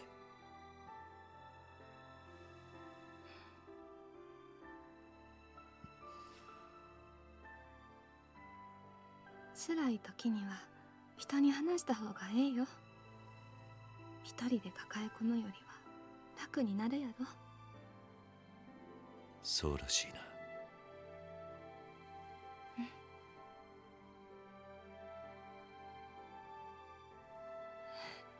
はじめさん、お酒臭いよ。Small wonder there. 今日は意識が飛ぶまで飲んじまった。そういえば俺はどうやってここに。店で飲んだところまでしか覚えてね飲み友達のお二人さんがここまで担いできてくれたんね。飲み友達。 He doesn't even remember who he was drinking with. と最後か。Right, actually does. 散々愚痴ってたで。もうこいつに酒飲ますなって言われてもうた。でもな、その後こうも言うてた。細かいことは全部水に流してやるっ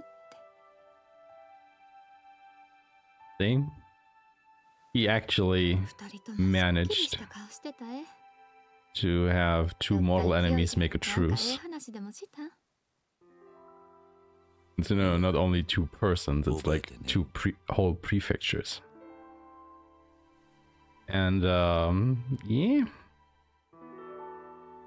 If you know anything about history, the Satsuma Choshu alliance played a big role in bringing down the shogunate at the end of the Edo period. So yeah, he forged it in a way.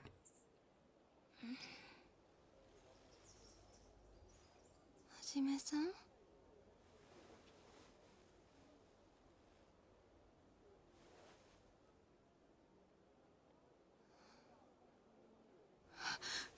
And obviously this one night out is pure fiction, but you know, it is kind of fun to have it. And to think that this actually happened. Hajime-san!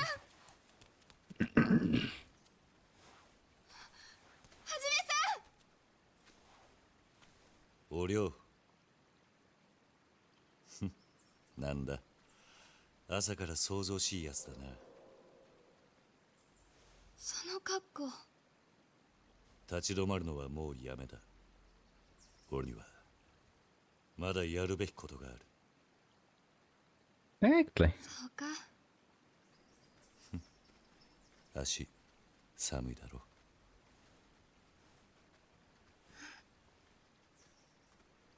風邪ひくなよ。晩飯と風呂頼んだぜ。いってらっしゃい。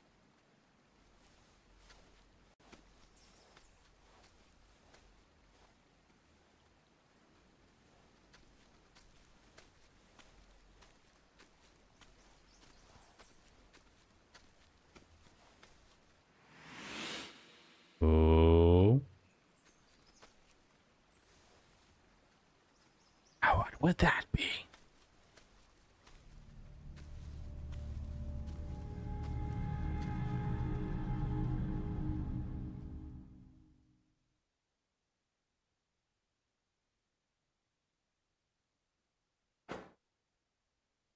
That was chapter 9. True identities, oh my lord. Who could reveal their true identities this time around? As if we hadn't enough subterfuge already.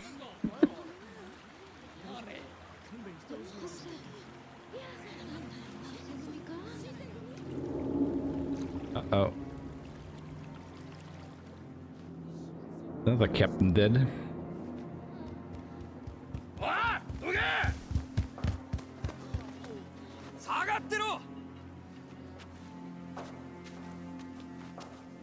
Okay, the plot of this game is pretty thick, all being told.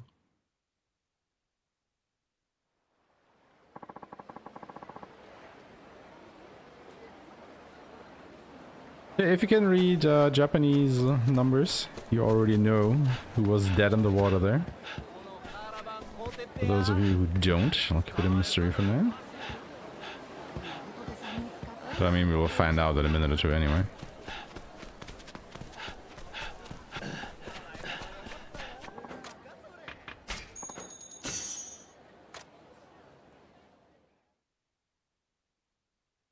Before we head into the barracks, we have to equip the flame rounds again. And that's it, really.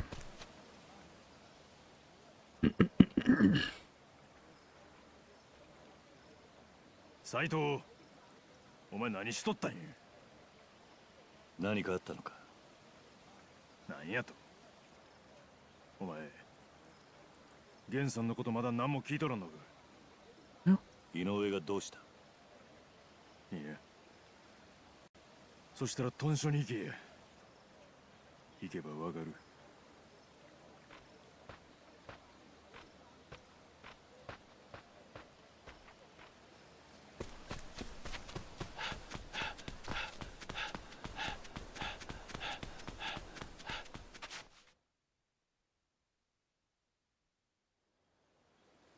Well, I guess we can cross him off the list of potential suspects. He's dead. So he's busy getting absolutely blasted. Basically. I mean, it's the truth. 斉藤か。 Accidentally forging the biggest alliance against the Shinsengumi and, you know, the shogunate as a whole. 何があった。ピストルで胸を2発、刀でとどめを刺された後、川に投げ込まれたようです。勤王志士の仕業でしょうかね。ああ、知れたことだ。だからさっさと隠居させろっつったんだ。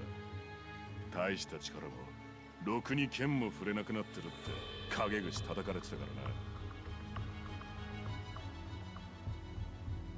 そんなことはない。源さんの腕はまだまだ衰えてはいなかった。きっと不意をつかれて抵抗することもできなかったのだろう。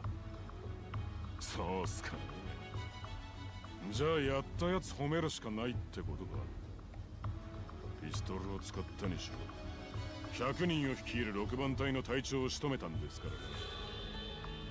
らね。谷といい鈴木といい源さんといい、いや弱い隊長を持った隊員たちはかわいそうなもんだよな。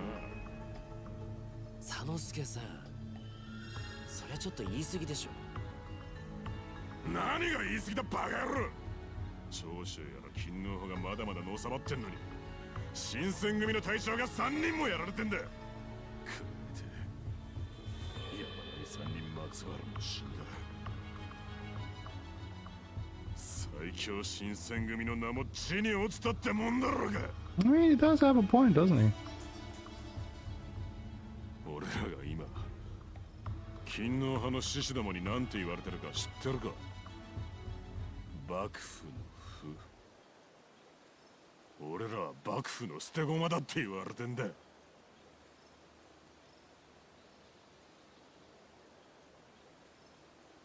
捨て駒ですか。覚えてるか土方さんよ。半年前だ。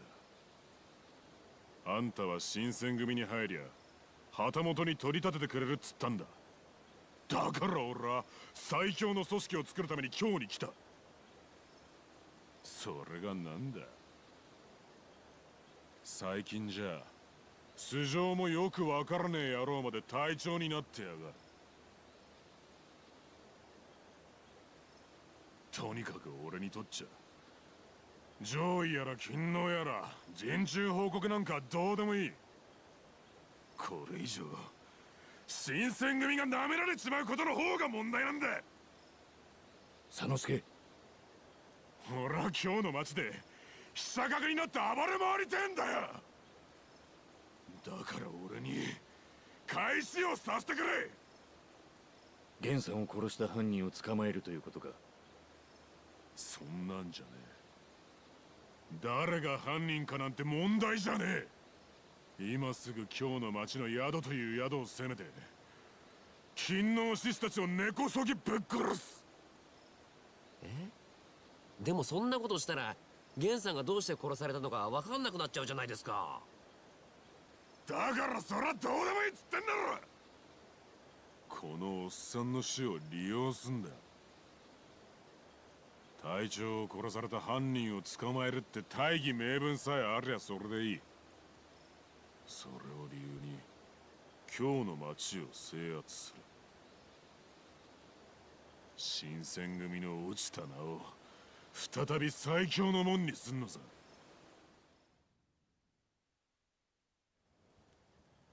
副長、あんただって新選組を使ってのし上がりたいっつってただろ。なあ、今すぐ俺を生かして。おもろそうな話やな、佐之助。せやけどそれ一番隊がやらせてもらう。掃除文句あってもわしは止められへんで。どうしちゃ。ちょっと待ってくれよ沖田さん。一番隊がやんのは構わねえ。だけど俺も一緒にやらせてくれ。俺とあんたで一緒に源さんの敵を。なあ、いいだろ。安心せえ佐之助ちゃん。誰もお前のことを幕府の不やなんて思うてへん。はあ、お前は新選組の不や。そこんとこよう覚えとくんやな。一番隊。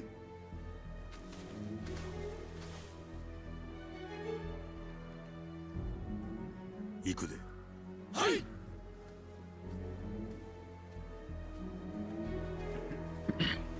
He looks awfully determined.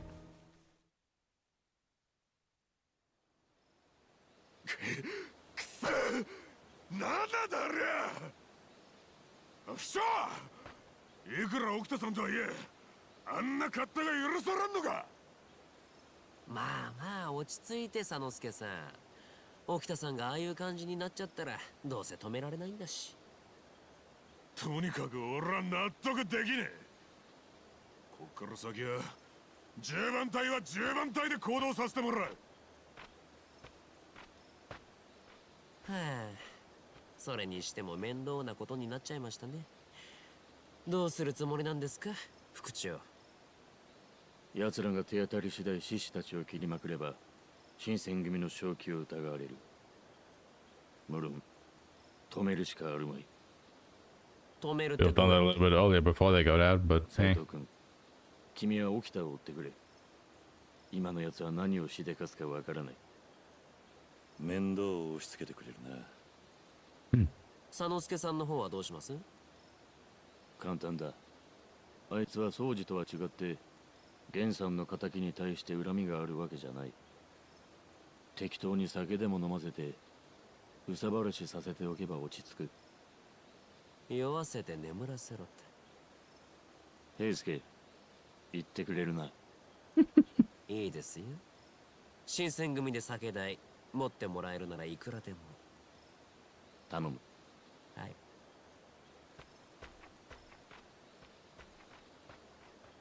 一つ聞かせてくれ。なんだ。沖田と殺された井上はどういう間柄なんだ。司令官以来の仲間だが。それを言えば山並圭介もそうだったはずだ。だが山並が死んだ時とは随分反応が違う。沖田は井上に何か特別な思い入れがあるんじゃないのか。特別か。確かにそうかもしれないな。教えてくれないか。それは宗司から直接聞けばいい。そうすれば君が追いかけてる李信流の謎に近づけるかもしれない。そのためにも宗司は君が止めろ。おそらく奴は源さんの死体発見現場に向かったはずだ。わかった。それはどこなんだ。伏見の屋敷町南の船着き場らしい。気をつけろよ、斉藤君。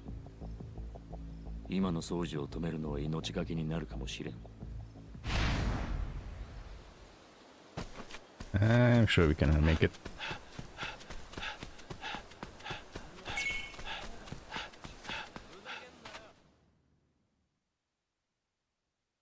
Alright, let's go look.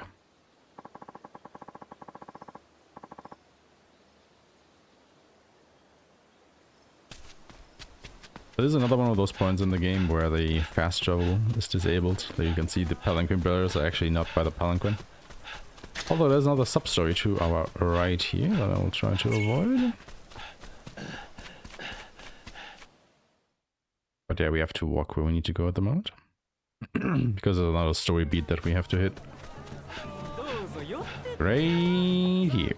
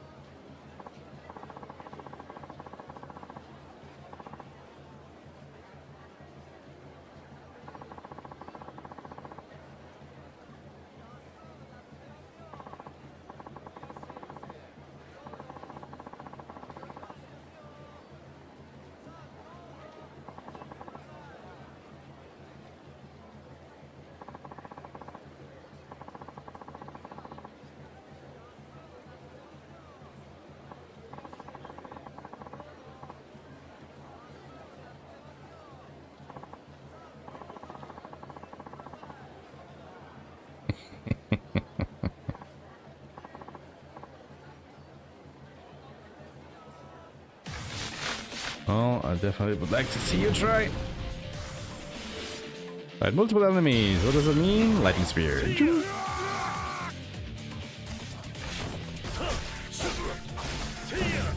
hit them while they're on the ground.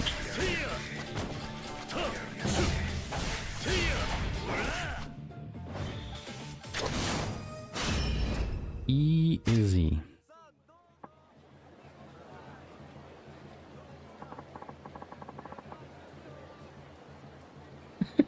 I mean, yeah, you're directly under command of frickin' Okita. Don't you need to be?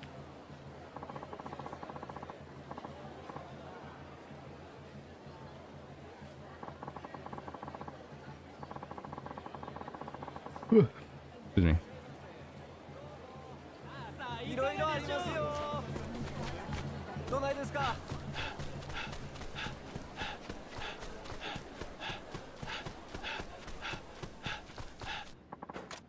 Alright. Fushimi.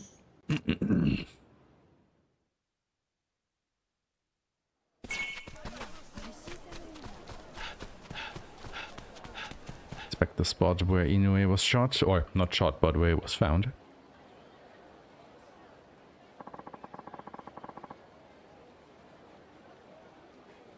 Saito-san. 山崎か。伊藤さんから伝言を頼まれましてね。参謀の伊藤が。伊藤さんもこんなところで新選組を潰されたんじゃたまったもんじゃないですからね。なんとしても沖田さんの暴走を止めてほしいと。それでことづてってのは。沖田さんは今ムクロ街で一番隊に召集をかけているようです。何？井上さん殺しの犯人に目星をつけたようで、何でも小無双を探しているとか。小無双？ご存知ないですか？深い網笠かぶってよく尺八吹いてる連中ですが。いや、小無双のことはわかる。そうじゃなくて、小無双が井上を殺したというのか。さあ、私には分かりませんが、沖田さんは何か掴んだらしい。ですが伊藤さんはとにかく一番隊の暴走を止めるようにとのことです。斉藤さんにはムクロ街に向かっていただきます。山崎。はあ？伊藤に伝えとけ。たまにはてめえも自分の足を動かせってな。いいでしょう。お伝えしておきます。ですが一番隊の件、確かにお願いしましたよ。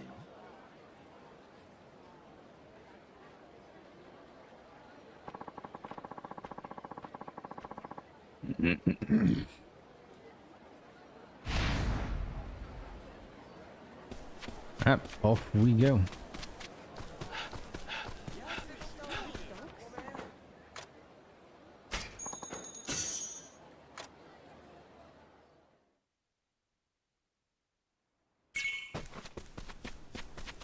It's been a while since we've been to Mukuro guy. I don't think we've been there since the second chapter, if I remember correctly. What?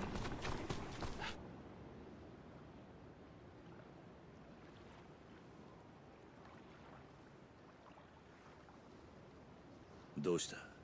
お前ら一番隊だろ。かかってこねえ。沖田さんがあなたをお待ちです。斉藤さん。何？この先へどうぞ。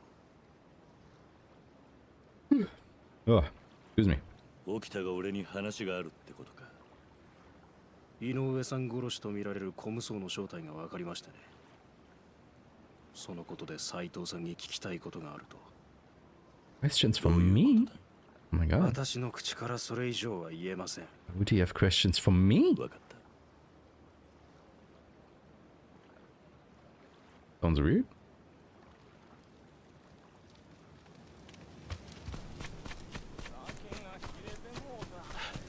Ooh.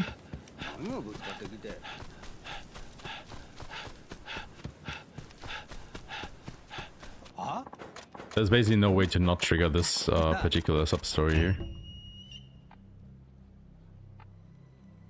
Because there is another way to get there, but it's longer and it also triggers yet another sub-story if I'm correctly. Like, at this point we're so far in the game that there are like sub-stories everywhere. So have to be really careful. Anyway, more story.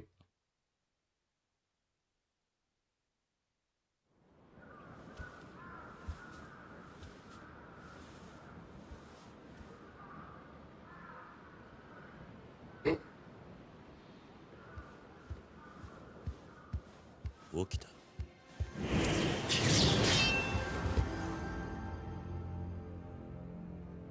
何のつもりだ？とぼけんねえ。ネタ上がっとる。何？お前が減産やったっちゅうことだな。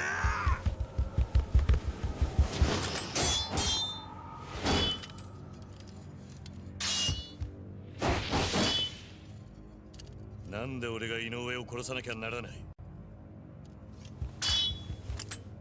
お前らは小無双を追ってたんじゃなかったのか？追うてたわ。せやけどもう追う必要あらへん。なぜだ？その小無双の正体はな、坂本龍馬っちゅう男やったからや。Oh no. なんだと？勤皇派の間じゃ有名な話らしいやないか。小無双の成りした坂本龍馬、最近今日でうろついとるらしいの。その話本当か？土佐や長州の浪人どもを締め上げたら白状しよった。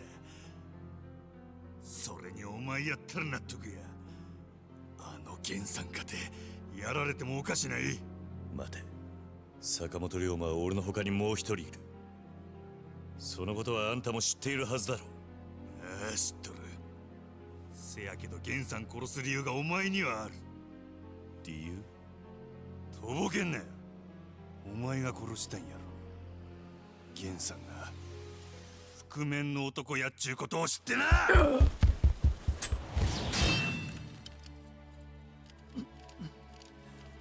本当なのか、その話は？どこまでしら切るつもりやお前。本当なのかって聞いてんだ、大きさ。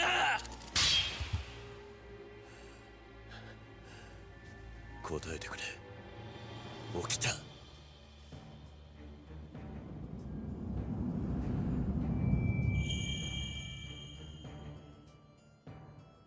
死の敵討つんは弟子の務め。真の理心流の奥義味わわせたるわ。真の理心流、何を言ってるんだ。さあ構えるや、はじめちゃん。あんたが追い続けてきた天然理心流、最後の謎が目の前にある。勝てばわかるという話だな。来い、起きた。And Okita round お前 2. に勝つ。そして全ての謎を明かし、坂本龍馬としての人生を取り戻す。気合いや。行くで、坂本龍馬。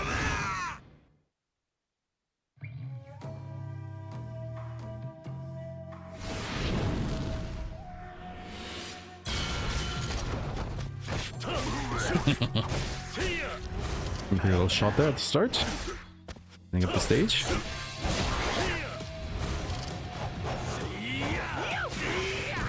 So Okita is actually pretty dangerous during this fight. Like, he has a lot of health, so the fight will go on for a little while. And he also deals a bunch of damage. Also doesn't really help that we sold our best katana a little while ago. So we're actually dealing less damage than we did for the last fight, I think. Yeah, it is. It is. We sold it after. Because, you know, we needed the money. And there really was no better time and place than selling it at this particular spot during the story.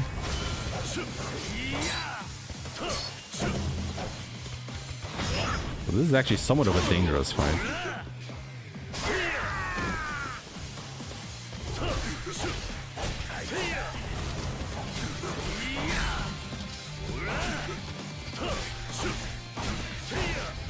But he is actually being pretty docile right now, which is... I just had to say it, didn't I?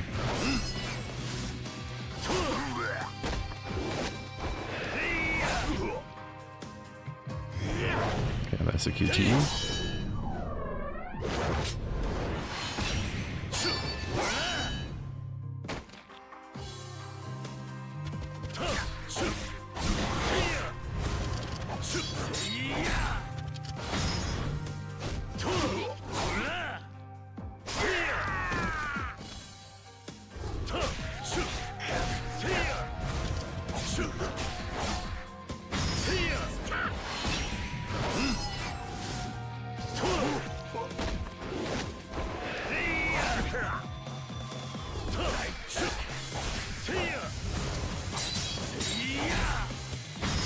I'm actually keeping him nice and contained. Pretty surprised actually, because normally he's all over the place.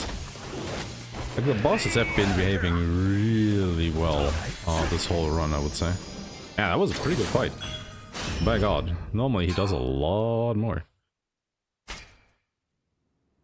Alright. You guys ready for the truth? Can you handle the truth?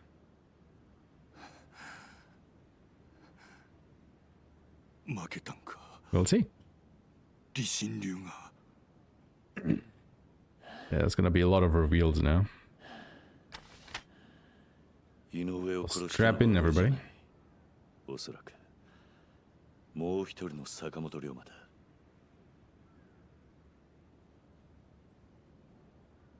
Actually, I'm gonna take the opportunity real quick and fill up my water bottle. See you guys in a minute. その前に一つ教えてくれや。どうやった？わしの理心流は。俺が追っていた理心流だった。立ち筋、技、間合い。すべてが1年前感じたもの。覆面の男そのものだった。そうか。それを聞いて安心したわ。これでようやくわしはあの人に追いつけたっちゅうわけか。師弟の間柄なのか、あんたと井上は。そんなもんやない。わしにとって源さん。いや、鴨さんは。久々に聞くな、その名前。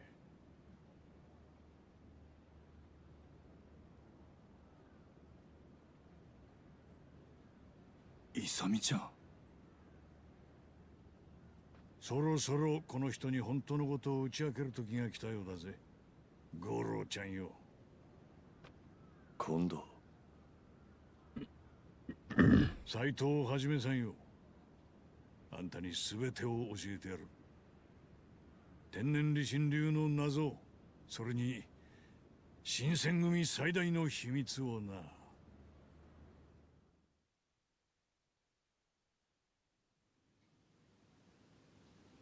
悪いね。話が話なんで場所を変えさせてもらったよ。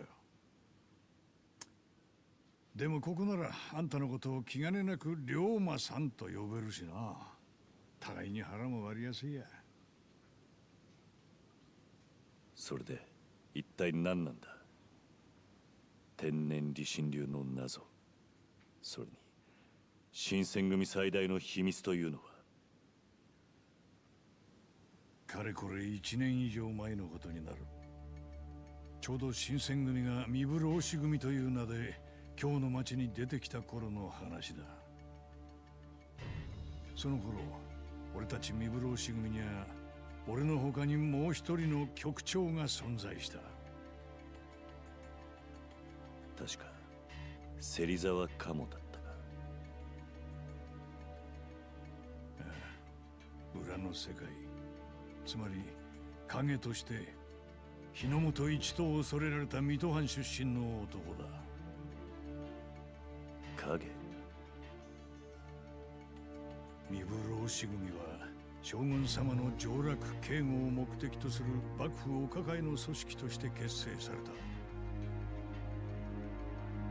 俺が率いる司令官から近藤、土方、山並、沖田、長倉、井上、東堂の7名。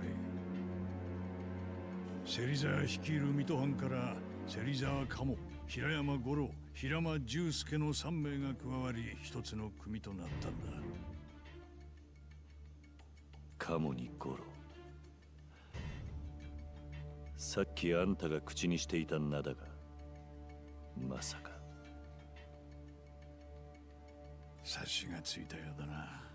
そう、井上源三郎、沖田総司、そして長倉新八。この3人はすでにこの世にはいねえ。芹沢鴨、平山五郎、平間重介、それぞれが演じている仮の姿なんだ。なんだと。そしてその全てはあの吉田東洋の暗殺と密接に関係している。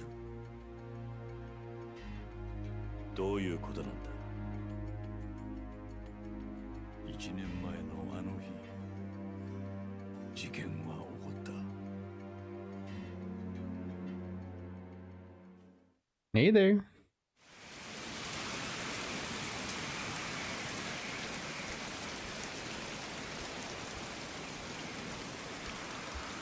Now look who's coming back from a little assassination work.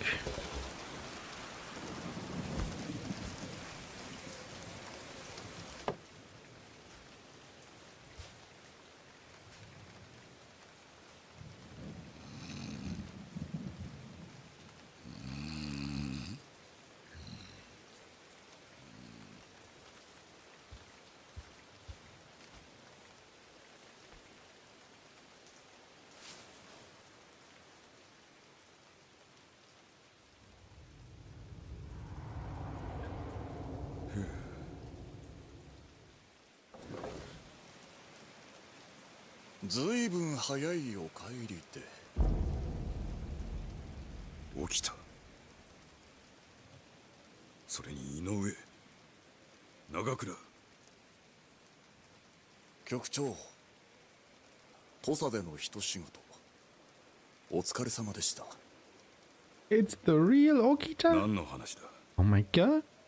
カモさん、あなたが水戸藩にいた頃からこうした闇仕事を受けていたことは知っています。あなたがあの総集ラッパー風魔由来の剣術水戸天狗流の宗家ということもね。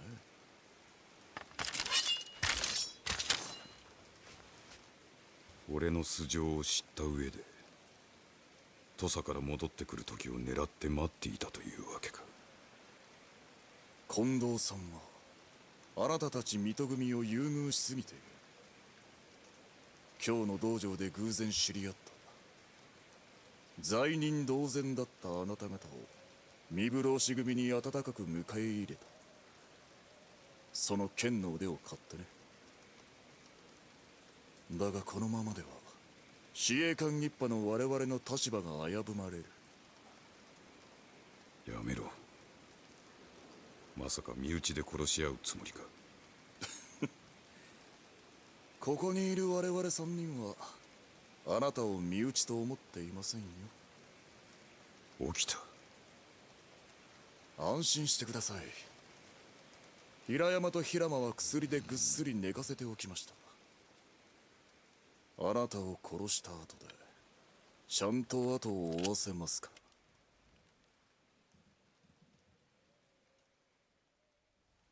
芹沢かも覚悟。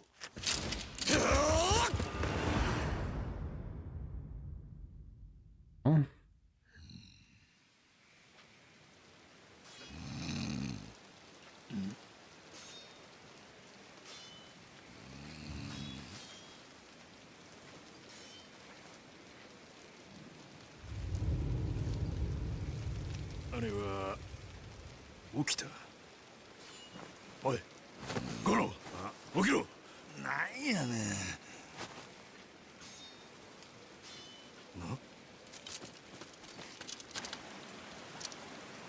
カモさん。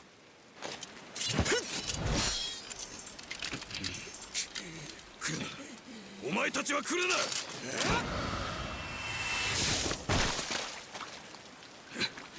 カモさん。死ね芹沢。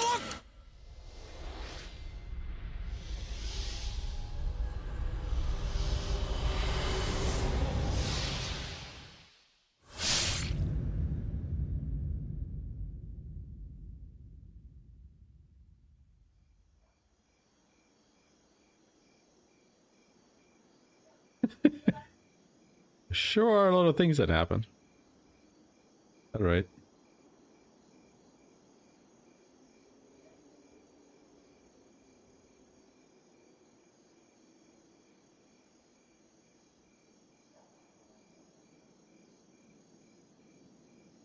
カモさ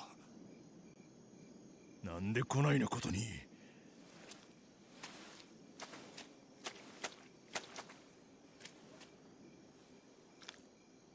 近藤殿、土方殿。さすが水戸天狗流。掃除をもってしてもかなわなかったのか。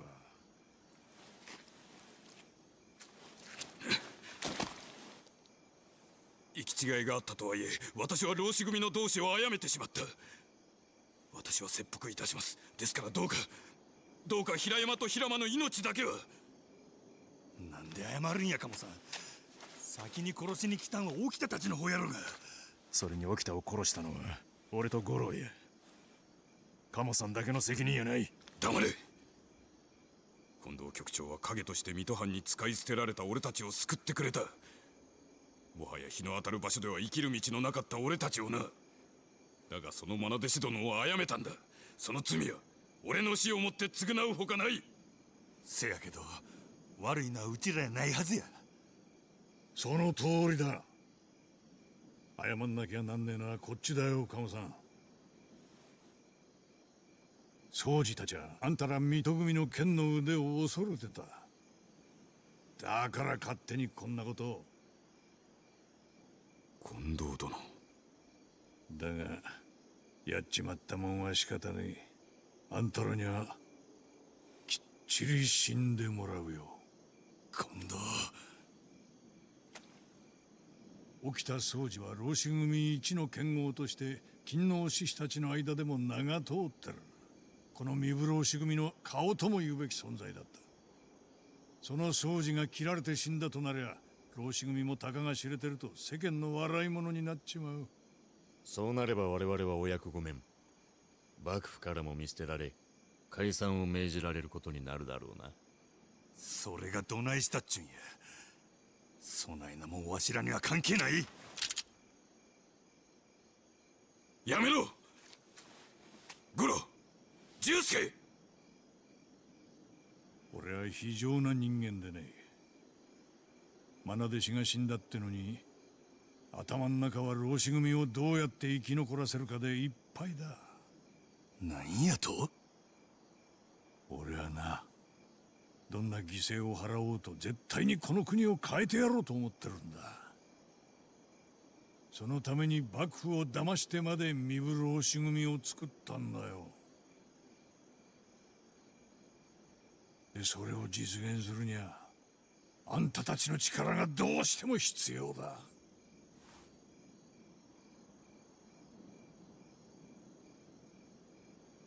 どうだい、今日からあんたたち第二の人生ってやつを生きてみねえか。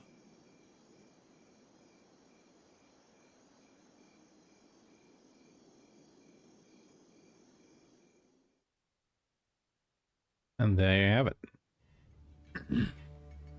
そうしてその日から芹沢鴨は井上源三郎に、平間重助は長倉新八に、そして平山五郎は沖田総司へと生まれ変わった。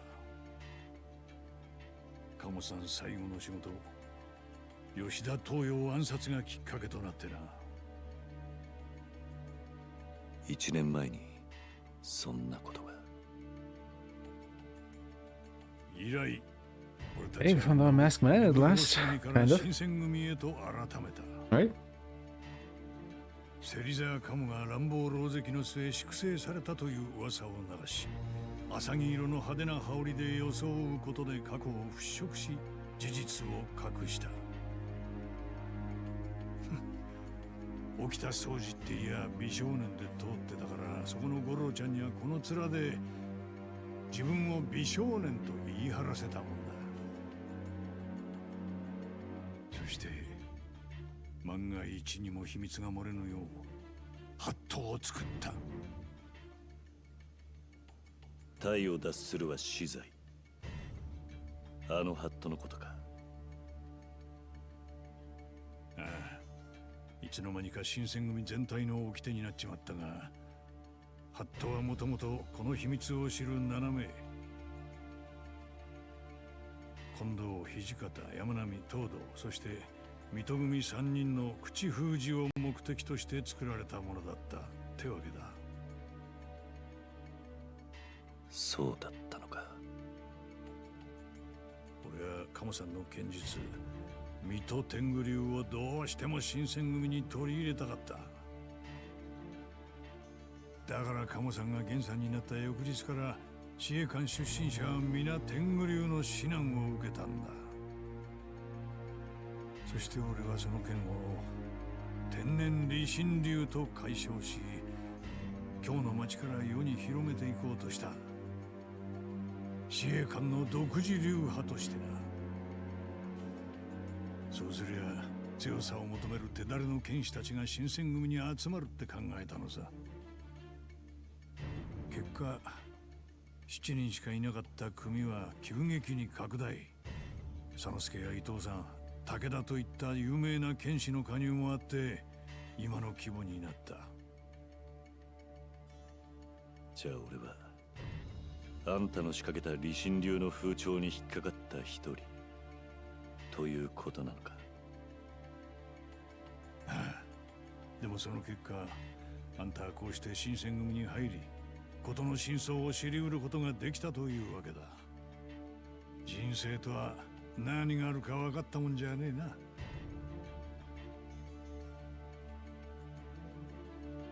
龍馬さんよ、これが新選組と天然理心流の真実だ。そしてあんたが追いかけてた覆面の男の正体、そりゃ井上源三郎として I mean, the rest of his days was basically 1 year, roughly.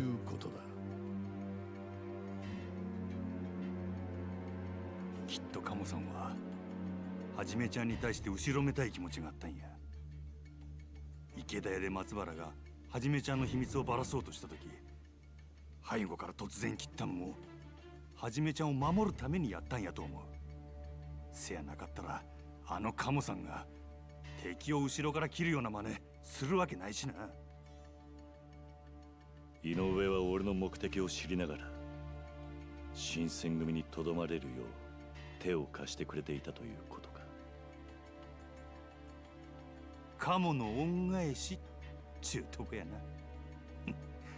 ほんまあの人らしいわ。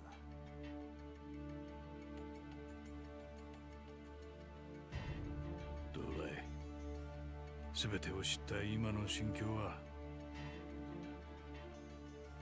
正直まだ釈然としない。どうして井上は東洋のおやっさんを殺さねばならなかったんだ。水戸藩経由で頼まれたらしい。仕事を成功させたら俺らの脱藩を取り消してもらえるという条件でな。水戸藩からだと。じゃあおやっさんを殺そうとしたやつは水戸にいるってのか。それはわからん。最後までカモさんは喋らんかった。影として生きる者の習性やな。それじゃあ俺はこれから先何を追いかければいいんだ。龍馬さんよ、一つあんたに確認したい。もし今吉田東洋の殺害を依頼した人間が誰なのか知ったら、あんた復讐のためそいつを殺しに行くかい？わからない。だが覆面の男の正体を知った今、一つだけはっきりしたことがある。なんだい？俺は復讐がしたかったんじゃない。真実が知りたい。それだけなんだと。その言葉を聞けて安心したよ。今のあんたならこれから俺が話すことを受け止められるだろう。うん。なんだ？どうして俺があんたが本物の坂本龍馬だと知っていたか。そりゃカモさんから報告を受けてたからだ。そしてもう一つカモさんから報告を受けていたことがある。そりゃ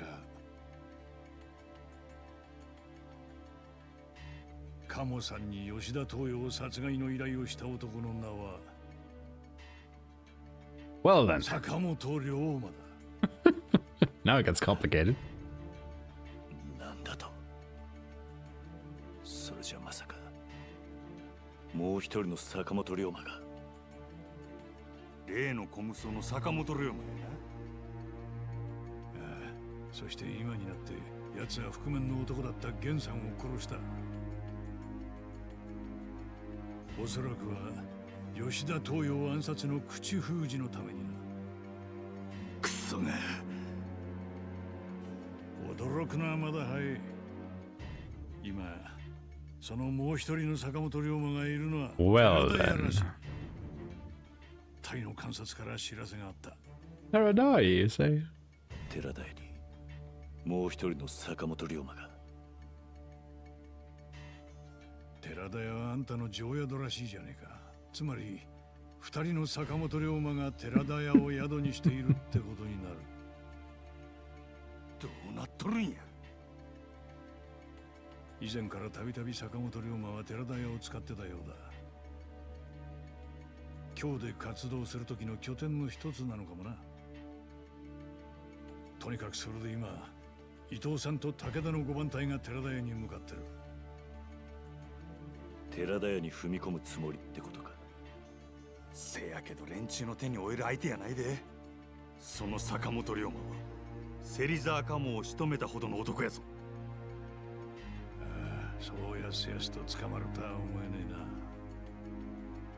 もしここで取り逃がせば、もう見つからなくなるかもしれん。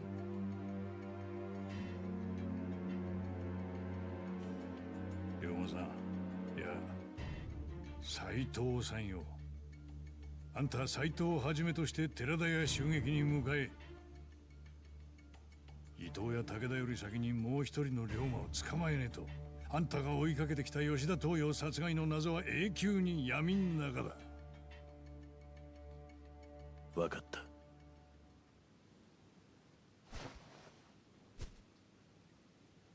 近藤さん。すべてを教えてくれてありがとう。俺は新選組に入ったことを後悔してない。そうかい。ならよかった。ほら、早く行け。ああ。 It is quite the underrated game, this series, isn't it? Alright, gameplay. Jesus. Been a while.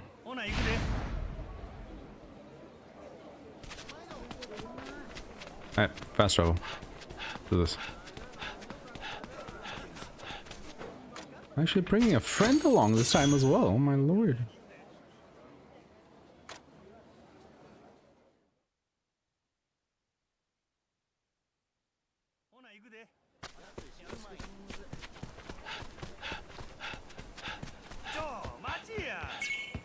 The best as always, we're heading back to Terradaya.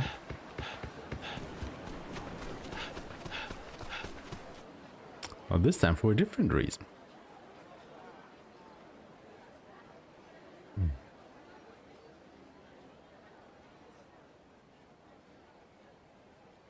Ito. この寺田に井上さんを殺した坂本龍馬という土佐者が潜んでいる。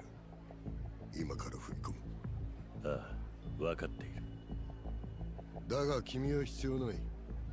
この件は私と武田の5番隊でやらせてもらう。なんだと？君は新入りの隊長だ。先だっての池田の一件しかり、敵を取り逃がすようなことをされては困るのでね。それは。とにかく余計な手出しは結構。ここは今参謀である私の指揮下にある。いや、ここの指揮は一番隊に取らせてもらうで。沖田君、君までやってきたのか。まあ聞けや伊藤藩。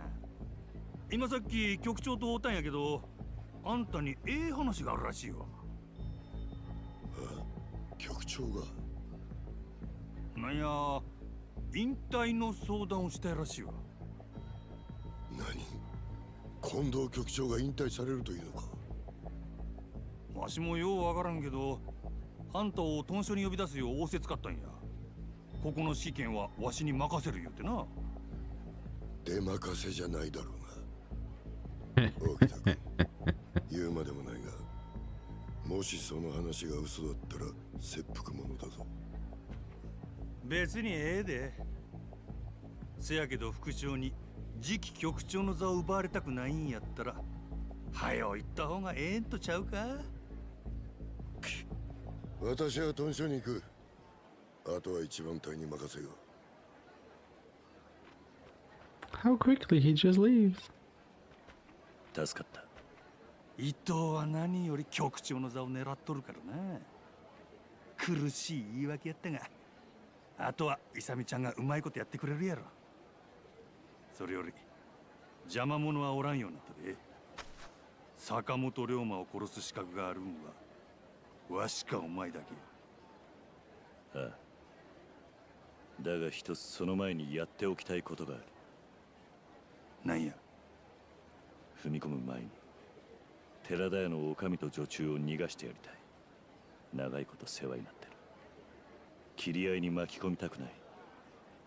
気持ちはわかるがしゃあないやないか。逃がすっちゅうてもどうやってこの状況で知らせるっちゅうねん。裏口から回ってどうにか合図を送れればいいのだが。なあ、面倒やな。わしはもっと正面からババッと踏み込んで思いっきり暴れたいっちゅうのに。わかった。そやったらとりあえず裏口に回ろうや。それでええな。ああ、大丈夫だ。ほな行くで。裏口から静かに入るんや。Okija really is a single brain cell organism sometimes, isn't he? Excuse me, Goro.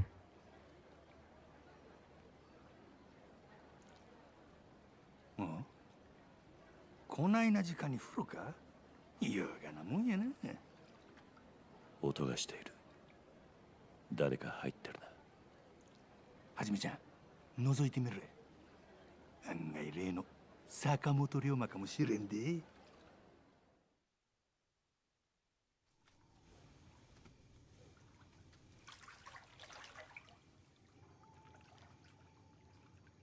どうや、誰かおるか。誰かおるの？俺だ、オリオ。はじめさん、そんなとこで何してんの？聞いてくれ。今この宿を新選組が囲んでいる。坂本龍馬って客が来ているな。2階の客間か。せやけど、なんやの？もうすぐ新選組がここへ突入してくる。お前は静かにおかみさんたちを連れて寺田屋から逃げろ。坂本さんを新選組が？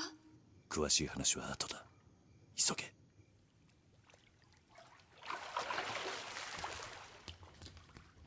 言ったようやな。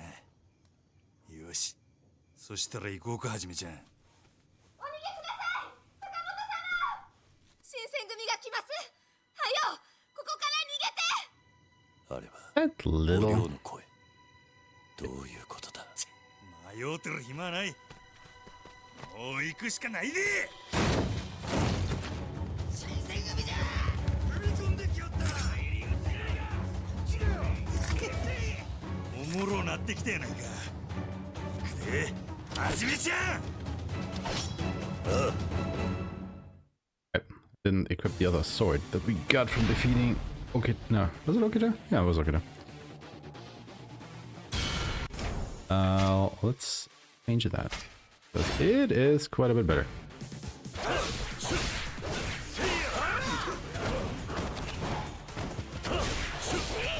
Also, what am I doing? Let's do this. The problem with Lightning Spear is it has a certain range to it. So the enemies have to be kind of clumped up if you want to get the maximum amount out of it. And it will never target enemies that are actually lying on the floor. So if you're going to use it, you really want to use it at the start of a fight. Yeah, when everybody is mostly cleaned up. What's okay? What are you doing over there?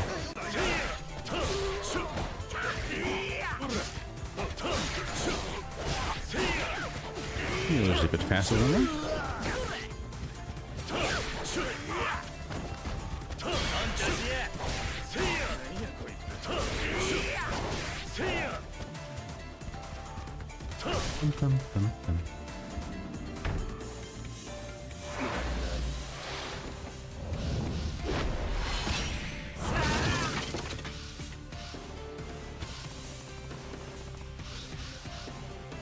This is pretty funny because we just, you know, cut through some furniture that was lying there before, but he now refused to cut through that. I was like, what?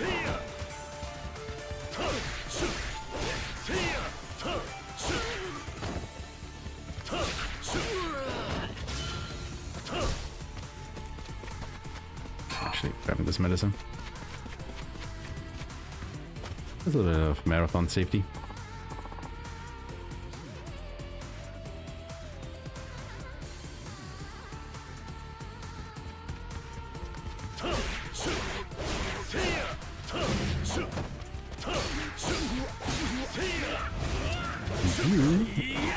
a shelf at us, you idiot. Why would you do that?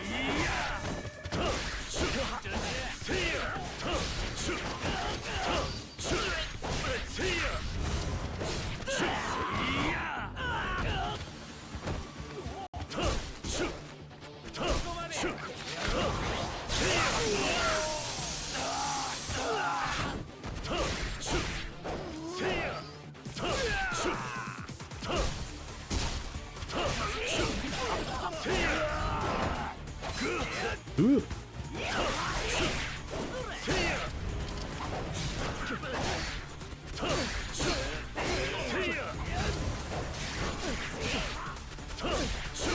So I hope Okita is cleaning up the little rubble. Oh my god.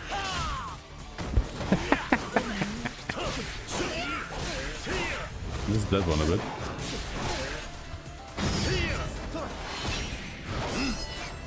Guess we can spend a little bit of heat on this guy.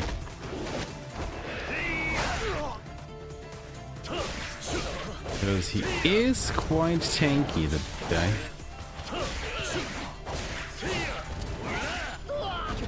There you go. Oh my god, just end it, buddy. Please, thank you. Oh, wait. No, this way. For some reason, I always get a bit turned around here.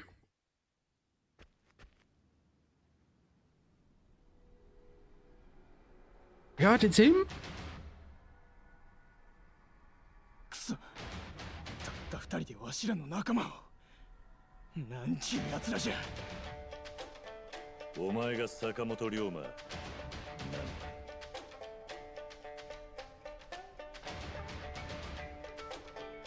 坂本先生にはわしらが指一本触れさせんがじゃ。Oh, you should absolutely worry about this dead meat.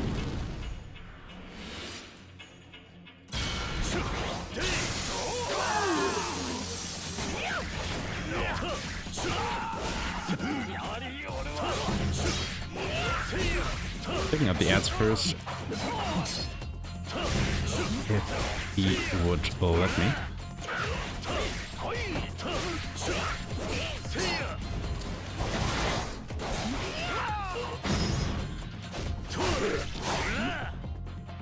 Then the usual, use the 2 attack troopers that we have, buff our damage, and then just wear him down. Combos and the heat attacks.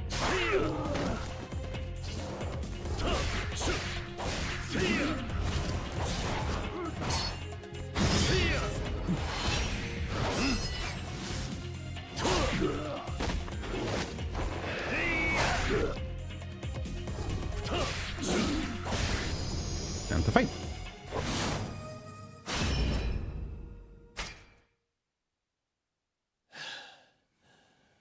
Now, who is it? Who is under the basket? お前がもう一人の坂本龍馬なのか。誰なんだお前は。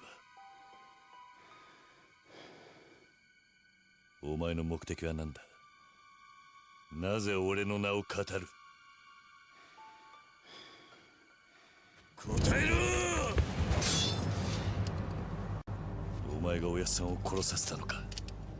そうなんだろう。なんとか言え。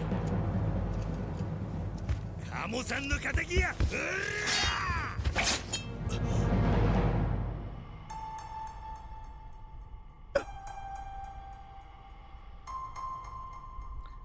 So remember that wound? 何やと？はじめちゃん、窓や、窓から逃げよった。おうではじめちゃん。はじめちゃん。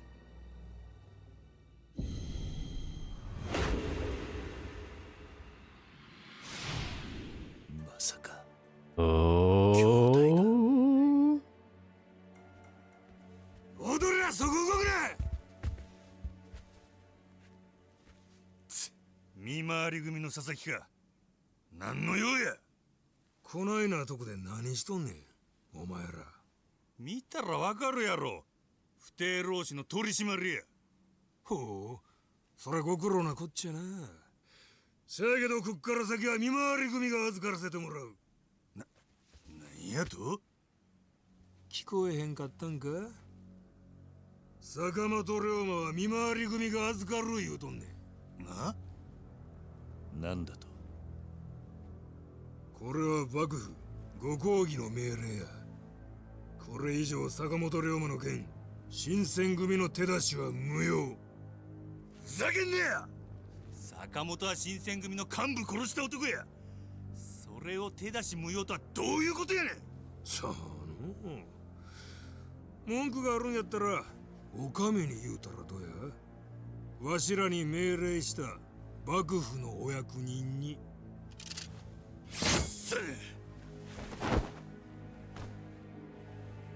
おい。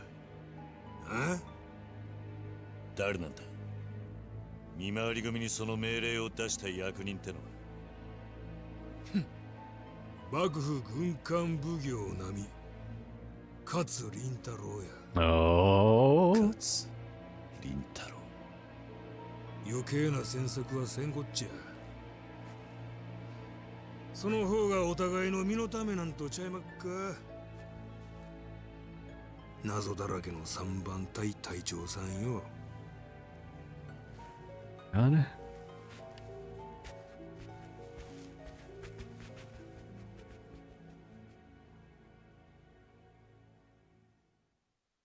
So many hidden identities and everybody knows about them?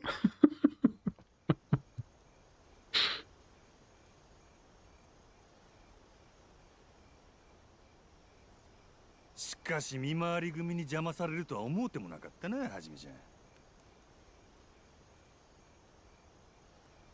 どないしたんや？さっきから様子が変やけど、なんかあったんか？いや、なんでもない。ちょっとな。やってくれたな、お前ら。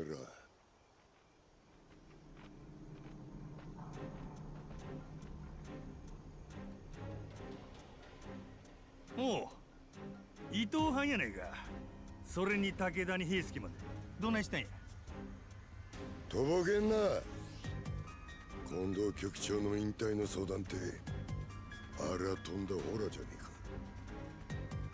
か。あ？なんやそれ。よう覚えてへんな。バカにしとんのが悪い。お前の嘘のせいで坂本龍馬取り逃がしてしもうたやないか。そない言うんやったら5番隊も残ってればよかったやないか。伊藤藩に尻尾振ってついてったくせしてよう言うわ。なんやと？我なめとんのか。まあまあ落ち着いて武田さん。沖田さんもそんなに煽らないでくださいよ。なんや平助、お前どっちの味方や？別に俺はどっちの味方でもないですよ。ただ最近の近藤さんは何を考えているかわからない。なら伊藤さんが局長になった方がやりやすいとは思ってますけど。平助、お前もういい平助。こんなバカ相手にしてても拉致が開かねえ。いいか沖田、これだけは覚えておけ。俺が新選組局長になった暁には古参だろうが剣の腕が立とうが容赦しねえ。俺の方針に従わねえ奴は全員粛清する。いいな。あんたもただの狂犬で終わりたくなかったら平助のように身の振り方考えるんだな。行くぞ。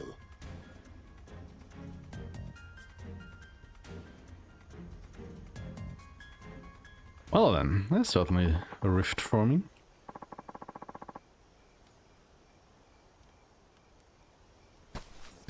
Also, yes, we definitely have questions for Oroya now, don't we? Little shit. Just announcing our coming when we had this ambush planned? Like, what the hell?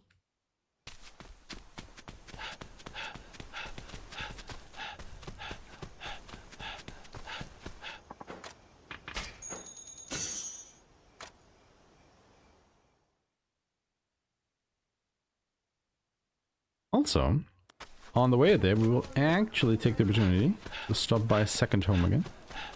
Because we have enough virtue at this point. To grab another sprinting upgrade. Will come in handy quite a bit.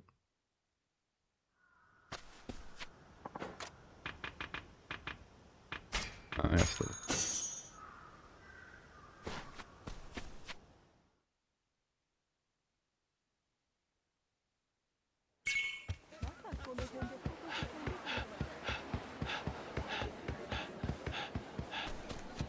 sprint even longer now.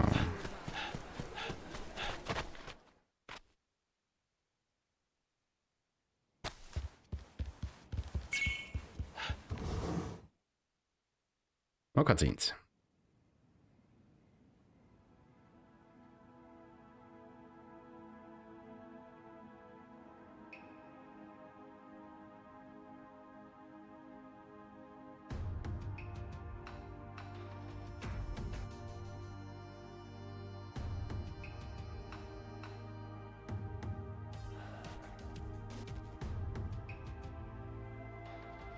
本当のことを教えてくれ、オリ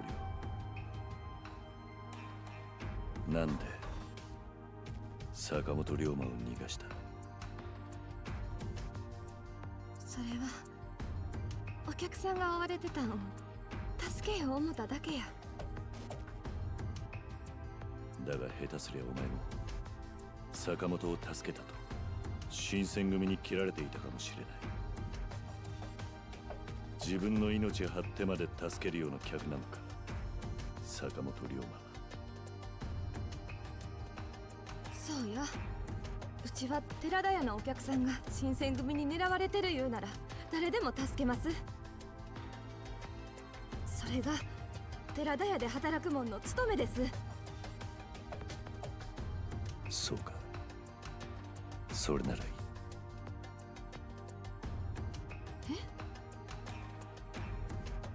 俺はここを出ていく。なんで？俺も新選組の一員だ。俺がここにいれば新選組のことをそこまで憎んでいるお前を苦しめるだけだ。いや、それは。世話になった。はじめさ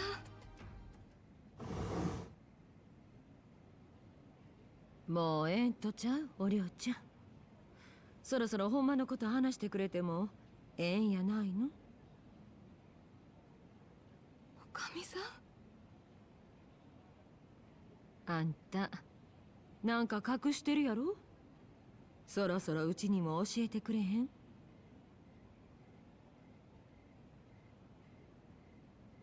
どういうことなんだ、オトセ。Am I got the have a secret too? 実はおりょうちゃんね、はじめさんを追ってこの宿に飛び込んできたんよ。ね、おりょうちゃん。俺を追って？せや、斎藤はじめさんいうお侍さんの世話をさせてほしい言うてね。てっきり最初は片思いでもしてるもんやと思っとったけど、どうもそれだけやないみたいでね。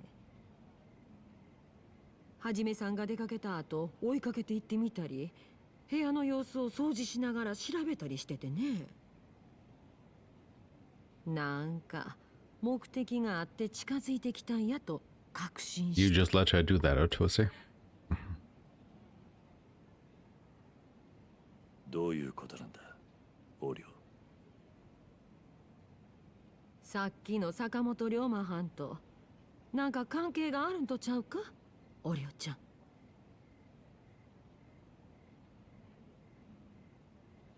あんたはじめさんのこと好きなんやろ？離れ離れになりたくないんやろ？せやったらちゃんと話した方がええ。好きな人に一生疑われたままやったらそんな悲しい話はないでな。わ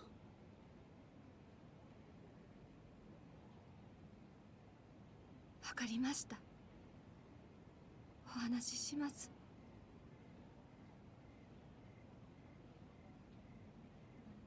うちは寺田屋に来る前から勤皇派に協力していた女です。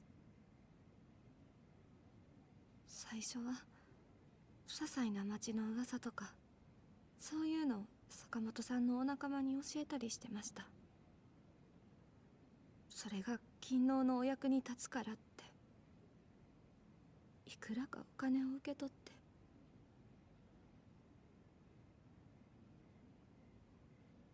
うちには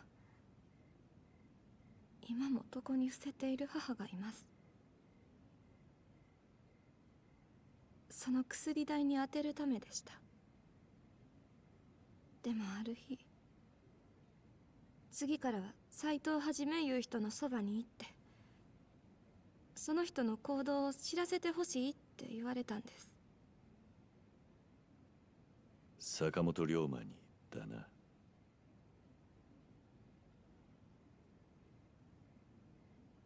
あなたがいつどこに出かけるのか、誰と会ってるのか、寺田屋の女中として分かる範囲でいいから報告してくれって。うちもそのくらいならええと思ってました。あの夜までは。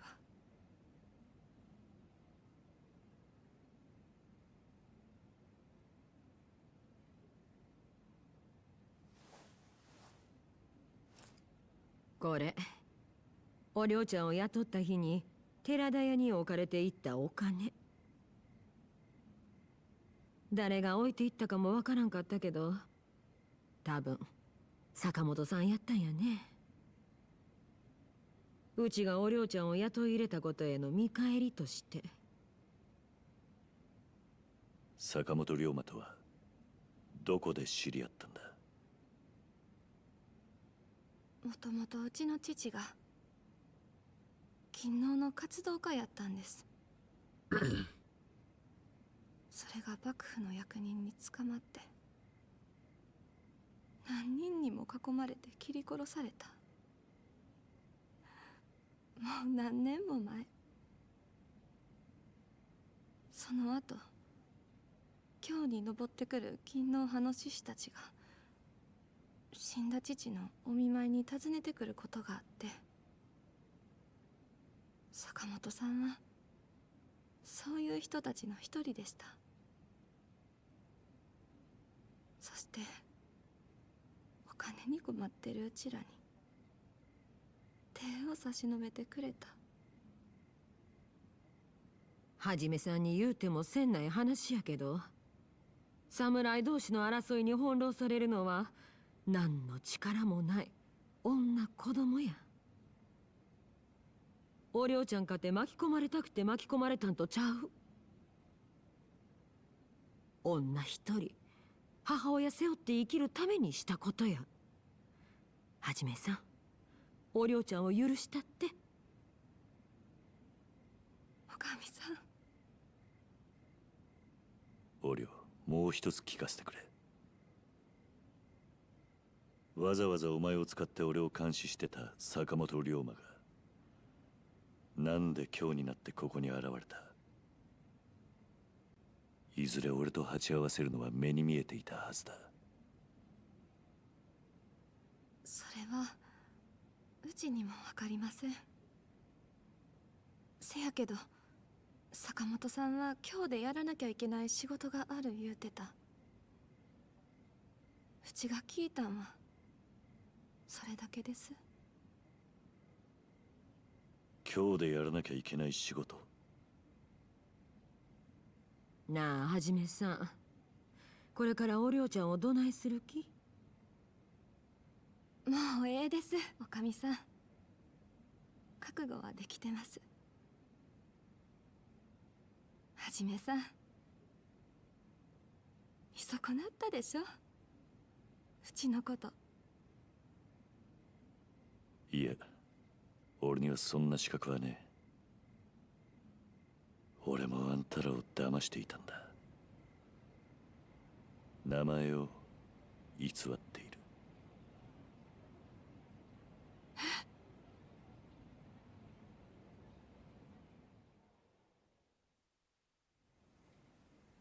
俺の本当の名は坂本龍馬なんだ。それってはじめさんが坂本龍馬？でもそれやったらうちが会うた坂本さんは？そいつは俺の名前を語っている偽物だ。俺の恩人を暗殺させた黒幕で口封じにその資格を殺した。長崎ではイギリスの武器商人とつながっているらしい。そして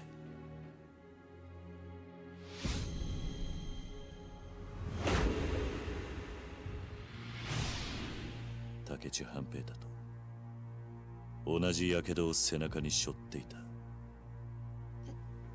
も竹地さんってわからねえ。兄弟は It's starting to come together slowly, isn't 土佐で腹を切っ it? て死んだはずだ。それにあいつにはおやっさんを殺す理由もない。俺にももう何がどうなってんのかわからねえ。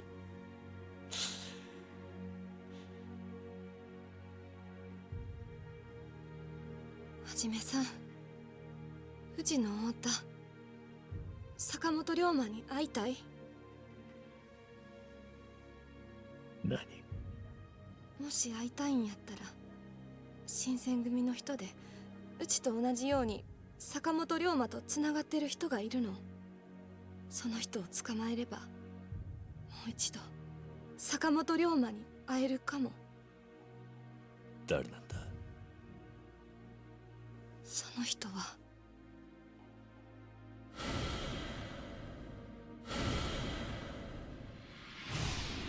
観察役山崎進。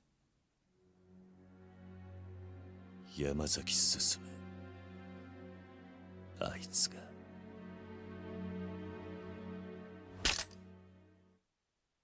Womp womp.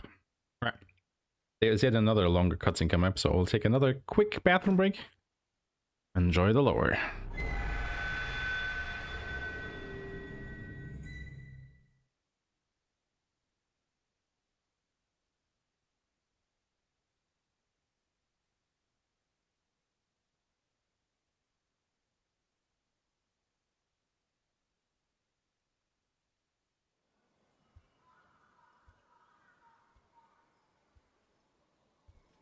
寺田屋ではでけえ魚を逃がしたもんだな、あんた。見回り組の邪魔が入ったな。連中は勝林太郎に動かされていたらしい。それで結局坂本龍馬の正体は分からずじまいか。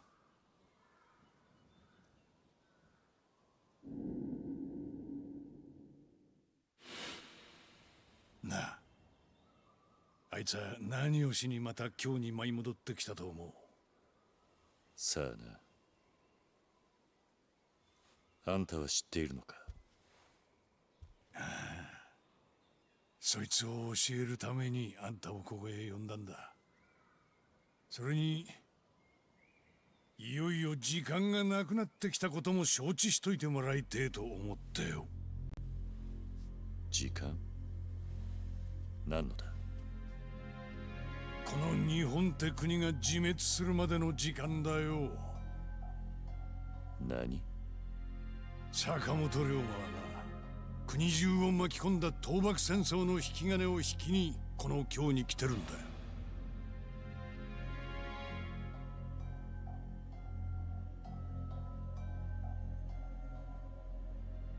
坂本龍馬は今までずっと倒幕戦争を引き起こすために動いてきた。その下準備が整ったらしい。どういうことだ？何かあったのか？薩摩の西郷と長州の桂が手を結んだ。バラバラだった勤王の二大勢力が倒幕に向けて秘密同盟を組んだんだ。つまり薩長同盟だよ。薩長同盟？そいつを仲立ちしたのも坂本龍馬って男らしい。だがこの場合の坂本龍馬は例のあいつじゃねえ。お前さんだ。何？もっともその時お前さんはシラフじゃなかったかな。まさかあの夜の話か。まったくよ、薩長のいがみ合いが一晩の酒で水に流れちまうとは思わなかったよ。だがな、そのバカバカしい話がこの国の内戦に火をつけちまおうとしている。そのきっかけを作ったのがお前さんだ。そこへ来てもう一人の坂本龍馬が火のついた薩長に油を注いでやがる。どうやって？奴はもう正真正銘の武器商人だ。これまで以上に英国の武器を大量に薩長へ流している。桂と西郷も倒幕戦の軍備に本腰入れ始めた。もういつドンパチ始まってもおかしくねえ。関ヶ原以来の血が流れるぜ。倒幕戦争か。坂本龍馬は武器を売って大儲けするだろう。日本人の血と引き換えにな。そして開戦前夜のこの国をよだれ垂らして見てんのが西洋列強だ。となればこの俺もそろそろ動くしかねえやな。あんたまさか例の計画をやる気か？日本中が焼ける前に今日の朝廷を滅ぼして戦を止める。この国を列強の侵略から救うためだ。本気で言っているのか？町の人間が何人焼け死ぬ。侍だけじゃねえ、女も子供もだ。それを焼き殺してどの口が国を救うためだと言える？何度も言わせるな。倒幕戦争が起きればもっと多くの人間が死んだ挙句異国に侵略される。そもそもお前さんが薩長の中を取り持ったせいだぜ。おまけに寺田屋じゃ例の坂本龍馬を取り逃がした。もう勢いづいた薩長を止めることはできねえ。なら薩長じゃなく幕府を止めるってのは？幕府を止める？ああ、幕府が。仮にだが薩長に白旗を上げれば戦争にはならないはずだ。幕府に白旗を上げさせるだ？300年この国を支配してきた幕府にか？いや、待てよ、おい。確かにその手はあるかもしれねえな。薩長が戦争を引き起こす力を手に入れた今だからこそ徳川が聞く耳を持つってこともあるか。例えばそうだな、幕府の持つ政権を徳川将軍から帝に変えさせる。幕府の政権を帝に？ああ、大政奉還とでも言うのかな。幕府がこの国の政権を手放せばもう薩長が幕府相手に戦争を起こす理由はなくなる。ここは一つ将軍に直談判でもして白旗上げさせてみるか。できるのか、そんなことが？できるわけねえ、普通はな。だがなんだ？斎藤をはじめ、いや坂本龍馬さんよ、あんただったらできるかもしれねえ。俺が？これまで俺なりにあんたという人間を見てきたが、あんた以上に腕が立つ男はいねえ。それにあんたにはあの沖田みてえな男まで動かしちまう魅力もある。何を言ってるんだ？いや、これは本心だ。今もし江戸城にいる将軍様に忍びで会い、しかも心を動かすことができる男がいるとしたら、あんたそれに。なあ龍馬さんよ、ここは一つ日本のために死ぬ覚悟で江戸に行ってきちゃもらえねえか。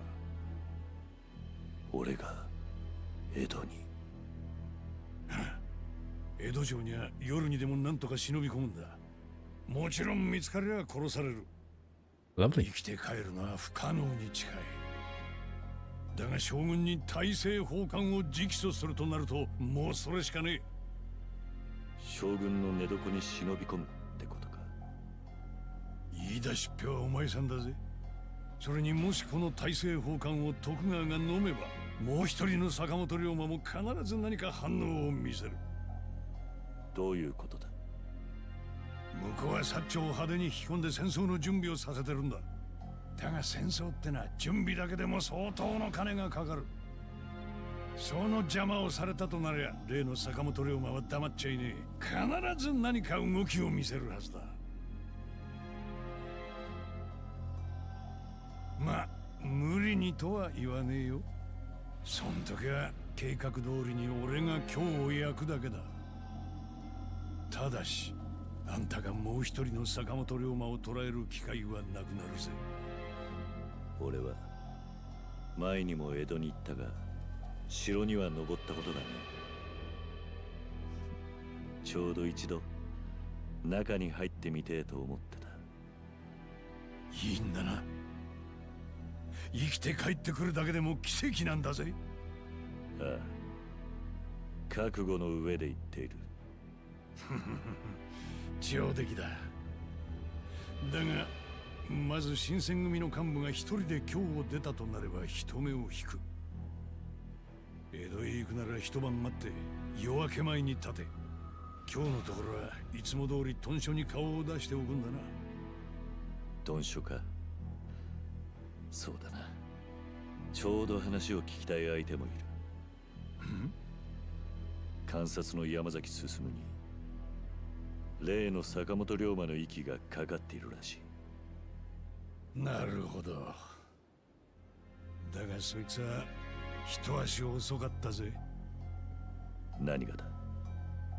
山崎は昨べ屯所にある土蔵の God 中で殺された。 damn it. なんだと。お前さんが山崎の正体を知ったことで口を塞がれたってことか。もう一人の坂本龍馬の手の者にな。We just learned about it too?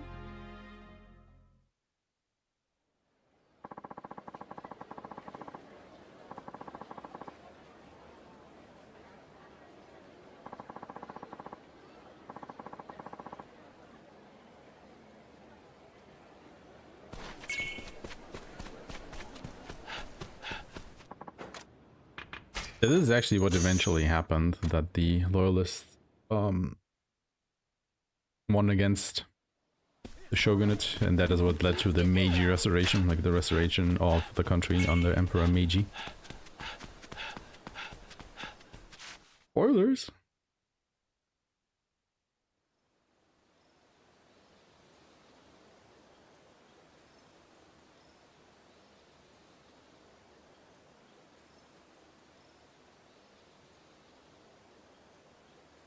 斎藤か。聞いたかよ。観察の山崎進の件。ああ。屯所の中で仲間がやられるなんざだらしねえ。クソが。また新選組が舐められるぜ。土蔵でやられたんだったな、山崎は。そうだ。平助が現場を見聞している。あんたも言って。山崎に手くらい合わせてやんだな。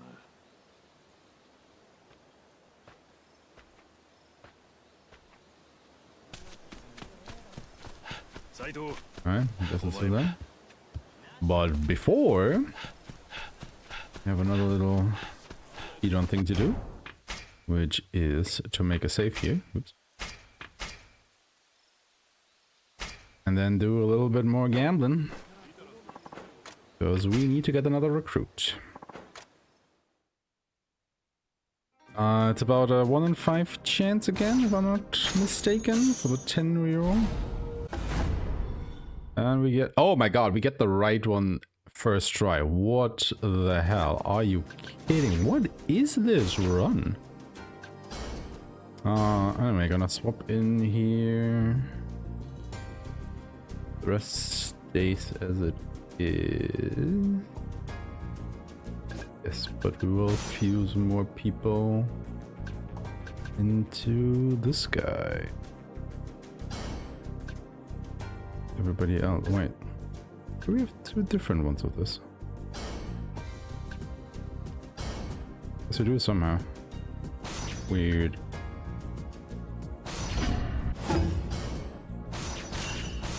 Oh man, I'll take it. But yeah, this is like godlike RNG. Like getting this on the first try. What?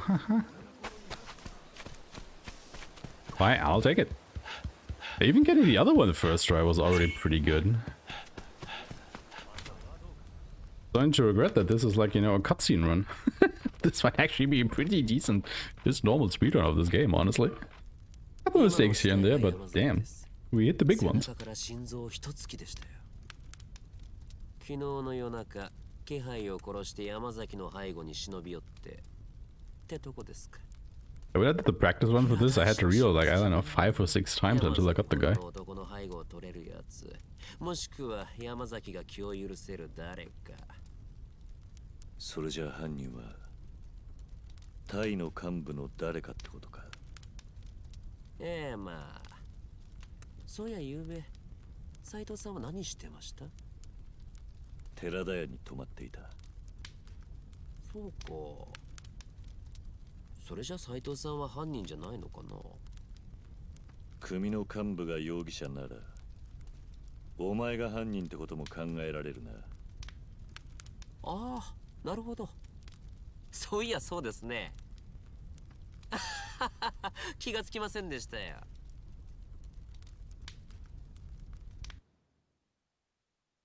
Convincing. What?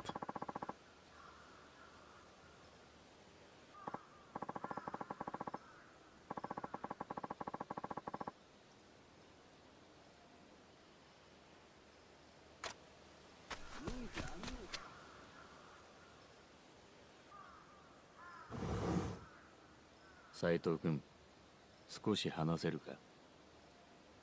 なんだ。君に聞くのもなんだが、近藤さんはどうしている？何？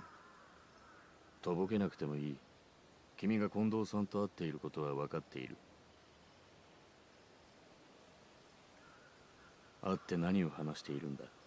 局長に直接聞いてくれ。最近のあの人は秘密が多いようでね。例えば君は薩長が秘密同盟を組んだって噂を知っているか？さあな。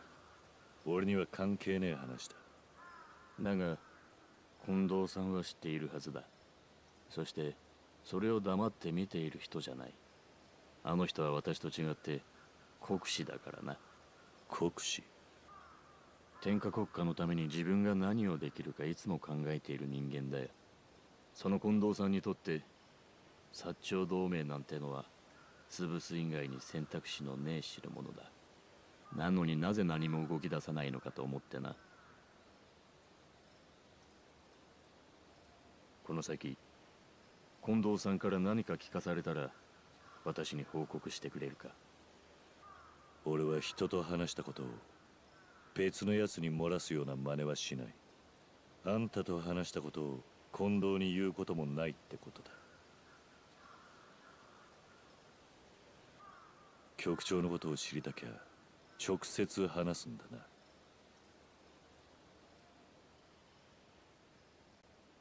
Hitting him right in the face from that one before.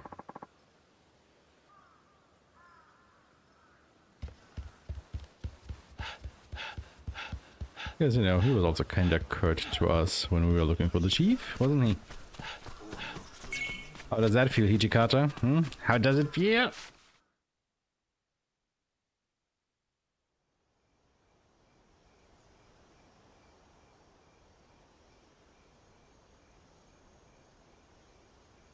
起きた。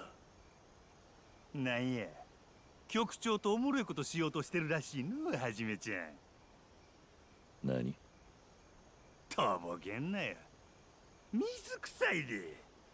おもろいこと独り占めしよったってそうはいかんわ。わしも一緒に行くで、江戸城。二人で将軍様に殴り込みと行こうやないか。断ると言ったら？そん時はお前を切って俺がおもろいこと独り占めや。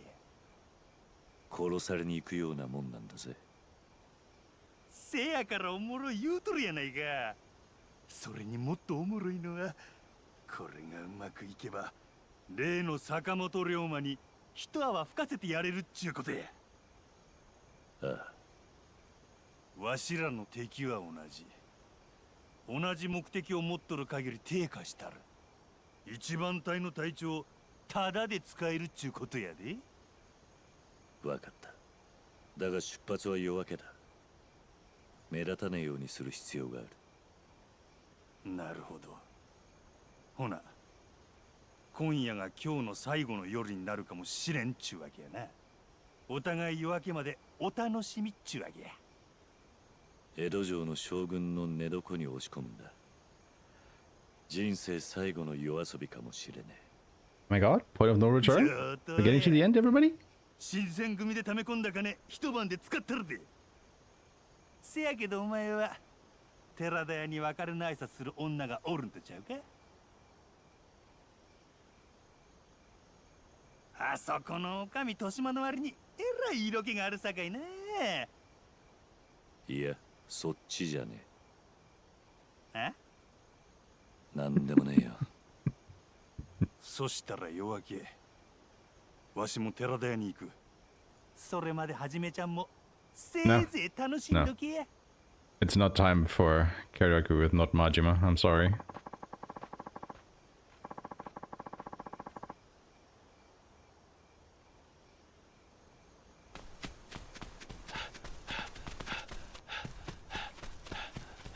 Time for more fast traveling, though. Like the Fushimi? Yeah, I'm sorry if I stoked the expectations too high there.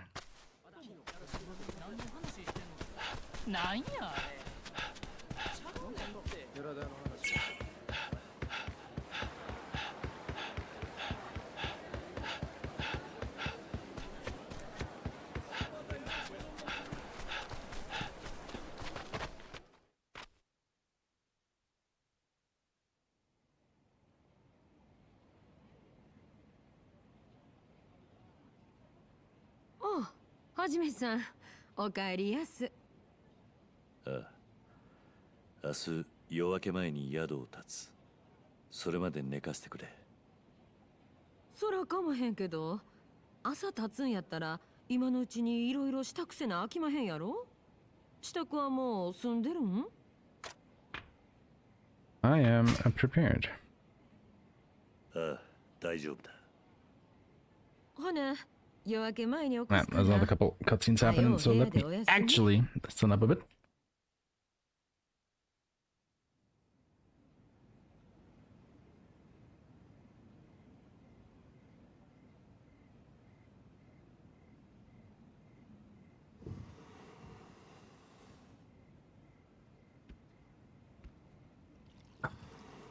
Going again.「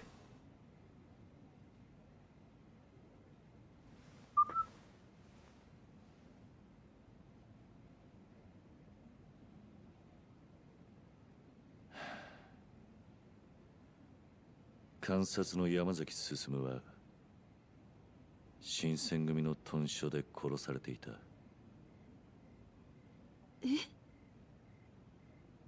例の坂本龍馬に口を塞がれたらしい。お前は大丈夫だと思うが、なるべく表には顔を出さないようにしていろ。They were basically in the last quarter of the game, roughly. So yeah, they got a bit of a ways to go here. Even if they make it seem like we are getting close to the end. お前に何かあれば俺のせいだ。Still more stuff happening. 俺の存在がお前を巻き込んでしまったようなもんだからな。そんなこと。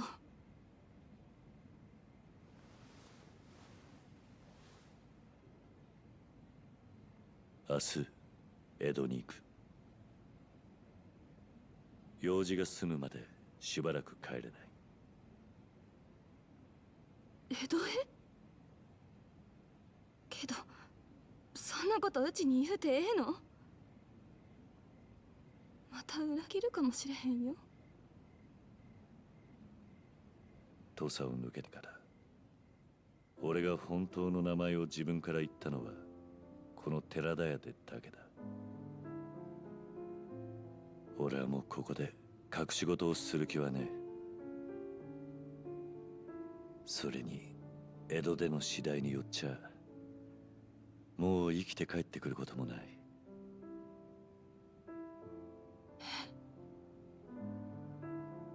今度の江戸行きは Okay, thank you so much for the donation. What's the Transgender Law Center? Much appreciated. Thank you, thank you.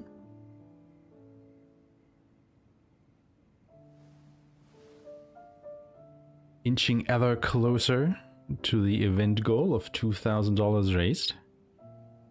Oh, we still got a couple of days to meet that. I'm hopeful that we'll be able, you know, to smash through that goal.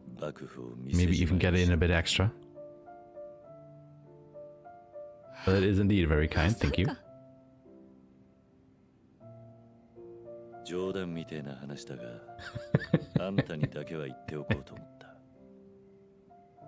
It does feel like a bit of Pokemon in that sense, for sure. 一つだけ心残り。It does have a way with names, doesn't it? 心残り? Hey, no worries. Glad to be here. あんたの作った飯、まともに味わったことがなかった。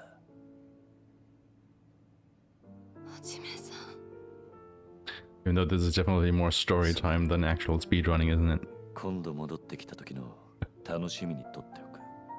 Always starting to wonder if this might be the run with the most, you know, story or cutscene per hour. Like I said before, like 2/3 of this speedrun is just story or watching cutscenes. I know that there are longer speedruns in this event, but, you know, do they have as much story as this one? Percentage-wise? I don't know.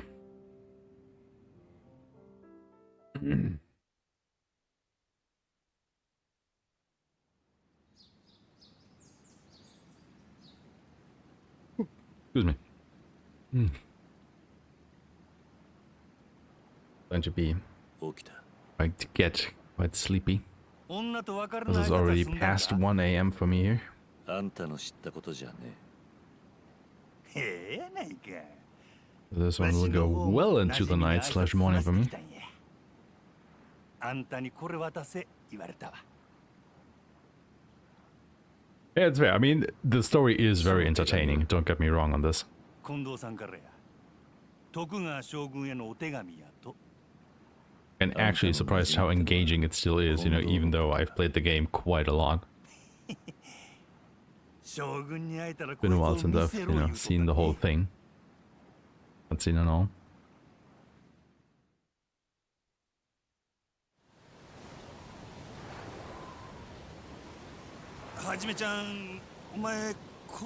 Yeah, it is a very dense ratio of story to hour. あっちゃー、やっぱりあかんか。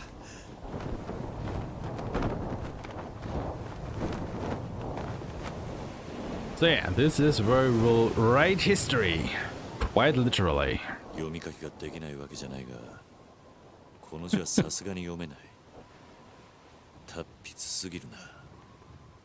Imagine having too elaborate handwriting. 将軍に渡すくらいやから、近藤さんも気合い入れて書いたんやろうが。おい、そこの前。これ読めるか。私ですか。 他におらんやろが。はよ来いや。はあ。では拝見。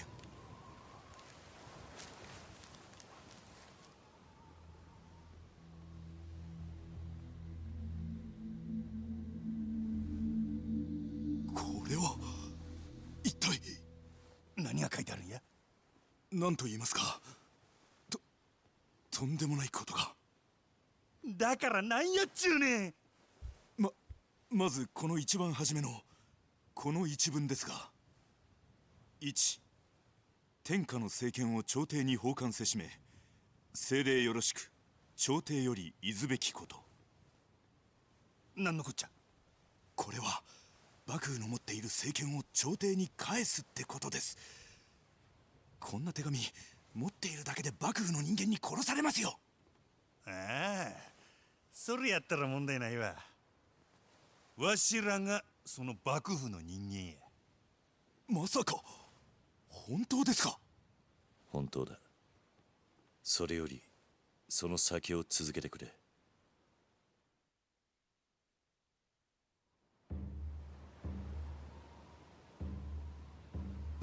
それじゃあ続けますけど、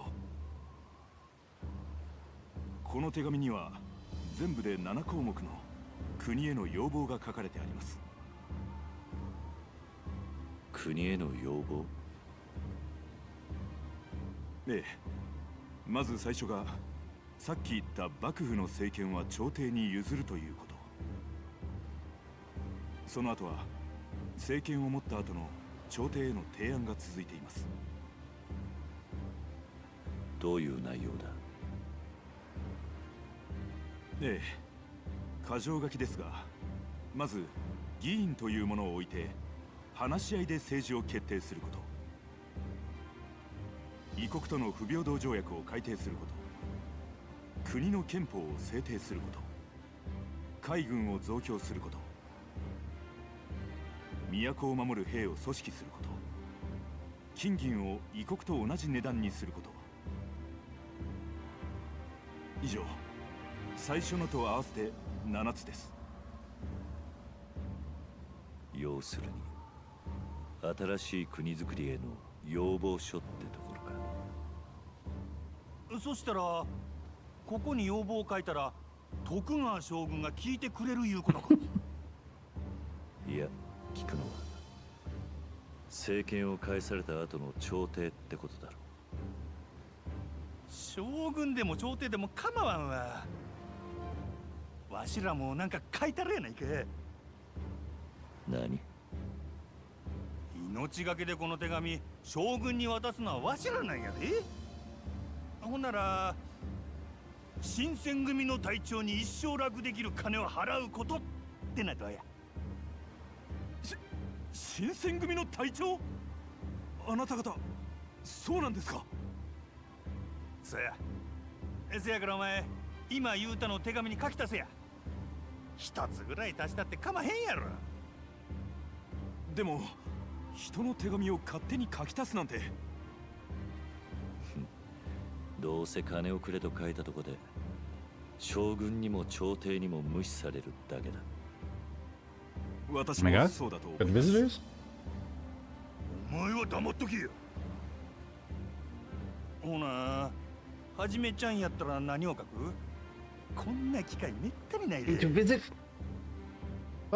国への要望なら平等な世の中にしろとかな。Bedtime yet? あBedtime? 俺の国じゃ生まれた階級だけで人間扱いされなかった。階級に縛られ尽くした土地だったんでな。Moving up the little crumbs of the cookie I ate earlier. そら武士の話やろうが。局長も副長も元は百姓やで。人間扱いされん連中なんぞ武士以外やったら山ほどおるわ。ああ、あんたの言う通りだ。せやけど平等な社会なんぞわしらに一文の得もないやないか。俺にはある。それが実現すればおやっさんに胸張って、あの世で顔を合わせることができる。なんやそれ。そこのあんた、今言ったことを手紙に書き足してくれるか。どういう風にでしょう。My God, we're actually gonna add something to どんなに it? 身分が低かろうが階級を超えて人材と認められるように、武士だけではなく町人も百姓も女も誰もかもだ。そして身分が高く生まれただけの人間に好き勝手させないようにしろとな。なんですって。タグ、ほんだなんや。それこそ私も望んだ日本の新しい時代です。そうですよ。だから今日まで私は今日にいたんだ。新しい時代が今まさに今日で作られていると聞いて。ですが私は剣がからっきしで志半ばこの船に。なあ、その志を書いてくれ。文章はあんたになら任せられそうだ。はい、喜んで。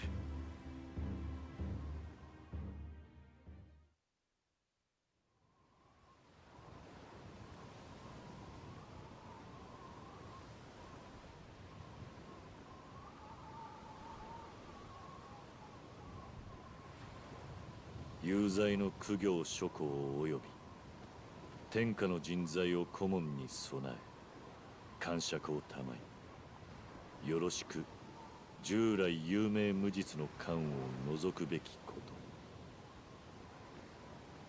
と。俺たちが目指したものがここにある。そうだよな、おやっさん。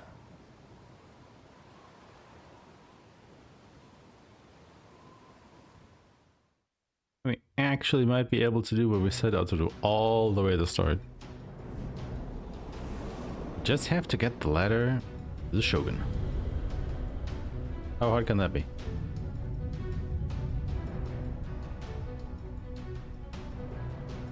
Alright, just fighting through Edo Castle. Can't be that hard. Visit the capital. No way. Not really, the capital is in Kyoto, but yeah, we get it. 何者か、ご判明とお名前を申されよ。ご判明とお名前を申されよ。ここをどこと心得る。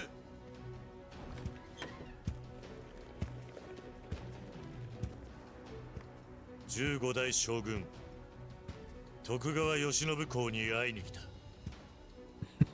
開門願いたい。止まらんか。それ以上近寄れば賊とみなす。将軍に伝えたいことがある。お目通り許されたい。行かれてんのかこいつ。構わん、言ったで。この国の存亡に関わることだ。そっちがその気なら力ずくでも取り継いでもらう。無駄や無駄や。せやから言うとやないか、はじめちゃん。起きた、待て。鼻から運動無用やったんや。バカな。ドカーンと行くで。Yeah, it really makes you wonder why they have a cannon like that just outside. That you can turn 180 degrees to point it at the castle gates. Like, it's a bit stupid to me, but obviously I'm not an architect. We're in charge of a castle's defenses. さっさと将軍様を叩き起こすんや。あんたは張り切りすぎだ。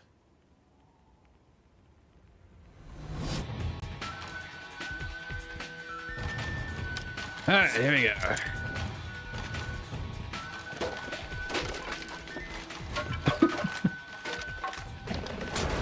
I mean, maybe, but there was another one on the other side of the gate as well. I'm not sure he brought two of them. さすがに徳川将軍のお膝元だ。歯応えがありそうだぜ。それでこそ江戸まで来た甲斐があるってもんや。行くぞ。起きた。待ってるい。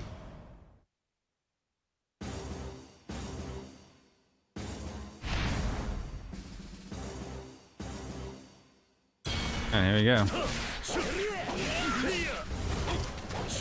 I want to say this is probably one of the longest set pieces in the game that we're about to go through now. Might be the second longest actually.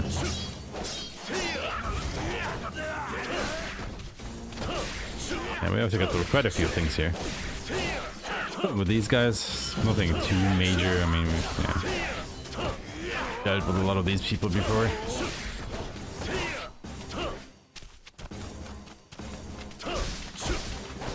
But things are about to get a bit more interesting here.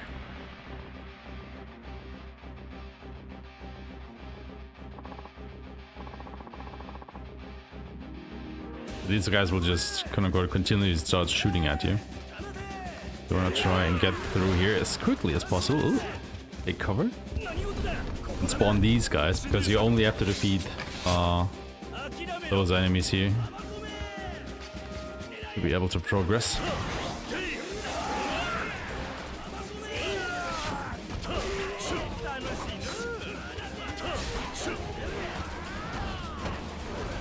Because them shooting you the whole time is a bit worrisome, so you want to get through this as quickly as you can.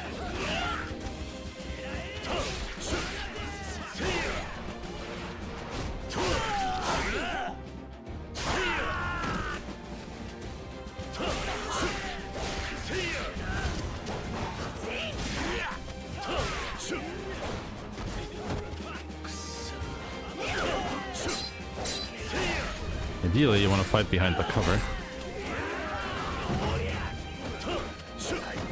Isn't always possible. You just quickly leave here so you don't actually have to deal with more of them. Like, you can theoretically pull out your gun and shoot all the cannoneers and other troopers on the other side there, but you really don't have to. You might want to do that on a casual playthrough, just have a little bit more room and safety. But you know, during a speedrun, obviously we're not gonna go ahead and do that.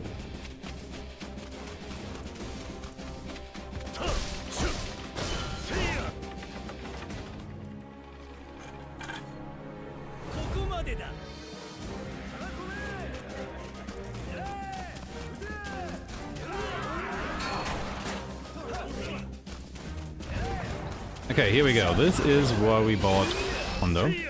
We can do this attack, which clears out, you know, people quite nicely and easily.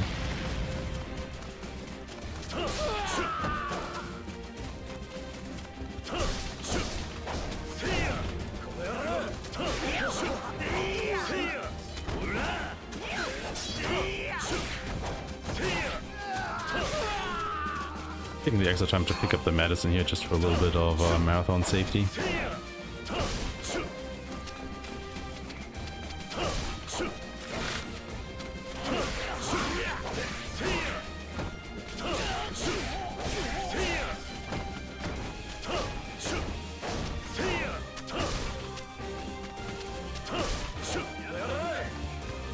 Punching up the enemies here.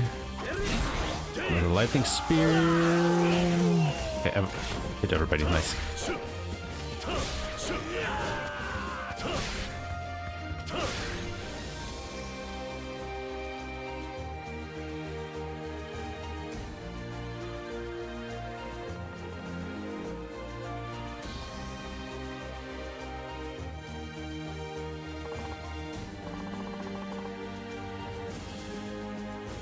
This one doesn't work, always bring two. You know what? Fair.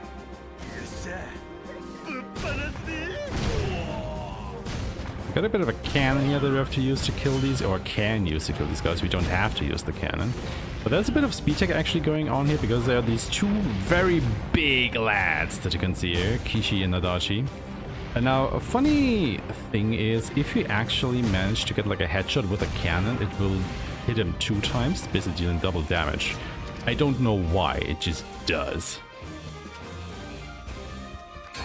If you just hit the body, it will only deal damage once, but if you hit the head, it will deal damage twice. It's really weird. But yeah, that was a pretty good clear, like, goddamn. My inventory is full of medicine? What is going on? That was the wrong button. Okay.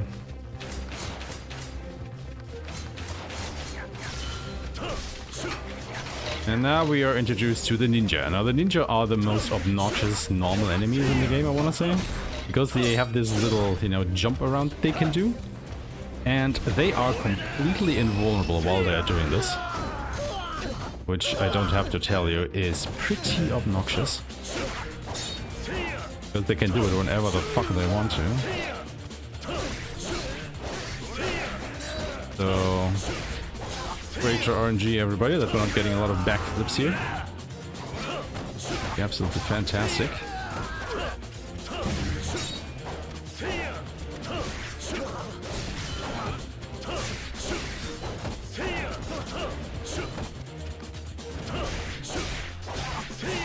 And like Okita is pretty useless against these guys, honestly.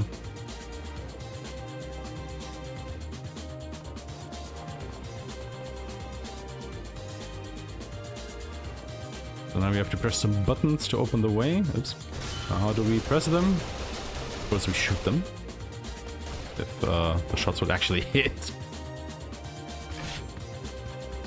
But actually, let me go ahead and use some medicine here just to clear out my inventory because I could use a little bit of healing anyway. And there is more medicine to pick up here as well. Ah, god, why am I pressing the wrong button? So you want to go left, right here to dodge the darts that come out of the wall.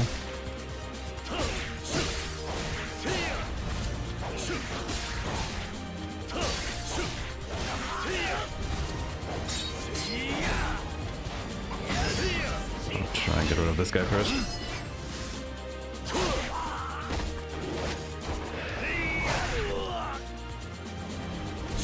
Actually, I might just go ahead and use this. Because ninjas can't dodge it.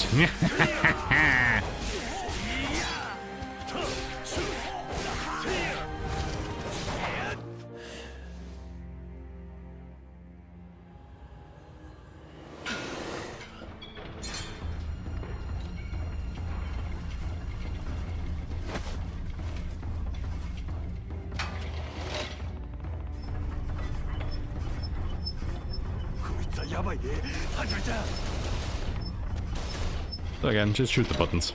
Eventually it will stop. Never understood why you would put, you know, the solution to the contraption like inside the room so people could actually free themselves like this. Because clearly you want them dead, because otherwise why would you put that trap in, but... what do I know?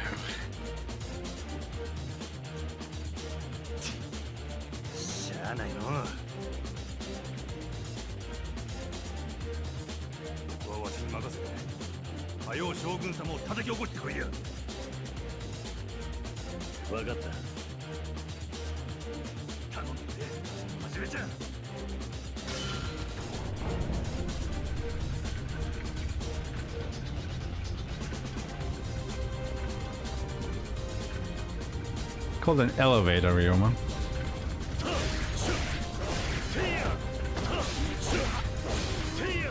So we're taking care of these ninja. Oh, come on.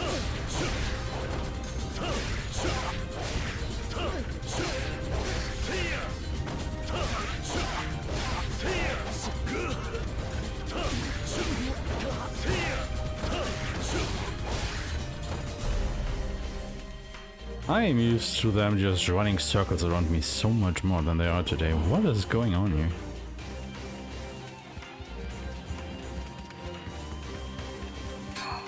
Anyway. Time we meet the Shogun, what say you?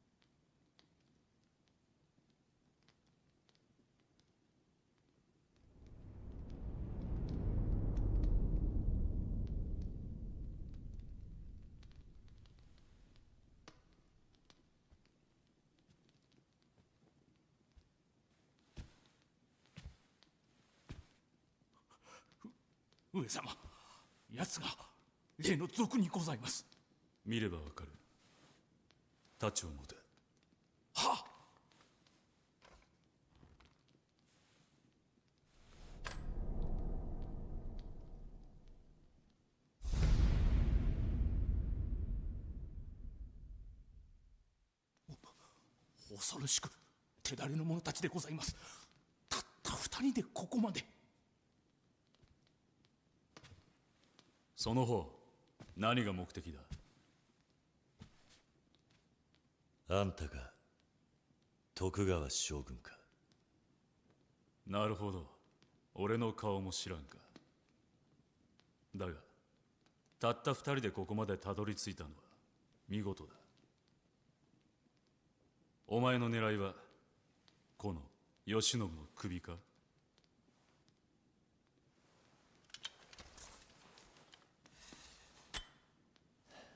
いえ、俺たちは上様に聞いていただきたい話を持って参上しました。ご無礼は承知の上ですが、この国を救うためです。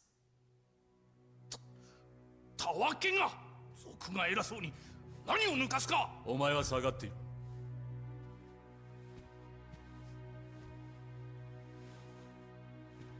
お前たちも手を出すな。Had a whole legion of ninja just behind him. 上様。徳川開幕以来300年、将軍の首を狙う賊は何人もいた。だが今度の賊はこの俺に国を救う話を聞けという。徳川の世はそこまで衰えたか。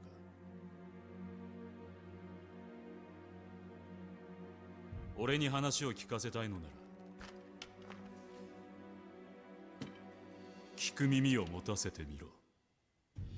安心してかかってくるがいい。一度命令を下した以上、この者たちはたとえ俺が死んでも手は出さん。それが上様のお望みなら。遠慮は無用だ。お前も国を救うというなら、それに準ずる覚悟もあるのだろ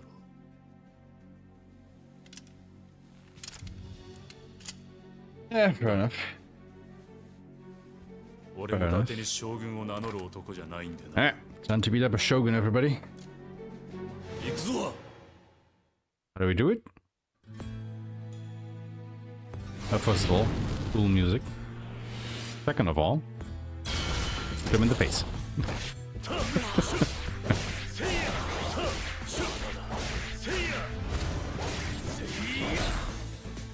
He does a fireball? Mm-hmm. You can also do that attack, which is very uncool if he does it, but very cool if I do it. Very obvious reasons as well.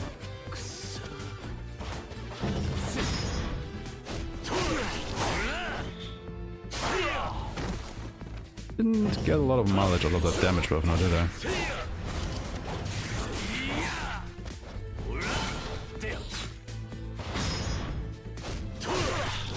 Are you throwing kunai at me? Are you literally throwing kunai at me?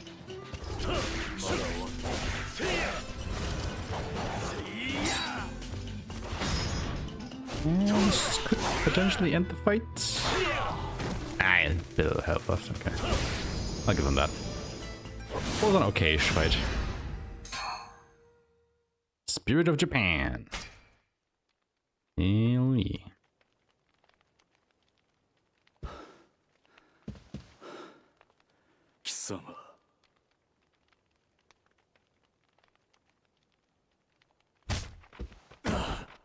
Open your sword. Yeah, it is a cool fight. He actually has quite a few tricks up his sleeve.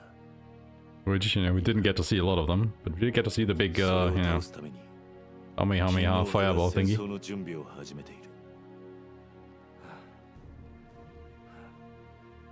薩長同盟のことを言っているのか。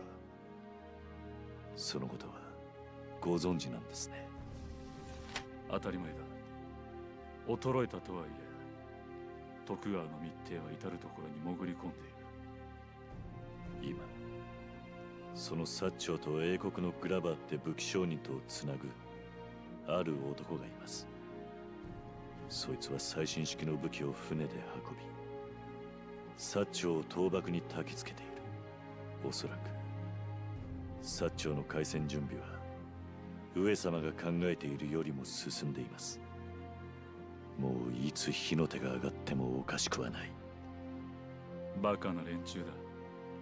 今日本人同士で争っている場合じゃない。だがお前も薩長の一味なのか？俺は日本人同士の戦争を避ける案を申し上げに参っただけです。戦争を避ける策？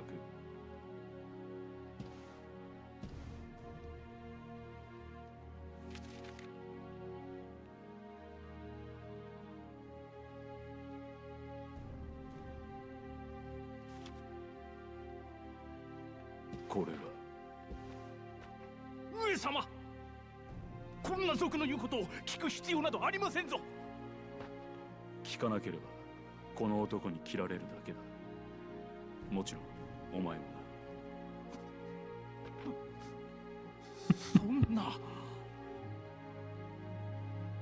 That guy is such a. Oh. おう、こっちは。済んだね、はじめちゃん。こっちももうすぐ済む。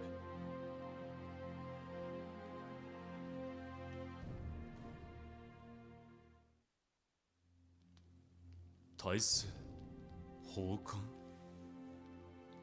この俺に徳川300年の幕を引けというのか？それを決めることができるのはあなただけです。ここでの返事はご無用。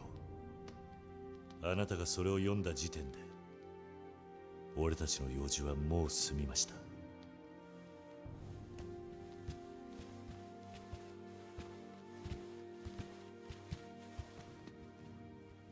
一、有罪の公行職を及び天下の人材を顧問に備え感釈を賜い、よろしく従来有名無実の官を除くべきこと。この国の階級社会を潰せばどんな混乱が起きると思う？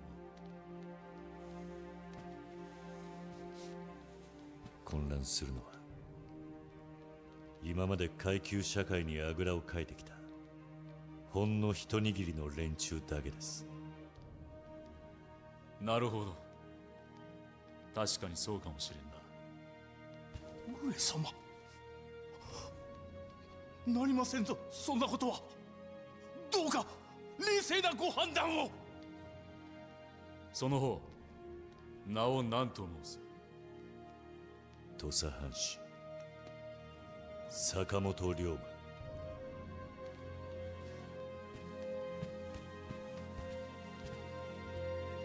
坂本龍馬。なあ、はじめちゃん、わしらもしかしてどえらいことやったんとちゃうか？さあな、ただ Not over yet. これで例の Yep.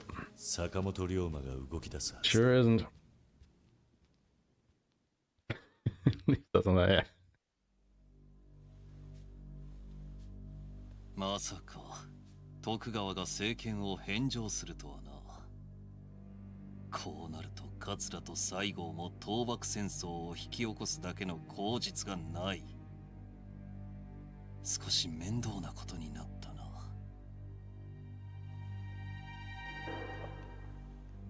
大政奉還の裏にいたのは新選組と例の斎藤はじめ。やはり坂本龍馬は二人もいらないな。そうは思わんか、坂本さん。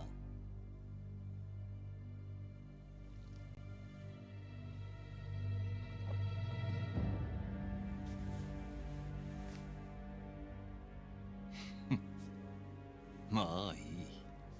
薩長にはあんたが流してきたイギリスの武器で軍備を整えさせてきた。幕府にその気がなくても戦争の火種をつけてやることは簡単だ。やはり新選組を使う時が来たな。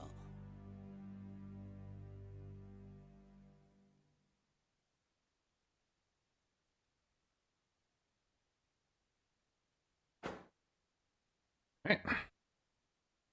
Last 3 chapters of the game, everybody.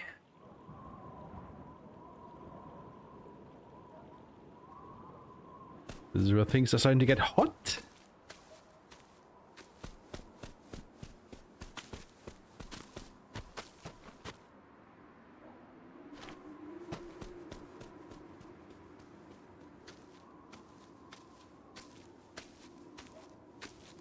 Literally. Very, very...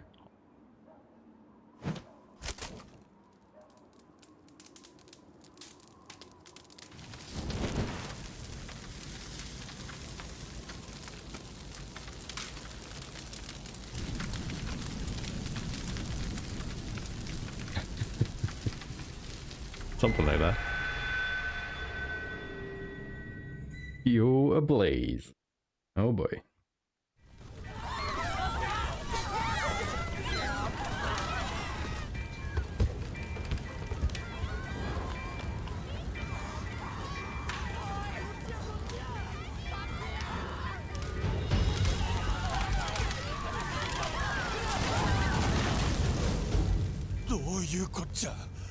そんな近藤さん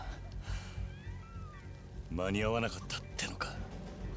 三風呂めとうとうやりよった。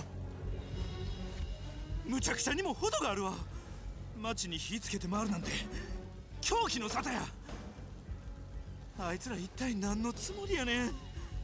おい、今の話本当なのか。何ですかお侍は。これが三風呂新選組の仕業だってのか。ああ、せや。あの浅黄色の連中が方々で火つけて回っとる。うちもこいつもみんな見とるんや。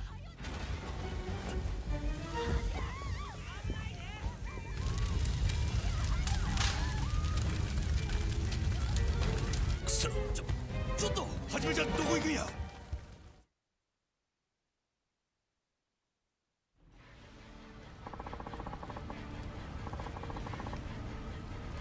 And once again, we start off with Teradaya, which, lucky for us, is just over here. So that's easily taken care of.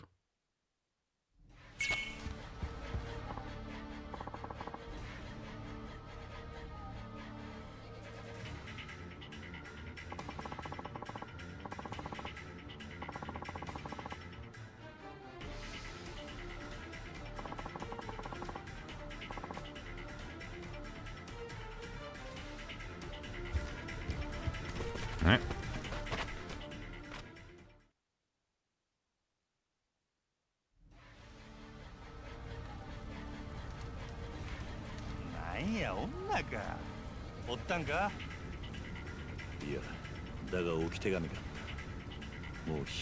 Oh yeah, that is actually true. Like, this is the only game in the Yakuza series, or like a Dragon series, whatever you want to call it today, that I've actually played.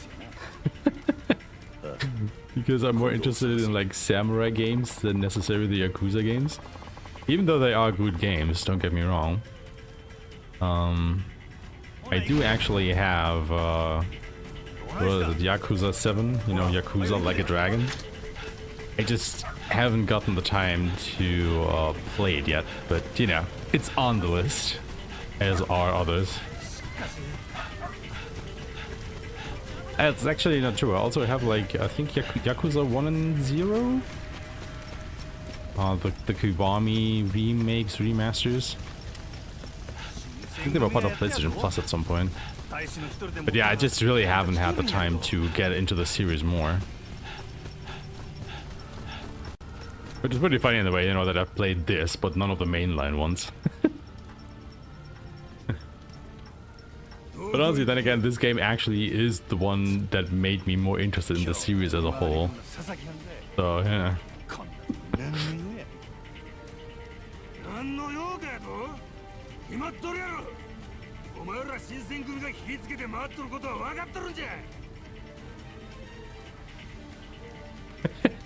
Alright, Red Optimist. Thank you for staying around. Appreciate it.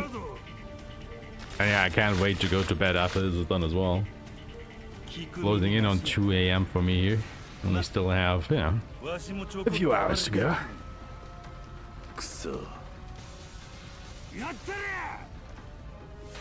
Also forgot to equip the flame gun, didn't I? No, I don't think I equipped the flame rounds. No, I have the flame rounds equipped, never mind. Okay, he has ads, we have Kendo. Dunk. Can hit them all from here. I think I've hit them all. Oh, nice. That was a good attack, damn. Not to get rid of him.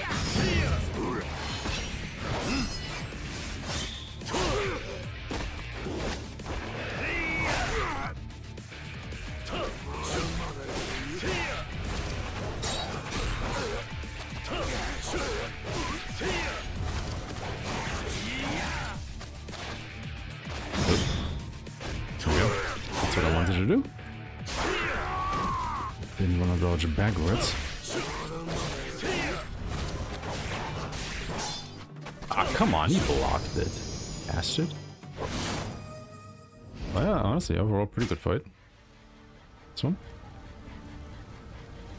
Didn't want to use my buffs yet because we have a couple more boss fights coming up.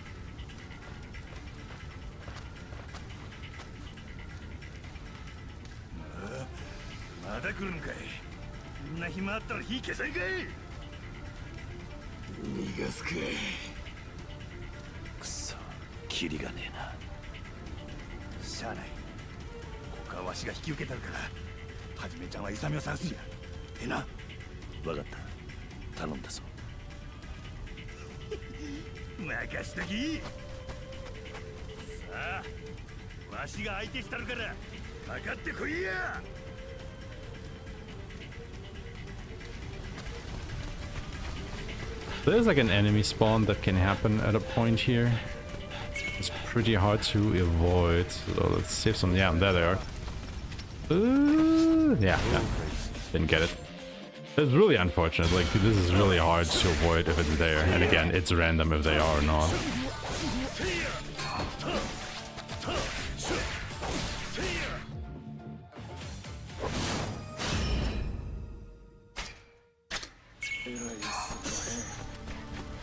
It is what it is.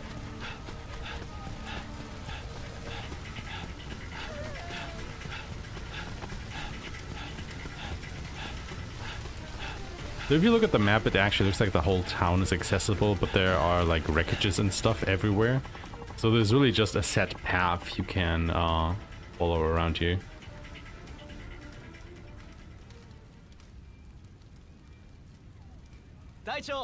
Also, these guys. この辺の家の金目のもんはあらかた取り尽くしました。おう、じゃあここらも用済みだ。お前らこの辺の家も全部燃やしちまえ。待て。なんだ、斎藤か。原田、お前何をやってる。今日へ火を放て。近藤局長からの命令だ。各隊長へ伝令があっただろうが。やはり本当なのか。いよいよ新選組が今日の町を牛耳る時が来たってわけよ。その野望の果てが火事場泥棒か。どこまで腐ってやがる。どうせ燃えちまうんだ。灰にするよりいただいちまった方が世のためってもんだろ。 I was waiting for that. My headset started to run out of batteries, so I had it quickly. 文句があんならかかってこいよ。 They were bound to run out at some point. あんたとは一度やり合わなきゃならねえとは思ってた。それがこの火事場だ。 Up and running again. 隊長を一人消すには都合もいい。どういう意味だ。 新参者のあんたにいいとこ持ってかれねえですってことだよ。 Yeah, well, the answer is pretty cool. It's just a shame that, you know, it doesn't really have a place during the speedrun. But it was the stance that I think I probably used the most during my first playthrough. どうやら本物の剣を見たことがねえらしいな。そうなんだな。確かあんたは李信流を追いかけて新選組に入ってきたんだって。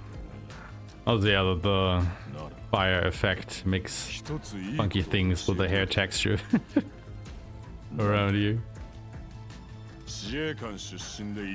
Everybody's very shiny all of a sudden. 起きたでも長倉でも局長でも俺だよ。なぜそう言い切れる？そらな。Gun.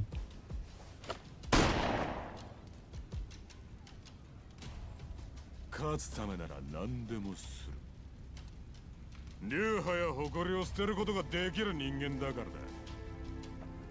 なるほどな。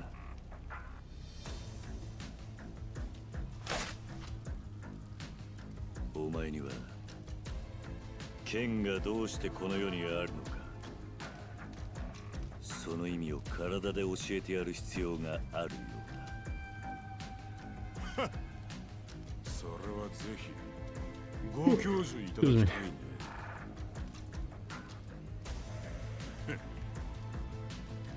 Sign mode. A little bit. Alright, you know the drill, guys. Shoot. And then walk.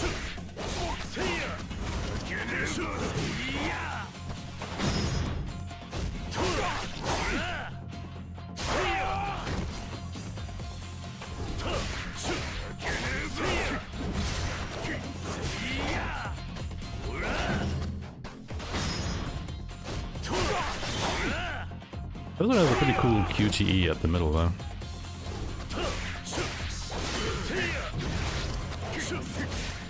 There we go.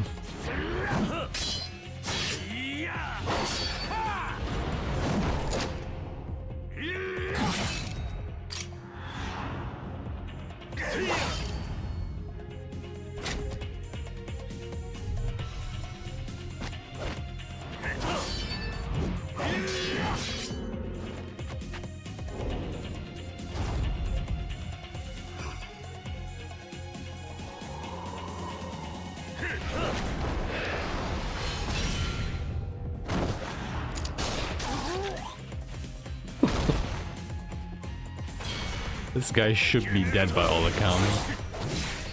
Can't tell me he wouldn't be.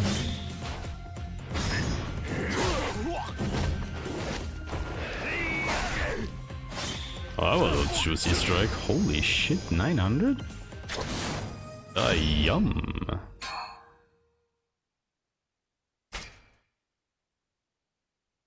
Also, let me know if we actually kill him here or not.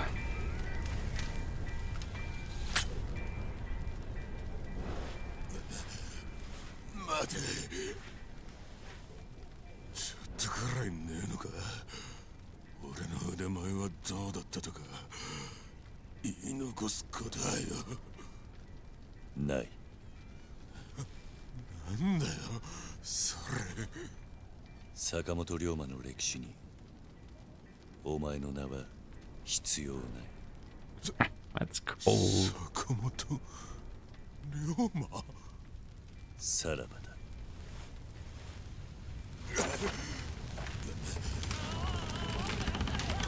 Dude has no idea who Sakamoto Ryoma is.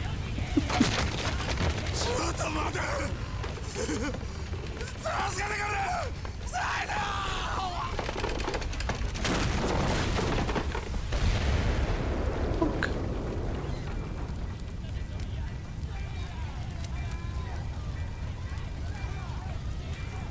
Did you just kill that guy?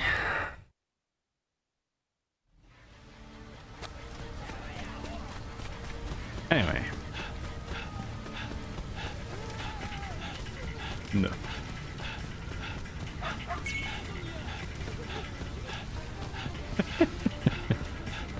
I don't know, man. I can choose between being punched by a fist or hit by a sword.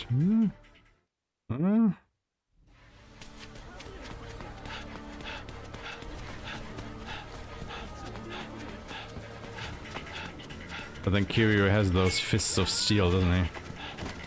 Or of righteousness, I should say.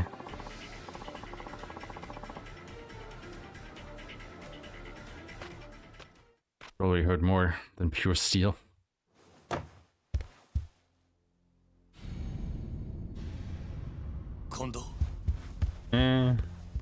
That environmental damage.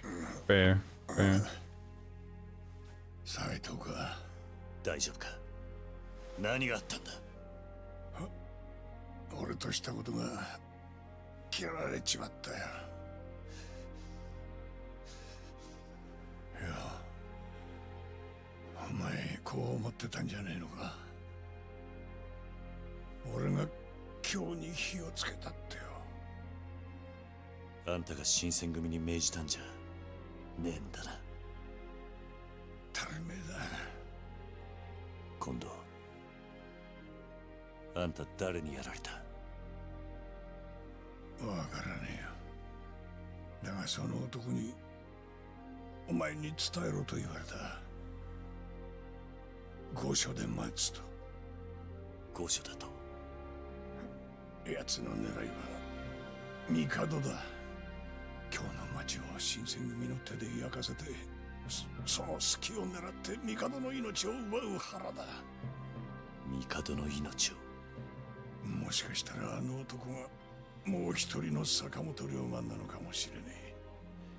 God, who could it be? 大政奉還がなった今、連中は焦ってるはずだ。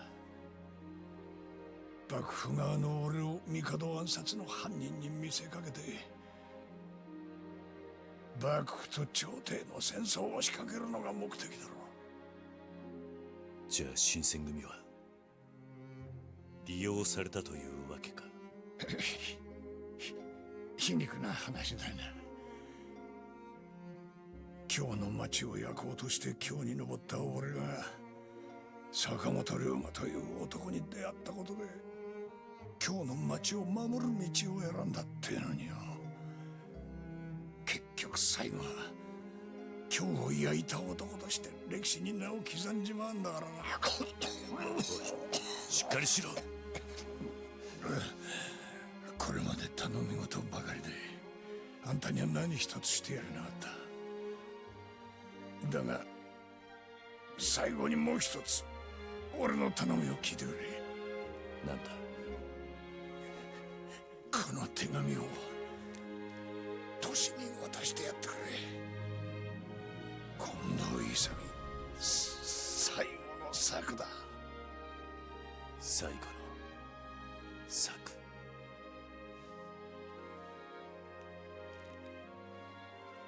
俺はよ、龍馬さん、あんたに会えてよかったと思ってる。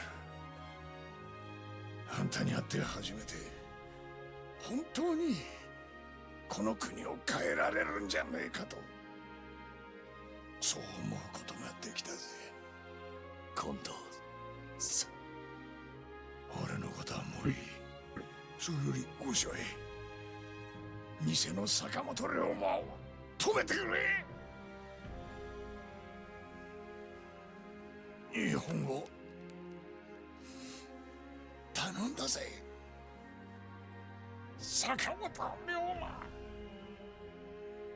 俺も近藤勇という男に出会って変わっちまった。東洋のおやっさん、それにあんたから託されたことを誇りに思う。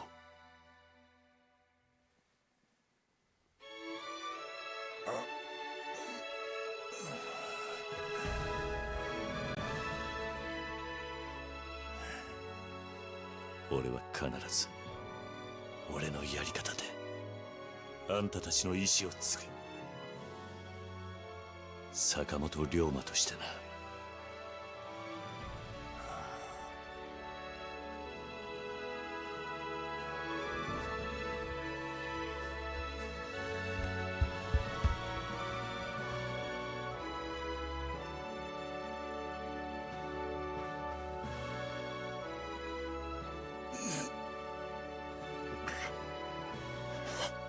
新八、宗樹、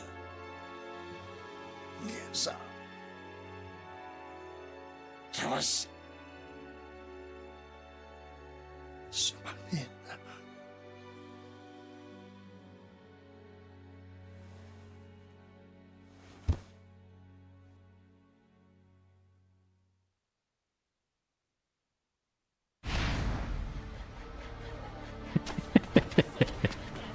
It do be like that.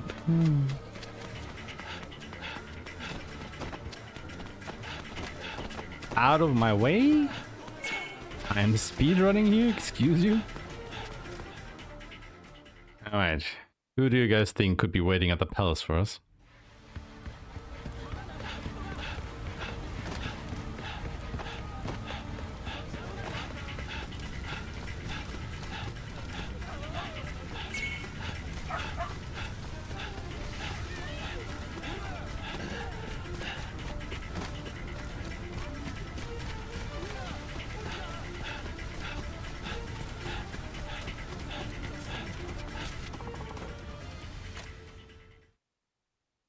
It's closed.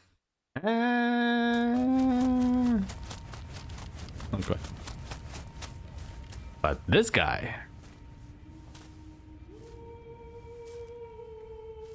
And yes, this will be the 4th time we fight him during this game. 久しぶりです、筆頭。お前がもう一人の坂本龍馬だったのか。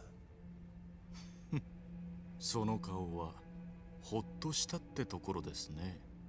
何？あなたはここに竹地先生が待っていると思っていたんじゃありませんか？お前の目的は何だ、いいぞ。どうして俺の名を語り、こんなことをしている？どうして竹地を裏切ったんだ？竹地とお前の間には深い絆があったんじゃないのか？裏切った？私が？ああ、そうだ。新選組に捕まった後、土佐に戻ったお前の自供が原因で竹地は切腹させられた。だがあの時、新選組に捕まることもその後のことも全て最初からお前は見越した上で動いていたんじゃないのか？それじゃああなたは私が竹地さんを山内陽道に売り、こんな計画を仕掛けたと、そう思ってるということですか？ああ。本当に？何が言いたい？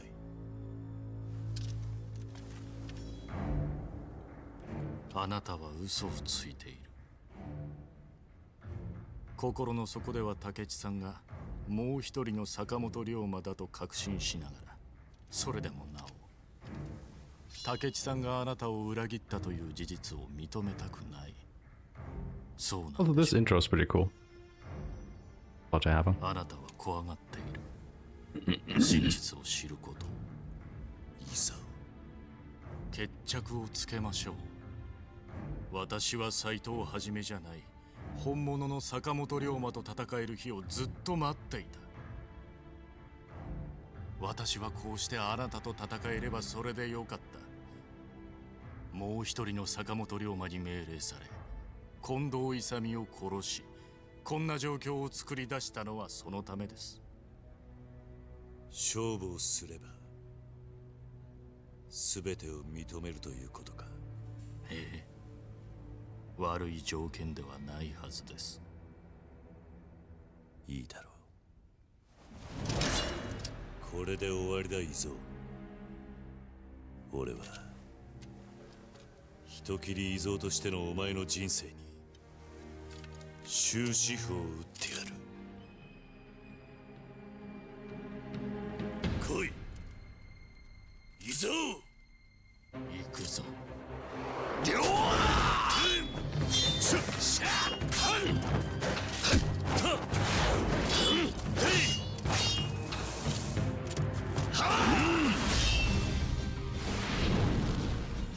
Alright, here we go.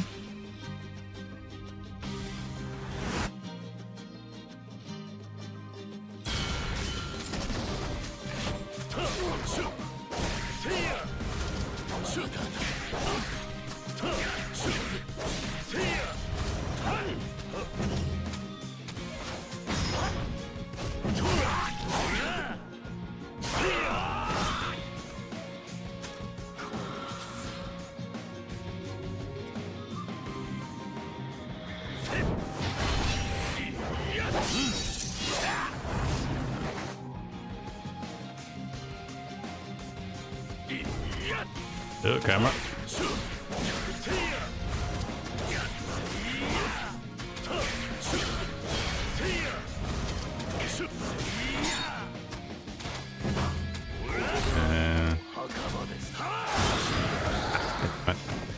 Didn't trigger the heat. There we go.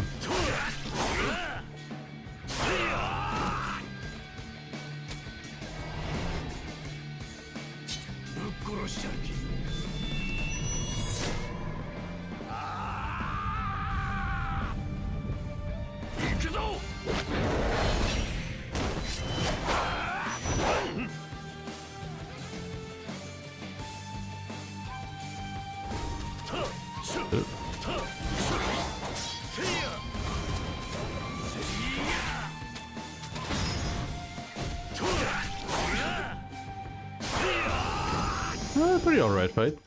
If you got one good hit, one good hit in. Other than that, could have worse. Could have been worse. Good. And yeah, that song is really good. Like all of the songs when you know have a boss fight are so good in this game. Like holy hell. It's a bit of a shame that we don't get to hear them for longer. あの人にとってあなたの代わりにはなれなかったってことか。竹内は兄弟は生きているんだな。あいつがもう一人の坂本龍馬なんだな。あの人はあなたを待ってます。ずっと。竹内さんはもう戻れないところまで来てしまった。あの人を止められるのはあなただけ。いいぞ。私はあの人の兄弟にはなれなかった。あなただけなんです。あの人の全てを受け止められるのは。いいぞ。しっかりしろ。いいぞ。竹内さんは今日にいます。だかわかった。必ず俺があいつを止める。よかった。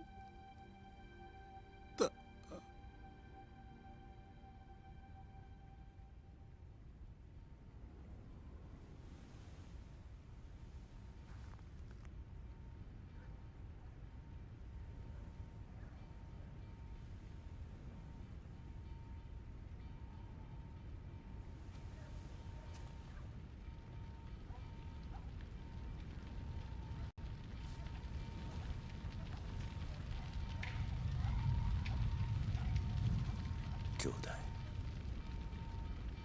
お前の目にはこの空がどう映ってるんだ。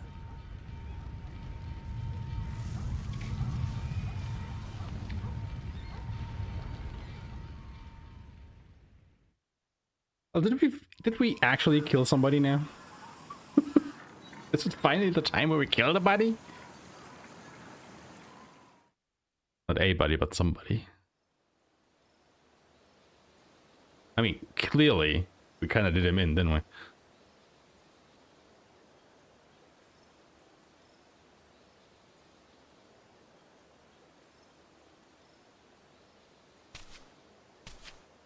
Shinsen組を抜けるつもりですか、斉藤君。土方。掃除から話は聞きました。あなたがここに来た理由も。As to the question, if we do most of the speedrun in Swordsman, it depends.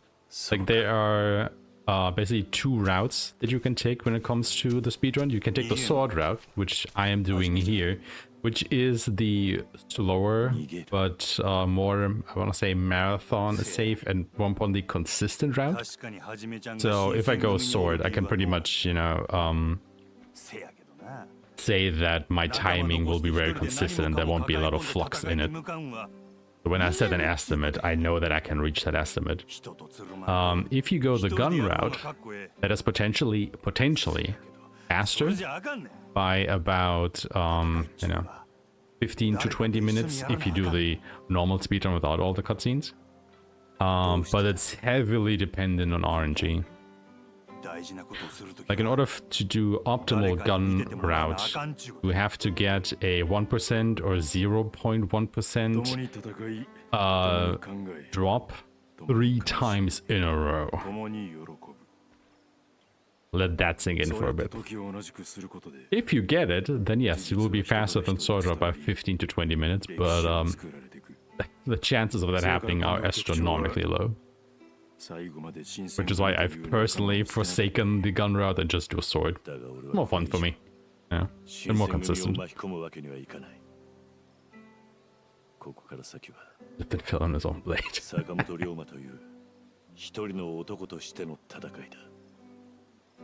それがどないした。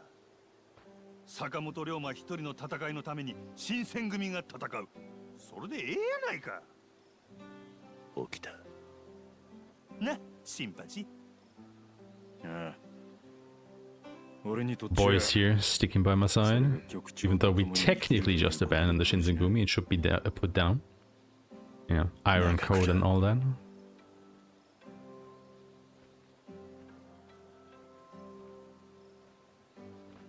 土方。それに坂本さん、あなたの斎藤をはじめとしての仕事はまだ残っているようだ。仕事。近藤はそこに最後の策があると言っていたが。近藤勇は死んでも死なんか。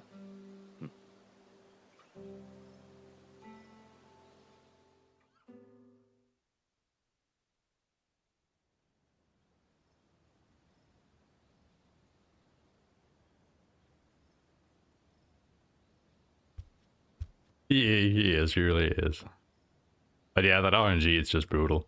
And the fun thing is, like, somebody actually got it within the first month of speedrunning the game. Nobody has been able to beat that particular speedrun, you know, because of the very low chances because of it. And I really doubt that anybody ever will. I mean, maybe eventually, but it'll be a while. 今日の町を焼き払うなどという奇抜な考えを持っていたとはね。いやはや逃げ惑う人間を燃やすというのもあまり気持ちの良いもんではありませんな。今日はやけに饒舌だな、伊藤君。いや、これは失礼。で、今日は一体何の話なんです？新選組の今後について話そうと思ってな。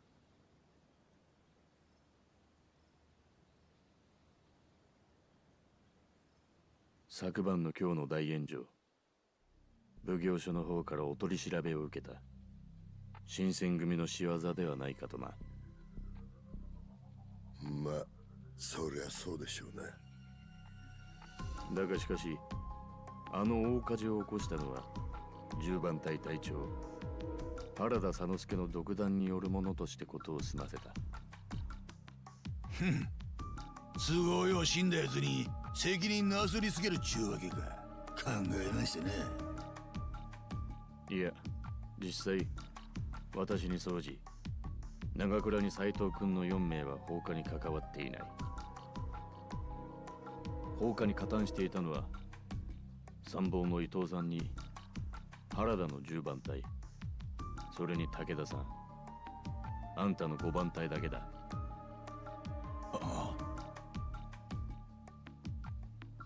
私たちは昨晩の局長からの指示が近藤さんのものではないと分かっていた。君たちは知らないかもしれないが、近藤さんは実際今日の町に火を放つ計画を持っていた。だがその計画を実行する際の合図がなかった。だから町に火をつけるようなことはしなかったんだ。合図？ああ、新選組の解散。それが近藤さんと私たちの間で決められた合図だったんだ。何やと？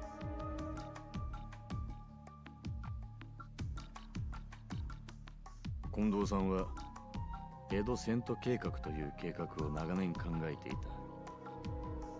た。だがその実現は新選組のごく一部の人間、自分が信じた人間とのみ行うつもりだったんだ。だから昨晩の放火は局長が指示したものではない。私たちはそう考え消火活動に当たっていたということ。そうですか。それは知りませんでしたな。責めるつもりはない。君らは放火が局長の指示と思い込み忠実に従ったのだろうからな。まあ参謀らしからぬ少々浅はかな行動とは言えるが。ない。それで今後の話というのは。This cutscene is so good. 山並、松原、谷、鈴木、源さん、それに佐之助。半数の隊長格を失い、局長も不在の今、新選組をこのまま続けていくことは難しいと考えている。それは確かに。だから私は局長を斎藤はじめ君に託そうと思う。何やと？斎藤君、どうかね。謹んでお受けいたします。ちょっと待て。そない青な話やるか。何か問題でも？斎藤はちょっと前に入ってきたばかりの新参者やないか。そないな奴が局長やなんて納得できるか。新参者でもええやないか。はじめちゃんはここにいる誰よりも強い。強い奴が頭を張る。自然の成り行きやないか。起きた。伊藤は一ついいかね、副長。何でしょう。確かに斎藤君は剣の腕が立つ。それは私も認める。しかし新選組は幕府直属の権威ある武力組織。その局長は知識、教養、道徳、見識に長けた人間が務めるべきだと思う。それは一理ありますな。近藤局長はその全てを兼ね備えておられた。だがその局長が不逞老師に切られ死んだ今、これ以上新選組の名を地に落とすようなことはできない。新選組次期局長はこの伊藤化したろうが引き受けよう。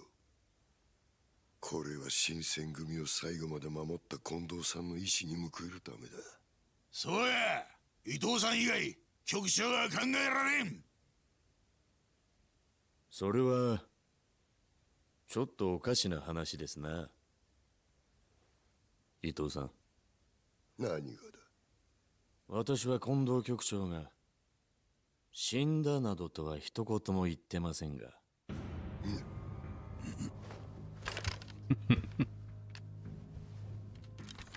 さて不思議な話だ。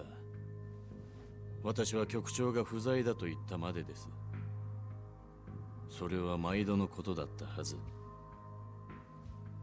なのにあなたは死んだと言った。しかも不逞老師に切られたという理由まで付け加えて。何を言ってるんだ君は。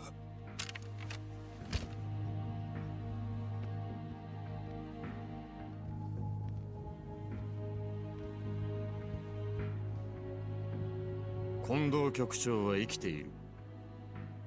それとも伊藤さん、あなたは私たちが知らない何かをご存知だということかな。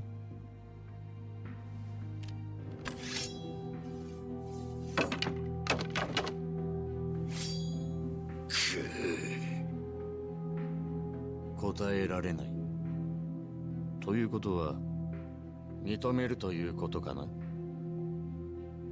どうやらあんたには坂本龍馬って男の息がかかっている。分かったな、土方。ご安心ください。ここであなたが粛清されても新選組は続きますよ。近藤勇局長体制のままずっとね。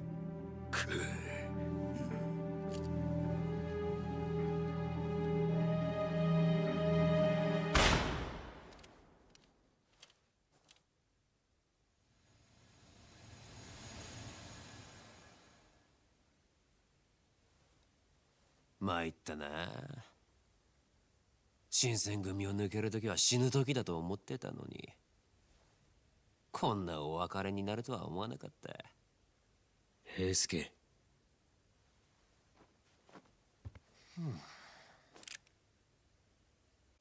今